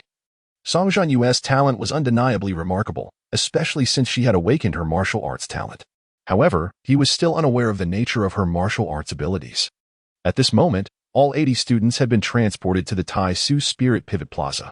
Some appeared fatigued and drenched in sweat, clearly having reached their limits on the 2nd level. Others gazed expectantly at the white jade column. The Tai Su Spirit Pivot is now activated. At that moment, the earlier voice resonated again. Suddenly, the white jade column erupted in resplendent white light. With a rush, the sound of flowing spiritual energy filled the air, and the sacred white light swiftly enveloped the entire area. Everyone felt as though they were bathing in an ocean of spiritual energy, every pore in their bodies opening up in sheer bliss. For martial artists, spiritual energy is as vital as air. For advanced practitioners, lacking air may be tolerable, but a deficiency in spiritual energy is utterly unacceptable. Even ordinary first-level martial artists, who cannot yet open their dantians for energy storage, can still absorb energy from their surroundings for body refinement, albeit at a slow pace due to the low concentration of spiritual energy outside. Yet here, the spiritual energy was remarkably pure. Helian Yufeng's eyes sparkled with excitement. "This is even more potent than my family's spiritual vein array." Beside him, Gong Shuesong was equally astonished. The Tai Su Spirit Pivot can continuously release the purest spiritual energy for an hour. Cultivating here for just 1 hour is equivalent to a month of training in the outside world. Indeed, my uncle broke through a minor realm because of the Tai Su Spirit Pivot in the martial god tower, Long Qinyu added, brimming with enthusiasm. As they spoke, everyone settled into a meditative position. Gong Shuesong glanced over at Su Sheng, who was chatting and laughing with Song Zhanyue, and thought to himself, "This guy must lack superior techniques due to his ordinary background. When it comes to the efficiency of absorbing spiritual energy, I am the one to watch." With this thought, Gong Shuesong's eyes gleamed with determination. The martial god tower represented an extraordinary opportunity for many ordinary students, but for top-tier geniuses, especially those with deep-rooted backgrounds, it was an unprecedented chance for enhancement. Prior to their arrival, the Gong family had already conducted calculations. The improvements Gong Shuesong would achieve during the month in this special training camp were estimated to be equivalent to a year of arduous cultivation in the outside world. Provided luck was on his side, breaking through to the early or even mid-stage of the 2nd realm would be entirely feasible. This was the primary reason why Gong Shuesong and his companions chose to participate in the special training instead of embarking on a secret realm expedition. As the milky white light emitted by the Tai Su Spirit Pivot enveloped everyone, the atmosphere grew eerily quiet. An hour felt too brief. Almost everyone began to operate their techniques to absorb the spiritual energy with all their might. How exhilarating! After activating his supreme intermediate technique, Gong Shuesong felt an overwhelming surge of spiritual energy flooding in, akin to consuming an ice-cold cola on a scorching summer day, refreshing from head to toe. Helian Yufeng and the others shared similar sensations. Su Sheng, a temporary lead does not guarantee lasting superiority. After the special training camp concludes, I will personally defeat you in front of everyone, Helian Yufeng declared, his eyes filled with unwavering determination. He estimated that after his first attempt in the tower, his punching power would reach 5 tons or even higher. With a stroke of luck, his talent mastery might increase by 10, making defeating Su Sheng a trivial task. At that moment, however, Helian Yufeng suddenly froze. Why does the overwhelming spiritual energy seem to be diminishing? Initially, it felt as if a large basin of water was being poured in, but now it distinctly felt reduced to a bowl, the flow noticeably lessened. Gong Shuesong and Long Qianyu sensed it too. They both opened their eyes. Long Qianyu appeared somewhat confused. Didn't my father say the Tai Su's spirit pivot spiritual energy was vast and boundless like the sea? It certainly had been at first. But now it felt more akin to a small river. Among the crowd, Su Sheng lowered his head, his eyes shining with brilliance. The black hole devouring spirit technique is astounding. Initially, Su Sheng experienced the same sensation as everyone else, with spiritual energy pouring in. An unprecedented feeling of euphoria washing over him. But the moment he activated the black hole devouring spirit technique, the influx of spiritual energy transformed into a torrential flood. The terrifying rate of spiritual energy absorption made Su Sheng feel as if he might burst. At that instant, he felt as though he was a black hole suspended in the cold universe, voraciously devouring the surrounding spiritual energy at an astonishing speed. If the initial experience was akin to 80 individuals sipping from a large pool with 80 straws, then upon activating the black hole devouring spirit technique, it was as if he had switched to a high-capacity, wide-diameter pump. As the black hole devouring spirit technique operated, the vast spiritual energy within the Tai Su spirit pivot began to visibly coalesce above Su Sheng's head. If this process could be visualized, one would observe the surrounding spiritual energy akin to iron nails being rapidly attracted to Su Sheng, the immense magnet. Even the most distant spiritual energy rushed toward him at an exaggerated pace. Meanwhile, the spiritual energy being absorbed by others was miserably scant in comparison. Were it not for the operation of the black hole devouring spirit technique, such a substantial influx of spiritual energy could have overwhelmed Su Sheng in an instant. All mine. All mine. Under the onslaught of this terrifying spiritual energy, Su Sheng felt the black spiritual energy within his dantian visibly swell. It was as if a long dry artificial lake was being inundated by a torrential downpour. Furthermore, Su Sheng's realm began to ascend at a perceptible rate. Su Sheng was utterly elated. Yet, the others were left utterly stunned. Chapter 59.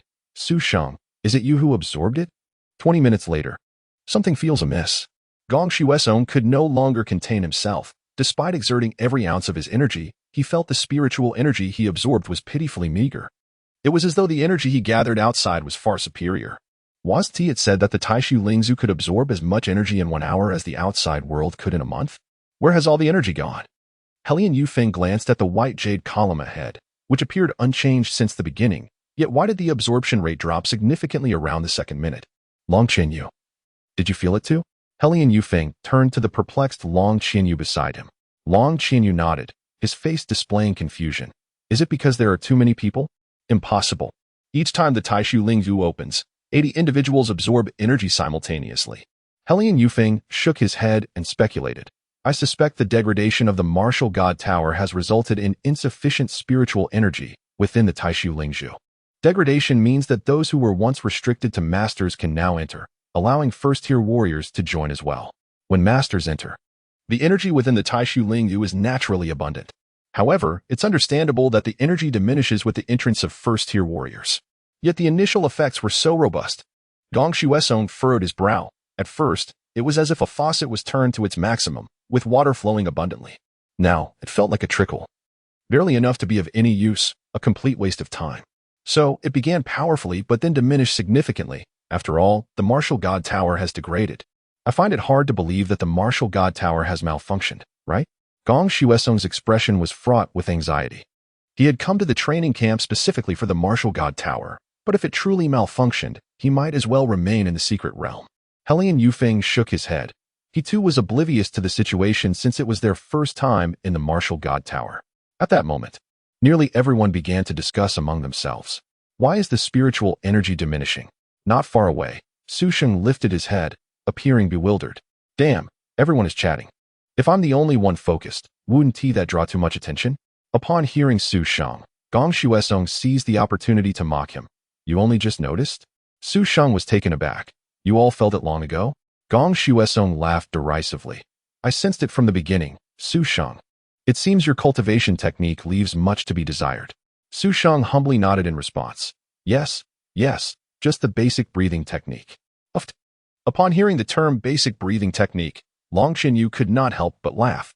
He hadn't heard that name in ages. A sense of superiority welled up within him. Su Sheng, despite your formidable martial talent, your foundational knowledge pales in comparison to ours. What now? This tower challenge can't end soon enough, can it? Long Chenli felt anxious. Staying here for another 40 minutes would be dreadfully boring. What else can we do but wait? Gong Xuesong lamented. The spiritual energy within the Taishu Lingzu was too scarce. Even if he exerted all his effort, he would likely absorb very little by the end. He might as well have less energy than contained in a single drop of urine. What's the use of even trying? Su Sheng maintained a serene expression, acknowledging that while he was absorbing energy, these individuals would only suffer alongside him. If misfortune must befall someone, so be it. After all, personal strength is paramount. Strangely enough, this feeling was rather exhilarating. While others appeared disinterested or engaged in idle chatter, Su Sheng continued to operate the black hole devouring spirit technique, voraciously absorbing energy. The terrifying influx of spiritual energy propelled Su Sheng's realm upward at an astounding pace. Moments later, a tremendous wave of energy surged from within Su Sheng. Su Sheng had reached the mid-stage of the golden body. He quickly suppressed the aura to avoid drawing attention. However, it was too late. Helian Yufeng and his 3 elite peers instantly looked up. Helian Yufeng's eyes sparkled with astonishment. You managed to break through with such little energy? Haha. I was already on the verge of a breakthrough. This is merely the icing on the cake, Su Sheng replied, his expression marred by the lack of energy. If only the Taishu Lingzu had sufficient energy, I could have broken through even faster. You've reached the pinnacle of martial arts, haven't you? Gong Xuesong gazed at Su Sheng for a long moment before finally squeezing out a reply. He had already been unable to defeat Su Sheng before. And now that Su Sheng had advanced, when would he ever have the chance to seek revenge?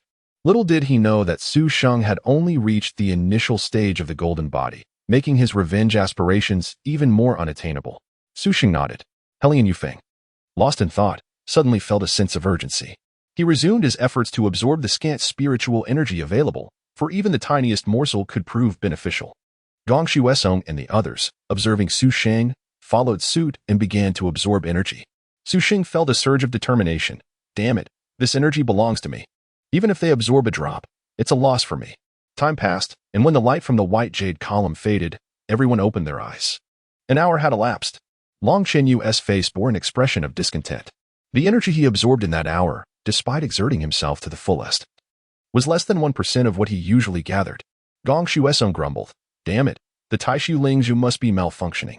No matter how degraded it is. It shouldn't be this scant. This is outrageous. Upon hearing Gong Xuesong's words, the other elites began to voice their grievances. The lack of spiritual energy was utterly unacceptable. It felt as if they were being toyed with. The most frustrating part was that with this hour, he could have easily conquered the second tier, which would have offered far greater benefits than this hour of wasted effort. Long Chenli felt that since arriving at the training camp, nothing had gone smoothly. Being humiliated by Su Sheng multiple times was already bad enough, but now even the martial god tower was failing him. Helian Yufeng sighed deeply. If the Taishu Lingzu continued in this manner, the day would be a complete waste. He might as well have undertaken tasks to earn points for Su Sheng. At least hunting beasts could enhance one's strength. As everyone sighed and expressed their confusion, a grand voice suddenly resonated. The Taishu Lingzu is about to close. The absorption data will soon be revealed. Upon hearing this, Su Sheng felt a wave of apprehension. Damn it, the Taishu Lingzu has such a feature? Most others shared Su Sheng's surprise, unaware of this function. However, Helian Yufeng and a few others were already aware and felt no surprise. Gong Xuesong couldn't help but remark, what is there to announce? The total energy absorbed collectively is less than that contained in a single fragment of a spirit stone. Indeed, previously, the absorption data varied greatly among the masters, but with such a meager amount of energy this time, it would likely be quite uniform across the board. Song Zhanyue found no interest in the forthcoming rankings. If everyone was at 0, what was there to compare? Then, as the white jade column vanished, a densely populated bar graph appeared before them. Chapter 60. How mighty can Su Sheng be? From right to left, each pillar stood so low that it was nearly imperceptible, save for the varying shades of color resembling strands of hair, which could hardly be discerned without careful observation. However, when the gaze of the crowd landed on the far left, they were instantly struck into a stupor. The blue pillar at the far left soared to a staggering height of 10 meters. The crowd found themselves craning their necks to fully behold its grandeur. A profound silence enveloped the arena. Moments later, an uproar erupted. Song Zhanyue was left dumbfounded. Who on earth is this formidable individual, absorbing all the energy? The question lingered. What kind of extraordinary technique could achieve such a feat? All present were martial artists of the same realm, and the finest techniques they practiced were merely intermediate. Even the most exceptional of intermediate techniques could not possibly yield such an outcome. The visual impact of the bar chart was overwhelmingly astonishing. The blue column resembled a colossal pillar supporting the heavens, while the adjacent 79 columns were so diminutive they were almost indistinguishable to the naked eye. Gong Shuesong's eyes nearly bulged from disbelief. Goodness. I pondered how the Taishu spirit pivot could malfunction. It turns out that someone has siphoned all its spiritual energy. But who could that be? At that moment, Helian Yufeng and Gong Shuesong exchanged glances, and the latter suddenly inquired, did Su Sheng just break through? Simultaneously, the former remarked, could it be that only Su Sheng has advanced in this past hour? After they spoke, they shared a silent understanding. The next instant, Gong Shuesong sprang to his feet, his face flushed with rage as he bellowed at Su Sheng. Su Sheng, was it you? Su Sheng felt an unsettling chill run down his spine. It seemed too targeted for the Taishu spirit pivot's function. In bewilderment, he replied, do you think it was me? Who else could it be? You were the only one to break through just now. Gong Shuesong gasped for breath. My spiritual energy. It was one thing for others to drain it, but to have it taken by that rascal Su Sheng was utterly infuriating. Su Sheng, feeling quite innocent, replied, do you truly believe I possess such an extraordinary technique? Upon hearing this, Gong Shuesong calmed slightly. After all, he recalled that Su Sheng merely practiced a basic breathing technique, a universally available method that could hardly yield such effects. Wait, could it possibly be Helian Yufeng? Gong Shuesong glared at Helian Yufeng, who had been pretending quite convincingly moments ago. Upon reflection, Helian Yufeng was indeed the most likely candidate. Being the grandson of the Sword King, possessing a far superior foundation than the rest of them, Helian Yufeng, caught off guard, protested, how could it be me? I absorbed no more than you did. It must be you. Who else could it be? Su Sheng suddenly retorted angrily, if you have grievances against me, just confront me directly instead of dragging everyone into this mess. Su Sheng's words seemed to solidify the suspicions of many. Even Song Zhanyue and Song Zhanyue cast him hostile glances. This past hour equated to a month of arduous training, now so easily snatched away by Helian Yufeng. I thought Su Sheng was the worst. Turns out you are just as vile. Song Zhanyue exclaimed indignantly. Su Sheng chimed in. Helian Yufeng, you seem so honest with those thick brows and big eyes, but I see now that you're quite the sly one. I truly misjudged you. I swear. It's not me. Helian Yufeng, now anxious, thought to himself that if it were true, he would find it amusing in private. But the reality was that he was innocent. Gong Shuesong glared at Helian Yufeng with malice, realizing that if it weren't for this brat, he would have likely surpassed Su Sheng with just that hour's worth of energy. Helian Yufeng, prepare to face my wrath. Gong Shuesong shouted, lunging at Helian Yufeng. I told you it's not me. Helian Yufeng cried out in alarm, blocking as he defended himself. Gong Shuesong, now somewhat enraged, remembered how Helian Yufeng had mocked him about the lack of spiritual energy, making him feel like a fool. How could it not be you? It has to be Su Sheng. There's no one else who could be the culprit. Gong Shuesong shouted. Nonsense. How could Su Sheng possibly be that powerful? Song Zhanyue and Song Zhanyue joined in on the attack against him. Gong Shuesong realized that the Taishu spirit pivot was on the verge of closing, and he couldn't handle Helian Yufeng alone. Upon hearing his words, the Long siblings immediately joined the fray. It's not me. Why won't you believe me? Helian Yufeng exclaimed, flustered. As tensions escalated, he accidentally received a punch from Gong Shuesong, leaving him with a black eye. At that moment, Helian Yufeng's anger surged. But he restrained himself. He was not afraid of Gong Shuesong and the others, but he also did not wish to bear the blame, especially since he had gained nothing from this chaos. If you don't believe me, check my technique, Helian Yufeng declared, prompting Gong Shuesong and the others to pause. With a glare, Gong Shuesong seized Helian Yufeng's wrist. Show me your technique. Helian Yufeng shot him an exasperated look. This fool was relentless. He then began to circulate his technique. The moment Gong Shuesong witnessed it, his expression shifted dramatically, realizing that Helian Yufeng's technique was also an exceptional intermediate one, comparable to his own. This meant it could not have been Helian Yufeng. The next moment, Gong Shuesong shrieked, his face turning crimson again. It's definitely Su Sheng. Su Sheng, you're going to pay for this. Gong Shuesong was infuriated, torn between rage at Su Sheng for surreptitiously siphoning everyone's energy and the humiliation of being outsmarted like a fool. Long Zhanyue and Long Qinli stared in disbelief at Su Sheng. Is it really him? Again? How could he monopolize such vast benefits as the Taishu spirit pivot? Overwhelmed by these revelations, Long Zhanyue and Long Qinli could no longer restrain themselves. Su Sheng, you won't escape today. Long Qinyue's voice cracked. Just as the furious trio prepared to confront Su Sheng, the surroundings began to shift. The Taishu spirit pivot was closing, and everyone was transported back to their respective checkpoints.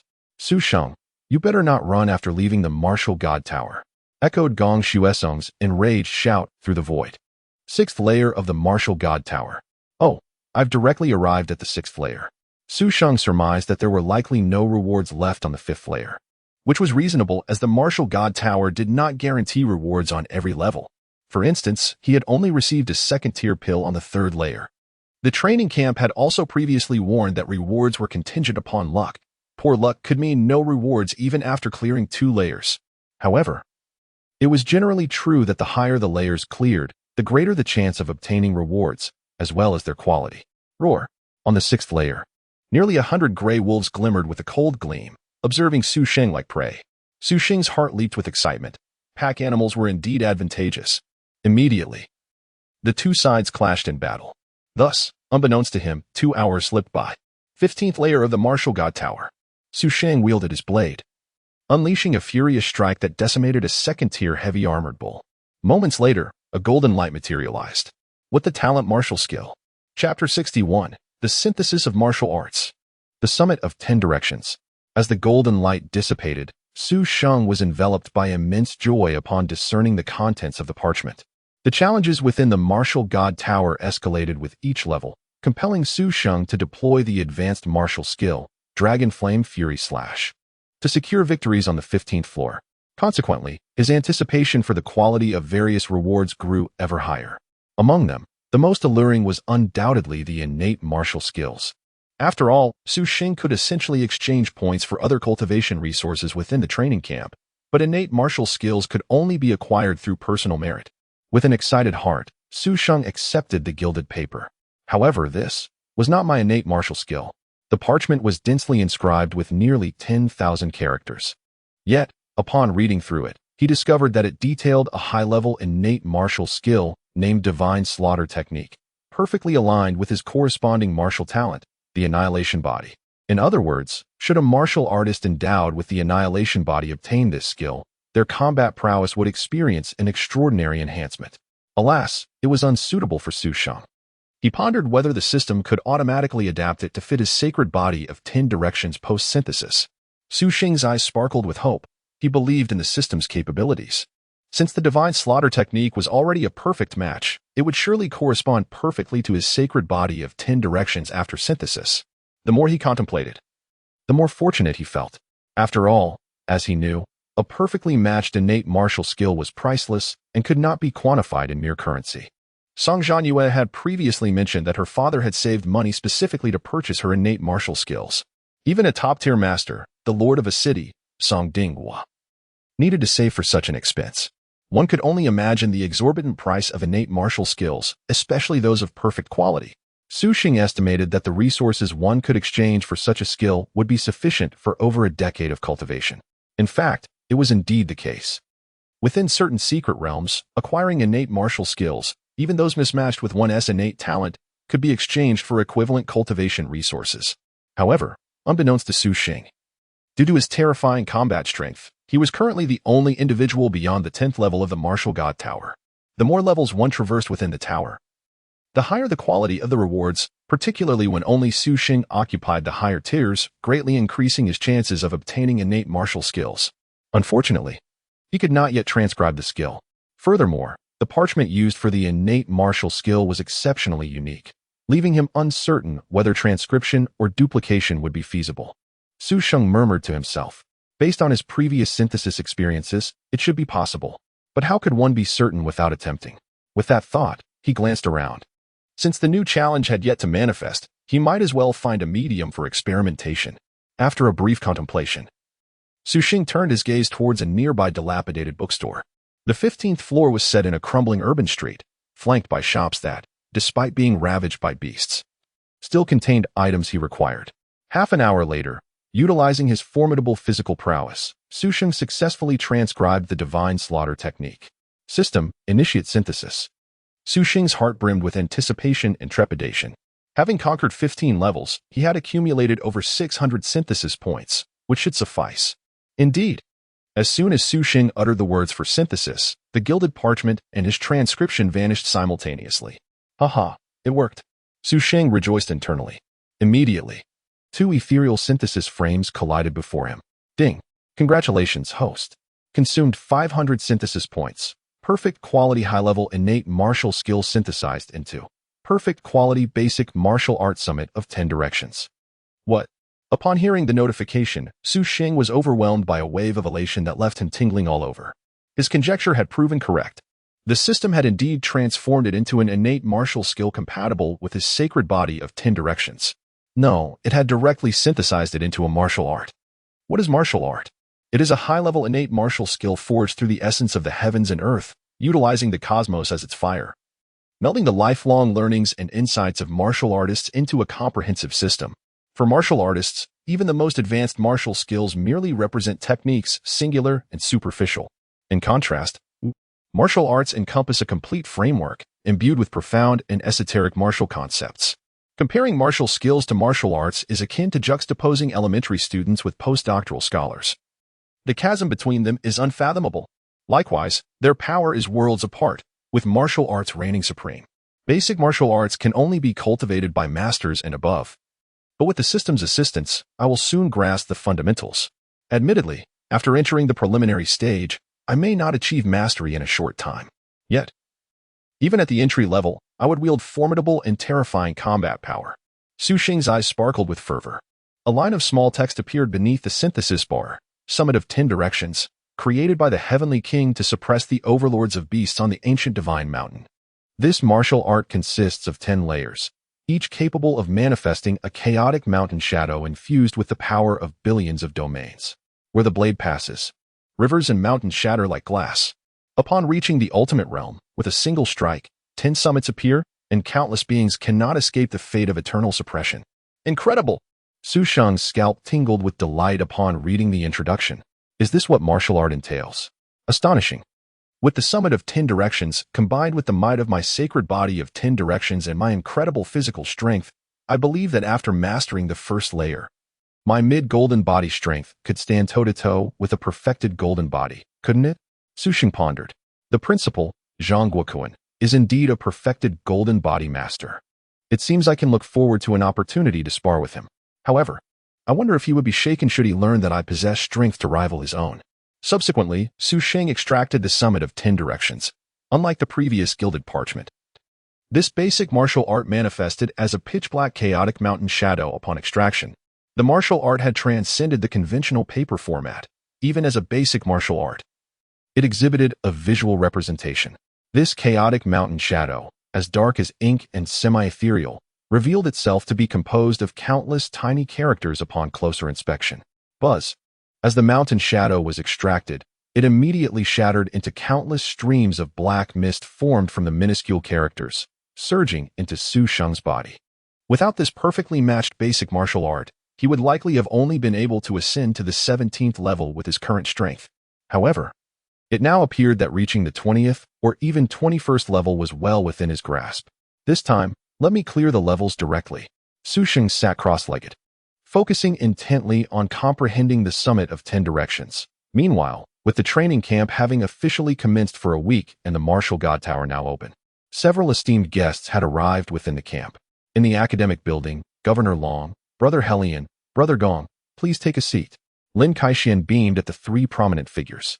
Among the trio, Lin Kaixian had interacted most frequently with Long He and Helian Ying, while the Gong family, due to their long-standing guardianship of the imperial capital, rarely ventured out. Therefore, it was typically Gong Ao, the second-in-command of the Gong family, who attended. Gong Ao was the younger brother of the family head, Gong Chun, and the uncle of Gong Shuesong. It has been a week since the camp opened. I wonder how Shuesong has performed? Gong Ao's expression was serious, his square jaw reflecting determination and the unique resilience of a soldier. Chapter 62. The astonished Gong Ao upon finishing his words. Gong Ao noticed that both Long He and Helian Ing had ceased their conversation. Long He, clad in a deep blue jacket, cast a concerned glance their way. He had just attended a high-level meeting in the imperial capital and had rushed directly to the training camp without even changing his attire. Meanwhile, Helian Ing and Gong Ao had also arrived together after the meeting. Lin Kaixian cleared his throat and remarked, "That's quite good. As long as I haven't caused you any trouble." Gong Ao nodded slowly. For the Gong family, Gong Shuesong's talent and various performances were on par with those of his elder brother. However, perhaps due to his youth, his temperament still required refinement. Such qualities cannot be cultivated overnight. They necessitate the passage of endless years for deepening and honing. Lin Kaixian continued, "You are too modest, Gong. This child, Gong Shuesong, possesses a straightforward character. From my observations, he is on the verge of breaking through to the pinnacle of martial artists." Upon hearing Lin Kaixian's words, both Helian Ing and Long He displayed even greater concern in their eyes. Lin Kaixian, witnessing their reactions, smiled slightly and added, "Yufeng and Qinyu Qianli have also demonstrated remarkable performance. The four of them are among the most exceptional talents of the younger generation under 18 in the Dragon Kingdom. Their growth this week aligns with our expectations. Furthermore, the Martial God Tower has opened today, ushering in a period of rapid growth for them over the next 21 days. If all goes well, all four could reach the second realm of the Golden Body. Should they encounter favorable opportunities within the Martial God Tower, they might even aspire to attain the mid-stage of the Golden Body." Upon hearing Lin Kaixian's words, the three esteemed figures nodded in unison. Long He spoke in a deep voice, "The higher-ups have opened the Martial God Tower for these children, which reflects a broader perspective. It will have profound implications for the Dragon Kingdom and even the global landscape. I believe they will not disappoint the nation's nurturing." Indeed, Governor Long is correct. Helian Ing remarked, his eagle-like nose and deep, oceanic eyes exuding unparalleled authority and wisdom. He continued, "The National Martial Arts Competition is fast approaching. If these children can place within the top 500, they will truly stand out among the younger generation under 30. At that point, the plan may be set in motion." Upon hearing this, Lin Kaixian and Long He immediately displayed expressions of interest. The former inquired, "Could it be that this is the topic you discussed during your trip to the capital?" Gong Ao smiled faintly. "That is one way to put it. But the plan is still merely in its infancy. Its specifics will require the judgment of the esteemed lords." Lin Kaixian nodded thoughtfully. At that moment, Long He seemed to recall something. "By the way, Principal Lin, how has that little fellow Su Sheng been lately?" Hearing this, Helian Ying's interest piqued. If not for Long He mentioning him, he would have nearly forgotten Su Sheng. Yet, recalling Su Sheng's various antics during the assessment made him find the individual rather intriguing. To have managed to give Helian Yufeng and his companions a bit of trouble, should this news circulate, it could make Su Sheng quite renowned in the Dragon Kingdom. However, Helian Ing could not help but think of Su Sheng's rather dismal existence in the training camp, especially since he had managed to offend 4 top talents during the assessment. Helian Ing was well aware of his son Helian Yufeng's strength. It would not be an exaggeration to say that in the current batch of students, only Luo Lai could rival him, while others, even Gong Shuesong, would not stand a chance. Lin Kaixian's expression suddenly turned somewhat peculiar. He has been doing quite well. Quite well. Long He felt a tinge of dissatisfaction. Lin's vague responses frustrated him. Previously, when Gong Ao inquired, Lin had also responded similarly. Did he lack vocabulary? Lin Kaixian nodded. That little fellow Su Sheng has been quite the sensation lately. Huh. Have Yufeng and the others given Su Sheng any trouble? Helian Ing asked, intrigued. Lin Kaixian nodded, then shook his head, as he recalled that it was Su Sheng who had instigated trouble with Helian Yufeng and his friends. Su Sheng had indeed engaged with them. Oh. At this, all three grew interested. Even Gong Ao, who had never met Su Sheng, couldn't help but ask, "Is this Su Sheng very strong?" Long He briefly summarized the events during the assessment, and a hint of appreciation appeared on Gong Ao's stern face. He certainly has audacity. Principal Lin, who did Su Sheng spar with? Was he severely beaten? Was he? Helian Ing asked, concerned that his son Yufeng might have gone too far and crushed Su Sheng's spirit. Such news could lead others to believe that the Helian family was excessively domineering. Lin Kaishuan's expression grew even more peculiar. Su Sheng has sparred with all four of them. Long he looked incredulously at Lin Kaishuan. Furrowing his brow, why are Qian Yu and the others being so inconsiderate? He Lianing also frowned. It was evident to the three that He Lian Yufeng and his trio were taking turns picking on Su Sheng. If their statuses were equivalent, it would be acceptable. However, Su Sheng was clearly at a disadvantage. Such behavior could easily be construed as bullying. Lin Kaishuan glanced at the three. In truth, it was Su Sheng who actively sought them out for a match. Moreover, Su Sheng emerged victorious. He Lianing turned to Lin Kaishuan. Curious, Su Sheng won against whom? It was probably Qianli. Long he smiled slightly. That child tends to be overly ambitious, now that someone whose background is inferior to hers has bested her. It should serve as a good lesson for her character. Governor Long, Su Sheng, has won, Lin Kaishuan declared. And both He Lianing and Long he were momentarily stunned. Su Sheng's strength was so remarkable. Even Gong Ao couldn't help but cast a sidelong glance. He was aware of He Lian Yufeng's prowess. It was no exaggeration to say that in a few years, He Lian Yufeng would be a pillar of the Dragon Kingdom. Lin Kaishuan cleared his throat and stated, Su Sheng single-handedly took on 4 opponents and triumphed over He Lian Yufeng and his companions. What? The three men's expressions turned serious. And He Lianing even doubted his own hearing. Su Sheng faced He Lian Yufeng and his trio alone and won? Was that even possible? Lin Kaishuan observed the astonishment on their faces, feeling a surge of satisfaction, for he had reacted similarly upon receiving the news. You heard correctly, gentlemen. A true dragon is about to emerge among the 18-year-old talents of the Dragon Kingdom. Su Sheng, a gifted martial artist, possesses a martial talent that surpasses the wind god spirit body. Upon hearing this, He Lianing sprang to his feet with a start. Long he and Gong Ao's eyes gleamed with newfound vigor. He Lianing looked at Lin Kaishuan and asked solemnly, Are you certain? Absolutely. Lin Kaishuan's smile widened as he continued. By the way, I have a video. You can see for yourselves. Chapter 63, the final layer of the Martial God Tower. Meanwhile, on the 20th floor of the Martial God Tower, a colossal arena witnessed a fierce clash between Su Sheng and a slender figure. Engaged in a life-and-death struggle with a sword and a blade, Su Sheng wielded his battle knife, flames erupting in a dazzling display, radiating an intense heat akin to a raging dragon's roar, scattering sparks across the sky. His opponent, a lean young man with a cold demeanor, wielded his long sword with lightning speed, moving like the wind. Each strike he made left either deep or shallow wounds on Su Sheng's body. In the blink of an eye, the two had exchanged blows for hundreds of rounds. Despite the fierce battle lasting for several minutes, neither showed any signs of exhaustion. Each attack was imbued with a terrifying force, capable of shattering a heavy tank upon impact. Su Sheng's attire was already soaked in blood, presenting a frightening sight from a distance. Yet, his eyes burned with an indomitable fighting spirit, and a sense of exhilaration washed over his face. By the time they reached the 20th floor, the opponent's strength had escalated to an unimaginable level. Even though Su Sheng possessed a terrifying physique, aided by the saint body for suppression, his adversary still matched him blow for blow. As time progressed, the young man even began to gain the upper hand. However, thanks to rapid healing, Su Sheng's wounds healed almost instantly. Despite the intense battle, he was unable to inflict effective damage on his opponent, yet for the moment, his adversary could not overpower him either. It was precisely this formidable opponent that reignited Su Sheng's passion for combat. As time passed, his fighting spirit surged within him, reminiscent of an ancient volcano lying dormant for 1,000,000 years on the brink of eruption. Suddenly, the lean young man struck at Su Sheng's abdomen with an oddly angled swing of his sword. Blood gushed forth, and the searing pain caused Su Sheng's movements to falter momentarily. The young man's piercing gaze seized upon this detail, and the sword lunged forth like a venomous serpent. With a sickening sound, Su Sheng's left hand was pierced through. The sudden agony nearly caused him to drop his battle knife. How formidable! Su Sheng's eyes gleamed with a fierce intensity. Under this unprecedented pressure, his vitality was continuously tempered and refined, while his spiritual energy surged, breaking free from suppression time and again.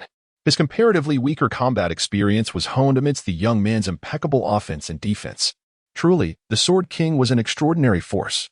Taking a step back to create distance, Su Sheng recognized that his opponent was none other than He Lian Zhanyue, the Sword King, one of the 8 great kings. Although this was the young version of the Sword King, Su Sheng could already feel an immense sense of pressure emanating from him. At this stage, the Sword King's power was comparable to that of a peak Golden Body warrior.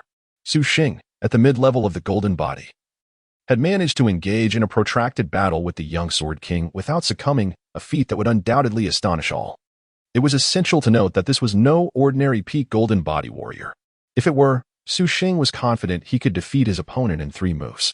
However, the Sword King had been invincible since his youth, evolving into a formidable martial artist.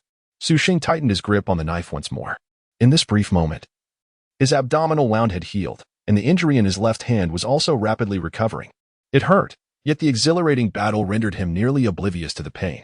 At that moment, Sheng realized just how much he cherished the thrill of combat. This world was truly magnificent. However, it was time to conclude this encounter. Gazing into the sharp eyes of the Sword King, the flames on Sheng's battle knife suddenly extinguished. The myriad forces of suppression coiled around him like ethereal serpents. Enveloping the weapon, the young Sword King, sensing an unusual pressure, swiftly increased his speed by 1/3. Just then, Sheng bellowed, 10 directions of suppression peak. The battle knife, infused with a myriad of suppressive forces, slashed downward with incredible force. A shadow of a chaotic mountain, towering 20 meters and as black as ink, suddenly materialized. Its steep peaks resembled a battle knife piercing the heavens, descending with a terrifying momentum. The previously composed young man finally changed his expression. Just as the suppression peak was about to crash down, he raised his sword to block. With a resounding crack, the immense power of the suppression peak shattered the young man's sword. The young man's face paled in horror as the overwhelming force erupted like a nuclear explosion. Boom! The shadow of the chaotic mountain plummeted like a meteor, unleashing a cataclysmic explosion of black light. This darkness engulfed the young Sword King's form, creating a massive black mushroom cloud. Sheng stood firm, the black radiance flickering ominously on his battle knife, exuding an oppressive aura. As the darkness receded, the young Sword King vanished without a trace. Sheng exhaled, wiping the blood from his left wrist, where the wound had completely healed. This was the terrifying result of the 2 enhancements from the True Dragon Xianyang pill. Just then, a pill exuding a rich medicinal fragrance appeared. Sheng inhaled deeply and rejoiced. Another Yuanling pill. The Yuanling pill, a 3rd-grade elixir, was quite costly among its peers and could significantly boost one's spiritual energy, enhancing strength within a short time. 1 Yuanling pill could save half a month of arduous training, a boon sought after by countless practitioners of the 3rd realm. Having acquired one during the 19th layer, this new pill would perfectly combine with it. 20 minutes later, on the final layer of the Martial God Tower, the 21st level, an endless desert stretched before him, with yellow sands swirling and fierce winds howling. The scorching air, laden with dry dust, assaulted Sheng. Amidst the swirling sand, a blurred figure approached from the distance. As the figure entered Sheng's line of sight, it suddenly vanished. Clang! With his accumulated combat experience, Sheng had developed muscle memory for countering various attacks, instantly pivoting and striking back. Before him stood a burly young man wielding a halberd, a scar etched across his face, with a slight smirk playing on his lips. This was the young version of the Overlord King. Sheng whispered. Among the 8 great kings, only the Overlord King, Luo Badao, employed the halberd as his weapon. Given that the 20th layer featured the Sword King, it was undeniable that the 21st layer would showcase the Overlord King. The manifestation of the Overlord King in the Martial God Tower appeared to be of similar age to the young Sword King, perhaps slightly older. The young Overlord King exuded an air of arrogance, looking down upon the world. Upon witnessing Sheng's keen reflexes and blocking his attack, the Overlord King pointed his halberd at Sheng, inviting him to take the first strike. Very well, let me witness just how exaggerated the Overlord King's prowess can be. Sheng was enveloped in a shroud of dark energy. As the blade shimmered, a shadow of a chaotic mountain, dark as ink and imposing, materialized out of thin air. Faced with this final adversary, Sheng held nothing back. After all, should he underestimate the Overlord King and be slain in a single blow, he would have to wait 3 days to challenge again. At the moment he unleashed the 10 directions of suppression peak, the Overlord King's expression shifted slightly. Interesting. The Overlord King transformed his halberd into a flurry of shadows, launching a rapid assault toward the shadow of the chaotic mountain. Chapter 64. Sheng, the King of Destiny. In the reception hall, Helian Ing, Long He, and Gong Ao gazed at the ultra-high-definition video, their expressions a complex blend of astonishment and shock, leaving them momentarily speechless. After a few seconds, they finally regained their composure. Yet their minds remained immersed in the overwhelming impact of Sheng shattering Long Qianli's gifted martial technique with a single punch. They were still reeling from the astonishment of Su Sheng forcing back 4 top talents with a mere stroke of his blade. They were entranced by the immense shock of his overwhelming talent suppressing Hellion Yufeng as they beheld the tall, youthful, and domineering figure on the screen. The three were momentarily lost in thought. This young man possesses the demeanor of a king. Hellion spoke with great excitement and astonishment. Gong Ao added, his martial arts talent is exceptionally formidable. He could very well rival that rascal Li Fengxian. Long He's face radiated with joy and enthusiasm as he remarked, what a blessing for the Dragon Kingdom. Lin Kaixin interjected, among the top talents under 30, we have Li Fengxian, Wu Jinghong, and Lei Zhanggu. Each of them is exceptionally gifted, exhibiting the potential of a king. And now, among the younger generation of 18, another individual emerges who is equally as extraordinary as these three prodigies. Indeed, the heavens favor the Dragon Kingdom. Upon hearing Lin Kaixin, Hellion and the others simultaneously expressed their excitement. Indeed, the heavens favor the Dragon Kingdom. However, Gong Ao suddenly shook his head, lamenting, unfortunately, Su Sheng was born a few years too late. Had he been in the same era as Li Fengxian and the others, this year's national martial arts competition would undoubtedly have been even more thrilling. Long He shared his astonishment. Indeed, this young man is impressively domineering, making Yufeng and his companions work for him. Hellion suddenly remarked. Upon hearing this, Long He and Gong Ao's expression stiffened, especially when considering that Su Sheng had rendered the four utterly defenseless. They felt a mix of surprise and indignation, thinking, how pitiful. He'll certainly face retribution upon returning. After a light cough, Long He thought to himself, Long Zhanyue, your time is up. Everyone, the students should have finished their first tower challenge by now. Shall we go take a look?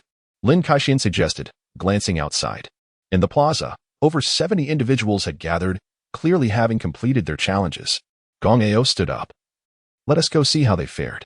Hellion reminisced, I remember my first time entering the Martial God Tower. I reached the 10th floor. Hellion, you were truly impressive. I only made it to the 9th floor, Gong Ao responded solemnly, with Long He adding, I too reached the 9th floor. The three then turned to Lin Kaixin. And you? Well, cough cough. I surpassed Hellion by 2 floors, Lin Kaixin replied.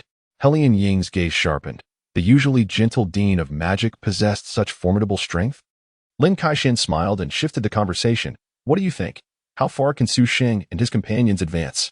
Yufeng should manage 7 or 8 floors without issue. Perhaps even the 9th, Hellion speculated. After all, these children entered the Martial God Tower as martial artists, and although the tower simulates opponents based on their strength, the profound understanding of martial arts possessed by master-level experts cannot be replicated. Therefore, reaching the 8th or 9th floor as martial artists is already an extraordinary feat. As for Su Sheng, he should have a considerable chance of reaching the 10th floor, Gong Ao concluded, and everyone nodded in agreement, clearly recognizing Su Sheng's prowess. Meanwhile, outside the Martial God Tower, a large plaza was filled with over 70 students who had failed their challenges and were now gathered in small groups. Regret and lingering desire were evident on their faces. I made it to the 3rd floor, but I was careless on the 4th. I should have advanced. Qi Sheng lamented to a crew-cut boy. Had I succeeded, my punching power could have increased by 100 kilograms. I too was stuck on the 4th floor. That snow bear was just too strong, but I believe I'll pass in 3 days. The boy replied, equally regretful. I reached the 5th floor, increasing my punching power by over 300 kilograms. I'm almost at mid-stage martial artist, another chimed in. I improved by over 200 kilograms, but alas, my strength still falls short. Otherwise, I could have achieved even more. The higher one climbs in the Martial God Tower, the greater the demand for one's ability to battle beyond their level, and mental fortitude must also be exceptional. Indeed. But today is merely the first day at the Martial God Tower. I estimate that after the training camp ends, I should reach the late stage of martial artists. By the way, where are Su Sheng and the others? One student curiously asked. Are you foolish?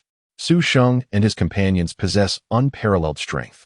They are undoubtedly the last to emerge, someone replied. Just then, a brilliant light flashed at the entrance of the Martial God Tower. Soon, Long Zhanyue and Long Qianli stumbled out, somewhat disheveled. Long Zhanyue scanned the surroundings and, noticing that Gong Shuesong and the others had not yet emerged, sighed. Brother, we must strive harder.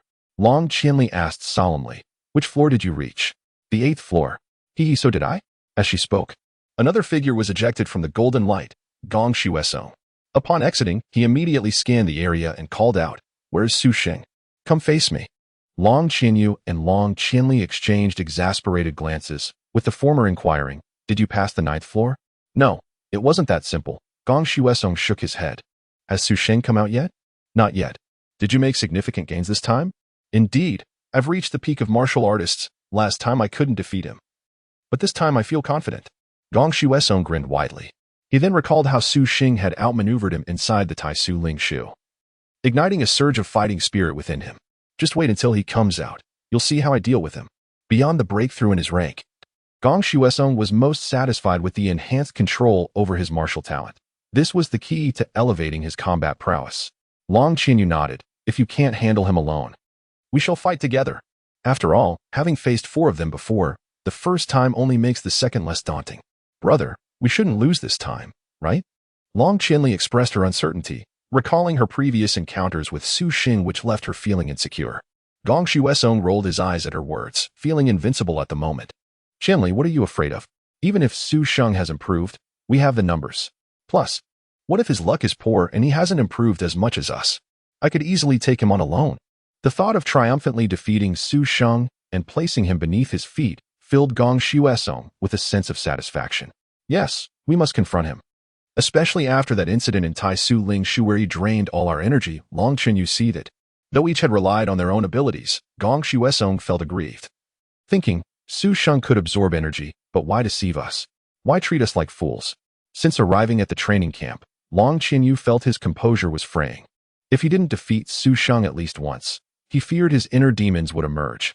Just then, the golden light at the entrance of the martial god tower flickered once more. Chapter 65. Once again, for against one Helian Yufeng? The 3 turned back in haste. But their expressions changed dramatically upon recognizing the figure before them. It was Su Sheng's girlfriend, Song Zhanyue. Long Qianli's beautiful eyes widened in astonishment.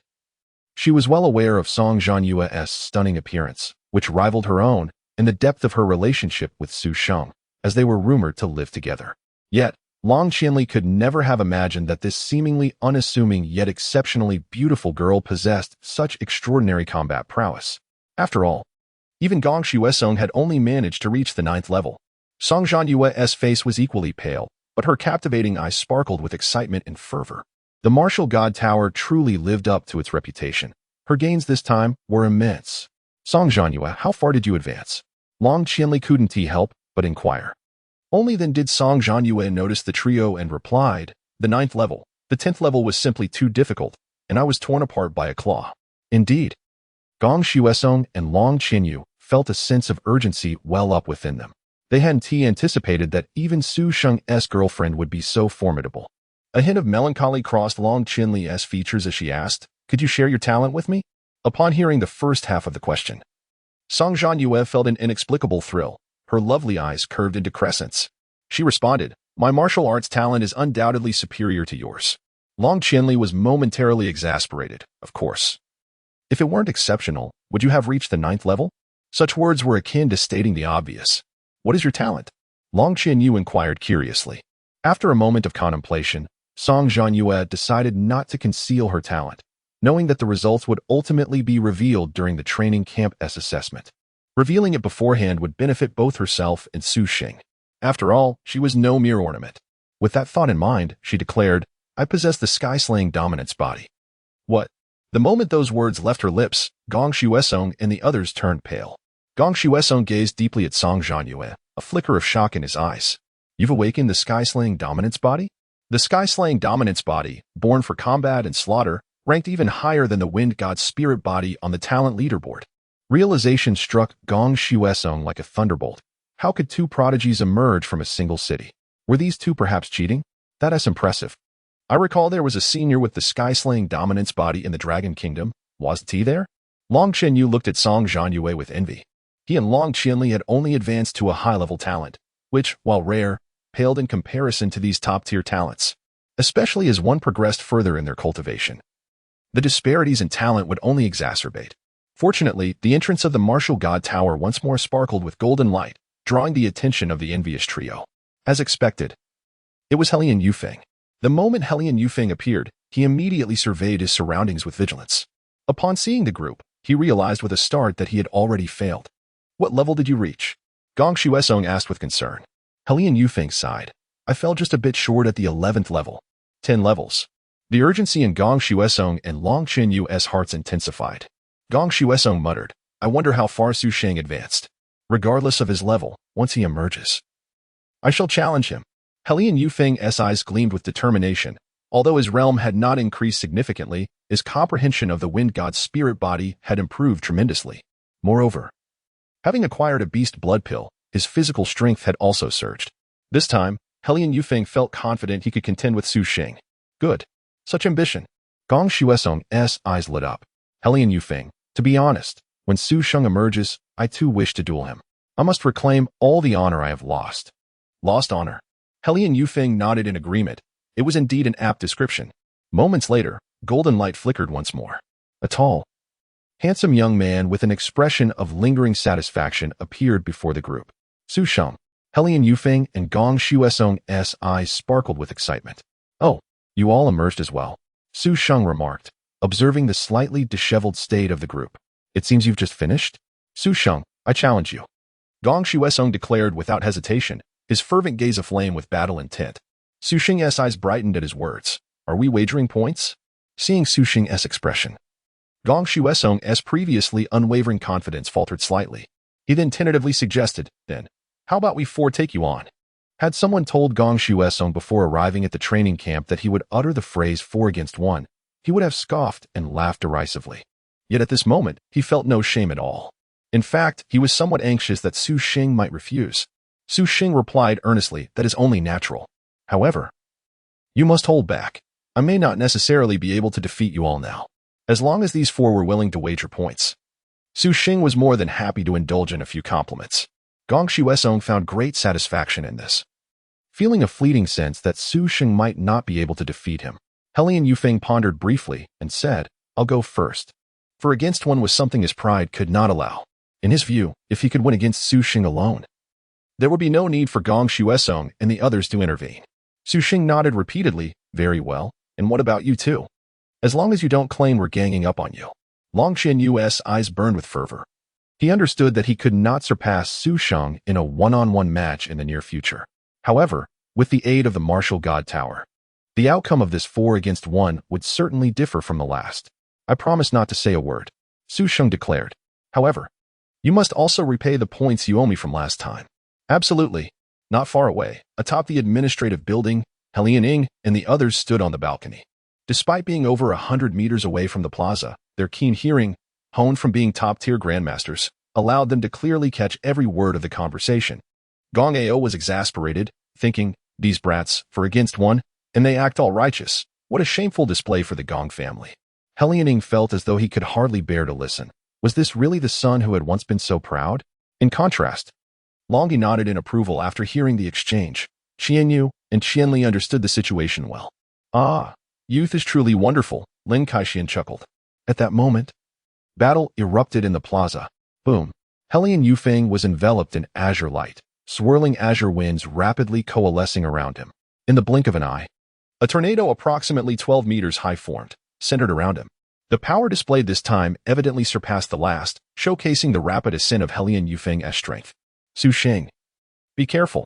Helian Yufeng's gaze sharpened, his eyes filled with unwavering conviction. This time, I shall reclaim what is rightfully mine. Chapter 66. I surrender to know one Madelian Yufeng has improved more than I have. Upon witnessing the formidable and determined Helian Yufeng, Gong Shuedong felt a tinge of frustration within. During this training camp, he realized that he indeed fell short compared to Helian Yufeng. Although the gap between them was not significant, surpassing Helian Yufeng in terms of martial arts talent within a short span seemed a daunting task. Long Zhanyue and Long Qianli also narrowed their eyes, acknowledging Helian Yufeng as a true rival. If it weren't for that rascal Su Sheng, Helian Yufeng would undoubtedly be a worthy opponent, a target for everyone to strive to surpass. In the corridor of the academic building, Yufeng is impressive. Gong Ao expressed his admiration. Following the legacy of the Sword King Helian Jianlu, Helian Ying and Helian Yufeng emanated an aura of invincibility. If this trend continued, the Helian family would likely remain in the limelight for generations to come.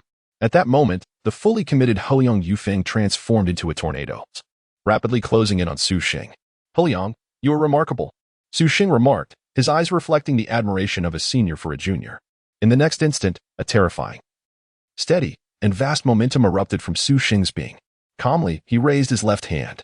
The palm of his hand, filled with the power of 1,000,000 domains, coalesced into a dense black mist, instantly spreading with a suffocating force akin to a volcanic eruption. On the upper floor of the academic building, Huliang Ying, Long He, and Gong Ao's expression shifted. This martial talent was overwhelmingly domineering. Just then, Su Sheng pressed down with his palm. The seemingly ordinary action appeared to Huliang Yufeng as if a colossal mountain was crashing down upon him. Boom! Before Huliang Yufeng could react, the black domain power struck with the force of a mighty seal, shattering the azure whirlwind. A thunderous explosion resonated, and the massive tornado transformed into a cascade of blue light, swiftly engulfed by the domineering and arrogant domain power. In the vast square, only Huliang Yufeng remained, still spinning and wearing a bewildered expression. Huliang, are you still spinning? Su Sheng retracted his hand, observing Huliang Yufeng's erratic movements with a hint of amusement. Without the whirlwind effect, Huliang Yufeng's actions now appeared rather juvenile. Huliang Yufeng's face flushed with embarrassment. He realized that Su Sheng had held back. More importantly, he understood that the gap between himself and Su Sheng had widened. Under the gaze of the crowd, Huliang Yufeng ceased his spinning and jumping. You have attained the golden body? Although Su Sheng's previous attack was merely a casual strike, Huliang Yufeng felt an unprecedented and immense pressure emanating from Su Sheng. At that moment, Huliang Yufeng even had the illusion that he was not facing Su Sheng, but rather his elder brother Li Fengxian. The same unparalleled dominance, the same unmatched prowess, the same overwhelming aura.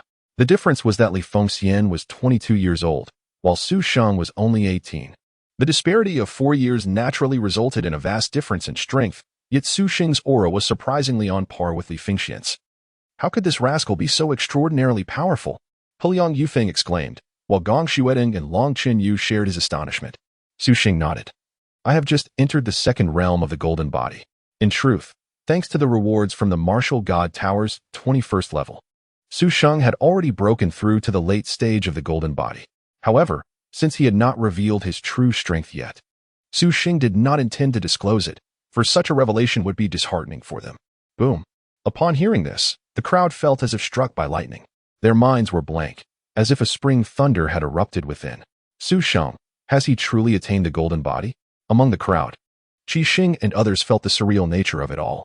In their understanding, the second realm of the golden body was typically achieved by individuals in their 30s, 40s, or even 50s, far removed from their generation. The golden body practitioners they encountered were generally the vice principals or principals of their high schools. And here was Su Sheng, their contemporary, who had also reached the second realm of the golden body. It was akin to a group of high school seniors striving for university entrance exams, when suddenly, a classmate claimed, I have already graduated with a master's degree. The shock was undeniably immense. Gong Shuedong's spirit was shaken, his pupils constricted, as he gazed at Su Sheng with disbelief. What realm was he at before? In the corridor of the academic building, Huliang Ying voiced his astonishment. Lin Kaixian scrutinized Su Sheng, sensing that he was not being entirely truthful. After all, this fellow was not an honest person. At the Martial God Tower, Huliang Yufeng let out a bitter laugh, then took a deep breath and declared solemnly, Su Sheng, I concede. Huliang, you are progressing rapidly. I believe you will surpass me in just a few days, Su Sheng replied earnestly. Upon hearing this, Huliang Yufeng felt a wave of frustration. Are you hoping for me to grant you points? By the way, you owe me 1,500 points, so you'd better hurry. Su Sheng added. Huliang Yufeng, feeling disheartened, nodded, silently vowing never to gamble points with this fellow again. Even for Huliang Yufeng, 1,500 points felt burdensome. Brother Gong, it's your turn now. You three should join forces. Su Sheng said with a smile, looking at Gong Shuedong and his companions. The trio shuddered, simultaneously overwhelmed by the thought of fighting. Su Sheng, I won't fight. I don't want to owe you more points, Gong Shuedong said, mustering his courage, though it was embarrassing to appear cowardly in public. Being defeated by Su Sheng again would be equally unpleasant. Su Sheng frowned, his expression turning stern. Brother Gong, a man must keep his word. You wouldn't want your father and elder brother to know that you are backing down, would you? Gong Shuedong felt a wave of familiarity wash over him from Su Sheng's words. However, after hearing it once, the pressure felt less daunting the second time. Sensing the gazes of numerous students upon him, Gong Shuedong stepped closer to Su Sheng and whispered, "Brother, can we just agree that you are my brother and not fight?" "So, you are conceding?" Su Sheng replied. "It's not a concession. I'm just opting out. I haven't fought, so how can I lose?" Gong Shuedong chuckled, suddenly feeling as if a heavy burden had been lifted. "Hey, I won't fight you. What can you do about it?" Su Sheng admired. "Is there no word for surrender in the Gong family dictionary? Even if you owe me 10,000 points, you still wish to challenge me, Brother Gong. If that's the case, let us begin." Upon hearing this, Huliang Yufeng and Long Zhanyue exchanged astonished glances. This Gong Shuedong truly possesses a spirit of defiance. Gong Shuedong widened his eyes, realizing, wait, did I really just say that? Suddenly, a sense of dread filled him as he thought, damn it, this rascal Su Sheng. In the next instant, he saw Su Sheng raise his hand. Boom. A terrifying pressure crashed down like a cannonball. Even at full strength, Gong Shuedong could not withstand it. Let alone now. In an instant, Gong Shuedong was sent flying. Su Sheng, I didn't say. Before Gong Shuedong could finish his sentence, the back of his head struck the hard floor, and he promptly lost consciousness. Chapter 67, Stellar Powerhouses, Cosmic Talent. In the vast square, an eerie silence enveloped the crowd. Huliang Yufeng, Long Zhanyue, and Long Qianli gazed in astonishment at the unconscious Gong Xiansong not far away, their jaws nearly dropping to the ground. How tragic. Deservedly so. Who asked you to be so arrogant earlier? They simultaneously pondered the thought of surrendering instead. In the corridor of the academic building, Gong Ao appeared bewildered, staring blankly at his nephew. Lin Kaishuan's lips twitched. The group of students could not hear Gong Xuansong's whispered words, but as prominent figures, they understood everything perfectly. That rascal Su Sheng is quite something. Not only did he avoid loss, but he also found ways to benefit himself. For a moment, Lin Kaishuan felt a pang of sympathy for Gong Xiansong, who had inadvertently provoked Su Sheng. At that moment, Huliang suddenly remarked, "Have you noticed the anomaly in Su Sheng's aura?" Upon hearing this, Lin Kaishuan and the others turned their attention towards him. Huliang Ying's keen eyes sparkled with insight. He is not at the initial stage of the golden body. As the top figure in the Dragon Kingdom's Grand Sect rankings, Huliang Ying stood just a step away from the realm of kings.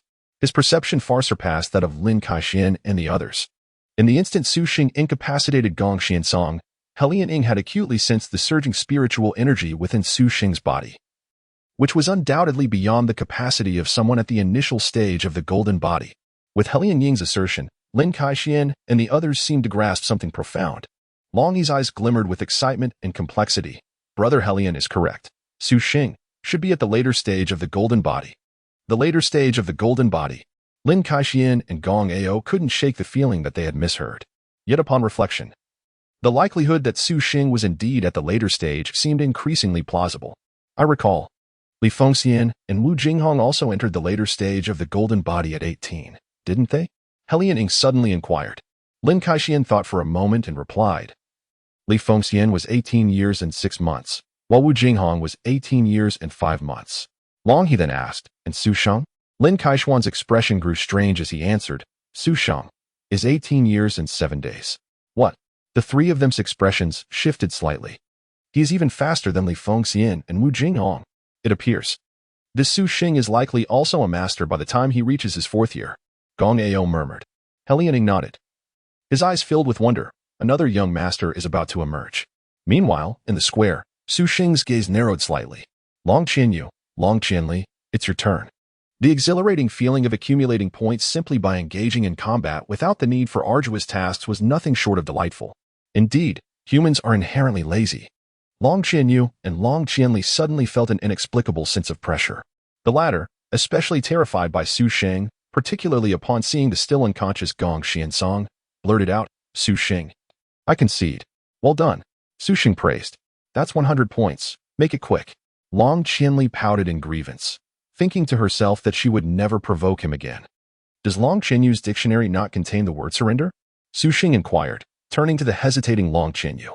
The latter was filled with frustration, recalling how he had been mocked by Long Qianli for several days after conceding last time. I concede as well, Long Zhanyue reluctantly admitted. Once again, he unwittingly owed Su Sheng 500 points, and he truly did not wish to accumulate any more debts, but there was no choice. Su Sheng was absurdly strong. If he did not concede, who knew how Su Sheng would retaliate? He might not only receive a beating but also be subjected to various forms of exploitation by this fellow. It was better to be swift about it. As these thoughts flooded his mind, Long Zhanyue couldn't help but feel despondent. Here I am, a top-tier prodigy, once brimming with confidence before arriving at the training camp. And yet, I find myself nearly breaking down because of this rascal Su Sheng. If only I had known, I wouldn't have come. Practice diligently. You will soon have the opportunity to surpass me, Su Sheng encouraged, patting Long Zhanyue on the shoulder. Long Zhanyue felt a wave of melancholy wash over him as he lamented, I suspect you are a time traveler from a web novel, Su Sheng. You must have a system, right? Upon hearing this, Helian Yufeng and Long Qianli rolled their eyes. The latter scoffed inwardly, thinking that her foolish brother was too immersed in web literature. Su Sheng raised an eyebrow, amused. Ah, you are quite perceptive, Zhanyue. Indeed. My system is to grow stronger by defeating you. Long Zhanyue stood momentarily stunned, realizing he had truly sought his own misery by conversing with this individual. Meanwhile, in the academic building, Helian Yufeng and Long He wore expressions of bewilderment, while Gong Ao's face reflected a mix of emotions. Had anyone told him before they arrived that his nephew would be forced to concede defeat, he would never have believed it. Yet now, he felt a twinge of sympathy for his nephew. The days ahead for Xiansong would likely be difficult, especially after the training camp concluded, when he would undoubtedly face a severe reprimanding from his elder brother. Do you three know what Su Sheng's martial talent is? Lin Kaixian suddenly asked. Long He squinted, seemingly discerning something, and Lin Kaixian inquired, Do you know, Governor Long? I do not, Long He replied succinctly. It resembles supreme pressure, perhaps somewhat akin to the demon suppression bone. Helian Ying, having evidently seen more, began to speak but was swiftly interrupted by Gong Ao. Those with the demon suppression bone talent possess skeletal structures that differ from ordinary individuals. Su Sheng is clearly not one of them. As for supreme pressure, Gong Ao shook his head, unable to discern further. Long He turned to Lin Kaixian. Do you know? He had mentioned it to me, but I couldn't find any relevant information. Lin Kaixian spoke solemnly. Have you heard of the sacred body of suppressing the domain? Both Long He and Gong Ao shook their heads, while Helian Ying's eyes reflected a flicker of recollection. The sacred body of suppressing the domain. Suddenly, Helian Ying's expression changed. I understand now. Simultaneously, Lin Kaixian and the others turned their gaze towards Helian Ying, especially Lin Kaixian, who had been poring over various texts for several days. He had even reviewed all the ancient texts within his authority in the Dragon Kingdom, yet he had found nothing. This left him feeling restless for several days. Contemplating the need to approach Su Sheng again, Helian Ying's expression became increasingly animated. Do you remember that figure from over 70 years ago? Upon hearing this, Lin Kaixian and the others paused. The one from the starry skies? Indeed, Helian Ying replied gravely. If my memory serves me correctly, that individual possessed martial talent strikingly similar to Su Sheng's. Perhaps, are you suggesting that Su Sheng's martial talent could be deemed cosmic level? Lin Kaixian's expression shifted. Gong Ao appeared contemplative. When that individual descended upon Blue Star, I caught a glimpse from a distance, and the resemblance is indeed uncanny. Albeit Su Sheng seems much more youthful in comparison. This world is far grander than many conceive, and it is not limited to Blue Star. Cosmic level martial talent. No wonder I couldn't find any information. Lin Kaixian mused. It is indeed peculiar. Speak cautiously. Helian Ying suddenly interjected with gravity. Chapter 68. A contest with the top masters. Shocking the audience, Lin Kaixian rolled his eyes, feeling that Helian Ying was being overly cautious. If that were the case, Su Sheng's potential was indeed boundless. Gong Ao remarked, I have a feeling that this young man will become a master within 3 years. A master at the age of 21. The crowd gasped in astonishment, as the youngest current master was Wu Jinghong. If Su Sheng could break through to become a master at 21, it would not only shatter Wu Jinghong's training record, but also signify that the younger generation of Longhua had, through several generations of effort, improved their innate talent for cultivation. Consequently, given Longhua's foundation, it was certain that more top talents would emerge in the future. The strength of Longhua would steadily rise, establishing it as a true hegemon of Blue Star. Moreover, they might even break free from Blue Star, venturing into a more grand and vibrant world. Let us see how this young man fares. Long He suddenly proposed with keen interest. All four were well aware that, given Su Sheng's currently displayed strength and martial arts talent, there were no rivals for him in this training camp. However, prodigies require tempering. In Long He's view, Su Sheng was worthy of their efforts in honing his skills. With the assistance of top masters, Su Sheng's martial will and temperament would be significantly enhanced. This young man resonates with me. I shall accompany him in practice, Gong Ao stated first. The others had no objections, all eager to witness Su Sheng's true combat prowess. At the base of the martial god tower, Su Sheng was preparing to leave for a synthesis session when Lin Kaixian's voice called out from behind. Apart from Lin Kaixian, Su Sheng was unfamiliar with the others, except for Long He, who had appeared in the news. However, knowing he stood alongside Lin Kaixian, Su Sheng understood that the status and strength of these individuals were undoubtedly high. Not far away, Gong Xuedong, who had been knocked unconscious by Su Sheng, groggily awoke. But upon catching sight of his stern uncle Gong Ao's face, immediately chose to close his eyes again. Noticing this, Gong Ao snorted coldly. This rascal will be dealt with when we return. Lin Kaixian introduced Su Sheng to Gong Ao and the others, then smiled. Would you be interested in sparring with Senior Gong? Rest assured, he will suppress his realm to match yours. Upon hearing this, the surrounding students displayed expressions of envy. Sparring with a top grandmaster was not a privilege afforded to many. In reality, among the 80 students present, only a handful, including Helian Yufeng and others, could truly engage with top grandmasters. The expressions of Helian Yufeng, Long Zhanyue, and Long Chenli turned complex. At home, their father never sparred with them. As they put it, "Get lost, you are not worthy, don't waste my time." Yet now, their father had taken the initiative to engage Su Sheng in conversation and spar, which spoke volumes. Su Sheng's eyes lit up. He had rapidly improved his strength within the martial god tower, surpassing several small realms. He had been longing for a practical opportunity to solidify his foundation.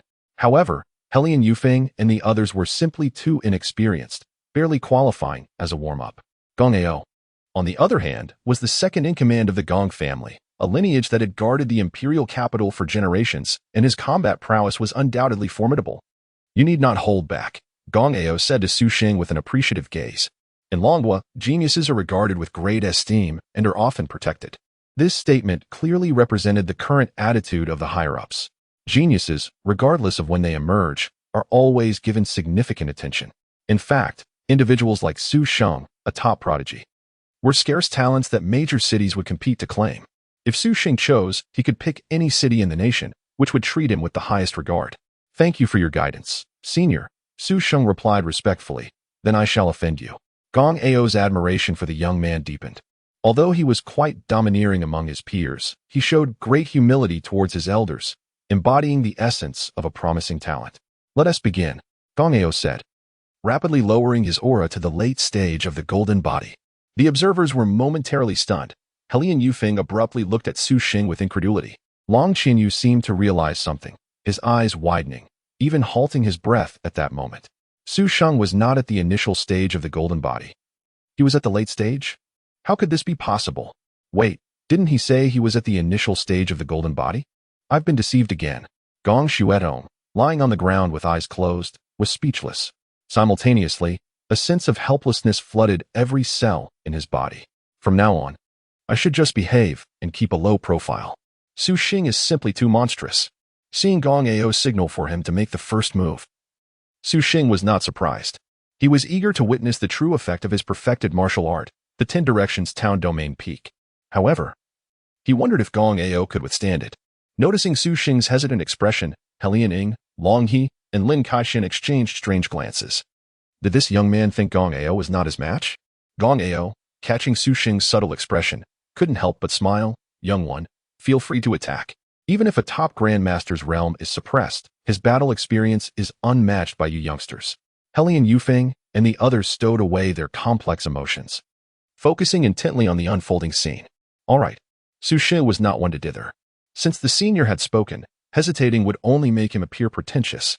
In the next moment, an overwhelming aura erupted from Su Sheng. The powerful presence unique to the late stage of the golden body surged like a blazing flame, causing many weaker students to change color and retreat a few steps. Then, with a thought, Su Sheng summoned the saint body of the town domain, instantly manifesting arcs of black lightning that converged in the palm of his hand. Although he was not using a weapon, which would diminish the power of the 10 Directions Town Domain Peak somewhat, it was merely a sparring session, and for Su Sheng, it made little difference. Senior, be careful, Su Sheng declared, channeling the immense power of the town domain into a hand strike. Boom. In the next moment, a pitch-black mountain of chaos, towering 10 meters high, appeared out of thin air. The divine mountain, formed from billions of town domain powers, descended upon Gong Ao with an astonishing speed and an intimidating presence.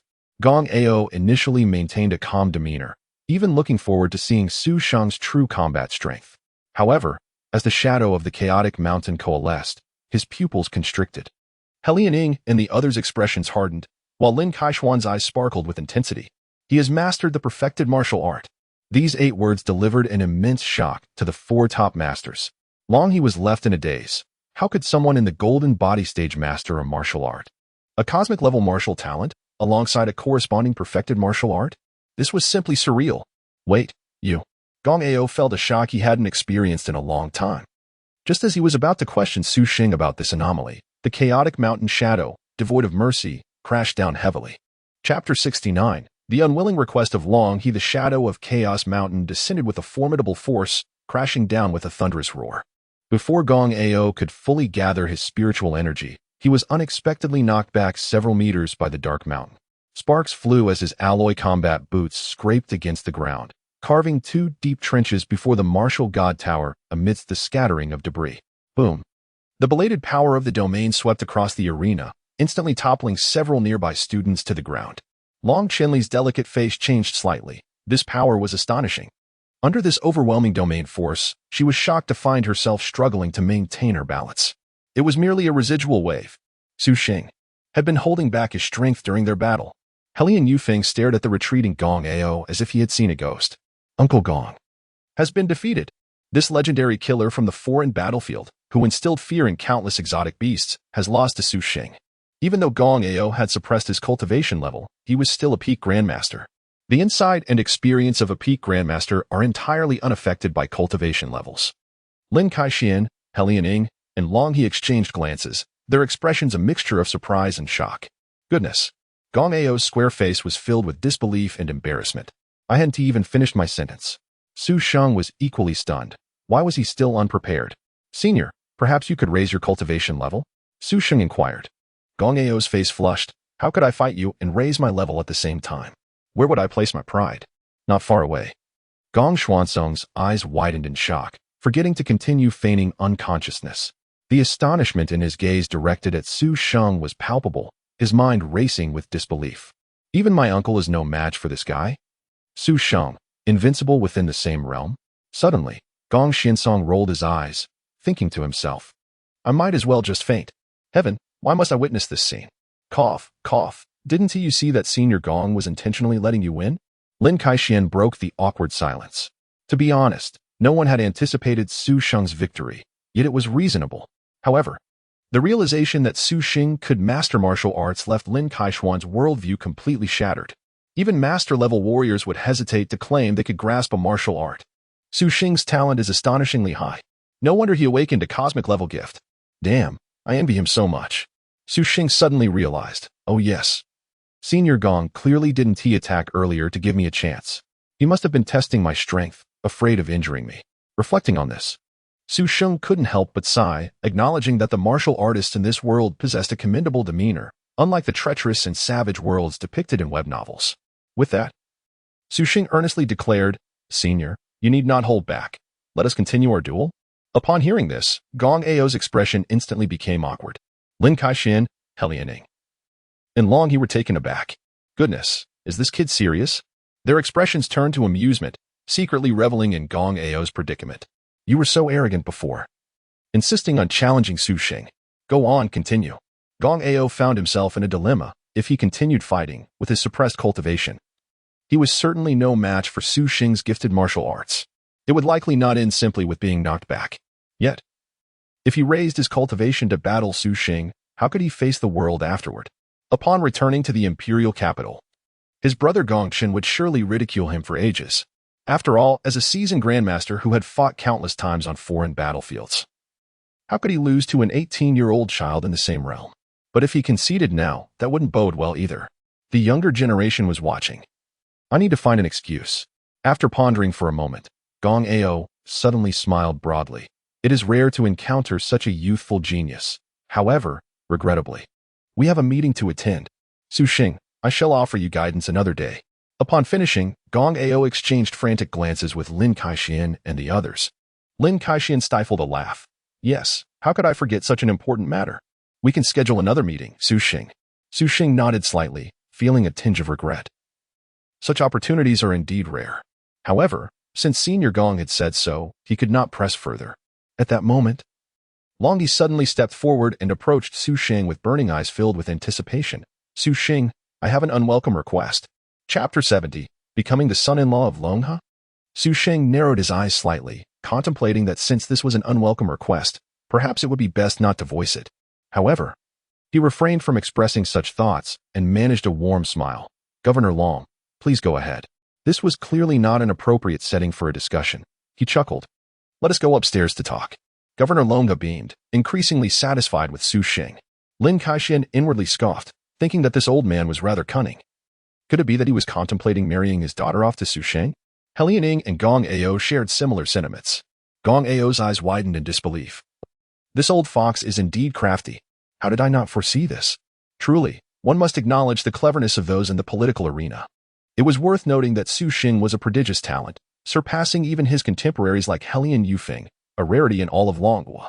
Moreover, Su Sheng hailed from an ordinary background, and with Longha's influence, he could offer Su Sheng boundless opportunities. Adding to this was the exquisite beauty of Long Qianli, who was of a suitable age. It was practically a guaranteed match for Su Sheng. In an instant, Gong Ao's gaze towards Governor Long transformed into one of envy and admiration. He himself had a daughter, but at 28, she was a decade older than Su Sheng. It appeared that Su Sheng would indeed be the one to benefit Longha. Lianing and Lin Kaixian exchanged glances, both sighing internally. Every family craves a genius. And who could resist the allure of a prodigy like Su Sheng? The most effective means of winning him over would undoubtedly be to offer up a daughter. This was far more stable than any mentor-student arrangement or stock shares. Yet, Lianing lamented inwardly, for he had only Helian Yufeng as a son, and Lin Kaixian, even more so, had no children at all. Qianli, come here, Governor Long called to his daughter, who stood a distance away, bewildered. Huh? Oh. Long Qianli quickly approached, still apprehensive of her usually stern and high-ranking father. In Lin Kaishuan's office, everyone took their seats, with Su Sheng being the last to sit down after the others. With the extraneous individuals gone, Governor Long relaxed. Propping up one leg, he fixed an eager gaze on Su Sheng. Su Sheng, I won't engage in small talk. Ahem. Are you aware of our nation's policies? Governor Long, which policies are you referring to? Su Sheng replied, feeling somewhat perplexed by Longha's intense gaze. Governor Long chuckled. Currently, we are in an era of martial prowess, and the nation's emphasis on geniuses is ever increasing. The bloodline of a genius is, after all, the most precious resource of our state. Therefore, I would like to inquire if you have a partner? Upon hearing this, Lin Kaixian and the others thought to themselves, as expected. Su Sheng was momentarily taken aback.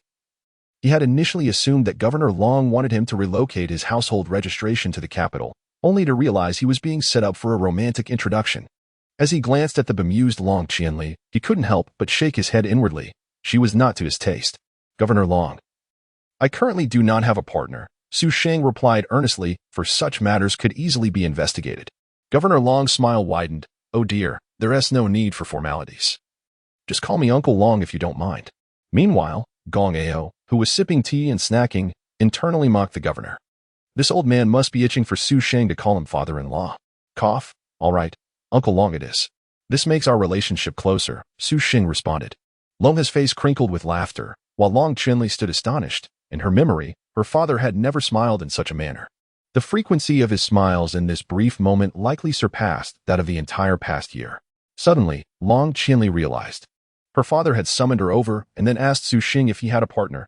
Could it be that he intended to matchmake her with Su Sheng? At this thought, she was utterly flabbergasted. What on earth was her father thinking? Surely, that was impossible. It seems you and Qianli have interacted quite a bit. Governor Long continued with a smile. Qianli is a proud girl, but you are different. You have managed to persuade her through your capabilities. Governor Long intended to say defeat, but reconsidered, thinking it too harsh for his daughter, thus opting for persuade instead. Therefore, Uncle Long wishes to invite you to be Qianli's private tutor at a salary of 500,000 a month. Moreover, how you teach and what you teach will be entirely at your discretion. Governor Long concluded, looking at Su Sheng with hopeful eyes. The trio of onlookers, Helianing, Lin Kaixian, and Gong Ao, exchanged knowing glances. This old man is employing political tactics on a child. How shameless. Helianing thought. Truly cunning. Gong Ao mused. On the surface, it appeared to be a tutoring position, but in reality, it was an opportunity for his daughter to spend time alone with Su Sheng. With Qianli's beauty, and Su Sheng being a vigorous young man, it was likely that in the course of their lessons, Su Sheng would end up calling him father-in-law. How astute. What do you think? Governor Long inquired, unable to contain his curiosity as Su Sheng remained silent. Su Sheng smiled gently. Thank you for your kind offer, Uncle Long. But as Qianli and I are classmates, if she truly needs help, I would be happy to teach her for free. I cannot accept payment. Upon hearing this, Governor Long shook his head vigorously, insisting, No, that won't do. Your willingness to teach shows your kindness. Qianli is still young and somewhat naive. As her father, I must be responsible, so you must accept the payment. Meanwhile, Long Qianli thought to herself, kind? This guy is someone who takes advantage of every situation. Uncle Long, if you truly don't consider me an outsider, then let's not discuss money. Su Sheng countered cleverly. However, if you do regard me as an outsider, I would accept the funds, and you may set the terms. Accepting payment would imply he was working for Governor Long, while refusing it presented him as generous and respectful towards Longhe, achieving multiple goals. Moreover, Su Sheng was not oblivious to Governor Long's ulterior motives. While he was indeed a vigorous youth, it depended on who he was dealing with. If it were someone like Song Zhanyue, he might be amenable. However, with Long Qianli, he felt indifferent. Very well, if you refuse the payment, Uncle Long will not press the issue, but you must accept this, Governor Long said, producing a light golden card as if performing a magic trick. What is this? Su Sheng asked, puzzled. It certainly wasn't a bank card, as monetary gifts seemed too mundane. Resources were far more prestigious. The supreme card of Huaxia Martial Arts Academy. The trio of onlookers gasped slightly. Governor Long was indeed generous. The Huaxia Martial Arts Academy was renowned throughout Longhua, being the most powerful and influential institution in the realm, operated by the state. It boasted the finest training facilities in the entire nation. This so-called supreme card was only available to top masters and above, and one must hold a position to obtain it. In other words, the value of this card was immeasurable. After hearing Governor Long's explanation, Su Sheng was equally astonished. He hadn't anticipated such generosity. However, upon reflection, he realized he was indeed worth it. Raising his gaze, Su Sheng said, Uncle Long, I cannot accept this either. Chapter 71. Song Zhanyue, do you like me? Long he cast a deep glance at Su Sheng, and with his wisdom, he could roughly discern Su Sheng's thoughts. He couldn't help but admire Su Sheng, a remarkable talent who remained unfazed in the face of wealth and privilege. Subsequently, Long he refrained from further conversation and remarked, Since you have no interest in the supreme card from Huaxia Martial Arts, if you reject this as well, I might begin to suspect you are distancing yourself from us. As he spoke, a radiant flash emanated from the bracelet on his left wrist, revealing a black space ring. This item, known as a space ring, possessed a storage capacity of 100 cubic meters. While it was a precious item for you, it was relatively easy for us to acquire. Long jested, Su Sheng. In your words, if you consider me an outsider, then you need not accept it. Su Sheng cleared his throat. This was indeed a valuable gift. In truth, he was not indifferent to the supreme card, but its value was not commensurate with his needs. As far as Su Sheng knew, there was no Huaxia martial arts facility in Lu City, while major cities like Magic City had one, yet he had not decided which university to attend. The space ring, on the other hand, was immediately useful and could prove invaluable in critical moments. Then, thank you, Uncle Long, Su Sheng said as he accepted the ring and donned it on his wrist. Qianli, you must humbly seek guidance from Su Sheng in the future. Do not bring your young lady's temper around him, understood? Long he was particularly amiable towards Su Sheng, but turned stern with his own child. Long Qianli felt an inexplicable pressure and instinctively straightened her posture, responding, understood. Haha, we adults have some matters to discuss. You two should head back. Long he said. After Su Sheng and Long Qianli departed, Long he withdrew his gaze, only to find the trio of onlookers staring at him with envy. Instantly, a smile spread across Long He's face. Don't look at me. Blame yourselves for not having daughters in their prime. This old fellow is quite audacious. Gong Ao thought to himself, while pondering that although his daughter Gong Yue was 28, there was an old saying, a woman 10 years older is like a gold brick. It seemed he should find an opportunity for them to meet. Once outside the academic affairs building, Long Qianli finally felt a sense of relaxation wash over her. She turned to the tall Su Sheng beside her and asked, "How do you cultivate?" Implicitly, she was inquiring why he was so powerful. Su Sheng shrugged, "Just normal cultivation. My father said for me to learn from you." "How do you plan to teach me?" Long Qianli inquired, though her body resisted the idea. Yet, out of respect for Long He's authority, she felt compelled to ask. Su Sheng looked at Long Qianli. "You seem reluctant to learn." Long Qianli nodded in agreement. "I don't need you to teach me. And you should know my father's intentions." Su Sheng's eyes brightened. He had been troubled by the prospect of teaching. After all, Long He aimed to bring him and Long Qianli together, but Su Sheng had no intention of pursuing anything with her, unless circumstances drastically changed. Then it's simple. Since Uncle Long has given me the space ring, I owe him a favor. As for us, we can part ways, Su Sheng said. Long Qianli was momentarily taken aback. Did he genuinely think this way? Soon after, she felt a wave of disappointment. Since childhood, she had always been regarded as a prodigy, and indeed, she was. Coupled with her striking looks, she had attracted countless admirers over the years. Yet, she realized that Su Sheng seemed utterly indifferent to her, leaving her with a sense of loss. "No, since you promised my father, you must follow through," Long Qianli thought to herself, regretting her abruptness. Yet Su Sheng merely shrugged. "Are you a masochist? Haven't you had enough of my teasing?" Long Qianli was momentarily stunned, then retorted indignantly, "Su Sheng, go to hell." With that, she stormed off. Su Sheng stifled a laugh to himself. He had neither the time nor the inclination to teach others, especially since talent could not be imparted. He would repay Long He's favor when an opportunity arose. And until he acquired sufficient strength, he presumed Long He would continue to look out for him discreetly. Upon returning to the dormitory, Su Sheng inquired, "Song Zhanyue?" He detected a faint aroma of meat wafting through the air. "Are you slaughtering pigs in there?" From the kitchen, Song Zhanyue's cheerful voice responded, "I'm going to show you my culinary skills." Su Sheng's interest peaked as he approached the kitchen door, where he spotted Song Zhanyue clad in an apron, busily stirring a pan. The vibrant, braised meat emitted an enticing fragrance that stirred his appetite. "I didn't know you could cook," Su Sheng exclaimed, genuinely impressed. In both his past and present lives, he had been estranged from cooking, and he held a particular fondness for those who could, especially women. With an even broader smile on her beautiful face, Song Zhanyue proudly declared, "You simply don't know me. I can do everything." Su Sheng sincerely gave her a thumbs up. "This looks exquisite. How did you make it?" Leaning against the wall, he asked curiously. Yet, to his surprise, Song Zhanyue replied vaguely, "You just cut it. Then stir-fry it, and, that's it." "What?" Su Sheng looked at her suspiciously, and Song Zhanyue, slightly breathless, added, "You need to add rock candy." "Yes, rock candy, that makes it look good." Su Sheng nodded thoughtfully, but then his gaze caught sight of a white plastic bowl in the trash.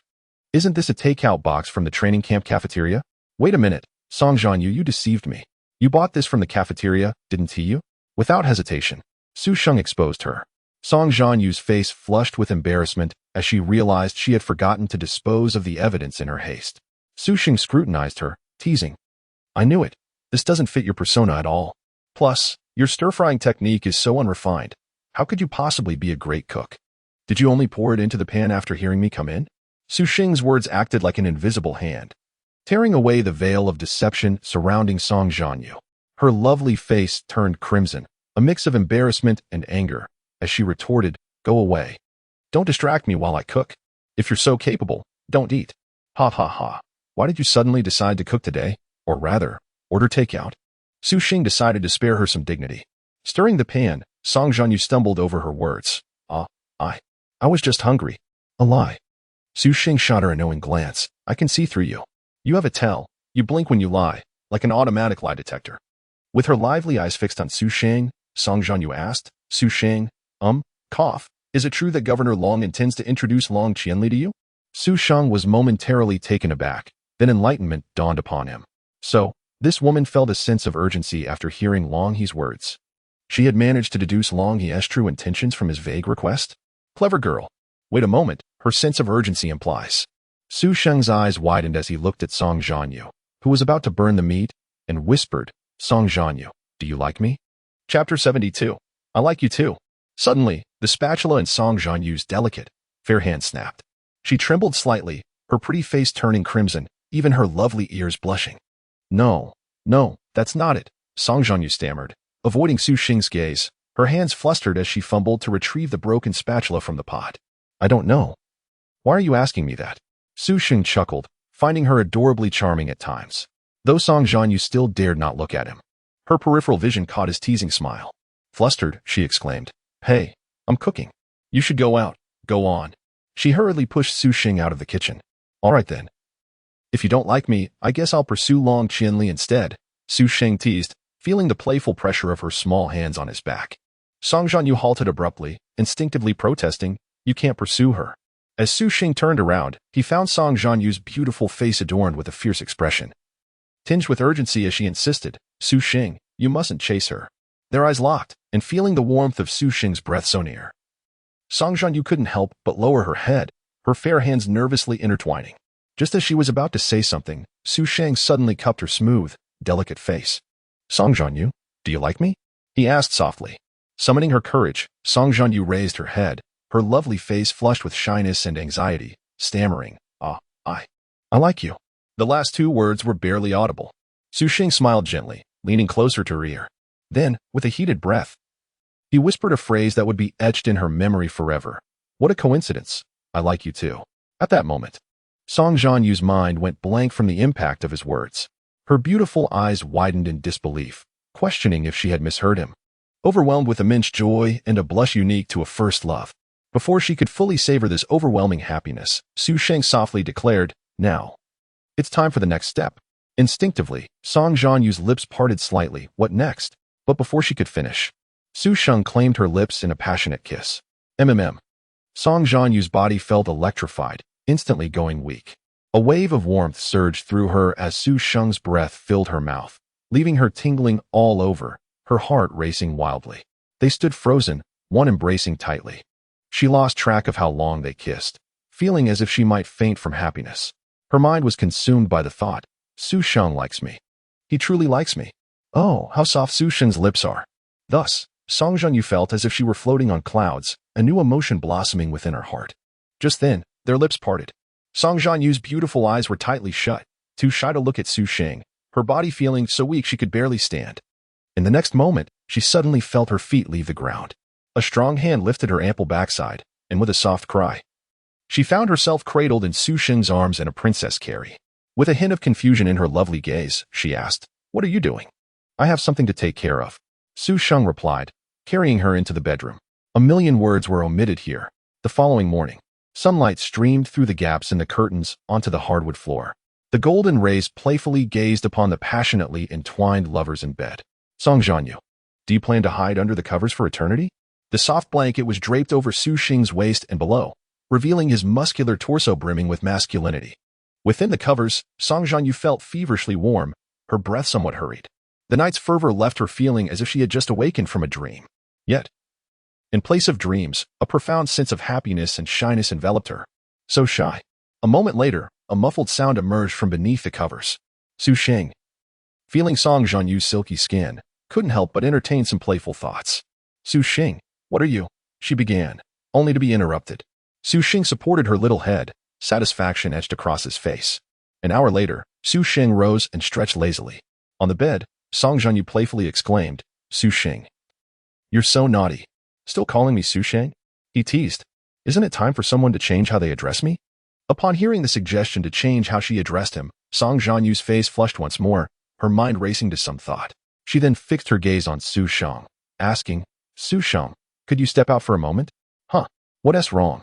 Su Sheng asked, surprised as she glanced at the pile of clothes he had carelessly discarded at the door. I need to get dressed. Su Sheng chuckled, realizing that despite everything that had happened, she was still shy. I've seen it all. Get up and put on your clothes, he said with a grin. Tossing the clothes onto the bed, Song Zhanyue's eyes darted around, and she soon found some logic in Su Sheng's words. But as she attempted to rise, she suddenly sat back down with a yelp, her inexperienced body unable to handle the aftermath of Su Sheng's fervor, feeling both weak and sore. Forget it. Let me help you get dressed, Su Sheng said, striding over in his bare state. Song Zhanyue seemed to recall a certain image, and her scalp tingled. No, I'll do it myself, she protested, struggling to put on her clothes. Are you going out? She asked curiously while pulling up her pants. Su Sheng nodded. I'm going to challenge the martial god tower. As long as one wasn't teleported out due to death, anyone could enter the martial god tower indefinitely. However, according to the special training camp's rules, repeatedly entering in a short time would significantly reduce the rewards until they reached zero. After all, apart from death and clearing levels, one could also voluntarily abandon the challenge. If someone exploited this mechanism to endlessly farm rewards from the lower levels, it would likely drain the entire nation's resources. Yet, what truly attracted Su Sheng to the martial god tower were the countless exotic beasts. Moreover, the beasts that appeared in the tower were formidable after the 10th level. Su Sheng could earn 3 synthesis points for every beast he defeated. This was something unimaginable in the outside world. With the special training camp lasting only a month, Su Sheng was determined to seize every moment. After all, once he left the training camp, without the martial god tower and numerous rare cultivation resources available for exchange, rapid improvement in strength would be exceedingly difficult. Not just students, but all participants could achieve results in this month that would typically take a year or even 2.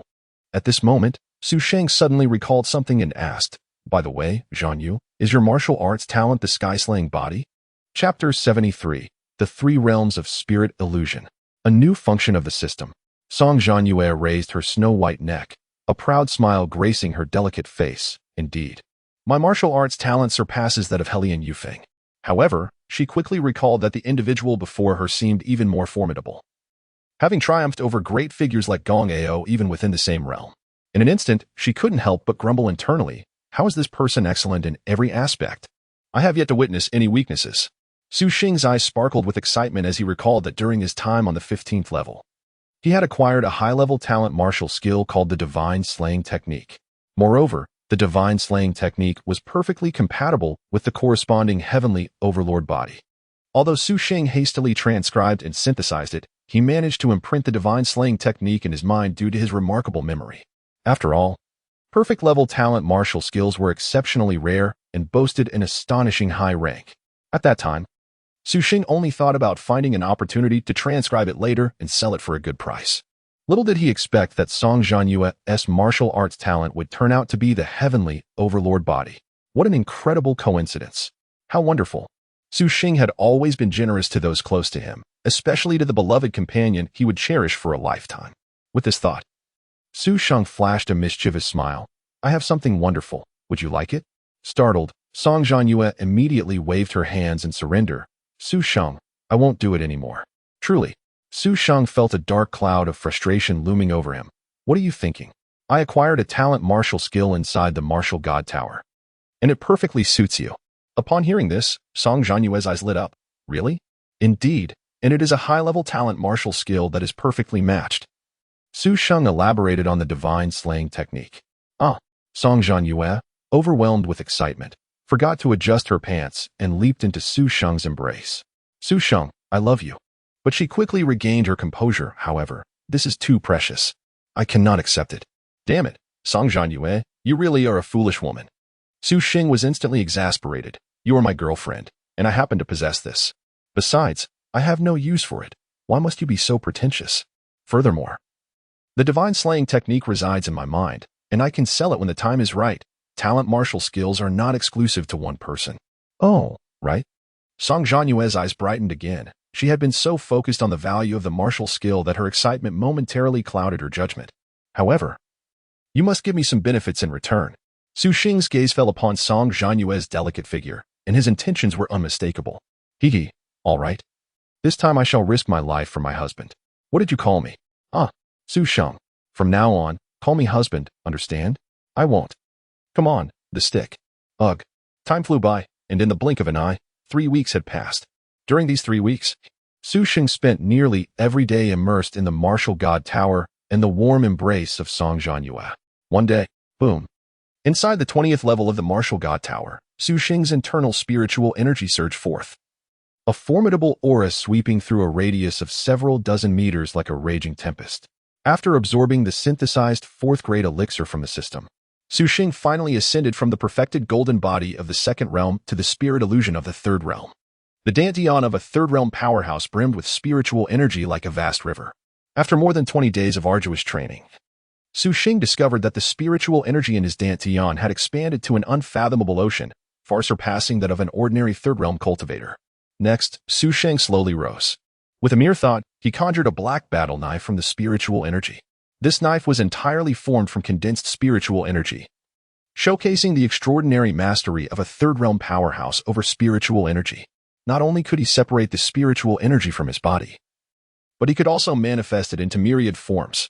In actual combat, the attack range, distance, and power were significantly enhanced. At the age of 18 and 1 month, achieving the spirit illusion of the third realm was quite an accomplishment.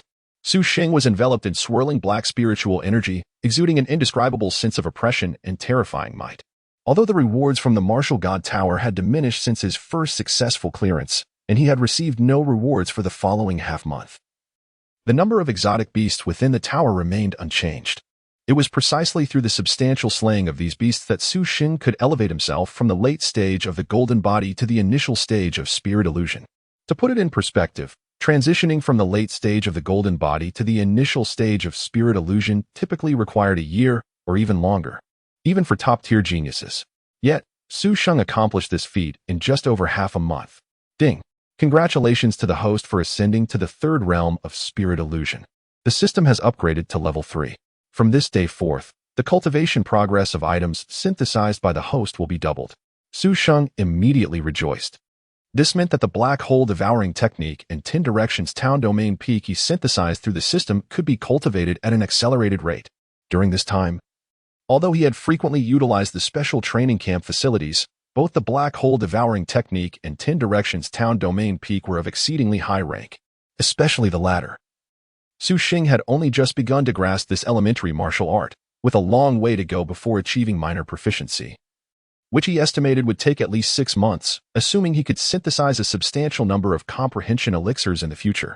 Practicing martial arts at the level of a master with the strength of the second and third realms was akin to a kindergarten child attempting advanced mathematics. Oh, the system truly is remarkable. Sheng's delight was palpable. The deeper the progress in cultivation techniques, the greater their power. For example, should the black hole devouring technique be elevated from the entry level to full mastery, the area of the devouring domain would expand tenfold. The efficiency of spiritual energy absorption would also double. Such an enhancement was immensely significant. With 1258 synthesis points remaining, Sheng believed it would suffice for a while. As he spoke, the 21st level of the martial god tower opened.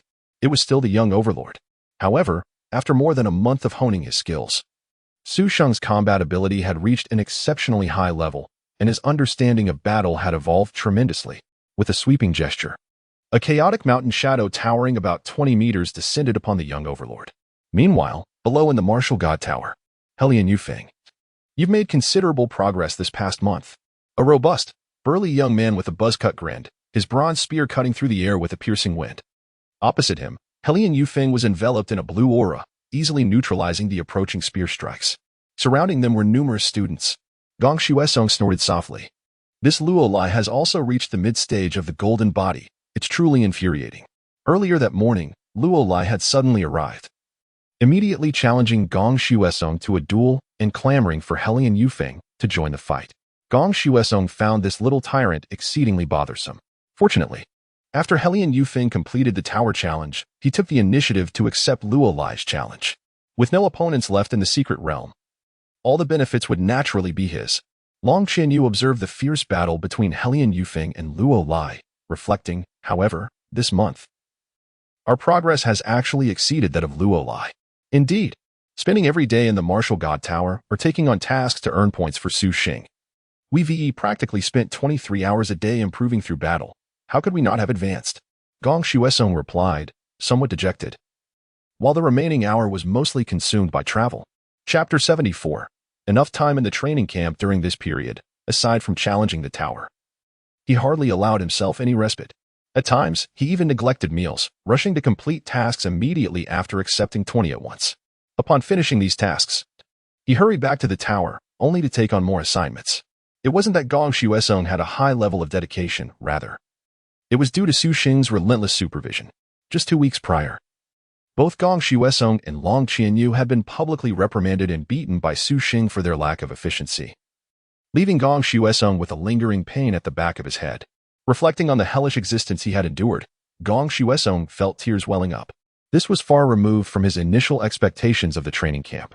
Fortunately, He had cleared all his points and would no longer be under Su Sheng's oppressive thumb. He was free. Oh, how liberating. Beside him, Long Qianyu experienced an overwhelming sense of impending freedom, his eyes misting with emotion. Gong Xuesong, noticing this, teased, "What's wrong? The training camp is about to end, and you're reluctant to part with Su Sheng? Do you long for another beating?" Long Qianyu retorted with irritation. "Be careful not to call Su Sheng over. Don't you understand that he can hear you?" Gong Xuesong paused, glancing around. Relieved that Su Sheng was nowhere to be seen. Nonetheless, he replied defiantly, "Even if he shows up, I owe him not a single point." Suddenly, Gong Xuesong took delight in teasing Long Qianyu further. "Does your backside still hurt?" The moment the words left his mouth, Long Qianyu flinched. 2 weeks ago, after being soundly beaten by Su Sheng, he had felt so humiliated that he had taken a leave of absence to go home. He had hoped for some comfort from his father, Long He, perhaps even a word of reassurance from Lin Kaixian. Yet, when Long Qianyu returned home, he was met with an unusual level of parental concern, one that came in the form of alloy combat boots. The image of his father, with a friendly demeanor, calling him into the room only to remove those boots with a stoic expression, haunted Long Qianyu, causing him to shudder. That beating had left a deep impression. "Don't get too smug. With your cowardly demeanor, your brother Gong Xuesheng will surely leave you in ruins when you return," Long Qianyu scoffed. Gong Xuesong's face turned pale. That scoundrel brother was notoriously ruthless. "I'm doomed." Delightful. However, Helian Yufeng, you are certainly going to lose. At that moment, the small tyrant, Luo Lai, suddenly shouted. As his words fell, his long spear transformed into a fearsome black dragon. The dragon emitted a thunderous roar as it lunged toward Helian Yufeng. Damn it! Luo Lai's control over the dragon roar has reached a considerable level. Feeling the immense pressure emanating from the black dragon, Helian Yufeng's scalp tingled. He realized he could not withstand this attack. Just as he prepared to endure the onslaught, the grand gates of the martial god tower shimmered with golden light, and a tall figure exuding a subtle aura of authority emerged. Su Sheng, having just cleared the martial god tower, was teleported outside.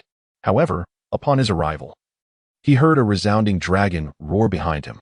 Turning around, he saw a 10-meter-long black dragon charging at him with a thunderous force.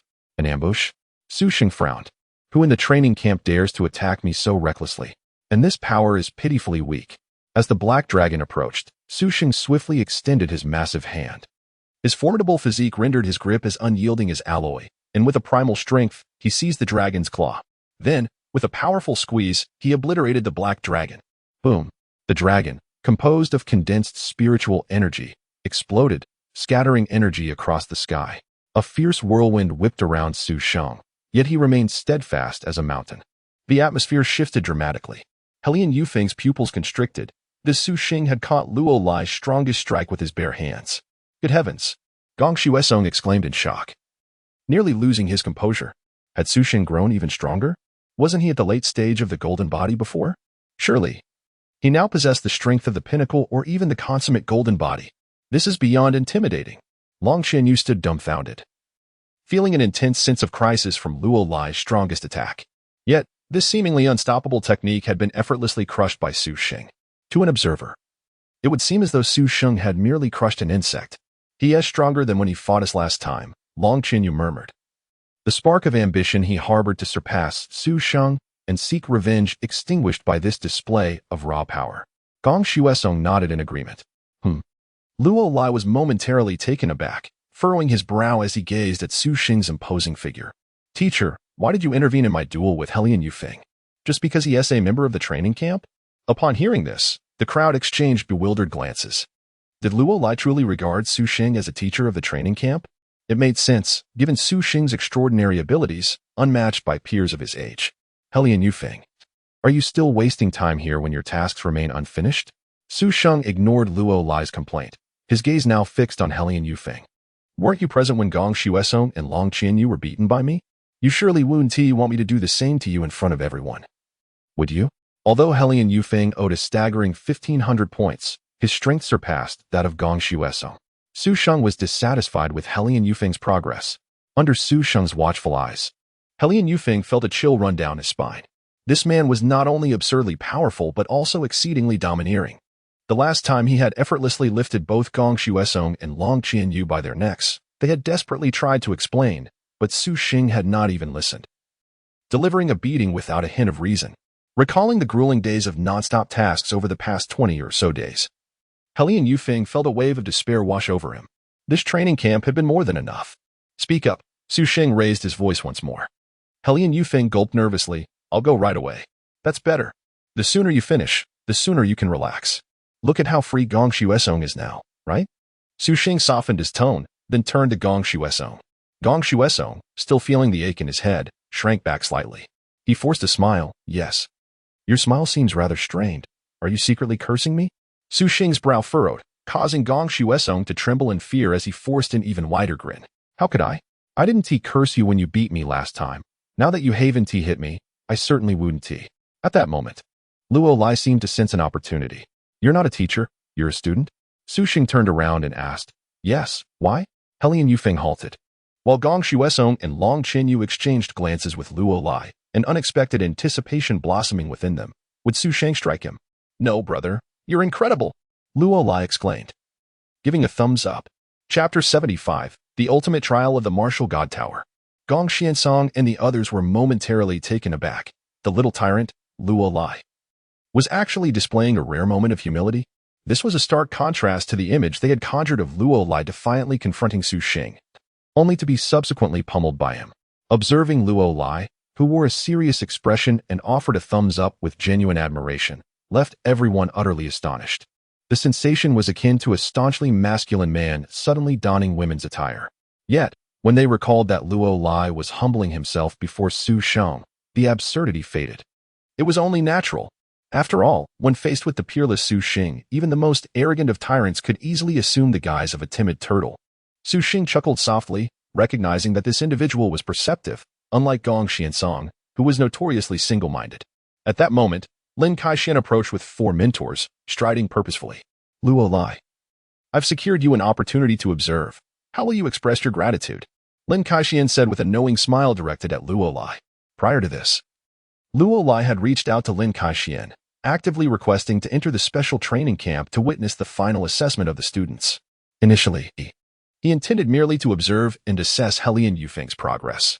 However, upon catching sight of Su Sheng out of the corner of his eye, an involuntary tension gripped his heart.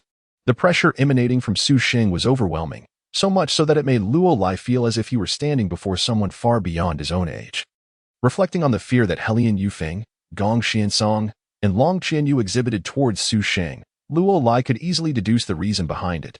It was evident that these individuals, who frequently clashed with him, had suffered under Su Sheng's relentless prowess.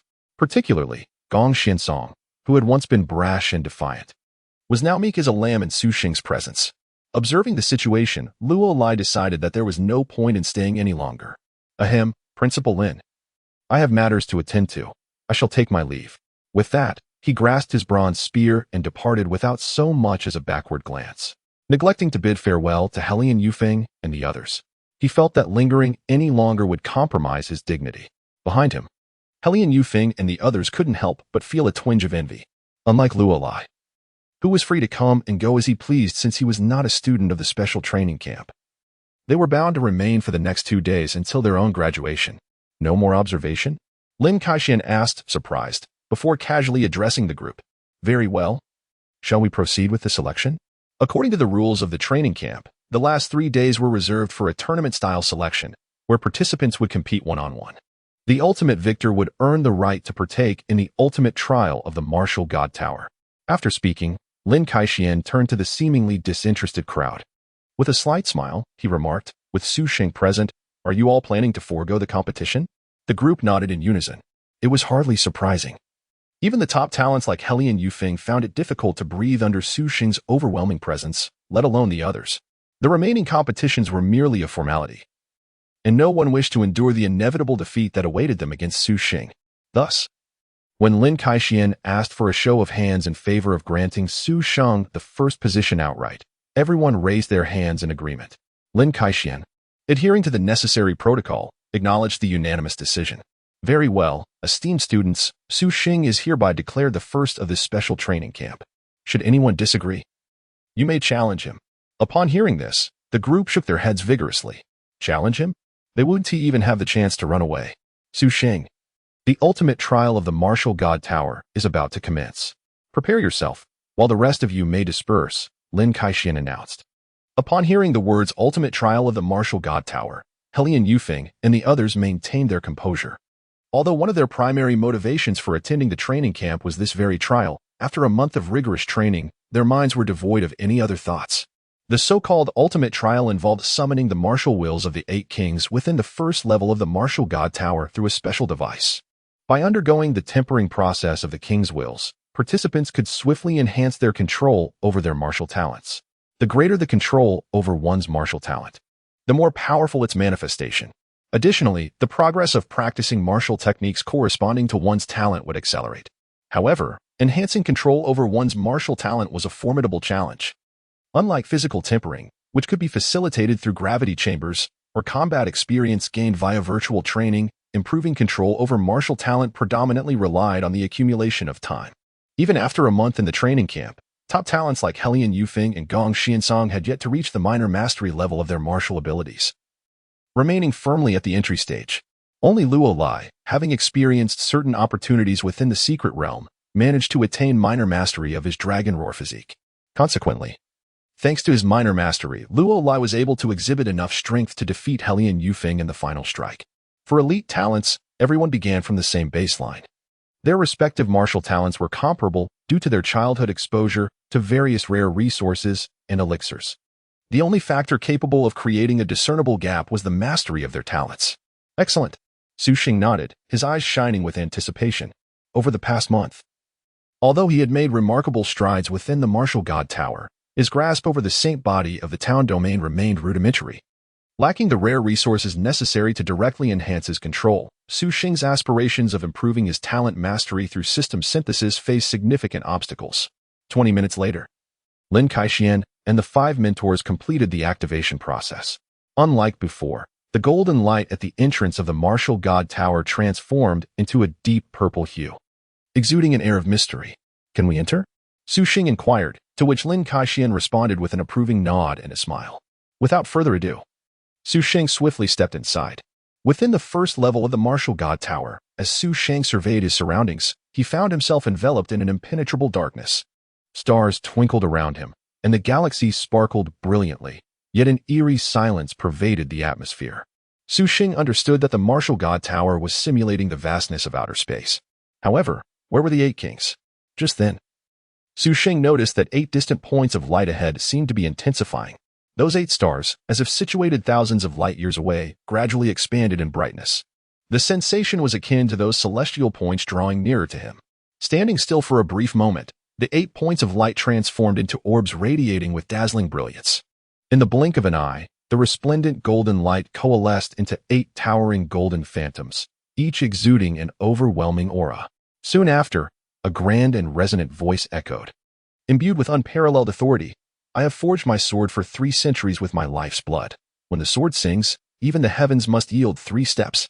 As the voice resonated, the leftmost golden phantom stepped forward. In an instant, the blinding golden light faded, revealing a calm middle-aged man holding a sword, who fixed his gaze upon Su Sheng. This is the Sword King? Su Sheng immediately activated his town domain saint body. Thus, the ultimate trial of the martial god tower officially commenced. Chapter 76. The crystal of martial Helian sword slave's sharp gaze shimmered with a piercing intensity capable of penetrating all. A mere glance at Su Sheng instilled within him an acute sensation of discomfort. Such strength. Su Sheng closed his eyes, immersing himself in the formidable aura emanating from the Sword King. Compared to the youthful Sword King he encountered on the 20th floor of the martial god tower, the figure before him undoubtedly exuded an aura befitting a true monarch. Su Sheng's purpose was not to resist, but rather to refine his sacred body of tranquility under the extraordinary martial will of the Sword King. Be cautious, young one. Helian sword slave's voice rang coldly, akin to a blade devoid of emotion. The moment the words left his lips, a terrifyingly sharp aura descended upon Su Sheng. He felt as though countless swords were aimed at various parts of his body, piercing him with an unrelenting sting. His complexion paled as he hastily regulated his breathing. Boom. In the next instant, a multitude of swords fell like meteors, swiftly merging with Su Sheng's being. At that moment, the dreadful sword energy surged forth like a horde of locusts, akin to a cataclysmic flood, violently shaking his internal organs.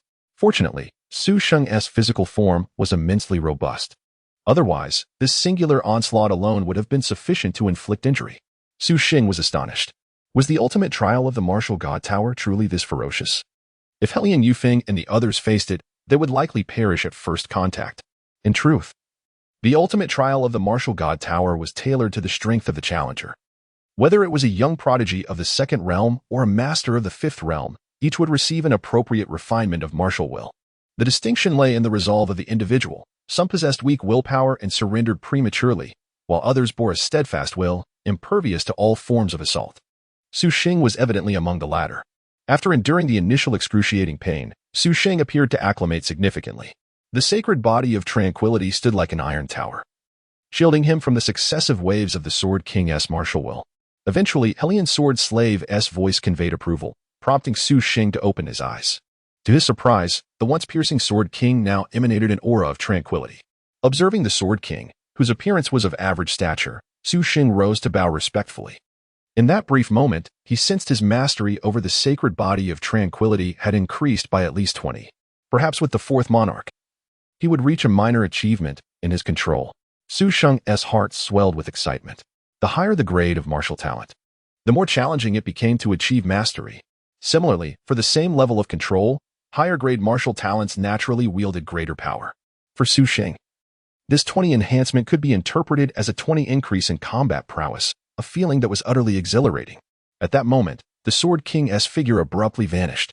The next instant, a milky white, sword-shaped jade stone, approximately 4 centimeters long, appeared in Su Sheng's hand.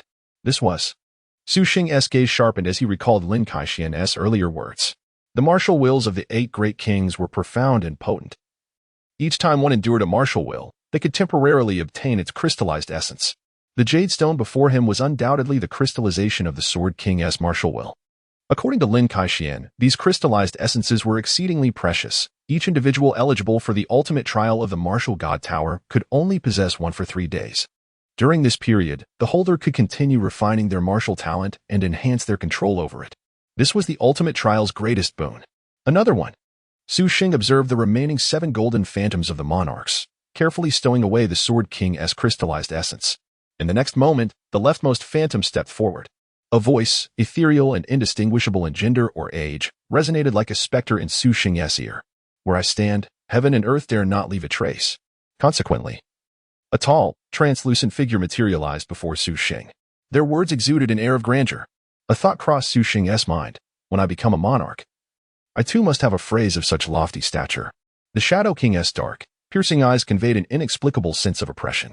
In contrast to the Sword King's blinding intensity, the Shadow King instilled an unnameable terror, as if confronting an indescribable entity of great horror. A mere glance sent tremors through Su Sheng's heart. As was his habit, Su Sheng closed his eyes, realizing that maintaining direct eye contact might shatter his martial talent, signaling the end of the ultimate trial. Unleash your martial talent and defeat my avatar within 1 minute. The Shadow King's voice echoed hauntingly. As the words fell, a shadow materialized to Su Sheng's left. This shadow appeared indistinguishable from an ordinary shadow on the ground. However, its stance was exceedingly peculiar. At first glance, it seemed as though a being from a 2-dimensional realm had descended into a 3-dimensional world. Su Sheng focused intently and activated his sacred body of tranquility. In the next moment, the shadow surged toward him at breakneck speed from all directions. Indeed, it felt as though the entire environment was engulfed by shadows. Su Sheng's own form radiated dark energy, with millions of forces of tranquility resembling fragmented black arcs dancing around him. 10 directions of tranquility peak. Su Sheng shouted, his left palm transforming into a razor-sharp alloy blade. As he struck, a mountain of chaos, nearly 20 meters tall, descended from thin air. The formidable sacred mountain of tranquility obliterated the shadow in an instant. The Shadow King's form vanished from Su Sheng's sight. Was that so weak? Su Sheng was taken aback, expecting a fierce battle within that minute, only to resolve the encounter with a single martial maneuver. In reality, it was not that the shadow was weak. Rather, Su Sheng's combat prowess was extraordinarily high. Soon after, a black oval stone appeared in Su Sheng's hand. Indeed, it was the crystallization of the Shadow King's martial will. And so, 2 hours slipped by unnoticed. When the final golden phantom approached with decisive strides, Su Sheng's fighting spirit surged to its zenith. The previous 7 monarchs had elevated his mastery over the sacred body of tranquility by over 50%, and now, his control had officially reached a minor achievement. Furthermore, he estimated that he was not far from attaining a major achievement. Regrettably, each individual could only participate in the ultimate trial once. Otherwise, the martial god tower would be exceedingly desirable. Sheng couldn't help but reflect on how the martial god tower, forged by the 8 great kings, had nurtured countless top-tier masters and grandmasters for the Dragon Kingdom, significantly enhancing its national strength. The last one should be the Emperor King. Sheng's words had barely escaped his lips when a voice, resonant and commanding, akin to rolling thunder, echoed throughout the boundless cosmos. Chapter 77, The Special Synthesis reopens. I stand as the embodiment of celestial law. My breath is the decree of authority. To those who dare to meet my gaze, there shall be no mercy.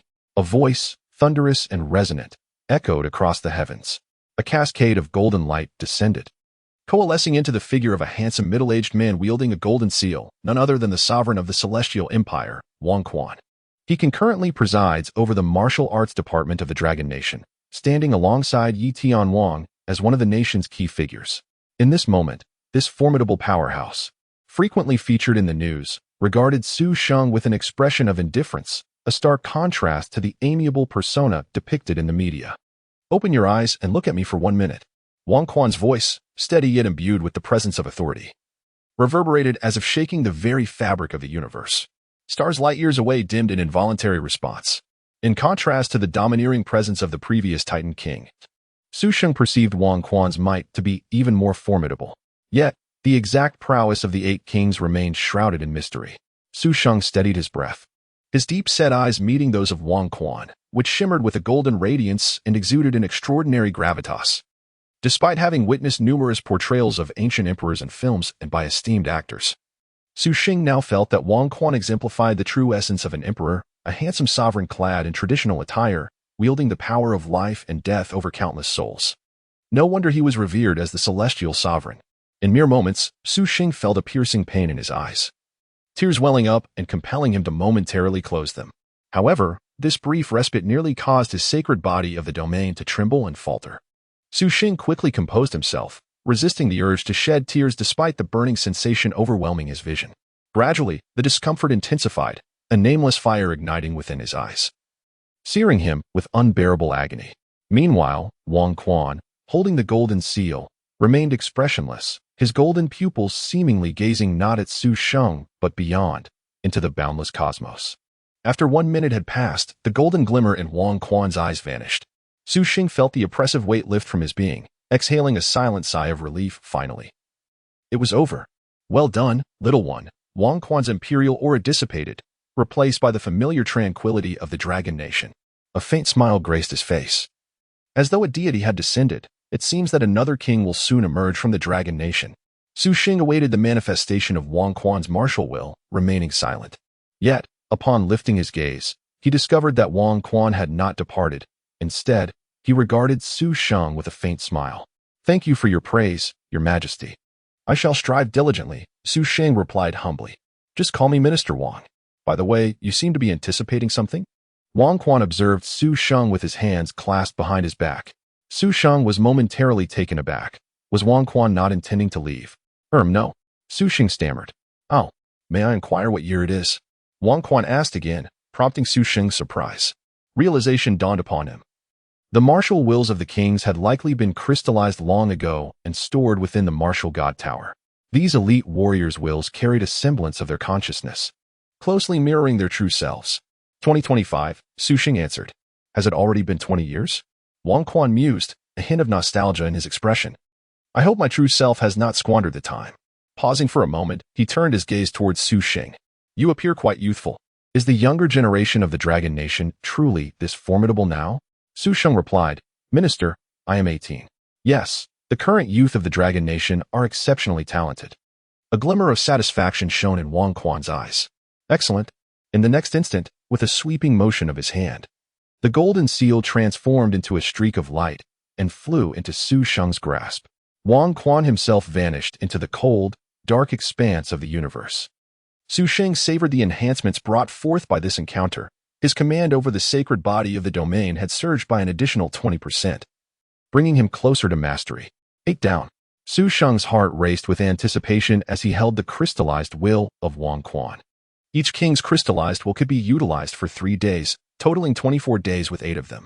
Once their duration expired, these crystallized wills would simply vanish, returning to the martial god tower to await the next challenger for the ultimate trial.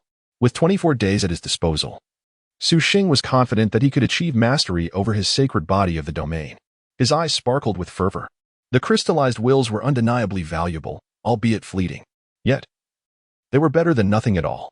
With this opportunity presented by the ultimate trial and the crystallized wills of the kings, Su Sheng's aptitude for mastery could leap from novice to adept, a truly astonishing and terrifying progression.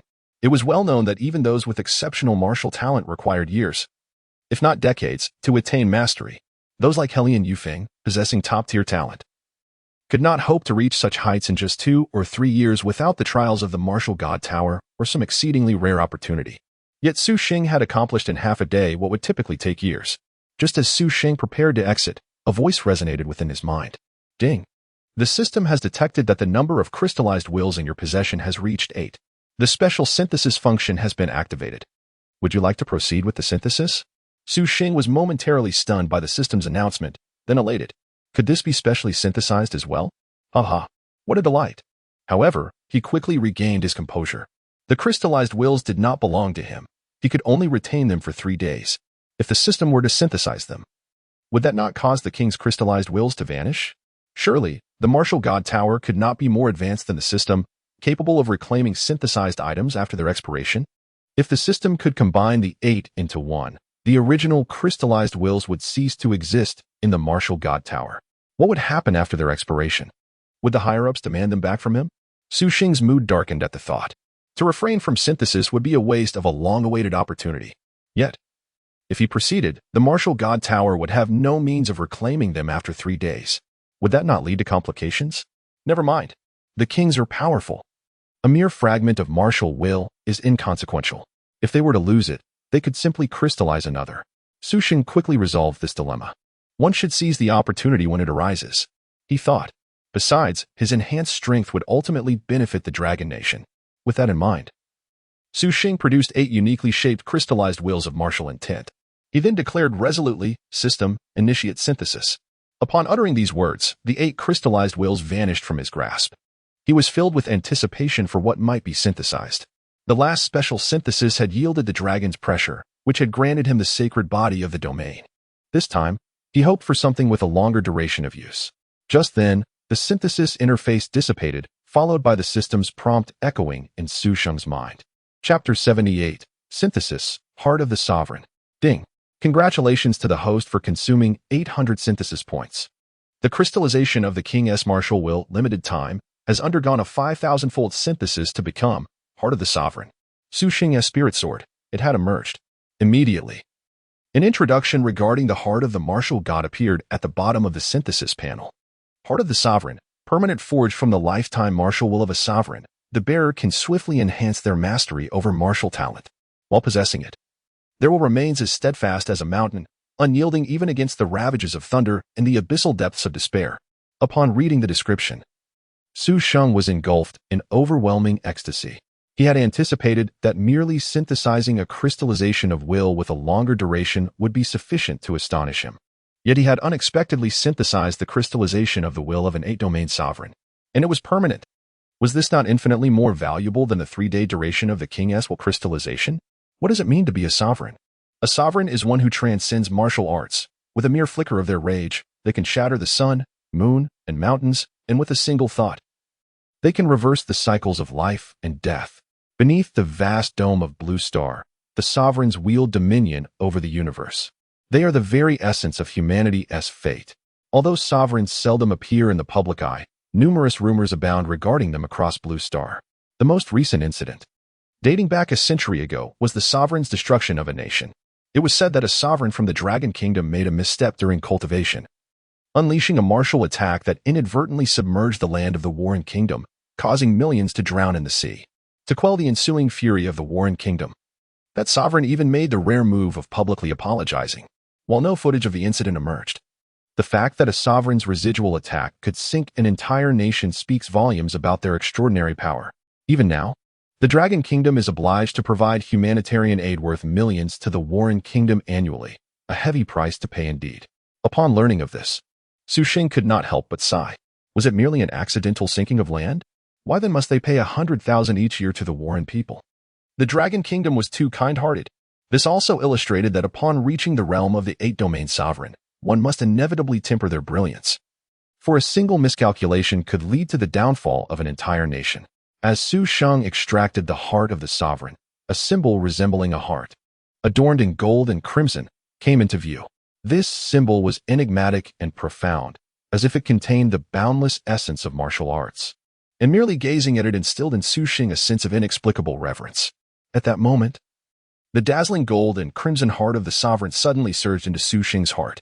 Upon lifting his garment to inspect, he discovered a golden red symbol emblazoned upon his chest. At first glance, it appeared akin to a heart-shaped tattoo. As Sheng attuned himself to the heart of the sovereign etched upon his chest, he discerned a palpable yearning emanating from the sacred body of the domain.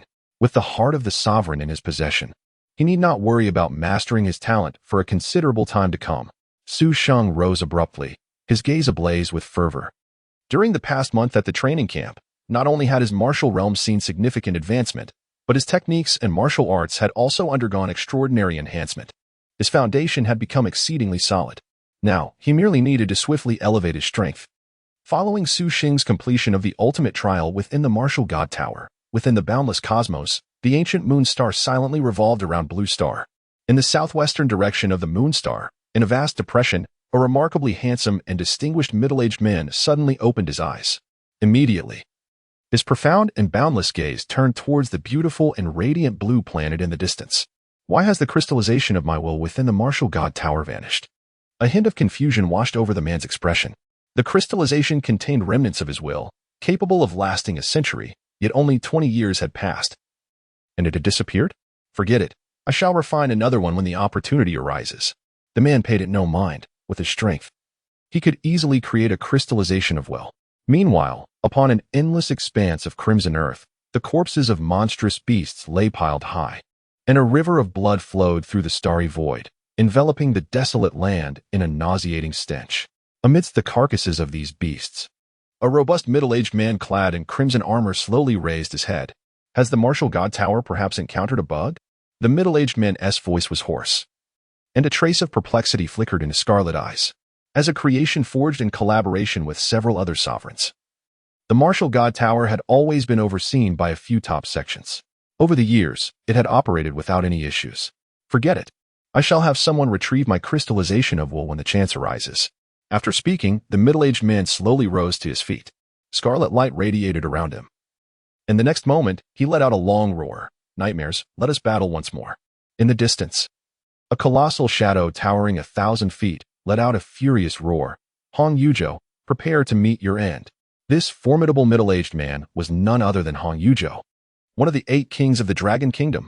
With a hearty laugh, Hong Yuzhou's form ascended visibly, transforming in an instant into a giant clad in crimson armor, towering 1,000 feet tall. The giant stepped forward, appearing to teleport to a distance of 10,000 meters in the blink of an eye. Once again, a battle of sovereign-level proportions unfolded deep within the alien battlefield. Outside the martial god tower, Lin Kaixian watched as Sheng emerged with a flash, filled with hopeful anticipation. So, have you obtained the martial wills of the 8 great sovereigns? Sheng nodded affirmatively.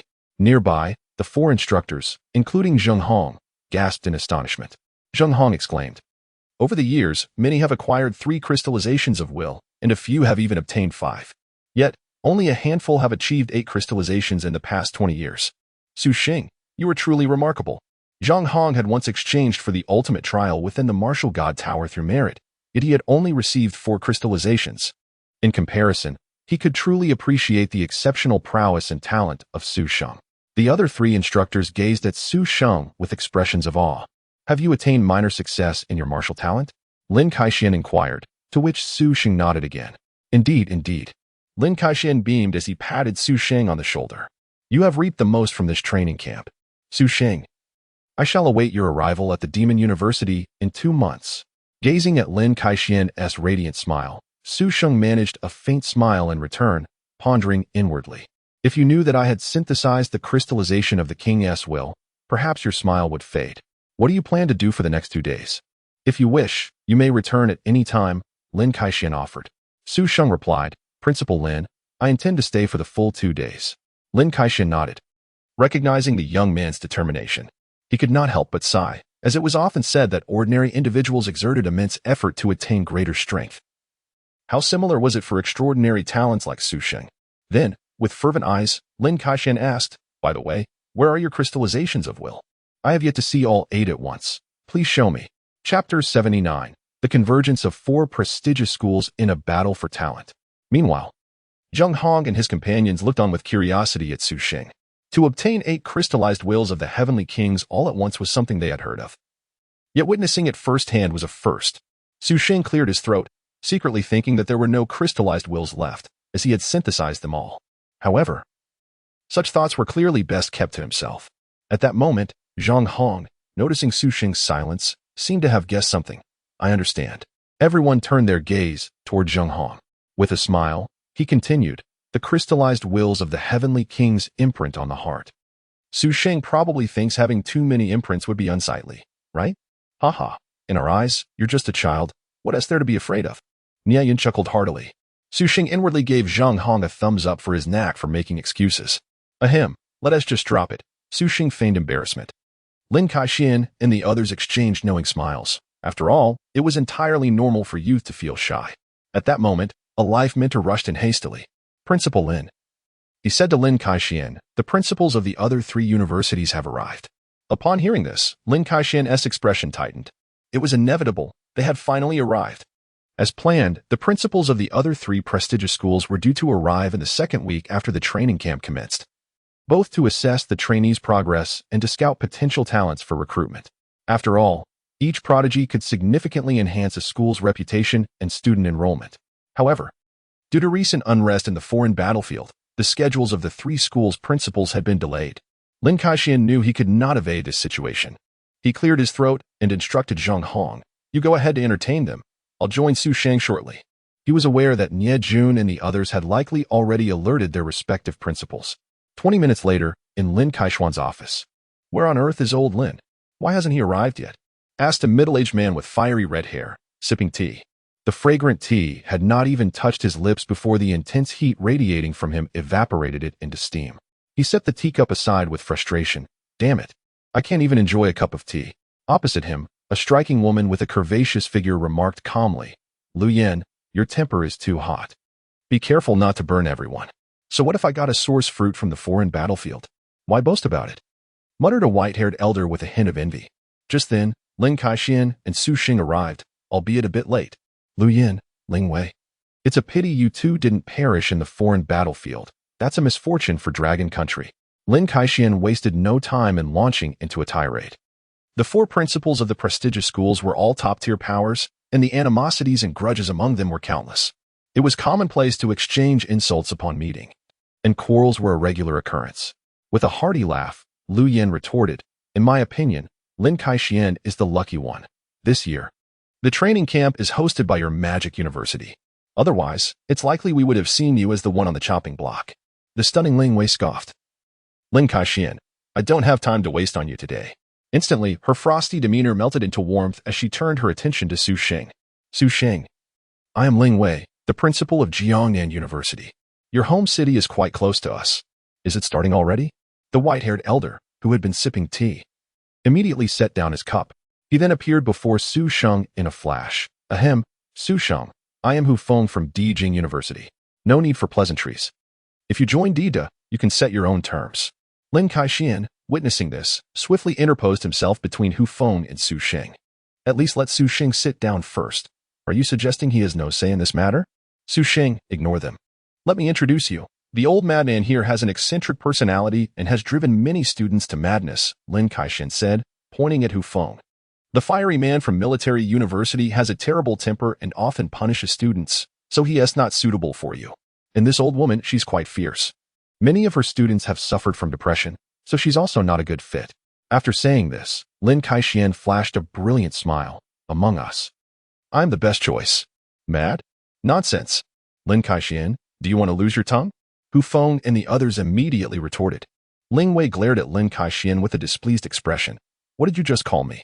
Ahem, you're already over 80 and still not considered old. Before Lin Kaixian could finish, a beam of blue light shot forth. He swiftly teleported out of the way, and the blue light struck the wall with a resounding boom. The wall cracked, revealing a hole the size of a fist. Su Sheng was astonished. Were the principals of these four prestigious schools truly this explosive? As they engaged in their quarrel, Hu Feng grinned at Su Sheng, increasingly pleased. Prior to this, Nie Yun had already informed him of Su Sheng's remarkable feats. Frankly, any one of those accomplishments was enough for Hu Feng to drop everything and offer Su Sheng a special invitation, let alone the multitude of achievements Su Sheng had accomplished. Hu Feng, do not engage in idle chatter. Su Sheng, if you join us, I will immediately provide you with training resources worth 10 million. And I mean it, immediate payment. Hu Feng said, gazing at Su Sheng with hopeful anticipation. 10 million? How audacious of you, Hu Feng. Lu Yin, with her fiery red hair, sneered. Su Sheng, the people from Dijing are too petty. If you come, you will be my prized disciple. As if I wouldn't treat Su Sheng as my own disciple if I had the chance. If you have the ability, offer 10 billion. Hu Feng shot back. Lu Yan's fury ignited as she and Hu Feng began to clash. Su Sheng stood dumbfounded. Was this truly how the principals of the four prestigious schools behaved? They had barely exchanged a few words before engaging in a brawl. Moments later, Lin Kaixian, smoothing his disheveled hair, appeared somewhat embarrassed, while Ling Wei continued to glare at him with barely concealed anger. Across from them, Hu Feng casually retrieved a brand-new battle suit from his spatial rings, swiftly donning it over his scorched suit jacket. Your kindness is appreciated, and I know the conditions you can offer must be quite generous, Su Sheng contemplated before asking. I only have one question. Speak. The four of them replied in unison. Which university is closest to the foreign battlefield?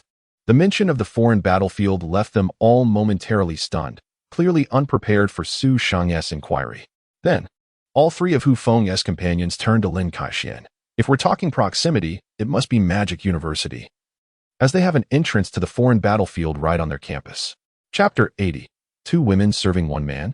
Ling Wei continued. Thus, the University of Magic City is the most perilous. One could never know when the beast from the battlefield might emerge. Your talent, like that of a demon, does not require training, but rather time. Hence, safety is paramount. Our Jiangnan University is splendid, with female students comprising 80%. And the nearest battlefield is over 200 kilometers away. Upon hearing this, Hu Feng couldn't help but scoff. How many of the female students at Jiangnan University are truly attractive?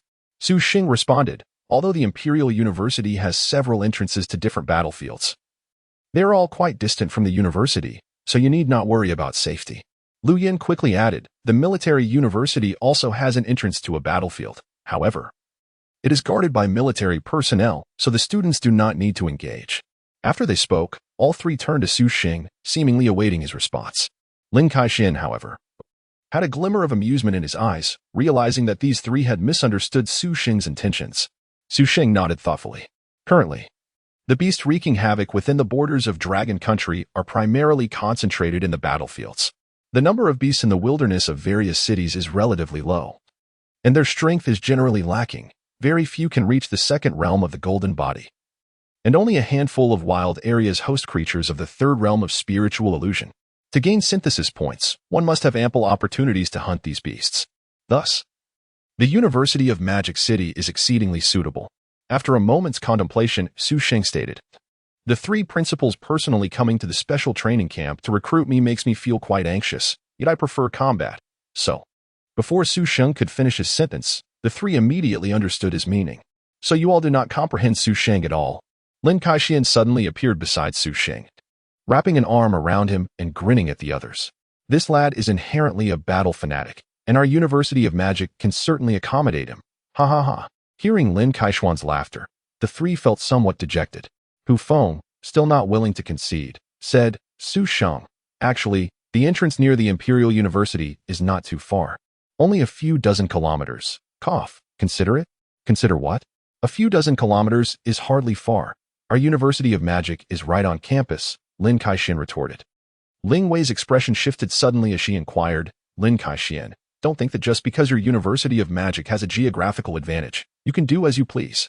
Tell me, what conditions can your university offer, Su Sheng? Exactly. If you dare to deceive Su Sheng, I shall break your legs today, or I am not Hu Feng. He added. Since Su Sheng was resolute about joining the University of Magic, they might as well seize the opportunity to secure more benefits for him. In this way, they would not only assist Su Sheng but also forge a connection. Lin Kaishuan's smile faltered. This is an internal matter of our University of Magic. So there is no need for the three of you to worry. I knew Lin Kaishuan would be stingy, Lu Yen mocked. I bet you can't even spare 10 million. What nonsense. Am I the sort of person who lacks funds? Lin Kaishuan exclaimed, before turning to Su Sheng. Su Sheng, during your 4 years at the University of Magic, I will provide you with 100 million in cultivation resources each year. The school cannot provide this, so I shall personally foot the bill. Upon hearing this, the three fell silent. 100 million per year amounts to 400 million over 4 years. This certainly represents a substantial sum for the University of Magic. Indeed, it stands as the largest special recruitment fee since the establishment of the 4 prestigious universities. Humph. You Lin Kaishuan do have a semblance of conscience, Ling Wei remarked, satisfied.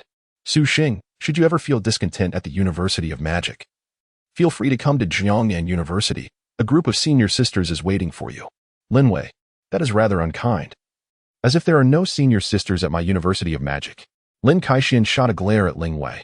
Besides, the quality of female students at Jiangnan University is rather lacking. Lacking quality? I must inquire, Lin Kaishuan, how do you find my quality? Ahem, that question is hard to answer. Then that means it is lacking, right? Lin Kaishuan, you are doomed. The two began to tussle once more. 10 minutes later, after Su Sheng had departed, the 4 finally ceased their quarrel. Ling Wei, having calmed down, spoke solemnly, you have all heard about that matter, right? Upon her words, Lin Kaishuan and the others nodded, their expressions turning serious. Lu Yin chuckled, well, since our time is limited, we might as well live each day as it comes. Have you signed up? Lin Kaishuan asked in surprise. Lu Yin nodded, to bring glory to the nation, as a top-ranking grandmaster, if I do not enlist. Dragon Country's chances of victory are slim. The 3 of us have all signed up. Lin Kaishuan, you need not join us. Hu Feng stated gravely, this national war is unlike any before. The danger level is exceptionally high. Lin Kaishuan's expression shifted. Are you abandoning me? You are suited to be a principal. Focus on nurturing talent for the nation, while we are more suited to battle. Heh.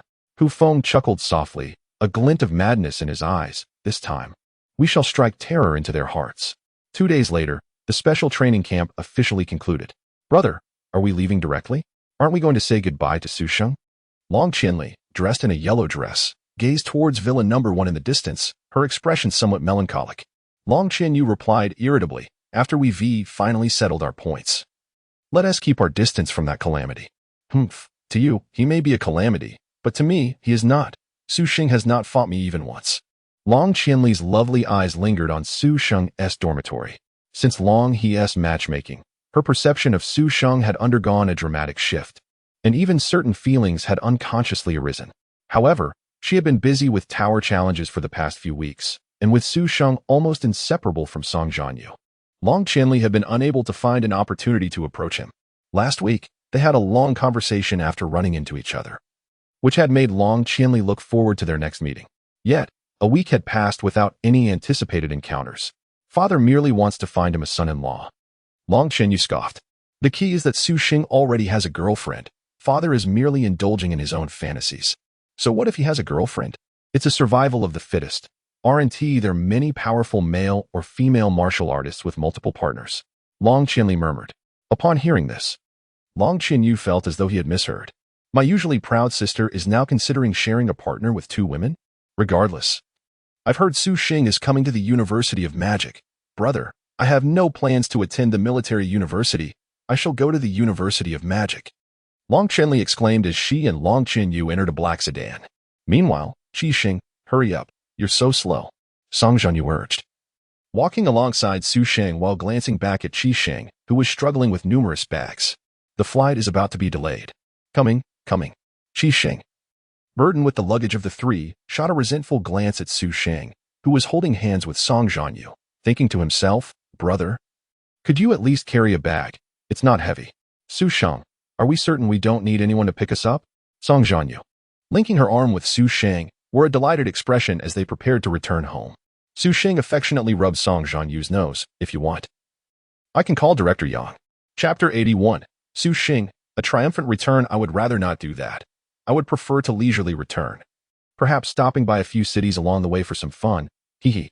Song Zhanyue gazed at Su Sheng with captivating eyes, feeling as though she could never tire of looking at him, now that the special training camp had concluded. The talented individuals from across the nation were naturally returning in groups, accompanied by the directors of their respective martial arts bureaus. Initially, Yang Jun, the director of the Luqing Martial Arts Bureau, intended to come and pick them up, but Su Sheng declined. He preferred a more casual return rather than a grand, group-style homecoming. Upon learning of this, Lin Kaixian discreetly dispatched an instructor to follow and protect them. Do as you wish. Su Sheng waved his hand casually, signaling for a taxi to stop by. Let us sit in the back, and let Qi Sheng take the front seat. All right. Once in the car, the taxi driver glanced at Qi Sheng, who was hauling 5 suitcases, and remarked, "Young man, I can't fit so much luggage in my car." Cough. Qi Sheng, why don't you take a cab yourself? Su Sheng coughed lightly. As for the luggage, we can handle it ourselves. No need. No need. Qi Sheng initially nodded, then shook his head, pausing momentarily before saying, "Brother, you go ahead. I'll take care of the luggage. It's not heavy." He demonstrated by lifting 2 suitcases with one hand. Fine. Su Sheng was not one to be polite, after all. He had looked after Qi Sheng several times over the past month. Compared to the often beaten Gong Shuesong and his companions, letting Qi Sheng haul a suitcase was nothing. Luqing, City Lord's mansion. City Lord Song, here are the study documents sent from the province. A young secretary in a deep blue jacket handed over several files. Additionally, this afternoon, Director Qi of the Martial Arts Hall and Minister Yu Liang are organizing a symposium and would like to invite you to attend. Tell Director Qi I want to be attending the symposium. Song Zhanyue straightened his clothing, a rare smile gracing his square face. Today, the talents of Luqing are returning. Upon hearing this, the secretary's eyes brightened. City Lord, how did they perform? Naturally, they performed well. Song Zhanyue set aside the signed documents. Prepare the vehicles. And inform Yang Jun that this reception must be grand. Invite the heads of several media outlets as well. The secretary looked at Song Zhanyue in surprise. He continued, Our dragon country has produced a true dragon. The secretary inquired, A true dragon? You mean Su Sheng? Song Zhanyue smiled slightly. Indeed, go prepare. The secretary was taken aback. It was the first time he had seen the city lord so genuinely happy. Just how remarkable was Su Sheng's performance at the special training camp? Observing Song Zhanyue's reaction, the secretary realized he had not fulfilled his duties adequately. Yes, I will prepare immediately. The secretary hurried away. Song Zhanyue gazed at the picture frame on his desk, staring thoughtfully at the image of Song Zhanyue. I wonder how the relationship between Zhanyue and Su Sheng is progressing. Before attending the special training camp, they seemed quite close. He was well aware of Su Sheng's numerous accomplishments and regarded him as an exceptional talent seldom seen in the last 50 years in Dragon Country. Thus he attached immense importance to him. While valuing him, he also contemplated ways to cultivate Su Sheng's potential. I hope Zhanyue is not foolish enough to overlook this promising individual. Soon enough, Luqing Airport, a gathering of dignitaries from Luqing, led by Song Zhanyue, had assembled. Media outlets from around Luqing were also present, with cameras trained on the aircraft approaching for landing. City Lord Song, that's about it. Yang Jun briefly summarized Su Sheng's performance during the training camp. Song Zhanyue's eyes sparkled with an enigmatic gleam. Excellent. The rewards from the Martial Arts Bureau to Su Sheng should be prepared, correct? Yes, City Lord. A cash reward of 10 million, along with a villa in Luqing. Yang Jun whispered. The Luqing Villa is the most prestigious, best serviced, and most expensive residential community in the city. Those who reside there are typically the elite of Luqing, with even the cheapest unit priced over 10 million. Notably, Song Zhanyue himself lived in the Luqing Villa. Song Zhanyue nodded, recognizing that this reward was a sufficient representation of Luqing's sincerity. He contemplated further arrangements. By the way, what about Su Sheng's parents?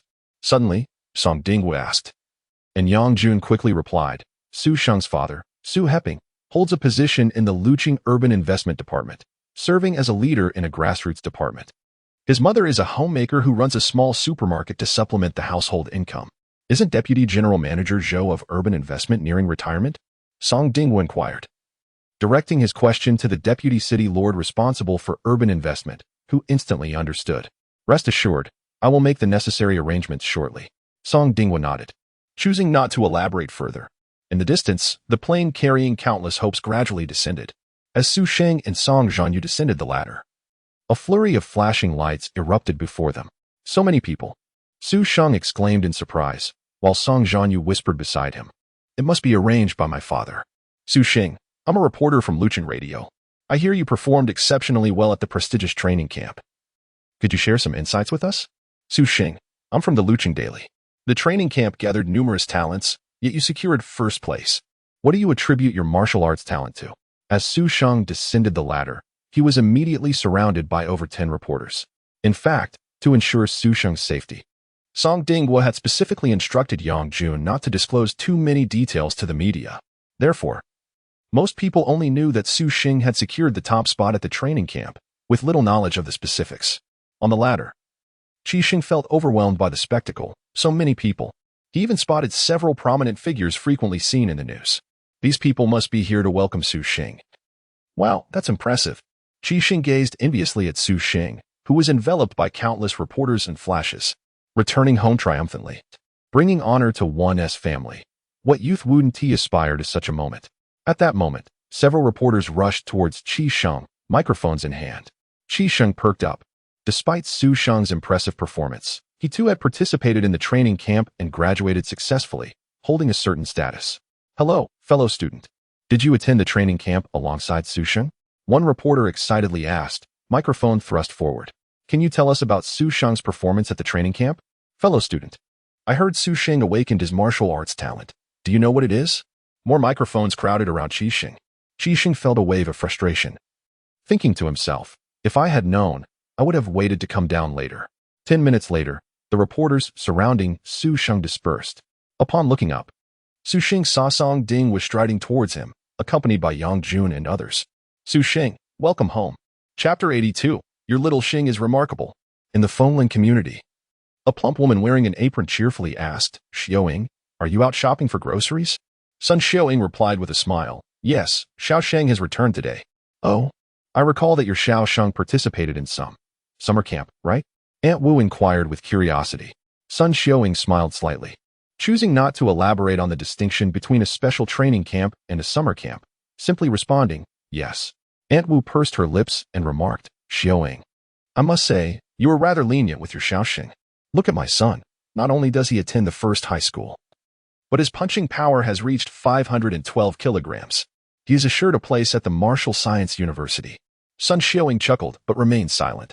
Aunt Wu continued, if I remember correctly, your Xiao Sheng's punching power is just over 400 kilograms, right? With the college entrance examination approaching, you really ought to motivate him. Attending a summer camp is rather dull, in my opinion. You should be willing to invest in a training class at a martial arts academy. As Aunt Wu grew increasingly animated, her face flushed with excitement. She added, however, in matters of training, parental concern alone is insufficient. The child must also strive.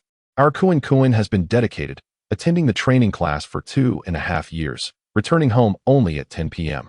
in this crucial year. Sometimes a bit of effort can alter one's destiny entirely. But the cost of that training class is steep, 3,000 for just 10 sessions, quite outrageous.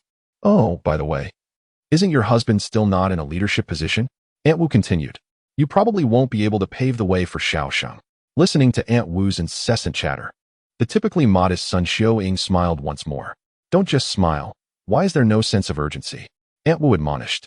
Xiao Sheng is at the third high school, which is already inferior to my Kuan school. What will you do if he doesn't put in the effort? With less than 2 months until the college entrance exam.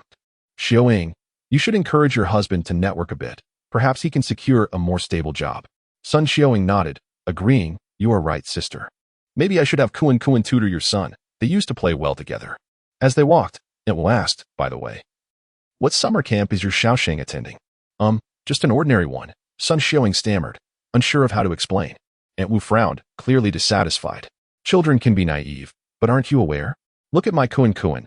He loved basketball since childhood. However, after a stern talking to from his father in his senior year, he quickly realized the importance of focus, abandoning basketball to devote himself entirely to his studies. As a mother, it pains me to see him struggle so hard. As they chatted, they arrived at the community square. Wow, why are there so many people? Aunt Wu wondered, gazing at a crowd gathered around the electronic screen. Could something major have happened in Lucheng again? The community's large screen typically displayed news during the day and movies at night. But it was unusual to see so many people gathered during the daytime. Sun Xiaoying shared her curiosity. Could there have been a significant event in the country? As they pondered this, the two managed to squeeze their way to the front. Isn't that Xiaoying? A slender middle-aged woman at the front exclaimed brightly. Zhao Jia, what are you all watching? Sun Xiaoying asked inquisitively. At that moment, the screen was showing a series of unremarkable advertisements. Zhao Jia eagerly grasped Sun Xiaoying's hand, exclaiming, Xiaoying, your Xiaoxing is still single, right? He has done remarkably well at the special training camp, securing first place. Indeed. Even the city lord has met him. It's truly impressive. The neighbors chimed in, filled with admiration. I always knew Xiao Sheng would achieve great things. Didn't I tell you so? Old Lu, didn't you often say that Su Sheng was a bit dull and lacking ambition? When did I ever say that? Xiaoying, you should have your husband buy a fine bottle of wine to celebrate. Aunt Wu added. My son had planned to attend that special training camp too, but he fell ill at the last moment. His punching power is 560 kilograms. Even higher than Xiao Sheng's. As fellow residents of the community, everyone was familiar with one another, listening to the excited chatter. Sun Xiaoying and Aunt Wu exchanged bewildered glances. What is all this about Xiao Sheng? Sun Xiaoying asked. Lately, Su Sheng had been in limited contact, and all Sun Xiaoying knew was that her son was doing well at the training camp. She had refrained from inquiring about his results, fearing it might add pressure. However, upon hearing the conversation, her heart raced with anticipation. Although she was unaware of the details of Su Sheng's performance, she was well aware of the significance of being first at the special training camp. Could this truly be possible? Your Xiao Sheng is on television. The city lord personally welcomed him, stating that he set a record by achieving first place at the special training camp, an unprecedented feat for our province. Yes, and they mentioned that your Xiao Sheng has already received a special recruitment offer from the prestigious Magic City University. Furthermore, the city lord has awarded your Xiaosheng 10 million and a villa from the Lucheng government. The crowd eagerly recounted the news, and Sun Xiaoying was momentarily stunned, her heart swelling with immense joy. Meanwhile, Aunt Wu looked utterly confounded. The city lord personally welcomed him? Special recruitment from Magic City University? 10 million. A villa. For many present, the tangible rewards felt far more impactful than any academic achievement. Aunt Wu turned to Zhao Jia, struggling to grasp the news. Isn't Su Sheng merely attending a summer camp? What is this special training camp? Summer camp? You clearly don't understand, Zhao Jie replied dismissively. That is a prestigious special training camp organized by the 4 top universities. Only the very best can qualify. Xiaosheng not only qualified but also secured first place. Aunt Wu was utterly flabbergasted. Su Sheng, isn't he incapable of even getting into Martial Science University? How did he become so extraordinary? I even boasted in front of Sun Xiaoying. Indeed, I always felt that the Sun and Su families would educate their children well. Didn't I predict this would happen? Old Lu, didn't you just say a few days ago that Su Heping neglects his child? Finally regaining her composure, Sun Xiaoying asked, You're not pulling my leg, are you? Why would we deceive you? Look, it's already trending on Douyin. Zhao Jia pulled out her phone, revealing Su Sheng surrounded by prominent figures like Song Zhanyue, the city lord, as flashes from cameras illuminated the scene. The announcement read, Our city has received exciting news in the martial arts realm. 3 students from the prestigious special training camp for the 2025 class have fought valiantly and achieved remarkable results. Among them, Su Sheng from the 3rd high school has earned the honor of being the first at the special training camp, a first for our province. As Sun Xiaoying watched the footage of her son and listened to the host's report, her face radiated with an ever-brighter glow of pride.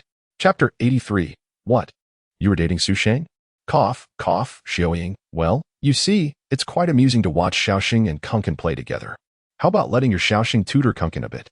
Aunt Wu said, her expression slightly awkward. At that moment, if there had been a crack in the ground, she would have wished to sink into it immediately. Just as Sun Xiaoying was at a loss for words, a voice called out from the outskirts of the crowd. Mom? Su Sheng's voice brightened Sun Xiaoying's eyes. And before she could react, Aunt Wu and the others rushed over. Facing the throng of over 20 people, Su Sheng felt a sudden tingle at the back of his head. The presence of these uncles and aunts was indeed formidable. In the next instant, Su Sheng waved his hand casually, and a wave of domain power spread out like an invisible magnetic field. Everyone felt as if their legs were weighed down with lead. Their speed considerably diminished. Seizing this opportunity, Su Sheng took Sun Xiaoying's hand and departed directly. Mom, please hold the vegetables for me. Su Sheng smiled broadly at Sun Xiaoying, who was still in shock from the previous events. Su Sheng understood that for an ordinary mother, Adjusting to the sudden rise of her foolish son to an academician would require some time. Room 502, Building 6. Ah, my son has achieved something. Sun Xiuying exclaimed joyfully. Su Heping chuckled. Keep your voice down. We don't want the neighbors to hear. Right, right? Sun Xiuying nodded repeatedly, and then turned to Su Sheng. You faced quite a bit of hardship this past month, haven't you? No. I thrived in the special training camp, Su Sheng replied as he munched on an apple that Su Heping had peeled for him. By the way, Mom and Dad, I brought you gifts. With that, a flicker of silver light emerged from the black bracelet on Su Sheng's left wrist. In the next moment, two exquisitely crafted white ceramic vials appeared on the dining table, much to the astonishment of Su Heping and his wife. This is a spatial bracelet, capable of storing items. Su Sheng explained briefly, before adding, Dad, this vial of elixir is for you, and Mom, this one is for you. The two vials of elixirs had different focuses and effects.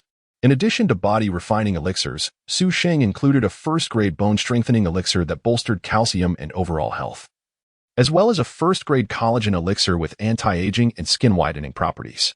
Both of them were non-combatants, and being able to consume first-grade elixirs was already their limit. Su Sheng had chosen relatively mild options for them.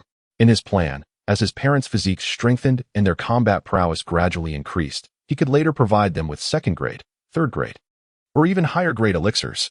Su Sheng believed that with the system's support, even if his parents had average talents, he could nurture them into masters or even grandmasters through elixirs. Such advancements would significantly enhance their lifespans. This is all a reward for my good performance in the special training camp. It didn't cost any extra money, so just accept it with ease.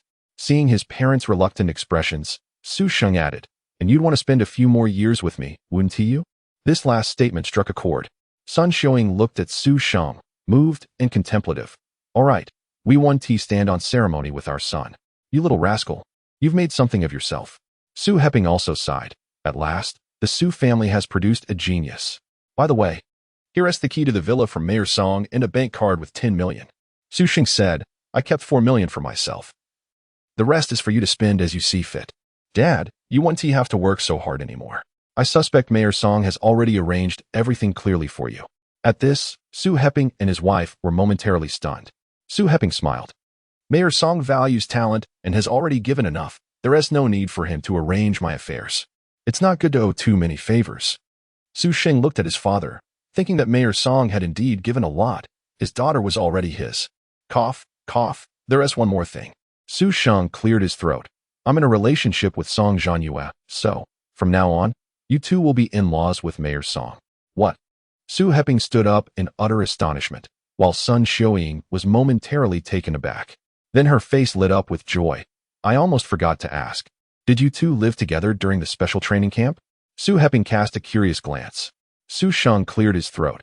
Yes, I performed the best during the assessments. And I stayed in the larger villa. She was on the second floor.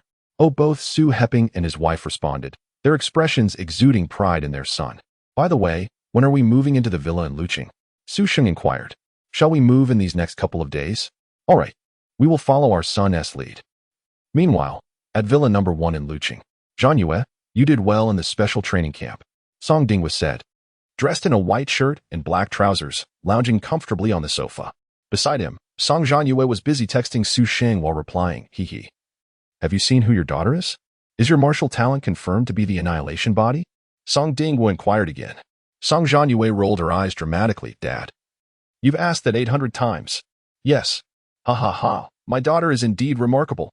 Song Zhanyue couldn't contain his joy. He then sighed. Since my daughter is so impressive, I, as her father, cannot fall behind. Once I finish my work in the next few days, I'll take a break and find a high-quality martial skill for my daughter, striving for a perfect match. Song Zhanyue's eyes sparkled with determination. A sense of unwavering commitment to his daughter. However, Song Zhanyue wore a look of disdain. Dad, you don't need to bother. I already have my gifted martial skill. Oh. Song Zhanyue paused momentarily, then asked seriously, what is the match level? Perfect. And it's a high-level gifted martial skill, Song Zhanyue declared. Upon hearing this, Song Zhanyue sprang to his feet, disbelief and delight radiating from him. How is that possible? Was it a reward from the Martial God Tower? That shouldn't be. Unless you pass beyond the 15th floor to receive a high-level gifted martial skill. Song Zhanyue looked utterly incredulous. Song Zhanyue clarified, It wasn't tea from the martial god tower. It was given to me by Su Sheng. Su Sheng? Song Zhanyue snapped back to reality. Right? He cleared the martial god tower. But that gift is far too precious. You can't accept it. Song Zhanyue frowned slightly, although he had rewarded Su Sheng on behalf of Luqing. Compared to a perfectly matched high-level martial skill, those rewards paled in comparison. I initially thought the same, but Song Zhanyue replied earnestly, before trailing off hesitantly. But what? Song Zhanyue asked curiously. But Song Zhanyue's cheeks flushed, and she momentarily struggled to find the right words. Finally, she mustered her courage and said, But Su Sheng said I'm his girlfriend now, and since he has no use for it, I thought that since he is so capable now, I can't hold him back, so I accepted it. What? You were dating Su Sheng? Song Zhanyue exclaimed, standing up in shock once more. Chapter 84. Su Sheng. We shall be neighbors, why not? This is unacceptable. Song Zhanyue, ever the rebellious spirit, felt her father's vehement reaction compel her to adopt a firmer stance. The expression on Song Zhanyue's face transformed from shock to beaming delight. Of course. Who says it cannot be done? He reseated himself, his smile stretching from ear to ear. Our Zhanyue is truly clever. Su Sheng is undoubtedly a promising talent, destined for achievements that will surpass my own. You have finally accomplished something that pleases me. Song Zhanyue remarked. Initially taken aback by her father's words, Song Zhanyue soon declared with pride, I do not care whether he possesses potential. I like Su Sheng even if he is an ordinary person incapable of cultivation. How impressive am I? Indeed, Song Zhanyue responded, thoroughly satisfied. However, in the next moment, he adopted a serious tone. But while you may be in love, it is essential that you do not engage in inappropriate actions. Inappropriate actions? Song Zhanyue was momentarily stunned. What could she possibly do with Su Sheng that was inappropriate? Commit murder or arson? Unthinkable. Song Zhanyue felt a bit overwhelmed. Having lost Zhanyue's mother early on, he found it challenging to discuss matters of intimacy as a father. Unsure of how to articulate his thoughts, he finally managed, just refrain from inappropriate actions. A romantic relationship is fine, but do not let things escalate beyond what is proper. Understanding his implication, Song Zhanyue's cheeks flushed with a rosy hue. Internally, she mused that Su Sheng had already crossed all boundaries. Yet, such matters were not something a young lady could openly discuss, so she could only nod, feeling somewhat guilty. Her father, observing her reaction, felt a wave of relief wash over him. You have always been prudent. But father, why? Song Zhanyue inquired, puzzled. Song Zhanyue explained earnestly. Simply put, you should heed my advice. Marriage can be discussed later. Oh, she replied dismissively, rest assured, father. Yes, I trust you completely in this regard. Song Zhanyue reassured her. Father, I'm going shopping with my best friend, and will stay over at her place tonight. After reading Su Sheng's reply, Song Zhanyue informed her father. With a cheerful wave, Song Zhanyue responded, Go ahead. You haven't seen each other for a month. I'll grant you 3 days off from training. Within the confines of Lu City, he felt quite at ease. After all, with his position as the city lord, no one would dare to harm his daughter. You're the best, Dad. Hey, it would be wonderful if you praised me every day. Dream on, I'm off. Say hi to your friend for me. 40 minutes later. Su Sheng, weren't we supposed to eat together? Why are we at a hotel? In a certain hotel. Song Zhanyue, feeling bashful, covered her chest as she gazed at Su Sheng, whose intense gaze made her heart race. Her lovely face resembled a tempting red apple, and her voice was barely audible. Her flowing ink-black hair swayed gently as she moved. It's been 28 hours. I feel so uncomfortable. Su Sheng stood confidently before her, unabashedly bare. Song Zhanyue, shyly glancing up, quickly lowered her gaze. Well, all right then. Zhanyue, you're wonderful. Be good and eat. Ugh. 1,000,000 words omitted here. 2 days later, in Fenglin community. Xiaosheng, your father and I have thought it over. We cannot live in the Lu City villa. Sun Xiuying stated earnestly. Su Sheng was taken aback. Why not, Mom? Your mother means to save it for you and Zhanyue when you marry. We've lived here for over a decade and have grown accustomed to it. Su Heping chuckled. Besides, our current home is spacious enough. After you move out, your mother and I will manage just fine. Exactly, that's my point, Sun Xiuying confirmed. You will have plenty of expenses in the future. It wouldn't be appropriate to live with us after marriage. Su Sheng rolled his eyes. You're thinking too far ahead. Just trust me on this, Mom. Besides, what's wrong with living together? Zhanyue's father is in Lu City too. It's south quite close. And honestly, I'm not contemplating marriage just yet. You two should simply enjoy living here. After some heartfelt persuasion, Su Sheng finally convinced Sun Xiaoying. All right then. I'll call the movers. Huh? So the moving company is already here, and we're still debating? Su Sheng chuckled. An hour later, at the community's south gate. Xiao Sheng, make sure to visit often.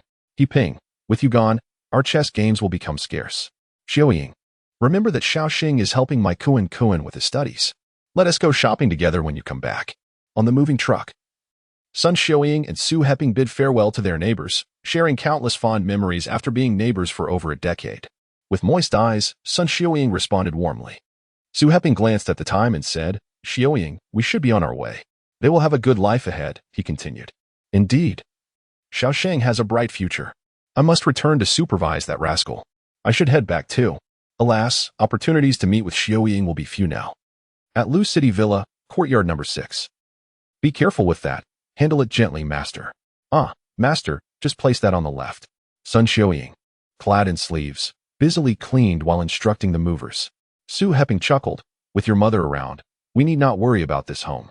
Su Sheng, slightly exasperated, said Mom. There are a dozen workers from the moving company. You needn't fuss. Oh, I'm just worried they might damage my old belongings.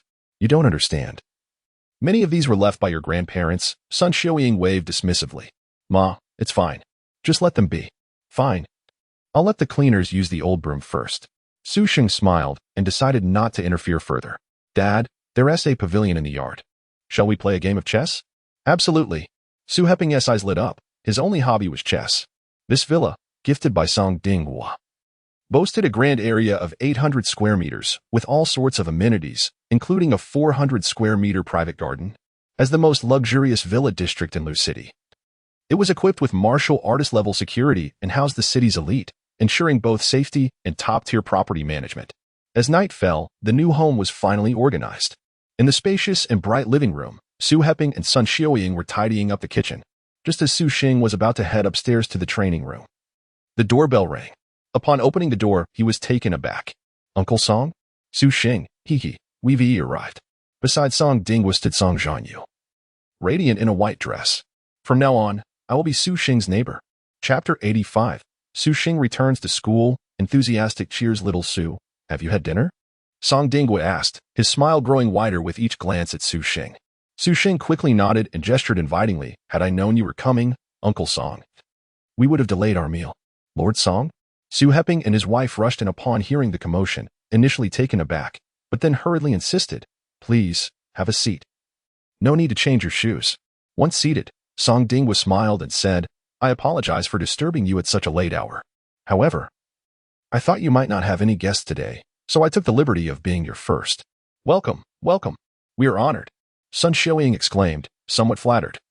While Su Heping remained composed, replying with a smile, your presence truly enhances our humble abode.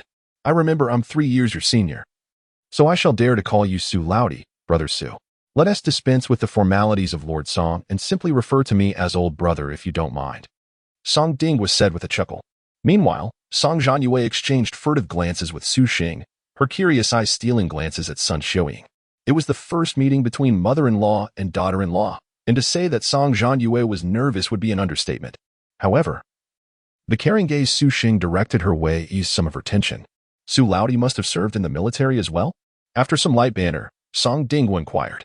Indeed, Su Heping replied, I served in the Steel 7th Company of the Eastern Theater. The Steel 7th Company? Song Ding's eyes brightened. Was he the company commander Gao Chen back then?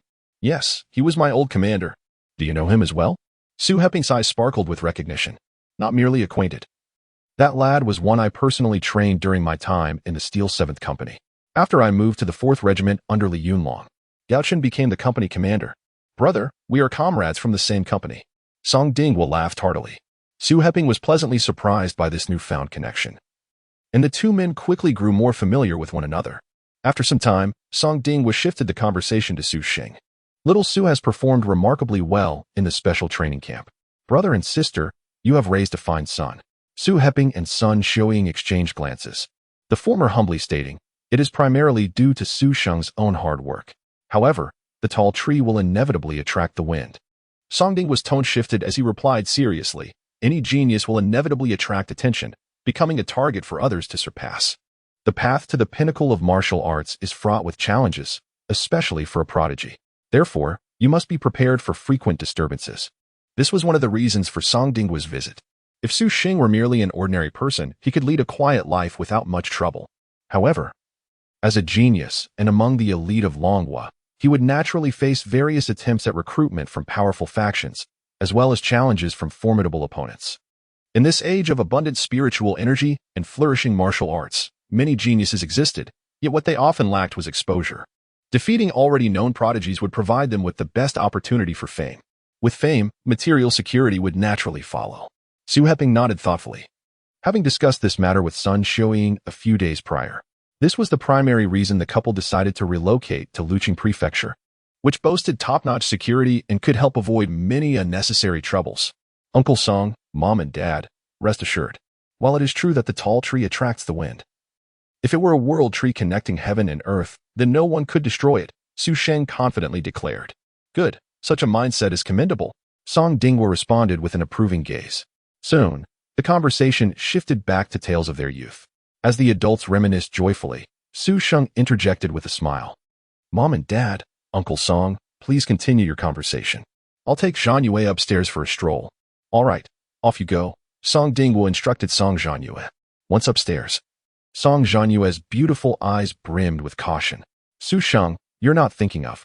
What are you imagining? This is a gathering for adults to discuss. We should not intrude, Su Sheng responded, surveying Song Zhanyue. But now that you mention it, I just... Oh, no, Song Zhanyue protested, though her small hand gently closed the door to Su Sheng's room. Pouting, she whispered, just be quick, it shouldn't take too long. Ha ha ha, I'm just teasing you. Su Sheng laughed heartily. My girlfriend is obedient, but she is also quite silly. Song Zhanyue's cheeks flushed with embarrassment, and she retorted, Su Sheng, you're just intolerable. The following day, at 3rd High School, Class 2 of the senior year. Students, I have wonderful news. Su Sheng has returned to see you all. The class teacher, Tang Tao, announced with an excited glow on his face. What? Really? Wow, Su Sheng. Oh no, the big shot has come back? Sir. Is Su Sheng back to attend classes? Upon hearing this, the students erupted with excitement. Su Sheng had become the recent sensation of Luqing, and the fact that he was from their class felt akin to a low-key classmate suddenly rising to stardom. Given Su Sheng's capabilities, attending classes was no longer necessary, as the principal had granted special permission. This time Su Sheng returns not only to catch up with everyone but also at the principal's invitation to share some insights. Tang Tao explained with a smile. Sir, is Su Sheng really at the second realm of the golden body now? Heike, Su Sheng's roommate and best friend, asked curiously. As someone who had shared a room with Su Sheng, Heike found it difficult to adjust to the immense shift in Su Sheng's status. While he was pleased, he also felt an inexplicable pressure. Heike's question was evidently on everyone's minds. Given that all were 18-year-old seniors still striving for a punch power of 500 kilograms while Su Sheng had already ascended to the status of a second-realm powerhouse. Tang Tao nodded affirmatively. That is certainly the case. You can ask Su Sheng directly when he arrives.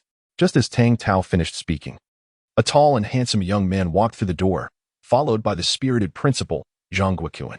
Su Sheng's appearance instantly elevated the class atmosphere to a fever pitch. The boys greeted him with excitement while several girls unabashedly sent flirtatious glances his way, regretting their previous neglect of him. After a brief and enthusiastic speech from Principal Zhang Guoquan, he surveyed the room and announced, Now, let us have Su Sheng share his knowledge with us.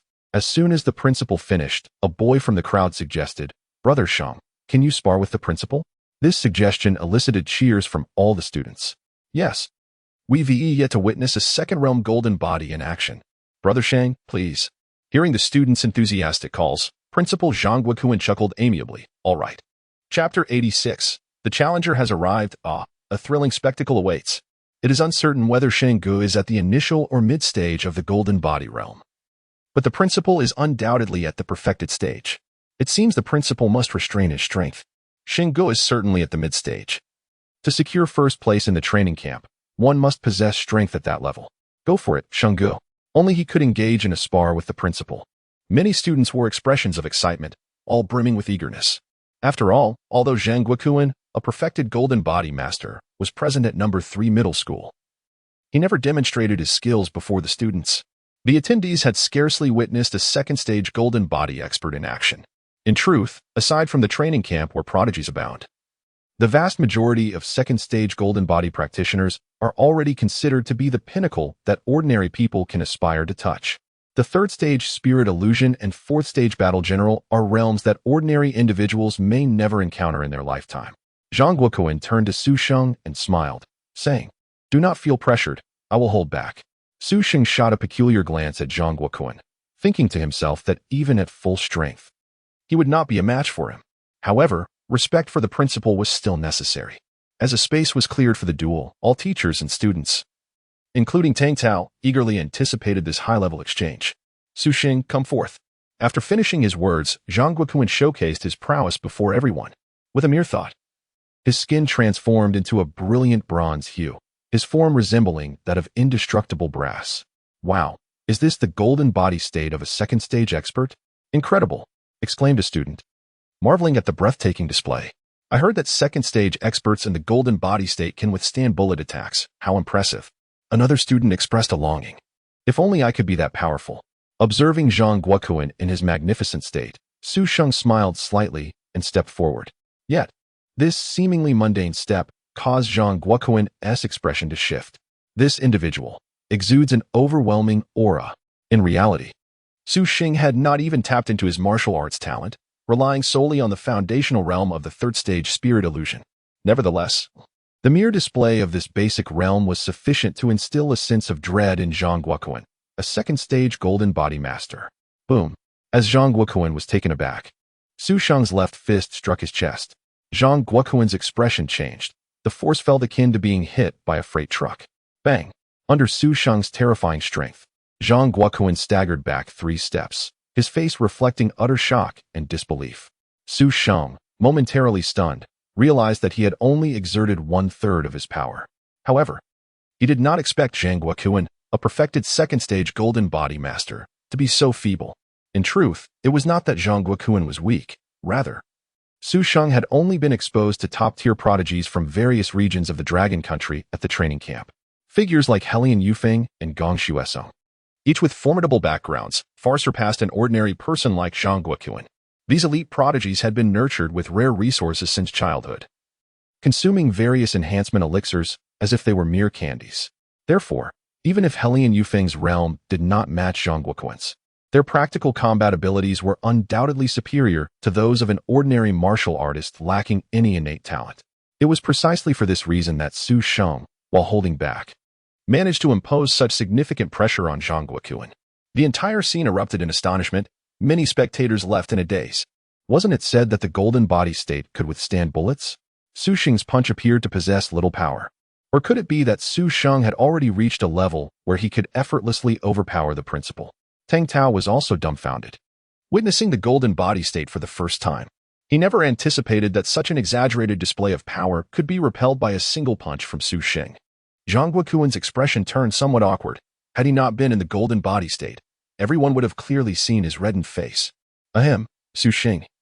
How is it that your strength is so formidable? Zhang Guoquan could hardly fathom that Su Sheng's strength had reached such a terrifying level.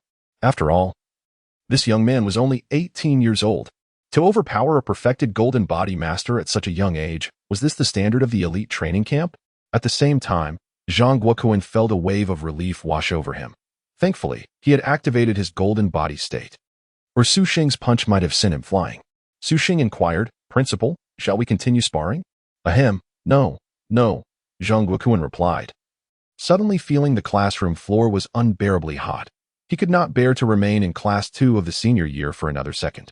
However, being the principal, Zhang Guoquan maintained his composure. He quickly regained his demeanor and cheerfully addressed the crowd. "Students, did you see that? This is the caliber of the top prodigies from the Dragon Country. Su Sheng is exceptional. Perhaps in the future, you too can reach such heights." Upon hearing this, the previously stunned crowd came back to their senses, gazing at Su Sheng with expressions akin to reverence and awe. 40 minutes later, Su Sheng shared his insights with everyone. After listening to his words, even Tang Tao felt a lingering desire for more. "Su Sheng, what are your plans next?" Tang Tao asked, though he still addressed him with familiarity, a hint of caution evident in his tone. Su Sheng pondered for a moment before responding, "In the path of martial arts, one either advances or regresses. I intend to continue my training while awaiting the college entrance examination. A commendable philosophy of progress. We shall not disturb you any longer. Tang Tao remarked. Su Sheng then glanced at the back row of the classroom, where He Pai sat. A radiant smile broke on his face as he said, Old He, school us out. Shall we head to the internet CAF? Initially taken aback by the sudden attention from Su Sheng, He Pai's expression transformed into one of immense joy and surprise. He never expected that Su Sheng would initiate conversation with him, let alone invite him to the internet CAF for some gaming. Instantly, all the classmates turned to him with expressions of envy. All right, He Pai exclaimed, trembling with excitement. Seeing several male classmates who usually got along with him looking at him with hopeful eyes, Su Sheng chuckled. What are you all staring at? Let us go. Tang Tao chimed in. You all hurry along now, and make sure to enjoy some time with Su Sheng. Absolutely. Immediately, many male classmates sprang to their feet in excitement. The following morning, after spending an all-nighter gaming with He Pai and other classmates, Su Sheng stepped out of the internet CAF, feeling refreshed. Despite his primary focus being on cultivation, an occasional visit to the CAF provided a sense of relaxation and joy that remained alluring. Alas, such days were gradually slipping away from him. Su Sheng gazed at the azure sky and murmured, in this world, power reigns supreme, strength determines everything. Whether to pursue his dream of traversing the cosmos as a martial arts master or to protect his loved ones and provide a better life for his family. Su Sheng understood that from the moment his system was activated, he would never cease his endeavors. Before long, Su Sheng took a taxi back to Lucheng Mansion. However, before he could reach the entrance of his villa, he was met with a cacophony of voices. I've already told you, Su Sheng isn't home. Why are you all so bothersome? Came the voice of Sun Xiaoying from outside Villa number 6. Auntie, we mean no harm. We merely wish to pay a visit to Su Sheng. Yes, and you keep insisting that Su Sheng isn't home. How can we know that is true if we don't check for ourselves? Auntie, isn't Su Sheng the top of the training camp? Surely he wouldn't be a coward. Several boys chimed in. Su Sheng's previously jovial expression turned icy. He strode forward, his voice cold as he interjected. I'm back. What is going on? Chapter 87. Su Sheng's challenge. Although Su Sheng anticipated that his newfound fame in Lucheng would inevitably attract various challenges, and despite Song Zhanyue's prior warning, he did not expect the confrontation to come so swiftly. What astonished him even more was the audacity of these individuals to block his way right at his doorstep. If they had merely waited quietly, Su Sheng would not have been particularly angered. A simple scuffle would suffice. Yet, what truly infuriated him was the fact that they were obstructing Sun Xiaoying. This was intolerable for Su Sheng. Upon hearing his voice, the 8 young men and women turned to face him. Su Sheng noted the varying ages among them. The youngest seemed to be his peer, while the oldest might already be in university. Sun Xiaoying, upon seeing her son return, wore a look of concern. Xiaosheng, you mustn't get involved with him. Despite knowing her son had excelled in the special training camp, she worried about the apparent strength of these university students. Mom, please head inside. Several of them are my friends, Su Sheng said with a grin, gently ushering her toward the house. Sun Xiaoying eyed him skeptically. But Su Sheng reassured her, oh, don't worry. Remember, there are cameras everywhere. Nothing untoward can happen in broad daylight. We're just having a chat. You can come out if you hear any commotion. After some persuasion, Sun Xiaoying nodded, albeit reluctantly. Be careful, don't act recklessly, okay? Understood. As Su Sheng closed the villa door and turned back toward the group, his smile vanished instantly. Stepping forward was a young man in his early 20s, who introduced himself with a grin. Su Sheng, I'm Chen Xiao, a sophomore at Dongzhong University, at the initial stage of the second realm of martial arts. We mean no harm. We merely wish to get to know you and engage in a friendly spar to witness the strength of the top student from the prestigious training camp. Beside him, a burly youth with a buzz cut added, I'm Lin Meng, a freshman at Dongzhong Normal University. I'm here to challenge you as well. By the way, I ranked in the top 40 of last year's elite training camp. Lin Meng fell silent, seemingly awaiting Su Sheng's response. However, Su Sheng paid little heed to their words. He stepped out of the courtyard and calmly addressed the group. Who among you blocked my mother from entering our home? At this, everyone froze momentarily. Chen Xiao cleared his throat. We didn't intend to block your mother. We just wanted to confirm your presence. Indeed, Lin Meng chimed in. Your mother was rather unclear in her speech, and we thought you might be deliberately avoiding us. Su Sheng's gaze sharpened, and with a swift motion, he unleashed a wave of domain power. The dark force enveloped Lin Meng's back in an instant, propelling him uncontrollably towards Su Sheng. Su Sheng seized Lin Meng by the neck with his left hand. The entire sequence transpired in the blink of an eye. By the time the others processed what had occurred, it felt as though Lin Ming had walked over on his own, exuding an eerie yet overwhelming sense of pressure. "Did your mother teach you to speak with courtesy?" Su Sheng inquired, his grip on Lin Ming's neck resembling an iron vice. Lin Ming's face turned crimson, terror and disbelief evident in his eyes. This individual was exceedingly powerful, so much so that he had barely registered the situation, as Lin Ming struggled to break free. He was horrified to find his body immobilized, as though frozen in place. Despite his every effort, Su Sheng's grip was unyielding, akin to a metal clamp. The others stood paralyzed in shock. Lin Ming was a consummate warrior, on the brink of entering the second realm, and yet, he was being treated like a mere chick. Coughing, Lin Ming stammered, "I am quite polite, you know." "Polite?" Su Sheng flung Lin Ming away. With a thud, Lin Ming crashed 10 meters away onto the ground, the force of impact threatening to shatter his bones. "Since you understand the importance of politeness, I shall spare you," Su Sheng stated. Glancing at the pained Lin Ming on the ground, he then turned his attention to the others. "Did any of you also partake in blocking my mother?" The remaining individuals, overwhelmed by Su Sheng's display of strength, fell silent. Chen Xiao swallowed hard, beads of sweat forming on his brow. When Su Sheng's gaze fell upon him, he stammered, Su Sheng, we didn't mean it. It won't happen again." Chen Xiao recognized that if Lin Ming, who was slightly weaker, was so easily subdued, he would fare no better. This individual was a true anomaly, exceedingly beyond the norm. Regret and fear surged within him. He lamented his decision to confront Su Sheng and dreaded the beating he anticipated. Su Sheng chuckled lightly. "Did you bring money?" The group exchanged puzzled glances, unsure of how this related to their earlier confrontation. Sensing Su Sheng's piercing gaze, they all nodded vigorously, fearing any delay in response would provoke his anger. "Since you have money, that simplifies matters. You can visit a doctor afterward without being turned away," Su Sheng declared, causing Chen Xiao and Lin Ming to pale. Lin Ming, who had just risen, stuttered, Su Sheng, I've already been beaten. Surely that's enough, right?" "What beating? This is merely a spar." Yes, a spar." Lin Ming rapidly agreed. "Then, I want he need to be sparred with again, right?" Su Sheng dismissed Lin Ming with an indifferent wave. Observing as some attempted to flee, he slowly raised his left hand. Boom. A pitch-black arc of electricity surged from his palm.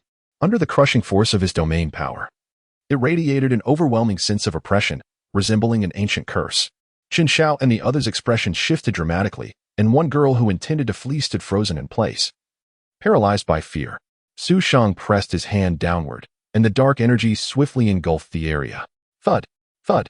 Several dull thuds echoed as all 8 individuals, including the recently risen Lin Ming, collapsed under the weight of the domain power.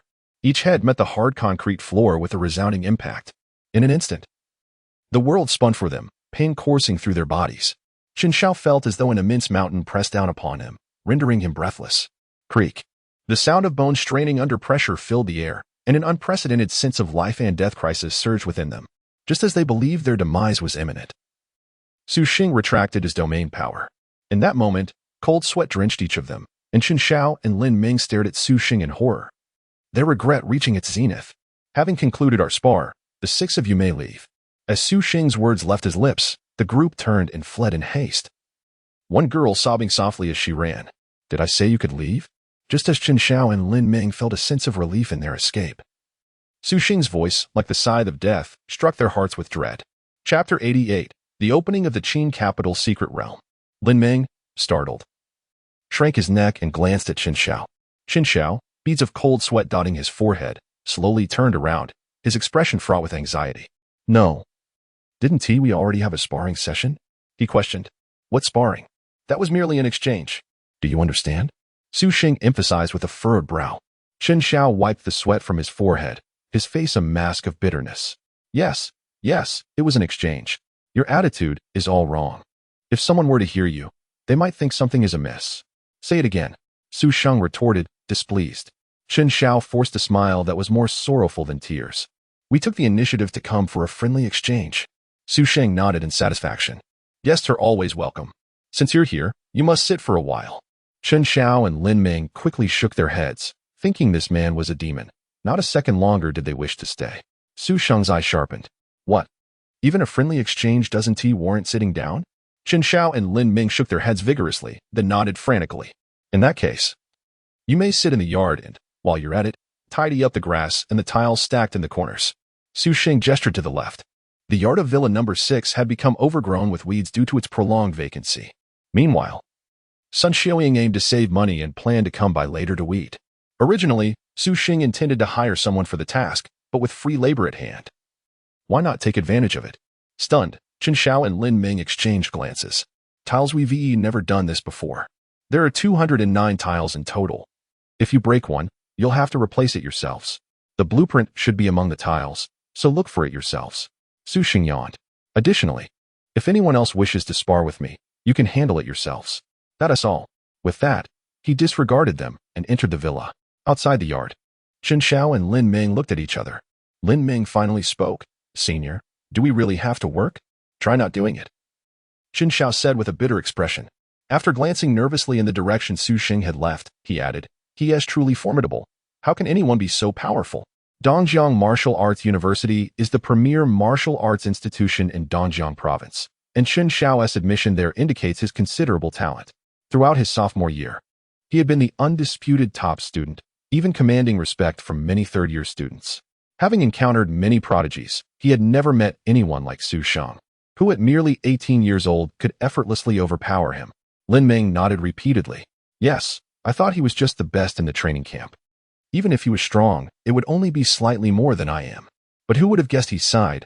I attended the training camp last year, and last year's top student couldn't compare to him at all. With a weary sigh, Chen Xiao said, enough talk. Let's get to work. But how do we even do this? I've never laid tiles before, Lin Ming lamented, on the verge of tears. And besides, Su Sheng just said we have to compensate for any broken ones. It's as if you've done this before. Just look it up online. If all else fails, we can hire a tiler. We can always pay. 3 days passed in the blink of an eye. On this day, in the villa's training room, Su Sheng sat cross-legged, his muscular physique glistening with a light sheen of sweat. The crimson imprint of the heart of the emperor on his chest radiated a shimmering glow intermittently, with the heart of the emperor's enhancement.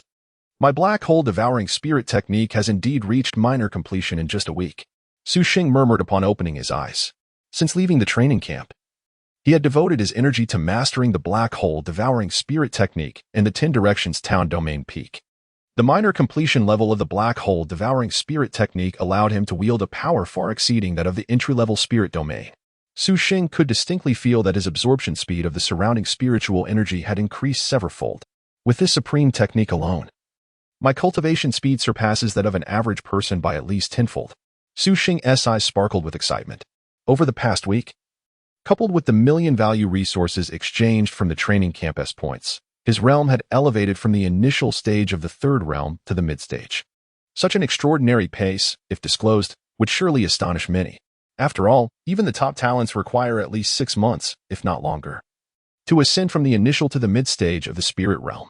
Nevertheless, Su Sheng was fundamentally content with this speed. On the martial path, the higher the realm, the greater the difficulty of cultivation. While he could improve a small realm in a week at the mid-stage of the third realm, reaching the late stage, or even the consummate stage, would be unattainable. Moreover, his ability to advance a small realm in just a week was largely due to the vast resources available for exchange at the training camp and the system's synthesis of these resources. However, the training camp primarily catered to non-warriors and first-realm warriors, making the resources highly beneficial for them. Yet, their efficacy was significantly diminished for those at the third realm. Were it not for the system's synthesis, Su Sheng estimated he would have only made minimal progress this week. But moving forward, there would be no such abundant resources available. With 3 months until university, it's going to be tough. Su Sheng rose, the vibrant crimson lines of the heart of the emperor on his chest dimming. After washing up and donning fresh clothes, he heard a voice from downstairs. Xiao Sheng, your phone. It was Su Heping. During his training, Su Sheng had left his phone aside to focus entirely on his cultivation. Uncle Song? Su Sheng was taken aback upon seeing the caller ID. After answering, he heard the amiable voice of Song Zhanyue on the other end. Xiao Su, have you been busy these past few days? Just cultivation. Is there something you need? Uncle Song? Higi, I have 2 tickets to the Qin capital secret realm. If you're free, why don't you go with Zhanyue? Song Ding was suggested. You can come over to discuss the details. We're quite close. Su Sheng's eyes sparkled with excitement. A secret realm. 5 minutes later, at Villa number 1. Song Dinghua, dressed in a deep blue administrative jacket, seemed to have just returned from work. In the living room, Song Zhanyue greeted Su Sheng with a cheerful smile. "Xiao Su, do you know about the secret realm?" After inviting Su Sheng to sit, Song Zhanyue inquired. Su Sheng nodded. He had heard about it during the training camp from Song Zhanyue and Gong Shuesong. Secret realms are generally divided into two categories. One comprises ancient secret realms left behind by various dynasties during the early spiritual energy recovery, such as the Western Zhou secret realm, ancient Tang secret realm, and Mongol Yuan secret realm, among others. The other category emerged alongside the birth of foreign battlefields, collectively termed foreign secret realms. Unlike ancient secret realms, foreign secret realms exhibit diverse landscapes, many of which starkly contrast with the environment of Blue Star. Regardless of the type of secret realm, they invariably present various opportunities and challenges. Previously, Helian Yufeng and Gong Shuesong had given up a cultivation opportunity in a secret realm to attend the training camp. During his leisure at the training camp, Su Sheng also perused a wealth of literature. The Dragon Kingdom has discovered no less than 100 secret realms, most of which come with certain restrictions. For instance, some secret realms require warriors of specific realms for entry, while others impose age restrictions. Additionally, some even limit the types of cultivation techniques or martial talents permitted, showcasing a vast array of categories. Seeing Su Sheng's interest, Song Zhanyue smiled and said, "The Qin capital secret realm is a remnant from the ancient Qin dynasty, located south of Chang'an City. So, what do you think? Are you interested in going?" Chapter 89. The journey begins. I want to go, Su Sheng exclaimed impulsively. Just a moment ago, he was troubled over the lack of cultivation resources, and now his future father-in-law had presented him with such a grand gift. The Qin capital secret realm is a small, restricted realm that will open the day after tomorrow, lasting for a month and a half. By the time you return, you will have just enough time to rest before the college entrance examination, Song Zhanyue remarked. Only martial artists below the fourth realm are permitted to enter the Qin capital secret realm. This time, you and Zhanyue will primarily focus on expanding your knowledge and honing your skills. As for opportunities, they will come as fate allows. Most secret realms within the Dragon Nation are under official control, with a few held by top enterprises, martial arts schools, and universities. The Qin capital secret realm is one of those overseen by the government. Due to the limited capacity of small secret realms, invitations are typically extended to major factions and powerful individuals. As the Lord of Lu City, Song Zhanyue had received 2 entry tickets. For ordinary individuals, gaining access would be a formidable challenge. In Song Zhanyue's eyes, Su Sheng possessed strength comparable to a third-realm spiritual illusionist. And with Song Zhanyue now in the mid-stage of the second realm, the two would certainly be able to protect themselves. If luck favored them, they might even gain some rewards. After hearing Song Zhanyue's introduction, Su Sheng's eyes gleamed with excitement. Only those below the fourth realm could enter? He was currently at the mid-stage of spiritual illusion, and with the power of the sacred body of the town domain and the 10 directions peak of the town domain, he was confident that he could triumph over any fourth realm warrior, or at the very least, secure victory against those at the peak of spiritual illusion. This meant that once he entered, he would be an invincible presence. The Qin capital secret realm was truly a treasure trove. The journey from Lu City to Chang'an was long, but aside from the 2 of you, there are 2 others participating, so the 4 of you will travel together. Song Zhanyue smiled as he spoke. This time, you will be representing Lu City officially, so there will be no need for a commercial flight. A military aircraft will be ready to take you. The entry tickets for the Qin capital secret realm had primarily been distributed to the higher-ups across various provinces and cities. Thus, those attending would mostly be prodigies with official backgrounds. Prepare yourselves. You will depart early tomorrow morning, Song Zhanyue instructed. The vast expanse of the world, Blue Star, meant that even with the cutting-edge military aircraft, the flight from Lu City to Chang'an would take a day and a night. Following Song Zhanyue's plan, they would have half a day to rest upon their arrival in Chang'an, which was ample time. All right, Su Sheng nodded. While Song Zhanyue's pretty face was filled with anticipation, she would be able to be with Su Sheng again. How wonderful. After Su Sheng left, Song Zhanyue looked at his infatuated daughter with a hint of exasperation. Zhanyue, while Su Sheng is indeed remarkable, your utmost priority should be to enhance your strength. All right. I understand, Dad, Song Zhanyue replied somewhat absent-mindedly. That lad Su Sheng has extraordinary talent. His future potential in martial arts will undoubtedly surpass yours. If you do not strive to keep up, you may find yourself overshadowed by a woman who stands alongside him, Song Zhanyue warned earnestly. Song Zhanyue chuckled. Well, that would be nice. At least I wouldn't feel pressured. Song Zhanyue was instantly exasperated. Did his daughter lack any ambition? Although she had Su Sheng's company in the Qin capital secret realm, he alone would not suffice. After saying this, Song Zhanyue took out a thumb-sized white jade pendant from his spatial ring. This item contains a fragment of my martial will. It can save your life in critical moments. Although its power is limited by the realm's laws and can only manifest the strength of a beginner warrior, it will be sufficient within the Qin capital secret realm. Additionally, among the two companions accompanying you, one is a girl named Qi Hong, the daughter of Director Qi from the Martial Arts Hall. She is a third-realm spiritual illusionist at the peak. The three of you together can rely on her in crucial moments. Song Zhanyue reiterated his advice, concerned that his daughter, traveling far for the first time, might encounter unforeseen circumstances. Dad, isn't Uncle Qi Feng at odds with you? Song Zhanyue inquired. I'm well aware of that old fellow's intentions. He merely wishes for his daughter to get close to Su Sheng. But he should take a look at what his daughter looks like. Song Zhanyue chuckled. Qi Hong also possessed considerable talent, though only 20 years old. She was already at the peak of spiritual illusion. By the time she reached her senior year, she might even have the chance to ascend to a fourth-realm warrior. It was possible that she could achieve the rank of a fifth-realm master before turning 30. However, Song Zhanyue had little faith in Qi Hong, considering that her appearance was rather unfortunate. The following morning, atop the Lu City office building, Song Zhanyue cautioned, Su Sheng, you must not act recklessly. The Qin capital secret realm will host third-realm spiritual illusionists from across the nation, many of whom are older and possess practical combat abilities far exceeding those of you younglings. Su Sheng attentively noted each of Song Zhanyue's words. Although he was confident in his ability to defeat those at the peak of spiritual illusion, he would not be arrogant enough to underestimate anyone. Not far away, a sleek black military aircraft, resembling a hawk, came into view. It was the latest model, the Kun-30.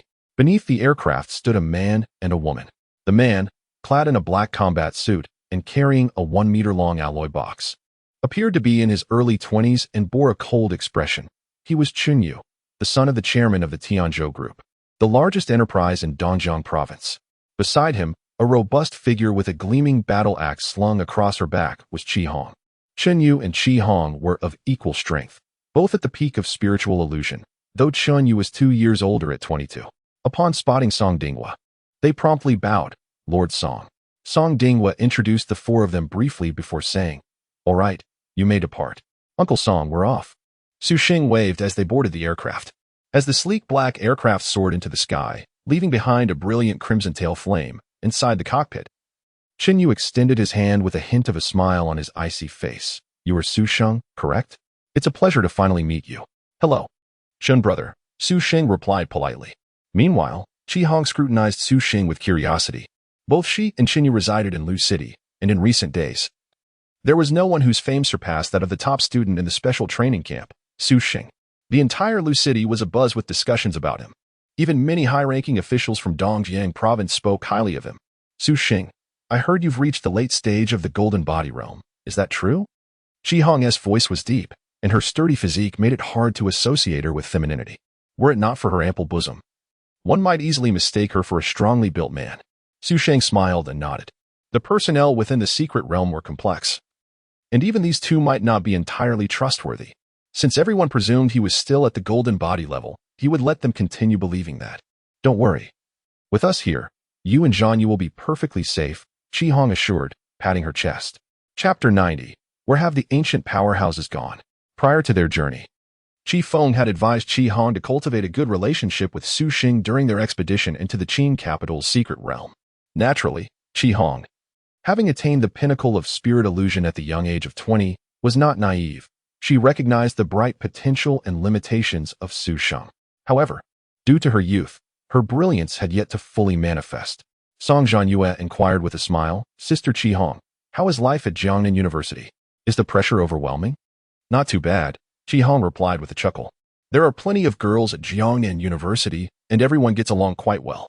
She grinned, adding, moreover, I hold my own in looks there. Many boys are vying for my attention. Hearing this, Su Sheng recalled the evaluations Lin Kaixin and others had made about Jiangnan University during their training camp. Although the university boasted a large female population, they were generally considered average in appearance. Now, seeing Qi Hong, he could only agree. It was fortunate he hadn't enrolled there. The four of them, all of similar age and connected through their parents, enjoyed a pleasant exchange. The following evening, the co-pilot of the warplane announced, "Everyone, we have arrived at the Qin capital's secret realm." After a day and night of high-speed travel, the four had taken a deep slumber. Sheng gently shook Song Zhanyue awake, and through the aircraft's window, he beheld an endless expanse of mountains and land below. Amidst the towering peaks, a magnificent pavilion radiating a crimson glow stood prominently.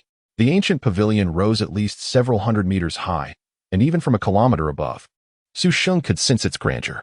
Situated on the vast, desolate plain outside Chang'an City, this crimson structure was indeed a striking sight. Surrounding the pavilion were numerous warplanes stationed in place. Sheng, Zhanyue, and the others would be randomly teleported to various corners of the Qin capital's secret realm. Qi Hong explained, "After that, we can meet at the Baiqi training ground and venture deeper into the secret realm together." The Qin capital's secret realm had been discovered for 1,000 years, and countless groups had explored it over the years, rendering its map a well-known secret. Before their journey, Song Dinghua had provided Sheng and Song Zhanyue with a map of the secret realm. However, while the terrain inside was fixed, the beasts and various obstacles could change or rotate. Thus, the map served merely as a reference. As the four descended from the warplane, they immediately spotted the imposing pavilion towering 200 meters ahead. "I've heard tales that there are many ancient martial arts legacies in Dragon Country. I wonder if they hold any truth," Zhanyue murmured, gazing at the historical architecture. Qi Hong added, "I've heard that rumor too. Although ancient dynasties have faded into the annals of history, many of their artifacts have survived." She listed some legendary figures: the god of death Bai Qi, the overlord Xiang Yu, the martial god Guan Yu, the demon god Lu Bu, and the god of war Yu Fei, among others. Sheng remarked, "They all have legacies, and there are even rumors that not all of them have perished." Upon hearing this, Zhanyue and Qi Hong looked at Sheng in astonishment. Even Song Zhanyue's beautiful eyes reflected surprise. Sheng chuckled. There were two fascinating tomes in the training camp that chronicled the ancient dynasties. Although I am not well versed in the details, at that time he had merely regarded those two books as novels to pass the time, as updates on his favorite web novel were painfully slow. Yet, now, gazing at the entrance of the Qin capital's secret realm, he felt the writings might possess a kernel of truth. "Seems this brother has perused many ancient texts." "I share that sentiment," someone said from behind Sheng. Turning around, he saw a fair-skinned young man with gold-rimmed glasses smiling at him. "Allow me to introduce myself. I am Shun Maoan from the Dragon Institute," the young man said. "Dragon Institute?" Qinyue's expression sharpened. The Dragon Institute, officially known as the Dragon National Martial Arts Research Institute, is the highest and most authoritative organization engaged in martial arts research within Dragon Country. While not all who enter the institute possess extraordinary martial talent, they are undoubtedly at the level of academic prodigies. Many modern techniques, skills, and even innate abilities and elixirs have been developed by the researchers and scholars of the Dragon Institute. Sheng introduced himself and inquired, "Brother Shen must have profound insights in this area, correct? Research is too grand a term, but this world is indeed fascinating." Shen Maoan replied with a gentle laugh. "Since the resurgence of spiritual energy in the ancient Xia dynasty, thousands of years have passed, and martial artists are known for their longevity. Even a first-tier martial artist can easily live for 150 years. Those at the third-tier spirit illusion boast lifespans of 300 years, while seventh-tier kings approach a millennium. The current 8 great kings have surpassed 1,000 years. As for those above the kings, they likely live for at least 2,000 years, right? 2,000 years ago marked the era of the ancient Ming dynasty, when martial arts were already flourishing. I find it hard to believe that there were no kings during that time. If they existed, they must still be alive. We simply lack information on this matter." Shen Maoan's words piqued the interest of Sheng and the others.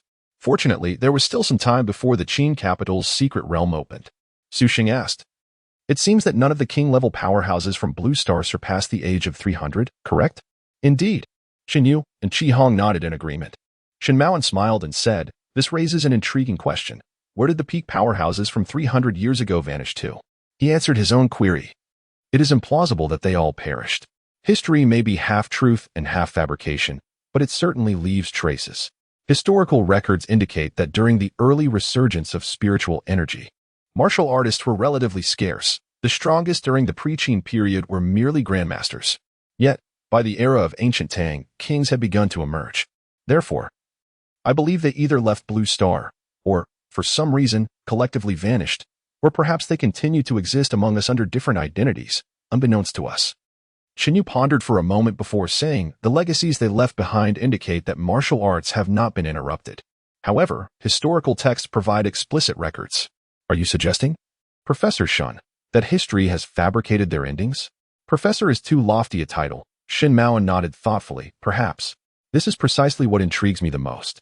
If anyone is interested, we could exchange contact information for future discussions. Is your research at the Dragon Institute focused on this area? Su Sheng inquired. Shin Maoan shook his head. My research at the Dragon Institute centers on the postnatal care of artificially bred exotic beasts. Yet I have a keen interest in ancient martial arts history. This revelation sparked amusement among the group. The interdisciplinary leap was indeed remarkable. 5 hours later, amidst their casual conversation, the ancient pavilion suddenly erupted in a radiant crimson light. The Qin capital's secret realm has opened. Zhanyue and the others instantly displayed expressions of excitement and anticipation. Chapter 91. The secret realm opens. Su Sheng devours the sea. Surrounding the ancient attic, many individuals ceased their conversations as a wondrous scene unfolded. At the moment when the crimson light within the attic reached its zenith, a deep purple circular radiance emerged from below, revealing the portal to the Qin capital's secret realm. Within the portal, mountains and rivers were vividly visible, and one could faintly discern the silhouettes of strange beasts roaming about. Let us proceed. Su Sheng rose, his gaze fervently fixed upon the portal.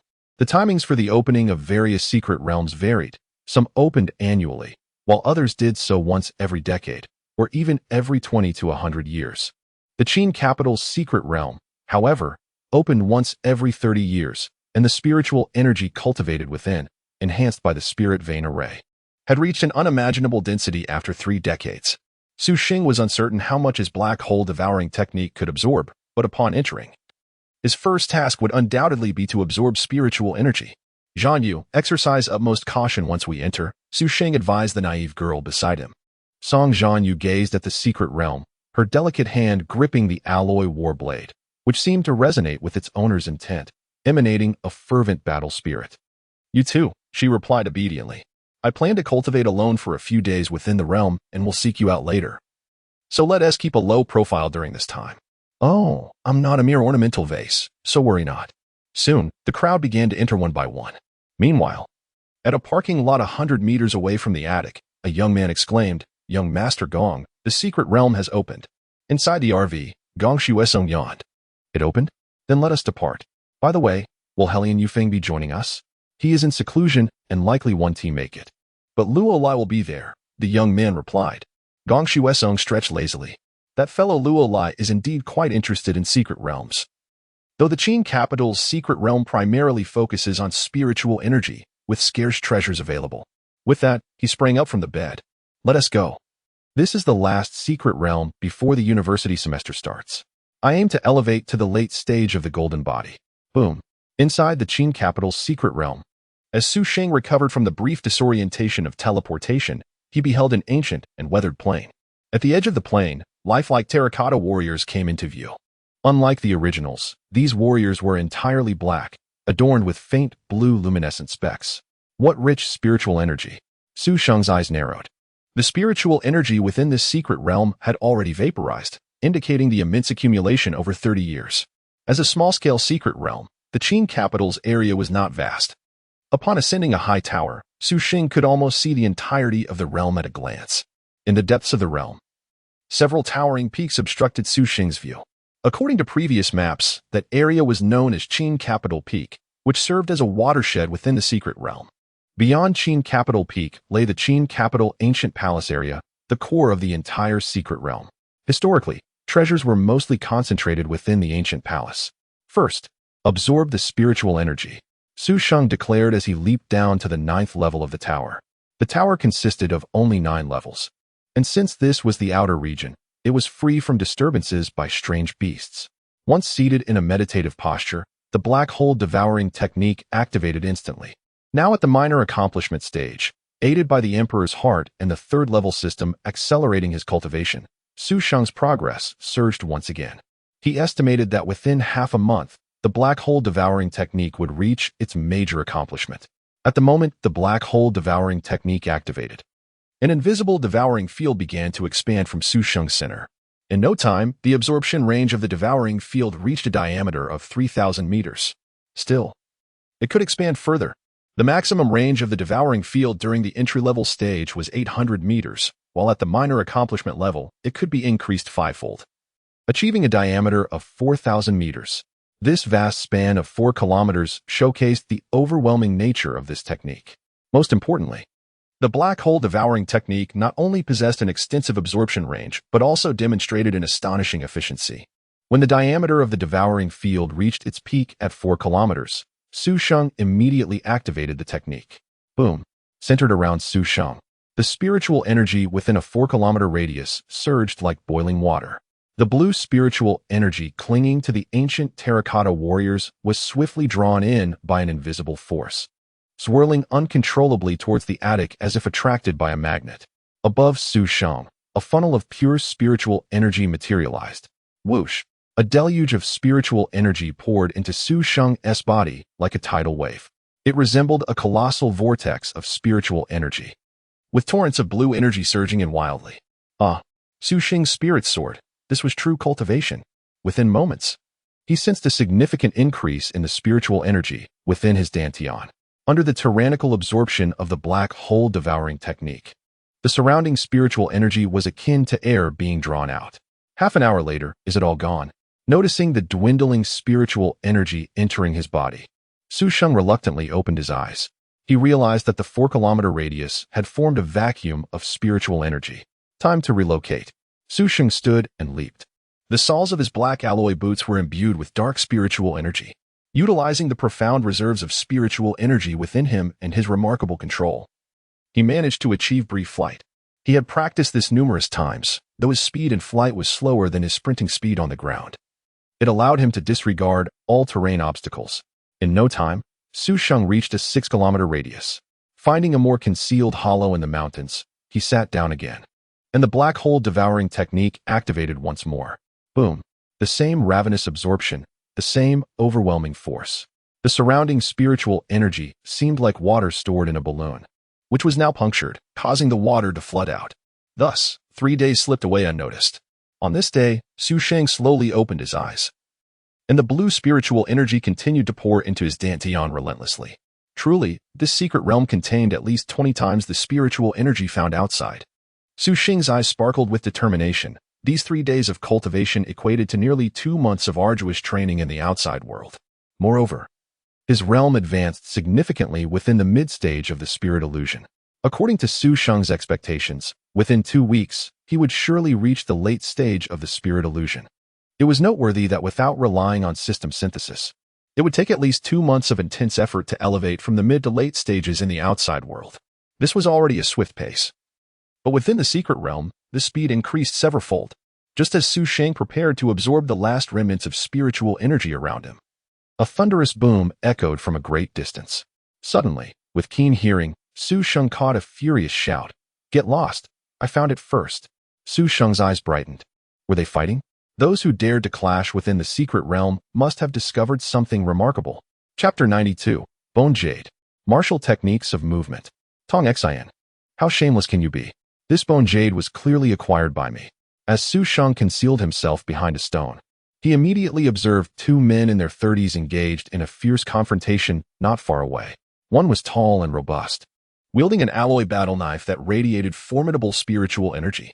The other had darker skin and donned bronze-colored light armor, brandishing a pair of short axes with remarkable speed. Their strength seemed evenly matched, yet their exchanges were increasingly ferocious and ruthless. "Lu Yang, we've known each other for over a decade. You possess numerous martial skills. What harm is there in letting me have this bone jade?" "Tong Xian, you are truly despicable. We agreed to team up to rob others, and whatever we seize belongs to the one who captures it. Why are you trying to snatch it from me now that I have it? After all these years of friendship, you can't even part with a single bone jade. How could you utter such words? Tong Xian, our bond ends here. Perish." With no further words exchanged, the two unleashed their martial techniques, the atmosphere thick with peril. Sheng assessed their capabilities. Both were at the mid-stage of the spirit illusion realm. Rather unimpressive. Bone jade. Could it be the legendary artifact from ancient times that records martial techniques? Upon hearing their conversation, Sheng's eyes lit up. In ancient times, martial arts flourished, but technology was relatively underdeveloped. The primary medium for recording martial techniques was indeed bone jade, which referred to the bones of martial artists or mystical beasts. These bones, infused with spiritual energy, became imbued with life, allowing the martial artist's insights to be inscribed within. Utilizing them was straightforward. One simply needed to inject their own spiritual energy to access the techniques recorded within. Sheng could hardly believe his luck. He had stumbled upon the fabled bone jade before even reaching the ancient palace of Qin, although he was unaware of its contents. He reasoned that one should seize opportunities when they arise. To prevent a rift between longtime friends, he decided to intervene discreetly, with unwavering resolve. He made his move without a hint of guilt, as the bone jade was originally taken from others. Boom. The domain of suppression was immediately activated. In the next moment, an invisible pressure enveloped Lu Yang and Tong Xin like a spectral apparition. The two combatants' expressions changed drastically as they sensed an overwhelming aura approaching from the distance. Before they could react, two arcs of dark electricity struck them from behind. Bang! Bang! The unexpected force caused both men to bend at the waist, followed by a thud as they fell face-first to the ground. What is happening? Lu Yang's face paled, feeling as though a mountain loomed behind him. Tong Xin attempted to rise, but found himself immobilized by the terrifying force pressing down on him, his bones beginning to creak under the strain. At that moment, footsteps approached from behind. After incapacitating the two, Sheng strode forward at a leisurely pace, ensuring that his face remained concealed to avoid complications. As he bore no animosity towards them, as their faces pressed against the ground, Sheng began to rummage through their belongings without a care. The soft earth enveloped Lu Yang and Tong Xin's noses, making it difficult for them to breathe, a profound sense of life-threatening peril washing over them. They sensed an ominous dread drawing near. In such a state, they had no time to ponder who was rifling through their pockets. The black lightning manifested by the domain of suppression was colorless and odorless, as light as a feather, rendering them oblivious to Sheng's methods. Eureka! Sheng found a palm-sized white bone jade within Lu Yang's satchel. Clearly, neither of them possessed spatial rings. He infused a trace of spiritual energy to inspect it, and was met with a surge of warm information. Incredibly, it contained techniques of movement. Sheng's heart soared with joy. This bone jade recorded an intermediate movement technique known as wind-swift shadow step. Martial techniques come in various forms, in addition to offensive techniques. There are those that enhance speed and evasion. Movement techniques are rarer and thus more valuable, for they can preserve one's life. Without delay, Sheng stowed the bone jade into his spatial ring. After retreating several thousand meters from Tong Xin and Lu Yang, the pressure from the domain of suppression dissipated as he surpassed its effective range. At this point, the two men felt an immense relief. However, when they cautiously rose to their feet, they found themselves utterly alone. They exchanged glances, a chill of fear creeping in. Faced with the terror of the unknown, neither harbored thoughts of revenge. There must be a powerful individual nearby, certainly a master of the spirit illusion realm. Tong Xin's eyes reflected the shock of survival, and he had long abandoned any desire to contest Lu Yang for the bone jade. Lu Yang nodded, his face pale, clearly still shaken from the recent ordeal. Indeed, it must be a formidable figure among the spirit illusion realm. Let us flee. Meanwhile, within an ancient dwelling, Sheng closed the door and barricaded it with a desk. He then located ink, paper, and a brush. After completing these tasks, he finally withdrew the white bone jade. The wind-swift shadow step could significantly enhance his mobility. Mastering it could even grant him near-instantaneous movement, a formidable advantage. Upon thoroughly examining the information contained within the bone jade, Sheng's excitement grew.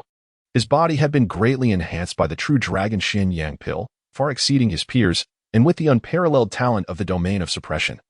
Complemented by the powerful foundational martial art of the 10 Directions domain peak, his combat prowess was truly unique. What he lacked most at this stage, and what could elevate his strength, was precisely a movement technique. Though he typically faced weaker opponents, possessing a movement technique would allow him to pursue them with greater ease. Moreover, with the domain of suppression at his disposal, his speed would surpass theirs, rendering them sluggish in comparison. In the face of opponents slightly weaker than himself, Sheng could engage in a kite-flying style of attack, and against those vastly more powerful, he could rely on the movement technique and the 10 Directions domain peak for survival. Soon enough, Sheng meticulously transcribed all the information regarding the wind-swift shadow step with his brush.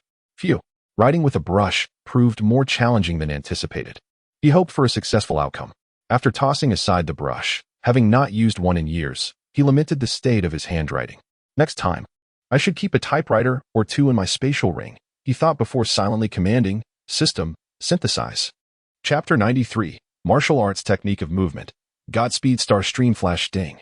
Congratulations to the host for consuming 500 synthesis points, resulting in the intermediate movement martial art wind chasing flashing steps being synthesized into the beginner movement martial art Godspeed Star Stream Flash at a 10,000-fold rate.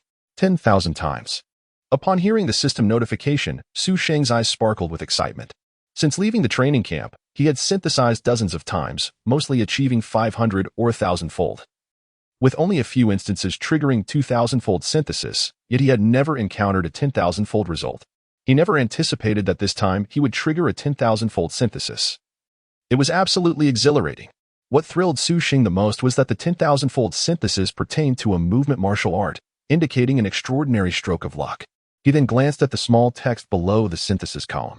Godspeed Star Stream Flash. In ancient Qin, a powerful being observed a shooting star and created this technique. Once performed, it allows one to traverse hundreds of meters in the blink of an eye, ignoring terrain.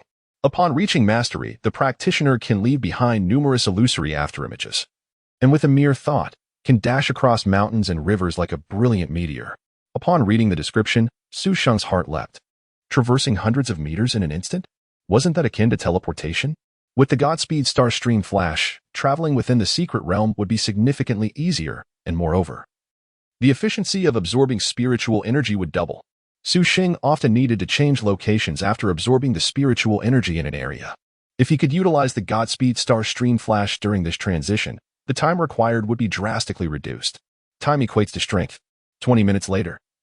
Thanks to the system's synthesis effects, Su Sheng swiftly grasped the fundamentals of this elementary movement martial art, which even Fifth Realm masters regarded with trepidation.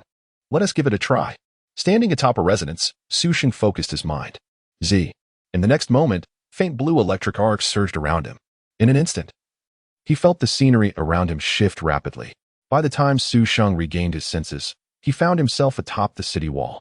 Glancing back, he saw several realistic afterimages maintaining different running postures behind him. Wow, I covered a distance of 100 meters just upon initiation?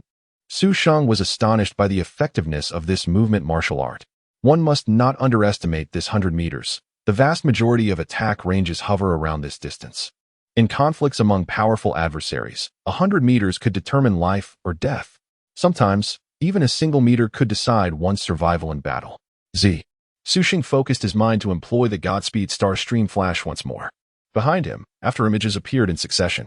It was only after attempting the technique for the 10th time that he finally felt fatigued. That's impressive. Under extreme conditions, I should be able to execute it 11 times. Every martial art requires spiritual energy for support. Through this experiment, Su Sheng discovered that, while maintaining sufficient combat power, he could at least perform it 6 times. 6 times equates to 600 meters, allowing him to manipulate the battlefield like a specter. Fortunately, the spiritual energy within his dantian vastly exceeded that of others at the same level. If it were someone else attempting this movement martial art, they would be limited to a maximum of 3 times. Moreover, since the Godspeed Star Stream Flash was a synthesis product of the system, Su Sheng could rapidly cultivate without being hindered by the difficulties associated with beginner martial arts, thanks to the system's level 3 functionality. Prior to this, Su Sheng had also experimented with the black hole spirit swallowing technique in the 10 Directions Town Domain Peak. Leveraging the enhancement from the Emperor's Heart alongside the level 3 system, both his cultivation of techniques and martial arts progressed remarkably. Su Sheng had estimated that the difficulty was roughly equivalent to cultivating intermediate techniques and martial arts, making it relatively easy to master while retaining significant power. Phew. It's time to rendezvous with Zhanyue. After absorbing the spiritual energy within a 4-kilometer radius, Su Sheng took a step forward with his left foot. Z. In the next moment, Su Sheng's figure appeared 100 meters away. With his powerful recovery abilities, even after using the Godspeed Star Stream Flash 11 times, he could swiftly replenish a portion of the spiritual energy in his dantian within about half an hour, coupled with the numerous recovery pills he had synthesized before coming here. Su Sheng could engage in continuous high-intensity battles within the secret realm without fearing any unforeseen circumstances. As Su Sheng made his way to the Baiqi training ground, not far away in a residential building, a young man expressed confusion. Isn't it said that the Qin capital's secret realm is rich in spiritual energy? How come? After moving to several locations, the spiritual energy remains so depleted? Opposite him, Gong Shueding mirrored his frustration. Indeed. This place is even worse than the outside world's spiritual energy. Could it be that the rumors are false? Gong Shuedong shook his head. That's impossible. The Qin capital's secret realm is an official realm, backed by substantial data. Then what could be the reason? Wang Tian, you ask me, how would I know? Gong Shuedong felt utterly dejected. He had intended to seize the opportunity for a breakthrough during this visit to the Qin capital's secret realm, but to his dismay, the spiritual energy was so pitifully scarce. If this continued, he would gain nothing from this secret realm. Forget it, I'll head directly to the Qin capital ancient palace. I don't want to stay in this wretched place for another second. Gong Shuedong completely gave up. His friend, Wang Tian, expressed reluctance. What if we go find your older brother? Upon hearing the term older brother, Gong Shueding involuntarily shivered.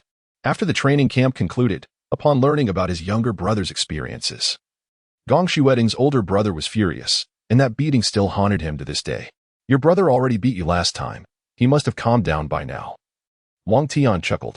Gong Shueding quickly shook his head. My backside is still bruised. Didn't you see how difficult it was for me to sit down just now? After a pause, Gong Shuedong spoke with trepidation. My older brother is a natural-born violent man. If he doesn't hit someone for a day, he feels uncomfortable. I intended to avoid him by coming to the Qin capital's secret realm, yet he showed up too. It's infuriating. As a good friend, Wang Tian consoled. Didn't your brother say last time that he would help you deal with that Su Sheng to reclaim your honor? It's Su Sheng, Gong Shueding corrected.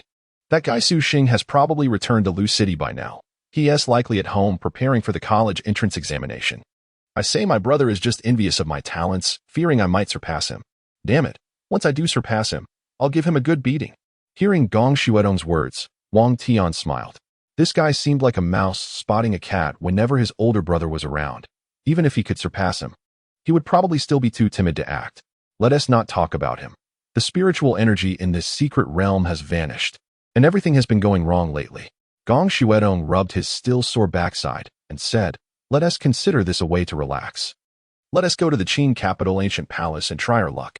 At the Baichi training ground, a bull-like beast covered in brown bone armor emitted a painful groan.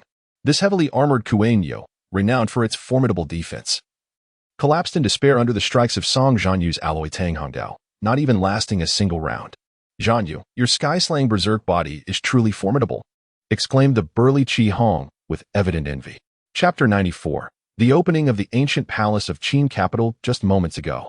The heavily armored Kuei-nyo had reached the late stage of the second tier, exhibiting an unparalleled level of defensive prowess that even those at the peak of the golden body stage would struggle to breach in a short time. Yet, with a single stroke, Song Zhanyue, empowered by the slaughtering heaven body and the advanced martial skill known as the God-slaying kill technique, effortlessly cleaved the Kuei-nyo in two. The sheer ferocity of her attack filled Qi Hong with a mix of oppressive awe and envy. Her own martial talent, known as the frenzied battle axe, was formidable but merely a mid-tier talent, lacking the rank and might of the top-tier abilities like the slaughtering heaven body. Upon activating the slaughtering heaven body, Song Zhanyue underwent a remarkable transformation. An aura of sharp, lethal intent enveloped her, her beautiful eyes now burning with a blood-red intensity, exuding an immense pressure akin to that of an ancient deity of slaughter. The slaughtering heaven body was designed exclusively for combat and carnage. Without the unwavering conviction of annihilating everything in sight, its power would significantly diminish. Song Zhanyue's voice had taken on a chilling tone, her fair hand gripping the alloy Tang saber, still dripping with the blood of the Kuei-nyo. Yet, she felt a profound calm within her heart regarding her remarkable achievement. The slaughtering heaven body, renowned for its combat prowess and formidable attack strength, was among the purest of physical talents, ranked an impressive 50th on the talent leaderboard, further bolstered by a perfectly matched advanced martial skill. For Song Zhanyue, if she could not even slay opponents of a higher tier, she might as well return home and abandon her studies. What truly astonished her was not her own combat capability. After all, she had already undergone testing at the Martial God Tower during her previous training camp. Rather, it was the revelation that her slaughtering heaven body could actually improve following the defeat of adversaries. This indicated that her martial talent genuinely thrived on bloodshed and battle. With each act of slaughter, her mastery over the slaughtering heaven body would subtly enhance, thus accelerating her path to greater strength. Where could Su Sheng be? Song Zhanyue murmured. Just then, a formidable aura suddenly emerged from the distance. Qi Hong's expression shifted as she swiftly drew her battle axe. A powerful opponent approaches, she declared, her demeanor grave. Though she was at the pinnacle of the spirit illusion stage, just a step away from becoming a battle general. The presence of this newcomer instilled a sense of grave danger within her. Song Zhanyue, too, stood on high alert, her alloy tang saber poised for combat. However, the fierce killing intent surrounding her dissipated in an instant, replaced by a joyful glimmer in her previously calm eyes. Su Sheng has arrived. Before her words could fully escape her lips, a striking young man, enveloped in arcs of pale blue lightning, rapidly approached. It was indeed Su Sheng. What? Qi Hong's expression shifted yet again. The overwhelming pressure she had felt had come from Su Sheng? Isn't he a second-tier golden body? You've advanced to the third tier of spirit illusion? Qi Hong exclaimed, both astonished and incredulous. As Su Sheng arrived before Song Zhanyue, a multitude of afterimages, each crackling with pale blue arcs, began to fade behind him. Su Sheng, I just single-handedly vanquished a heavily armored Kuei-Niu. Song Zhanyue beamed, eagerly anticipating his praise. Wow, truly impressive. Su Sheng replied, his tone lacking enthusiasm. Song Zhanyue, visibly displeased, stomped her foot in frustration. Su Sheng, you are so unenthusiastic. Su Sheng chuckled and turned to Qi Hong. Sister Qi Hong, your discernment is admirable. Qi Hong regarded Su Sheng with a profound gaze. This fellow had hidden his capabilities well. By the way, where is Zhanyue? Su Sheng inquired. We had agreed to gather as a group of 4. Song Zhanyue and Qi Hong shook their heads. He probably encountered an unexpected opportunity. We needn't wait any longer. Let us head directly to the ancient palace of Qin capital, Qi Hong suggested. Directly? Why? Su Sheng asked, bewildered. Qi Hong replied, somewhat exasperated. The spiritual energy in the Qin capital secret realm has inexplicably dwindled. I've noticed that the energy here is even less than what exists outside. Upon hearing this, Su Sheng's expression turned peculiar. It must be due to my black hole absorption technique draining it dry. Besides the abundant spiritual energy, the ancient palace of Qin capital is the only other place of interest. We might as well head there directly.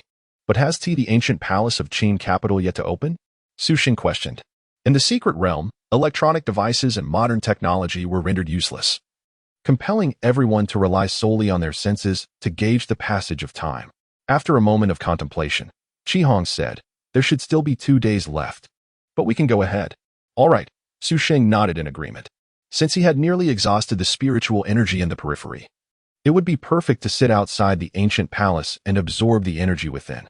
I estimate that I will break through in just a few days, Su Sheng murmured. At that moment, Song Zhanyue, entwining her arm with Su Sheng's, flashed a mischievous smile. Su Sheng, is it you? During the training camp, I witnessed your performance within the Martial God Tower's Void Spirit Core. You managed to absorb all the vast spiritual energy there. I suspect the same applies to the Qin capital secret realm. Though the Qin capital secret realm was more expansive, Su Sheng had a knack for defying expectations. Su Sheng playfully pinched the tip of Song Zhanyue's nose and whispered, if you dare to speak of this, you will regret it tonight. Song Zhanyue's cheeks flushed at the thought of certain memories, and she hastily replied, oh, I would never say a word. Good, then I shall reward you later. Su Sheng suggested, his gaze dropping to a certain area. Song Zhanyue's expression stiffened, realizing that regardless of whether she spoke or remained silent, she would inevitably face consequences. 2 days later, a colossal ancient architectural complex, spanning an impressive 10 kilometers, came into view, revealing the core of the secret realm, the ancient palace of Qin capital. From a distance, the ancient palace appeared to be a towering fortress, with dense clusters of structures resembling a colossal primordial beast lying across the ancient earth. Upon arriving outside the ancient palace, Su Sheng and his companions discovered that a considerable crowd had already gathered. I didn't expect so many people to arrive so early, Su Sheng remarked. Qi Hong nodded. The spiritual energy in the outer regions of the Qin capital secret realm has inexplicably depleted, leaving only the depths of the secret realm rich in energy. Su Sheng absent-mindedly rubbed his nose, remaining silent. The 3 of them soon found a spot and sat down to meditate. After a brief while, Su Sheng abruptly opened his eyes, perplexed. Strange, why does the spiritual energy in this vicinity feel scarce? Qi Hong, along with several others in the area, also opened their eyes in confusion. It was just fine a moment ago. Why does it suddenly feel depleted? Qi Hong lamented. Song Zhanyue's captivating gaze remained fixed on Su Sheng, who speculated seriously, Could it be that there is an issue within the secret realm? Qi Hong's expression mirrored a mix of frustration and bewilderment. I have no idea. At that moment, a chilling roar echoed from the depths of the ancient palace of Qin capital, sending shivers down the spines of the gathered crowd. As they turned to look, they noticed that the previously sealed gates at the base of the palace had mysteriously swung open. The ancient palace of Qin capital is now accessible, Su Sheng exclaimed, rising to his feet. I'm coming for the spiritual energy in the core area.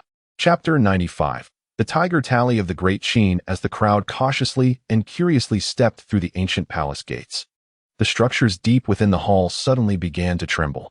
The very earth seemed to shake as if a cataclysmic earthquake of magnitude 9 had struck, leaving many weaker second-tier warriors struggling to maintain their footing. Su Sheng looked up and noticed that, despite the quaking ground, the ancient buildings swayed like willows in the wind, showing no signs of imminent collapse. At that moment, a clanging of metal echoed from the city walls. The ancient soldiers have awakened. Everyone be cautious, someone warned. Before the words could fully leave their lips, a barrage of glimmering arrows shot forth from the hollow above the walls, like a tempest unleashed. So powerful. Su Sheng's gaze sharpened. These arrows, forged from fine iron, should have posed no threat to them, given that second-tier golden bodies could generally withstand most conventional weaponry. Yet, surprisingly, these seemingly innocuous arrows, devoid of any spiritual energy, inflicted a sensation of pain even upon Su Sheng. If he felt such discomfort, the second-tier golden bodies, and even those at the third tier of spiritual illusion, would undoubtedly fare worse. It is worth noting that Su Sheng's physical strength far surpassed that of others at his level, although he was merely at the mid-stage of spiritual illusion. His defensive capabilities rivaled those at the pinnacle of spiritual illusion, perhaps even exceeding them. Even so, he could still sense a sharp sting, a testament to the arrow's formidable power. Nearby, a middle-aged man, caught off guard, was struck by an arrow, and blood erupted as he let out a pain scream. The relentless rain of arrows assailed from all directions. Su Sheng noticed that not only were the archers stationed on the city walls, but more had also appeared atop the pavilion behind them. Entry to the Great Qin Palace is forbidden for unauthorized personnel. A cold voice suddenly rang out from the adjacent square. The crowd turned to see a towering figure clad in heavy armor, riding a chariot, charging towards them from amidst the dense ranks of terracotta warriors. Sensing the overwhelming aura emanating from the chariot, Su Sheng chose not to reveal his strength but swiftly took Song Zhanyue's hand, pulling her aside. Fortunately, the others were quick on their feet. The massive chariot let out a terrifying roar as it sped past. Seeing that this assault yielded no results, the burly man waved his hand. Wind. In the square, 1,000 terracotta warriors inexplicably came to life simultaneously, their battle cries resonating like thunder across the square, exuding an impressive might. In the next moment, all 1,000 warriors moved as one. Meanwhile, the archers continued to unleash a torrent of lethal arrows, and the charioteer pressed onward towards the crowd. Run. Su Sheng opted not to confront them directly. With a thought, blue arcs of electricity enveloped him, and in the blink of an eye, he and Song Zhanyue vanished into a nearby pavilion. Inside, 10 heavily armored archers were momentarily taken aback, seemingly unprepared for Su Sheng's ghostly appearance. Before they could react, Su Sheng waved his hand, and the power of his domain crushed the 10 archers instantly. Then, with a forceful grip of his left hand, he unleashed his domain's might. Boom. The 10 fallen archers were shattered under the weight of his power, their bodies crumbling into decayed earth scattered across the floor. With only those 10 archers present, the spacious pavilion fell eerily silent after their defeat. Below, the battle raged fiercely. Song Zhanyue peered out the window towards the square. Among the latest entrants, the majority were third-tier spiritual illusions, with several reaching the pinnacle of their realm. Su Sheng glanced as well, realizing that the ancient soldiers would pose little challenge against nearly 100 third-tier warriors, and thus chose to focus elsewhere. Let us absorb some spiritual energy, Su Sheng suggested to Song Zhanyue. With a smile in her captivating eyes, Song Zhanyue replied, "All right, I shall protect you." Su Sheng wasted no time as he activated his spiritual absorption domain. Instantly, an invisible black hole expanded over a radius of 4 kilometers. As he commenced the process of devouring the energy around him, after a considerable duration, as the square gradually quieted, Su Sheng had absorbed nearly all the nearby spiritual energy. "How refreshing," he exclaimed, standing and glancing downwards. Many were indeed injured, but he did not recognize them and felt no obligation to intervene. Let us see if there are any treasures inside. Noticing the sizable pavilion, he began to explore. However, after a thorough search, He found nothing of interest besides a bamboo slip. This is. Song Zhanyue took a moment to decipher. It appears to record the layout of the Qin King's Hall. Su Sheng, we are quite fortunate. The Qin King's Hall was the most central area of the ancient palace, the residence of the Qin King himself. Though this document was likely not rare, it was certainly valuable. Let us go, Su Sheng decided, unwilling to linger. Upon returning to the square, they found Qi Hong, who had completed her recuperation. Rising to her feet, you two ran off quite swiftly, she remarked with a hint of envy, aware that Su Sheng had likely employed a superior martial technique, though she was uncertain of its grade. Yet, it was clear that his ghostly escape from the battlefield indicated a high-level skill. Thus, time flew by rapidly. In the blink of an eye, 7 days had passed. During this time, the trio had traversed various structures. One day, after draining the nearby spiritual energy, Su Sheng stood up and turned his gaze toward Song Zhanyue, who was engaged in battle with a beast. With her alloy tank sword in hand, she swung downwards, unleashing a crimson arc of light that cleaved the beast in two as if death itself had arrived.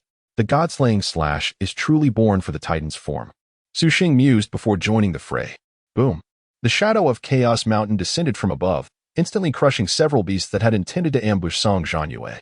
After executing this maneuver, Su Sheng's attention shifted to a wooden box perched high on the wall. With a powerful leap, he retrieved the box. Su Sheng, be careful, Song Zhanyue urged. Su Sheng had already anticipated this, and, when opening the box, ensured his face was not directly facing it. The moment it opened, a green light shot forth, striking the wall and leaving a fist-sized hole in its wake. What is this? Su Sheng wondered, gazing into the open box, where a black object resembling a bookmark, measuring the length of a finger, came into view. As he held it, he instinctively infused it with spiritual energy, not bone jade. He lamented, wishing he could acquire a martial technique or skill, which would have been a tremendous gain. After playing with the object for a moment, Song Zhanyue suddenly exclaimed, "Oh, Su Sheng, this seems to be a tiger tally capable of controlling the terracotta warriors." "Oh?" Su Sheng's eyes brightened. "How did you deduce that?" "My father mentioned it to me, but I'm unsure if the patterns match," she replied, infusing the object with abundant spiritual energy. At that moment, a terracotta warrior outside stirred to life. Chapter 96. The Tiger Talisman merges to form the imperial seal of the Qin King. Ah, how extraordinary. Su Sheng's eyes lit up as he beheld this unique artifact for the first time. However, he was left pondering the capabilities of this terracotta warrior. With that thought, Su Sheng strode forward and unleashed a powerful punch. Outside, the terracotta warrior, having just risen, sensed Su Sheng's impending strike and swiftly retaliated with a kick. Bang! Su Sheng's iron fist struck with the force of a battering ram, shattering the newly risen warrior into fragments. Clods of earth tumbled down as his punch obliterated the figure. Su Sheng's expression turned awkward. How could this terracotta warrior be so feeble? Song Zhanyue yelled in exasperation. "Su Sheng, look at the mess you've made." Coughing slightly, Su Sheng reassured, it should still be usable. He then took the tiger talisman and began to infuse it with spiritual energy once more. This time, it proved equally effective. In the distance, a gun-wielding terracotta warrior shook off the dust, revealing its obsidian armor. Su Sheng, now more cautious, delivered a gentle punch, which the warrior successfully blocked. It seems to be at the initial stage of the spirit illusion realm. Su Sheng nodded, realizing this warrior possessed a strength comparable to the one he had just shattered. It appeared that the tiger talisman could only control terracotta warriors at the initial stage of the spirit illusion realm. However, an ingenious idea suddenly struck him. What if he could find another tiger talisman to merge? The more he contemplated, the more exhilarated he became. If he could merge once more and activate 1,000-fold, wouldn't he be able to command all the terracotta warriors within the ancient palace of Qin? With that thought, Su Sheng promptly declared, "This tiger talisman is remarkable. Let us search for more." For those powerful beings at the mid to late stages of the spirit illusion realm, the tiger talisman held little value. After all, once they departed from the secret realm, the talisman would become ineffective. But Su Sheng possessed a system. "You want a tiger talisman? I've just found two," came a voice from afar. Qi Hong, fresh from battle, tossed 2 black tiger talismans towards Su Sheng. "Here you go." For her, who had reached the pinnacle of the spirit illusion realm, these artifacts were utterly worthless. Only warriors below the spirit illusion realm could find some utility in them, perhaps as temporary bodyguards. Su Sheng graciously accepted the talismans and sought a secluded spot to commence the merging process. System merge. Upon uttering these words, The two black tiger talismans vanished from his hands. In the next moment, a chime echoed in his mind. Congratulations, host, for consuming 200 synthesis points. 2 spirit illusion tiger talismans have merged into the Imperial Seal of the Qin King. Su Sheng's spirit sword. The Imperial Seal of the Qin King? What a treasure. He then glanced at the small text below the synthesis result. Imperial Seal of the Qin King, the jade seal used by the King of Qin during the ancient Qin era. With this item, one can command the 3 armies. This simple line of text filled Su Sheng with immense delight. He had succeeded in his experiment. He retrieved the Imperial Seal from the synthesis bar. A fist-sized, yellow square jade stone came into view, one side intricately engraved with the 3 characters, Qin Wang Yin. Upon closer inspection, an inexplicable pressure emanated from the seal. Truly the Imperial Seal of the Qin King. Su Sheng marveled. Even after countless years, the seal still radiated the imperial might of the Qin King. As a cultivator at the initial stage of the spirit illusion realm, he could feel its weight, let alone the terror of the imperial authority it once commanded. Its usage should be akin to that of the tiger talisman, Su Sheng mused. He then stepped out of the room, gazing upon the terracotta warriors standing around the square, channeling his spiritual energy into the seal. Boom. At that moment, the vast square and surrounding buildings trembled. In the next instant, an astonishing scene unfolded. The terracotta warriors, positioned around the square, began to stir simultaneously. As the earth quaked, nearly 100 warriors shook off the dust from their forms, whether they wielded chariots, spears, or shields. They slowly advanced towards Su Sheng. This sight instantly altered the expressions of many onlookers. Oh no, the terracotta warriors are about to attack again. In recent days, the terracotta warriors within the ancient palace had exhibited unpredictable behavior. One moment, they appeared perfectly still, allowing treasure seekers to roam freely, and the next, they would suddenly draw their weapons, catching many off guard. The synchronized movement of such a multitude of warriors sent many treasure hunters fleeing, despite Su Sheng's formidable strength. Numerous individuals had perished beneath the onslaught of these terracotta warriors. What is happening? Are they launching another assault? Didn't they just come out yesterday? Aren't they supposed to mobilize only once every 3 days? Could it be that our commotion is too loud? Impossible. The Qin capital's secret realm has always operated this way. How could this time be an exception? Warriors stationed around the perimeter of the ancient palace wore expressions of vigilance. Song Zhanyue and Qi Hong quickly approached Su Sheng, the latter commenting warily, "Strange, the terracotta warriors shouldn't be moving at this moment." Su Sheng, taken aback by the commotion he had caused, ceased channeling spiritual energy into the imperial seal. Without the infusion, the seal reverted to an ordinary piece of jade. The terracotta warriors, once animated, resembled soldiers who had lost their commander, returning to their original positions like dormant machines. What on earth? This is unbelievable, Qi Hong exclaimed, her eyes wide in disbelief. Surrounding spectators stood in stunned silence, bewildered by the abrupt change. What was that? They were just moving, and now they've stopped? This is downright terrifying. Let us head to the Qin King Palace, Su Sheng suggested to Qi Hong and Song Zhanyue. Qi Hong shook her head. The Qin King Palace is far too perilous. There are statues of Bai Qi and Wang Bin, both of whom surpass the initial stage of the spirit illusion realm and possess mid-level general strength. They represent the most formidable bosses within the entire Qin capital secret realm. Only those below the general rank can enter the Qin capital's secret realm, yet the innermost region of the Qin King Palace harbors 2 powerful entities comparable to mid-level generals. Historically, it has taken a minimum of 50 pinnacle spirit illusion warriors to contend with them, and that is assuming one can lure out one of them first. In the realm of combat, a 4th stage general possesses an abundance of spiritual energy, culminating in a unique essence that allows for the manipulation of energy flows within a defined range. A cultivator at the 3rd stage of spirit illusion would be utterly incapable of releasing any energy in the face of a 4th stage general. How could they possibly fight? Thus, in the outside world, a 4th stage general can effortlessly defeat nearly 100 pinnacle spirit illusion warriors. If the number of pinnacle warriors were slightly less, they would be easily slain by a 4th stage general.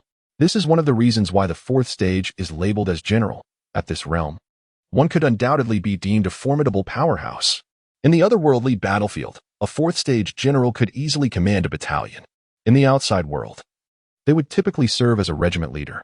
Although the statues of Bai Qi and Wang Bin lack the essence of a 4th stage general, they still possess the combat prowess of one. Thus, 50 pinnacle spirit illusion warriors are required. All right, Zhanyue, you and Qi Hong proceed together. I shall venture inside for a brief exploration, Su Sheng proposed. Chapter 97. A chance encounter with Gong Shuesheng. Although Su Sheng had absorbed the vast majority of the spiritual energy from the periphery of the Qin capital's secret realm, the area was simply too expansive, and some regions remained beyond his reach. Consequently, many spiritual adept grandmasters had chosen to remain in seclusion at the outskirts, gathering energy. Due to the insufficient number of grandmasters gathered at the ancient palace, everyone was limited to activities around its periphery, with the core area, the Qinhuang Palace, left untouched by all. After hearing Su Sheng's words, Song Zhanyue and Qi Hong nodded in agreement. Both had witnessed Su Sheng's extraordinary martial prowess and were aware that, even if he could not defeat an opponent, he could swiftly escape using his hidden cards. Be careful, and do not act recklessly, Song Zhanyue advised, seemingly recalling something. Here, take this, she said, removing a white jade pendant from around her neck. It can save your life in critical moments. Initially, Su Sheng instinctively accepted the warm pendant, which carried the faint fragrance of Song Zhanyue. However, after a moment of contemplation, he returned it to her. Foolish woman, do I need this? Keep it for yourself. So I need not worry about you, he declared. Song Zhanyue was momentarily taken aback, and then, in frustration, began to stomp her foot. You are the foolish one. But Su Sheng had already walked away. You two share a great bond, Qi Hong remarked enviously from the side, wishing that Su Sheng would call her a foolish woman as well. Meanwhile, at the deepest part of the Qinhuang ancient palace, outside a resplendent hall, two somewhat disheveled figures tumbled to the ground as if they had been discarded refuse. Damn it, Bai Qi and Wang Bin are truly formidable, exclaimed one young man clad in a white tank top and jeans, towering nearly 2 meters tall with a robust build that exuded an imposing presence. He was Gong Shuesheng, brother of Gong Shuesong. In contrast to the still youthful-looking 18-year-old Gong Shuesong, the 21-year-old Gong Shuesheng appeared far more mature. Additionally, the gruesome scar running vertically down his left eye lent him an air of ferocity and ruthlessness. Opposite him stood a bald young man with a disgruntled expression. I told you to bring Li Fengxian and Lei Zhonglong along, but you wouldn't listen. We cannot handle this alone, he lamented. This bald youth, named Lian Bo, was also a 21-year-old junior, but Gong Shuesheng was stronger, having reached the pinnacle of the battle general realm, while Lian Bo was at the peak of that level. The two had utilized a secret technique to lower their strengths to the level of spiritual adept grandmasters, allowing them access to the Qin capital's secret realm. Originally, Gong Shuesheng had planned that even with their diminished powers, his various hidden cards, coupled with Lian Bo's assistance, would suffice to confront the two statues in the Qinhuang Palace. At that point, the coveted Qinhuang ring would be his. However, the statues of Bai Qi and Wang Bin were overwhelmingly powerful, and all of Gong Shuesheng's attempts to test their strength had ended in failure. During one particularly disastrous encounter, he had nearly suffered a grievous injury from the murderous aura of Bai Qi, with sword wounds still visible on his muscular arms. Gong Shuesheng wiped away the blood and grinned at Lian Bo's complaint. You really talk too much, Lian Bo. After a pause, he gazed longingly at the opulent Qinhuang Palace and licked his lips. There is only one Qinhuang ring. You can't help them for free, or they'll likely demand something in return from me. I refuse to comply. Lian Bo responded, Are you sure your secret technique is reliable? We don't want to exit the Qin capital's secret realm still as spiritual adept grandmasters. Old Lian, do you doubt my abilities? Gong Shuesheng settled down to gather his energy. I have used this technique several times with Li Fengxian and Lei Zhonglong. It is absolutely dependable. Lian Bo felt completely reassured and remarked, I had wondered why your power had surged so rapidly recently. Now it all makes sense. After this, I should be able to break through to the 5th stage Grandmaster level. I wonder if Li Fengxian and Lei Zhonglong will still dare to boast then. Gong Shuesheng said with a chuckle. Hey, you are all exceptional talents. I don't intend to compete with you, Lian Bo replied seriously. But what do we do next? Next, we wait. I estimate that if we have 5 or 6 more spiritual adept grandmasters, we will be able to handle them, Gong Shuesheng answered. Moreover, my brother possesses the old man's martial will, which should prove useful in critical moments. He should be arriving soon. With so many people, won't the spoils have to be shared? Lian Bo asked, a hint of concern in his tone. Gong Shuesheng scoffed. If only you were not so slow in gaining strength. You are too naive, Lian Bo. After a brief pause, he chuckled. Once I acquire the treasures, I can deal with those spiritual adept grandmasters afterward. Share with them? Not a chance. Indeed, you are quite the strategist, Brother Gong. Lian Bo exclaimed. giving a thumbs up in admiration. At that moment, both men looked up to see a handsome young man and athletic were striding toward them. Su Sheng had arrived. Ah, someone is already here. Su Sheng had spotted Gong Shuesheng and Lian Bo. He sensed a fierce aura emanating from Gong Shuesheng, indicative of someone who had battled with otherworldly beasts for an extended period. Su Sheng's expression became more serious. It seemed that many formidable individuals had also entered the secret realm this time. This individual lacks power, Gong Shuesheng assessed after sensing Su Sheng shaking his head. At most, he is at the mid-level of spiritual adept. Lian Bo nodded in agreement. He certainly appears quite young. With that, the two men ceased their attention on Su Sheng. Meanwhile, Su Sheng merely cast a glance at them, not recognizing either, before proceeding directly into the Qinhuang Palace. Wait, he is going in? Lian Bo's expression shifted. As he had expected the young man to linger nearby, Gong Shuesheng shrugged. Let him enter. He will likely be expelled shortly. Lian Bo chuckled. Indeed. He is quite the overconfident young man. With that, the two resumed their energy recovery. Inside the Qinhuang Palace, as Su Sheng stepped in, the heavy golden doors slammed shut behind him with a resounding thud. Simultaneously, the rows of terracotta warriors standing in the hall shook off the dust from their forms, their eyes glowing red as they turned their gaze towards Su Sheng. At the end of the hall stood two statues side by side, the fearsome Bai Qi and the General Wang Bin. However, these statues remained motionless, indicating that the palace's mechanisms deemed Su Sheng insufficient to warrant their engagement. Su Sheng took his time surveying the surroundings before retrieving the Qinhuang seal from his spatial ring. As he infused it with spiritual energy, a faint glow emanated from the seal. To his astonishment, the red light in the eyes of the terracotta warriors suddenly flickered, and their overt hostility dissipated. Puzzled, Su Sheng furrowed his brow as he glanced at the statues of Bai Qi and Wang Bin. Why does this not affect them? After a moment of realization, Su Sheng understood. He had infused insufficient spiritual energy. Consequently, he drew forth a surge of energy from his dantian, channeling a substantial amount into the Qinhuang seal. At that moment, the two statues finally stirred to life. Chapter 98. Su Sheng's Great Harvest, solely acquiring the spoils of the Qinhuang Hall. Instinctively, Su Sheng took a step back, activating the sacred body of the town domain.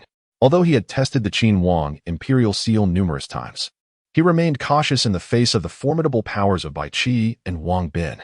As the two statues, resembling guardians of the hall, shook off the dust above, they simultaneously knelt before Su Sheng. We pay our respects to the Qinhuang. Upon hearing these words, Su Sheng's anxious heart finally settled. He felt assured. The nearly 100 terracotta warriors on either side of the hall also knelt, their voices somewhat stiff and mechanical as they proclaimed in unison. We pay our respects to the Qinhuang. Meanwhile, outside the Qinhuang Hall, Lian Bo curiously gazed at the tightly shut doors. Did you hear that, great saint? Gong Shuesheng opened his eyes, a hint of gravity in his deep gaze. I heard it. We pay our respects to the Qinhuang. How have those terracotta warriors come to life? Is there a Qinhuang statue within this hall? Upon hearing this, Lian Bo's expression shifted dramatically. That's impossible, right? The Qin capital's secret realm has been opened countless times without mention of a Qinhuang statue. Gong Shuesheng felt a sudden headache. This is troublesome. Bai Qi and Wang Bin, both formidable mid-tier generals, are already challenging enough. Now, we have a Qinhuang to contend with. If he is indeed a Qinhuang, his strength must far exceed that of Bai Qi and Wang Bin. This Qin capital's secret realm is truly beyond comprehension. It is scarcely a place for mortals. It seems we must wait a while longer, at least until 30 fully realized spiritual illusions arrive. Gong Shuesheng lamented. The mechanism of this Qinhuang secret realm is flawed.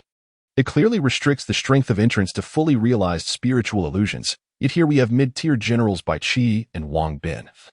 And now a Qinhuang has appeared for reasons unknown. This is perilous. Lian Bo nodded in agreement. With too many people, things become uncontrollable. As we are both fully realized spiritual illusions, we can at most deal with 10 of them. Let us act wisely. Gong Shuesheng expressed his growing discontent. This expedition into the Qin capital secret realm has been fraught with difficulties. The surrounding spiritual energy is scant, which is tolerable since my true realm is that of a fully realized general, thus I do not require it for enhancement. However, the Qinhuang ring within the Qinhuang Hall is a priceless treasure. We cannot afford any mistakes. Brother. At that moment, the voice of Gong Shuesheng echoed from a distance. Gong Shuesheng walked alongside his friend Wang Tian. Upon seeing Gong Shuesheng, he instinctively shrank back. Great saint. Bo Gu. Wang Tian quickly greeted. Gong Shuesheng, already vexed, felt anger swell at his younger brother's timid demeanor. Look at you, so spineless. Your voice is feeble. Do you think I would harm you?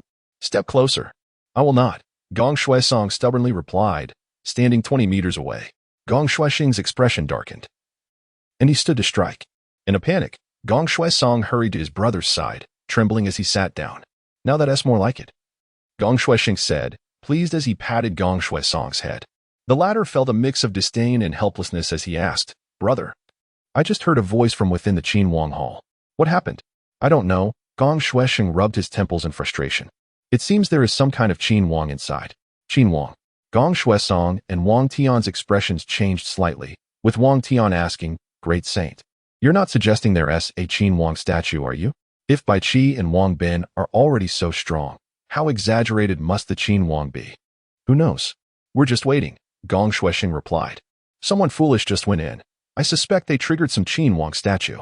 Humph, by now. They're likely in dire straits and should be thrown out soon. Who is it?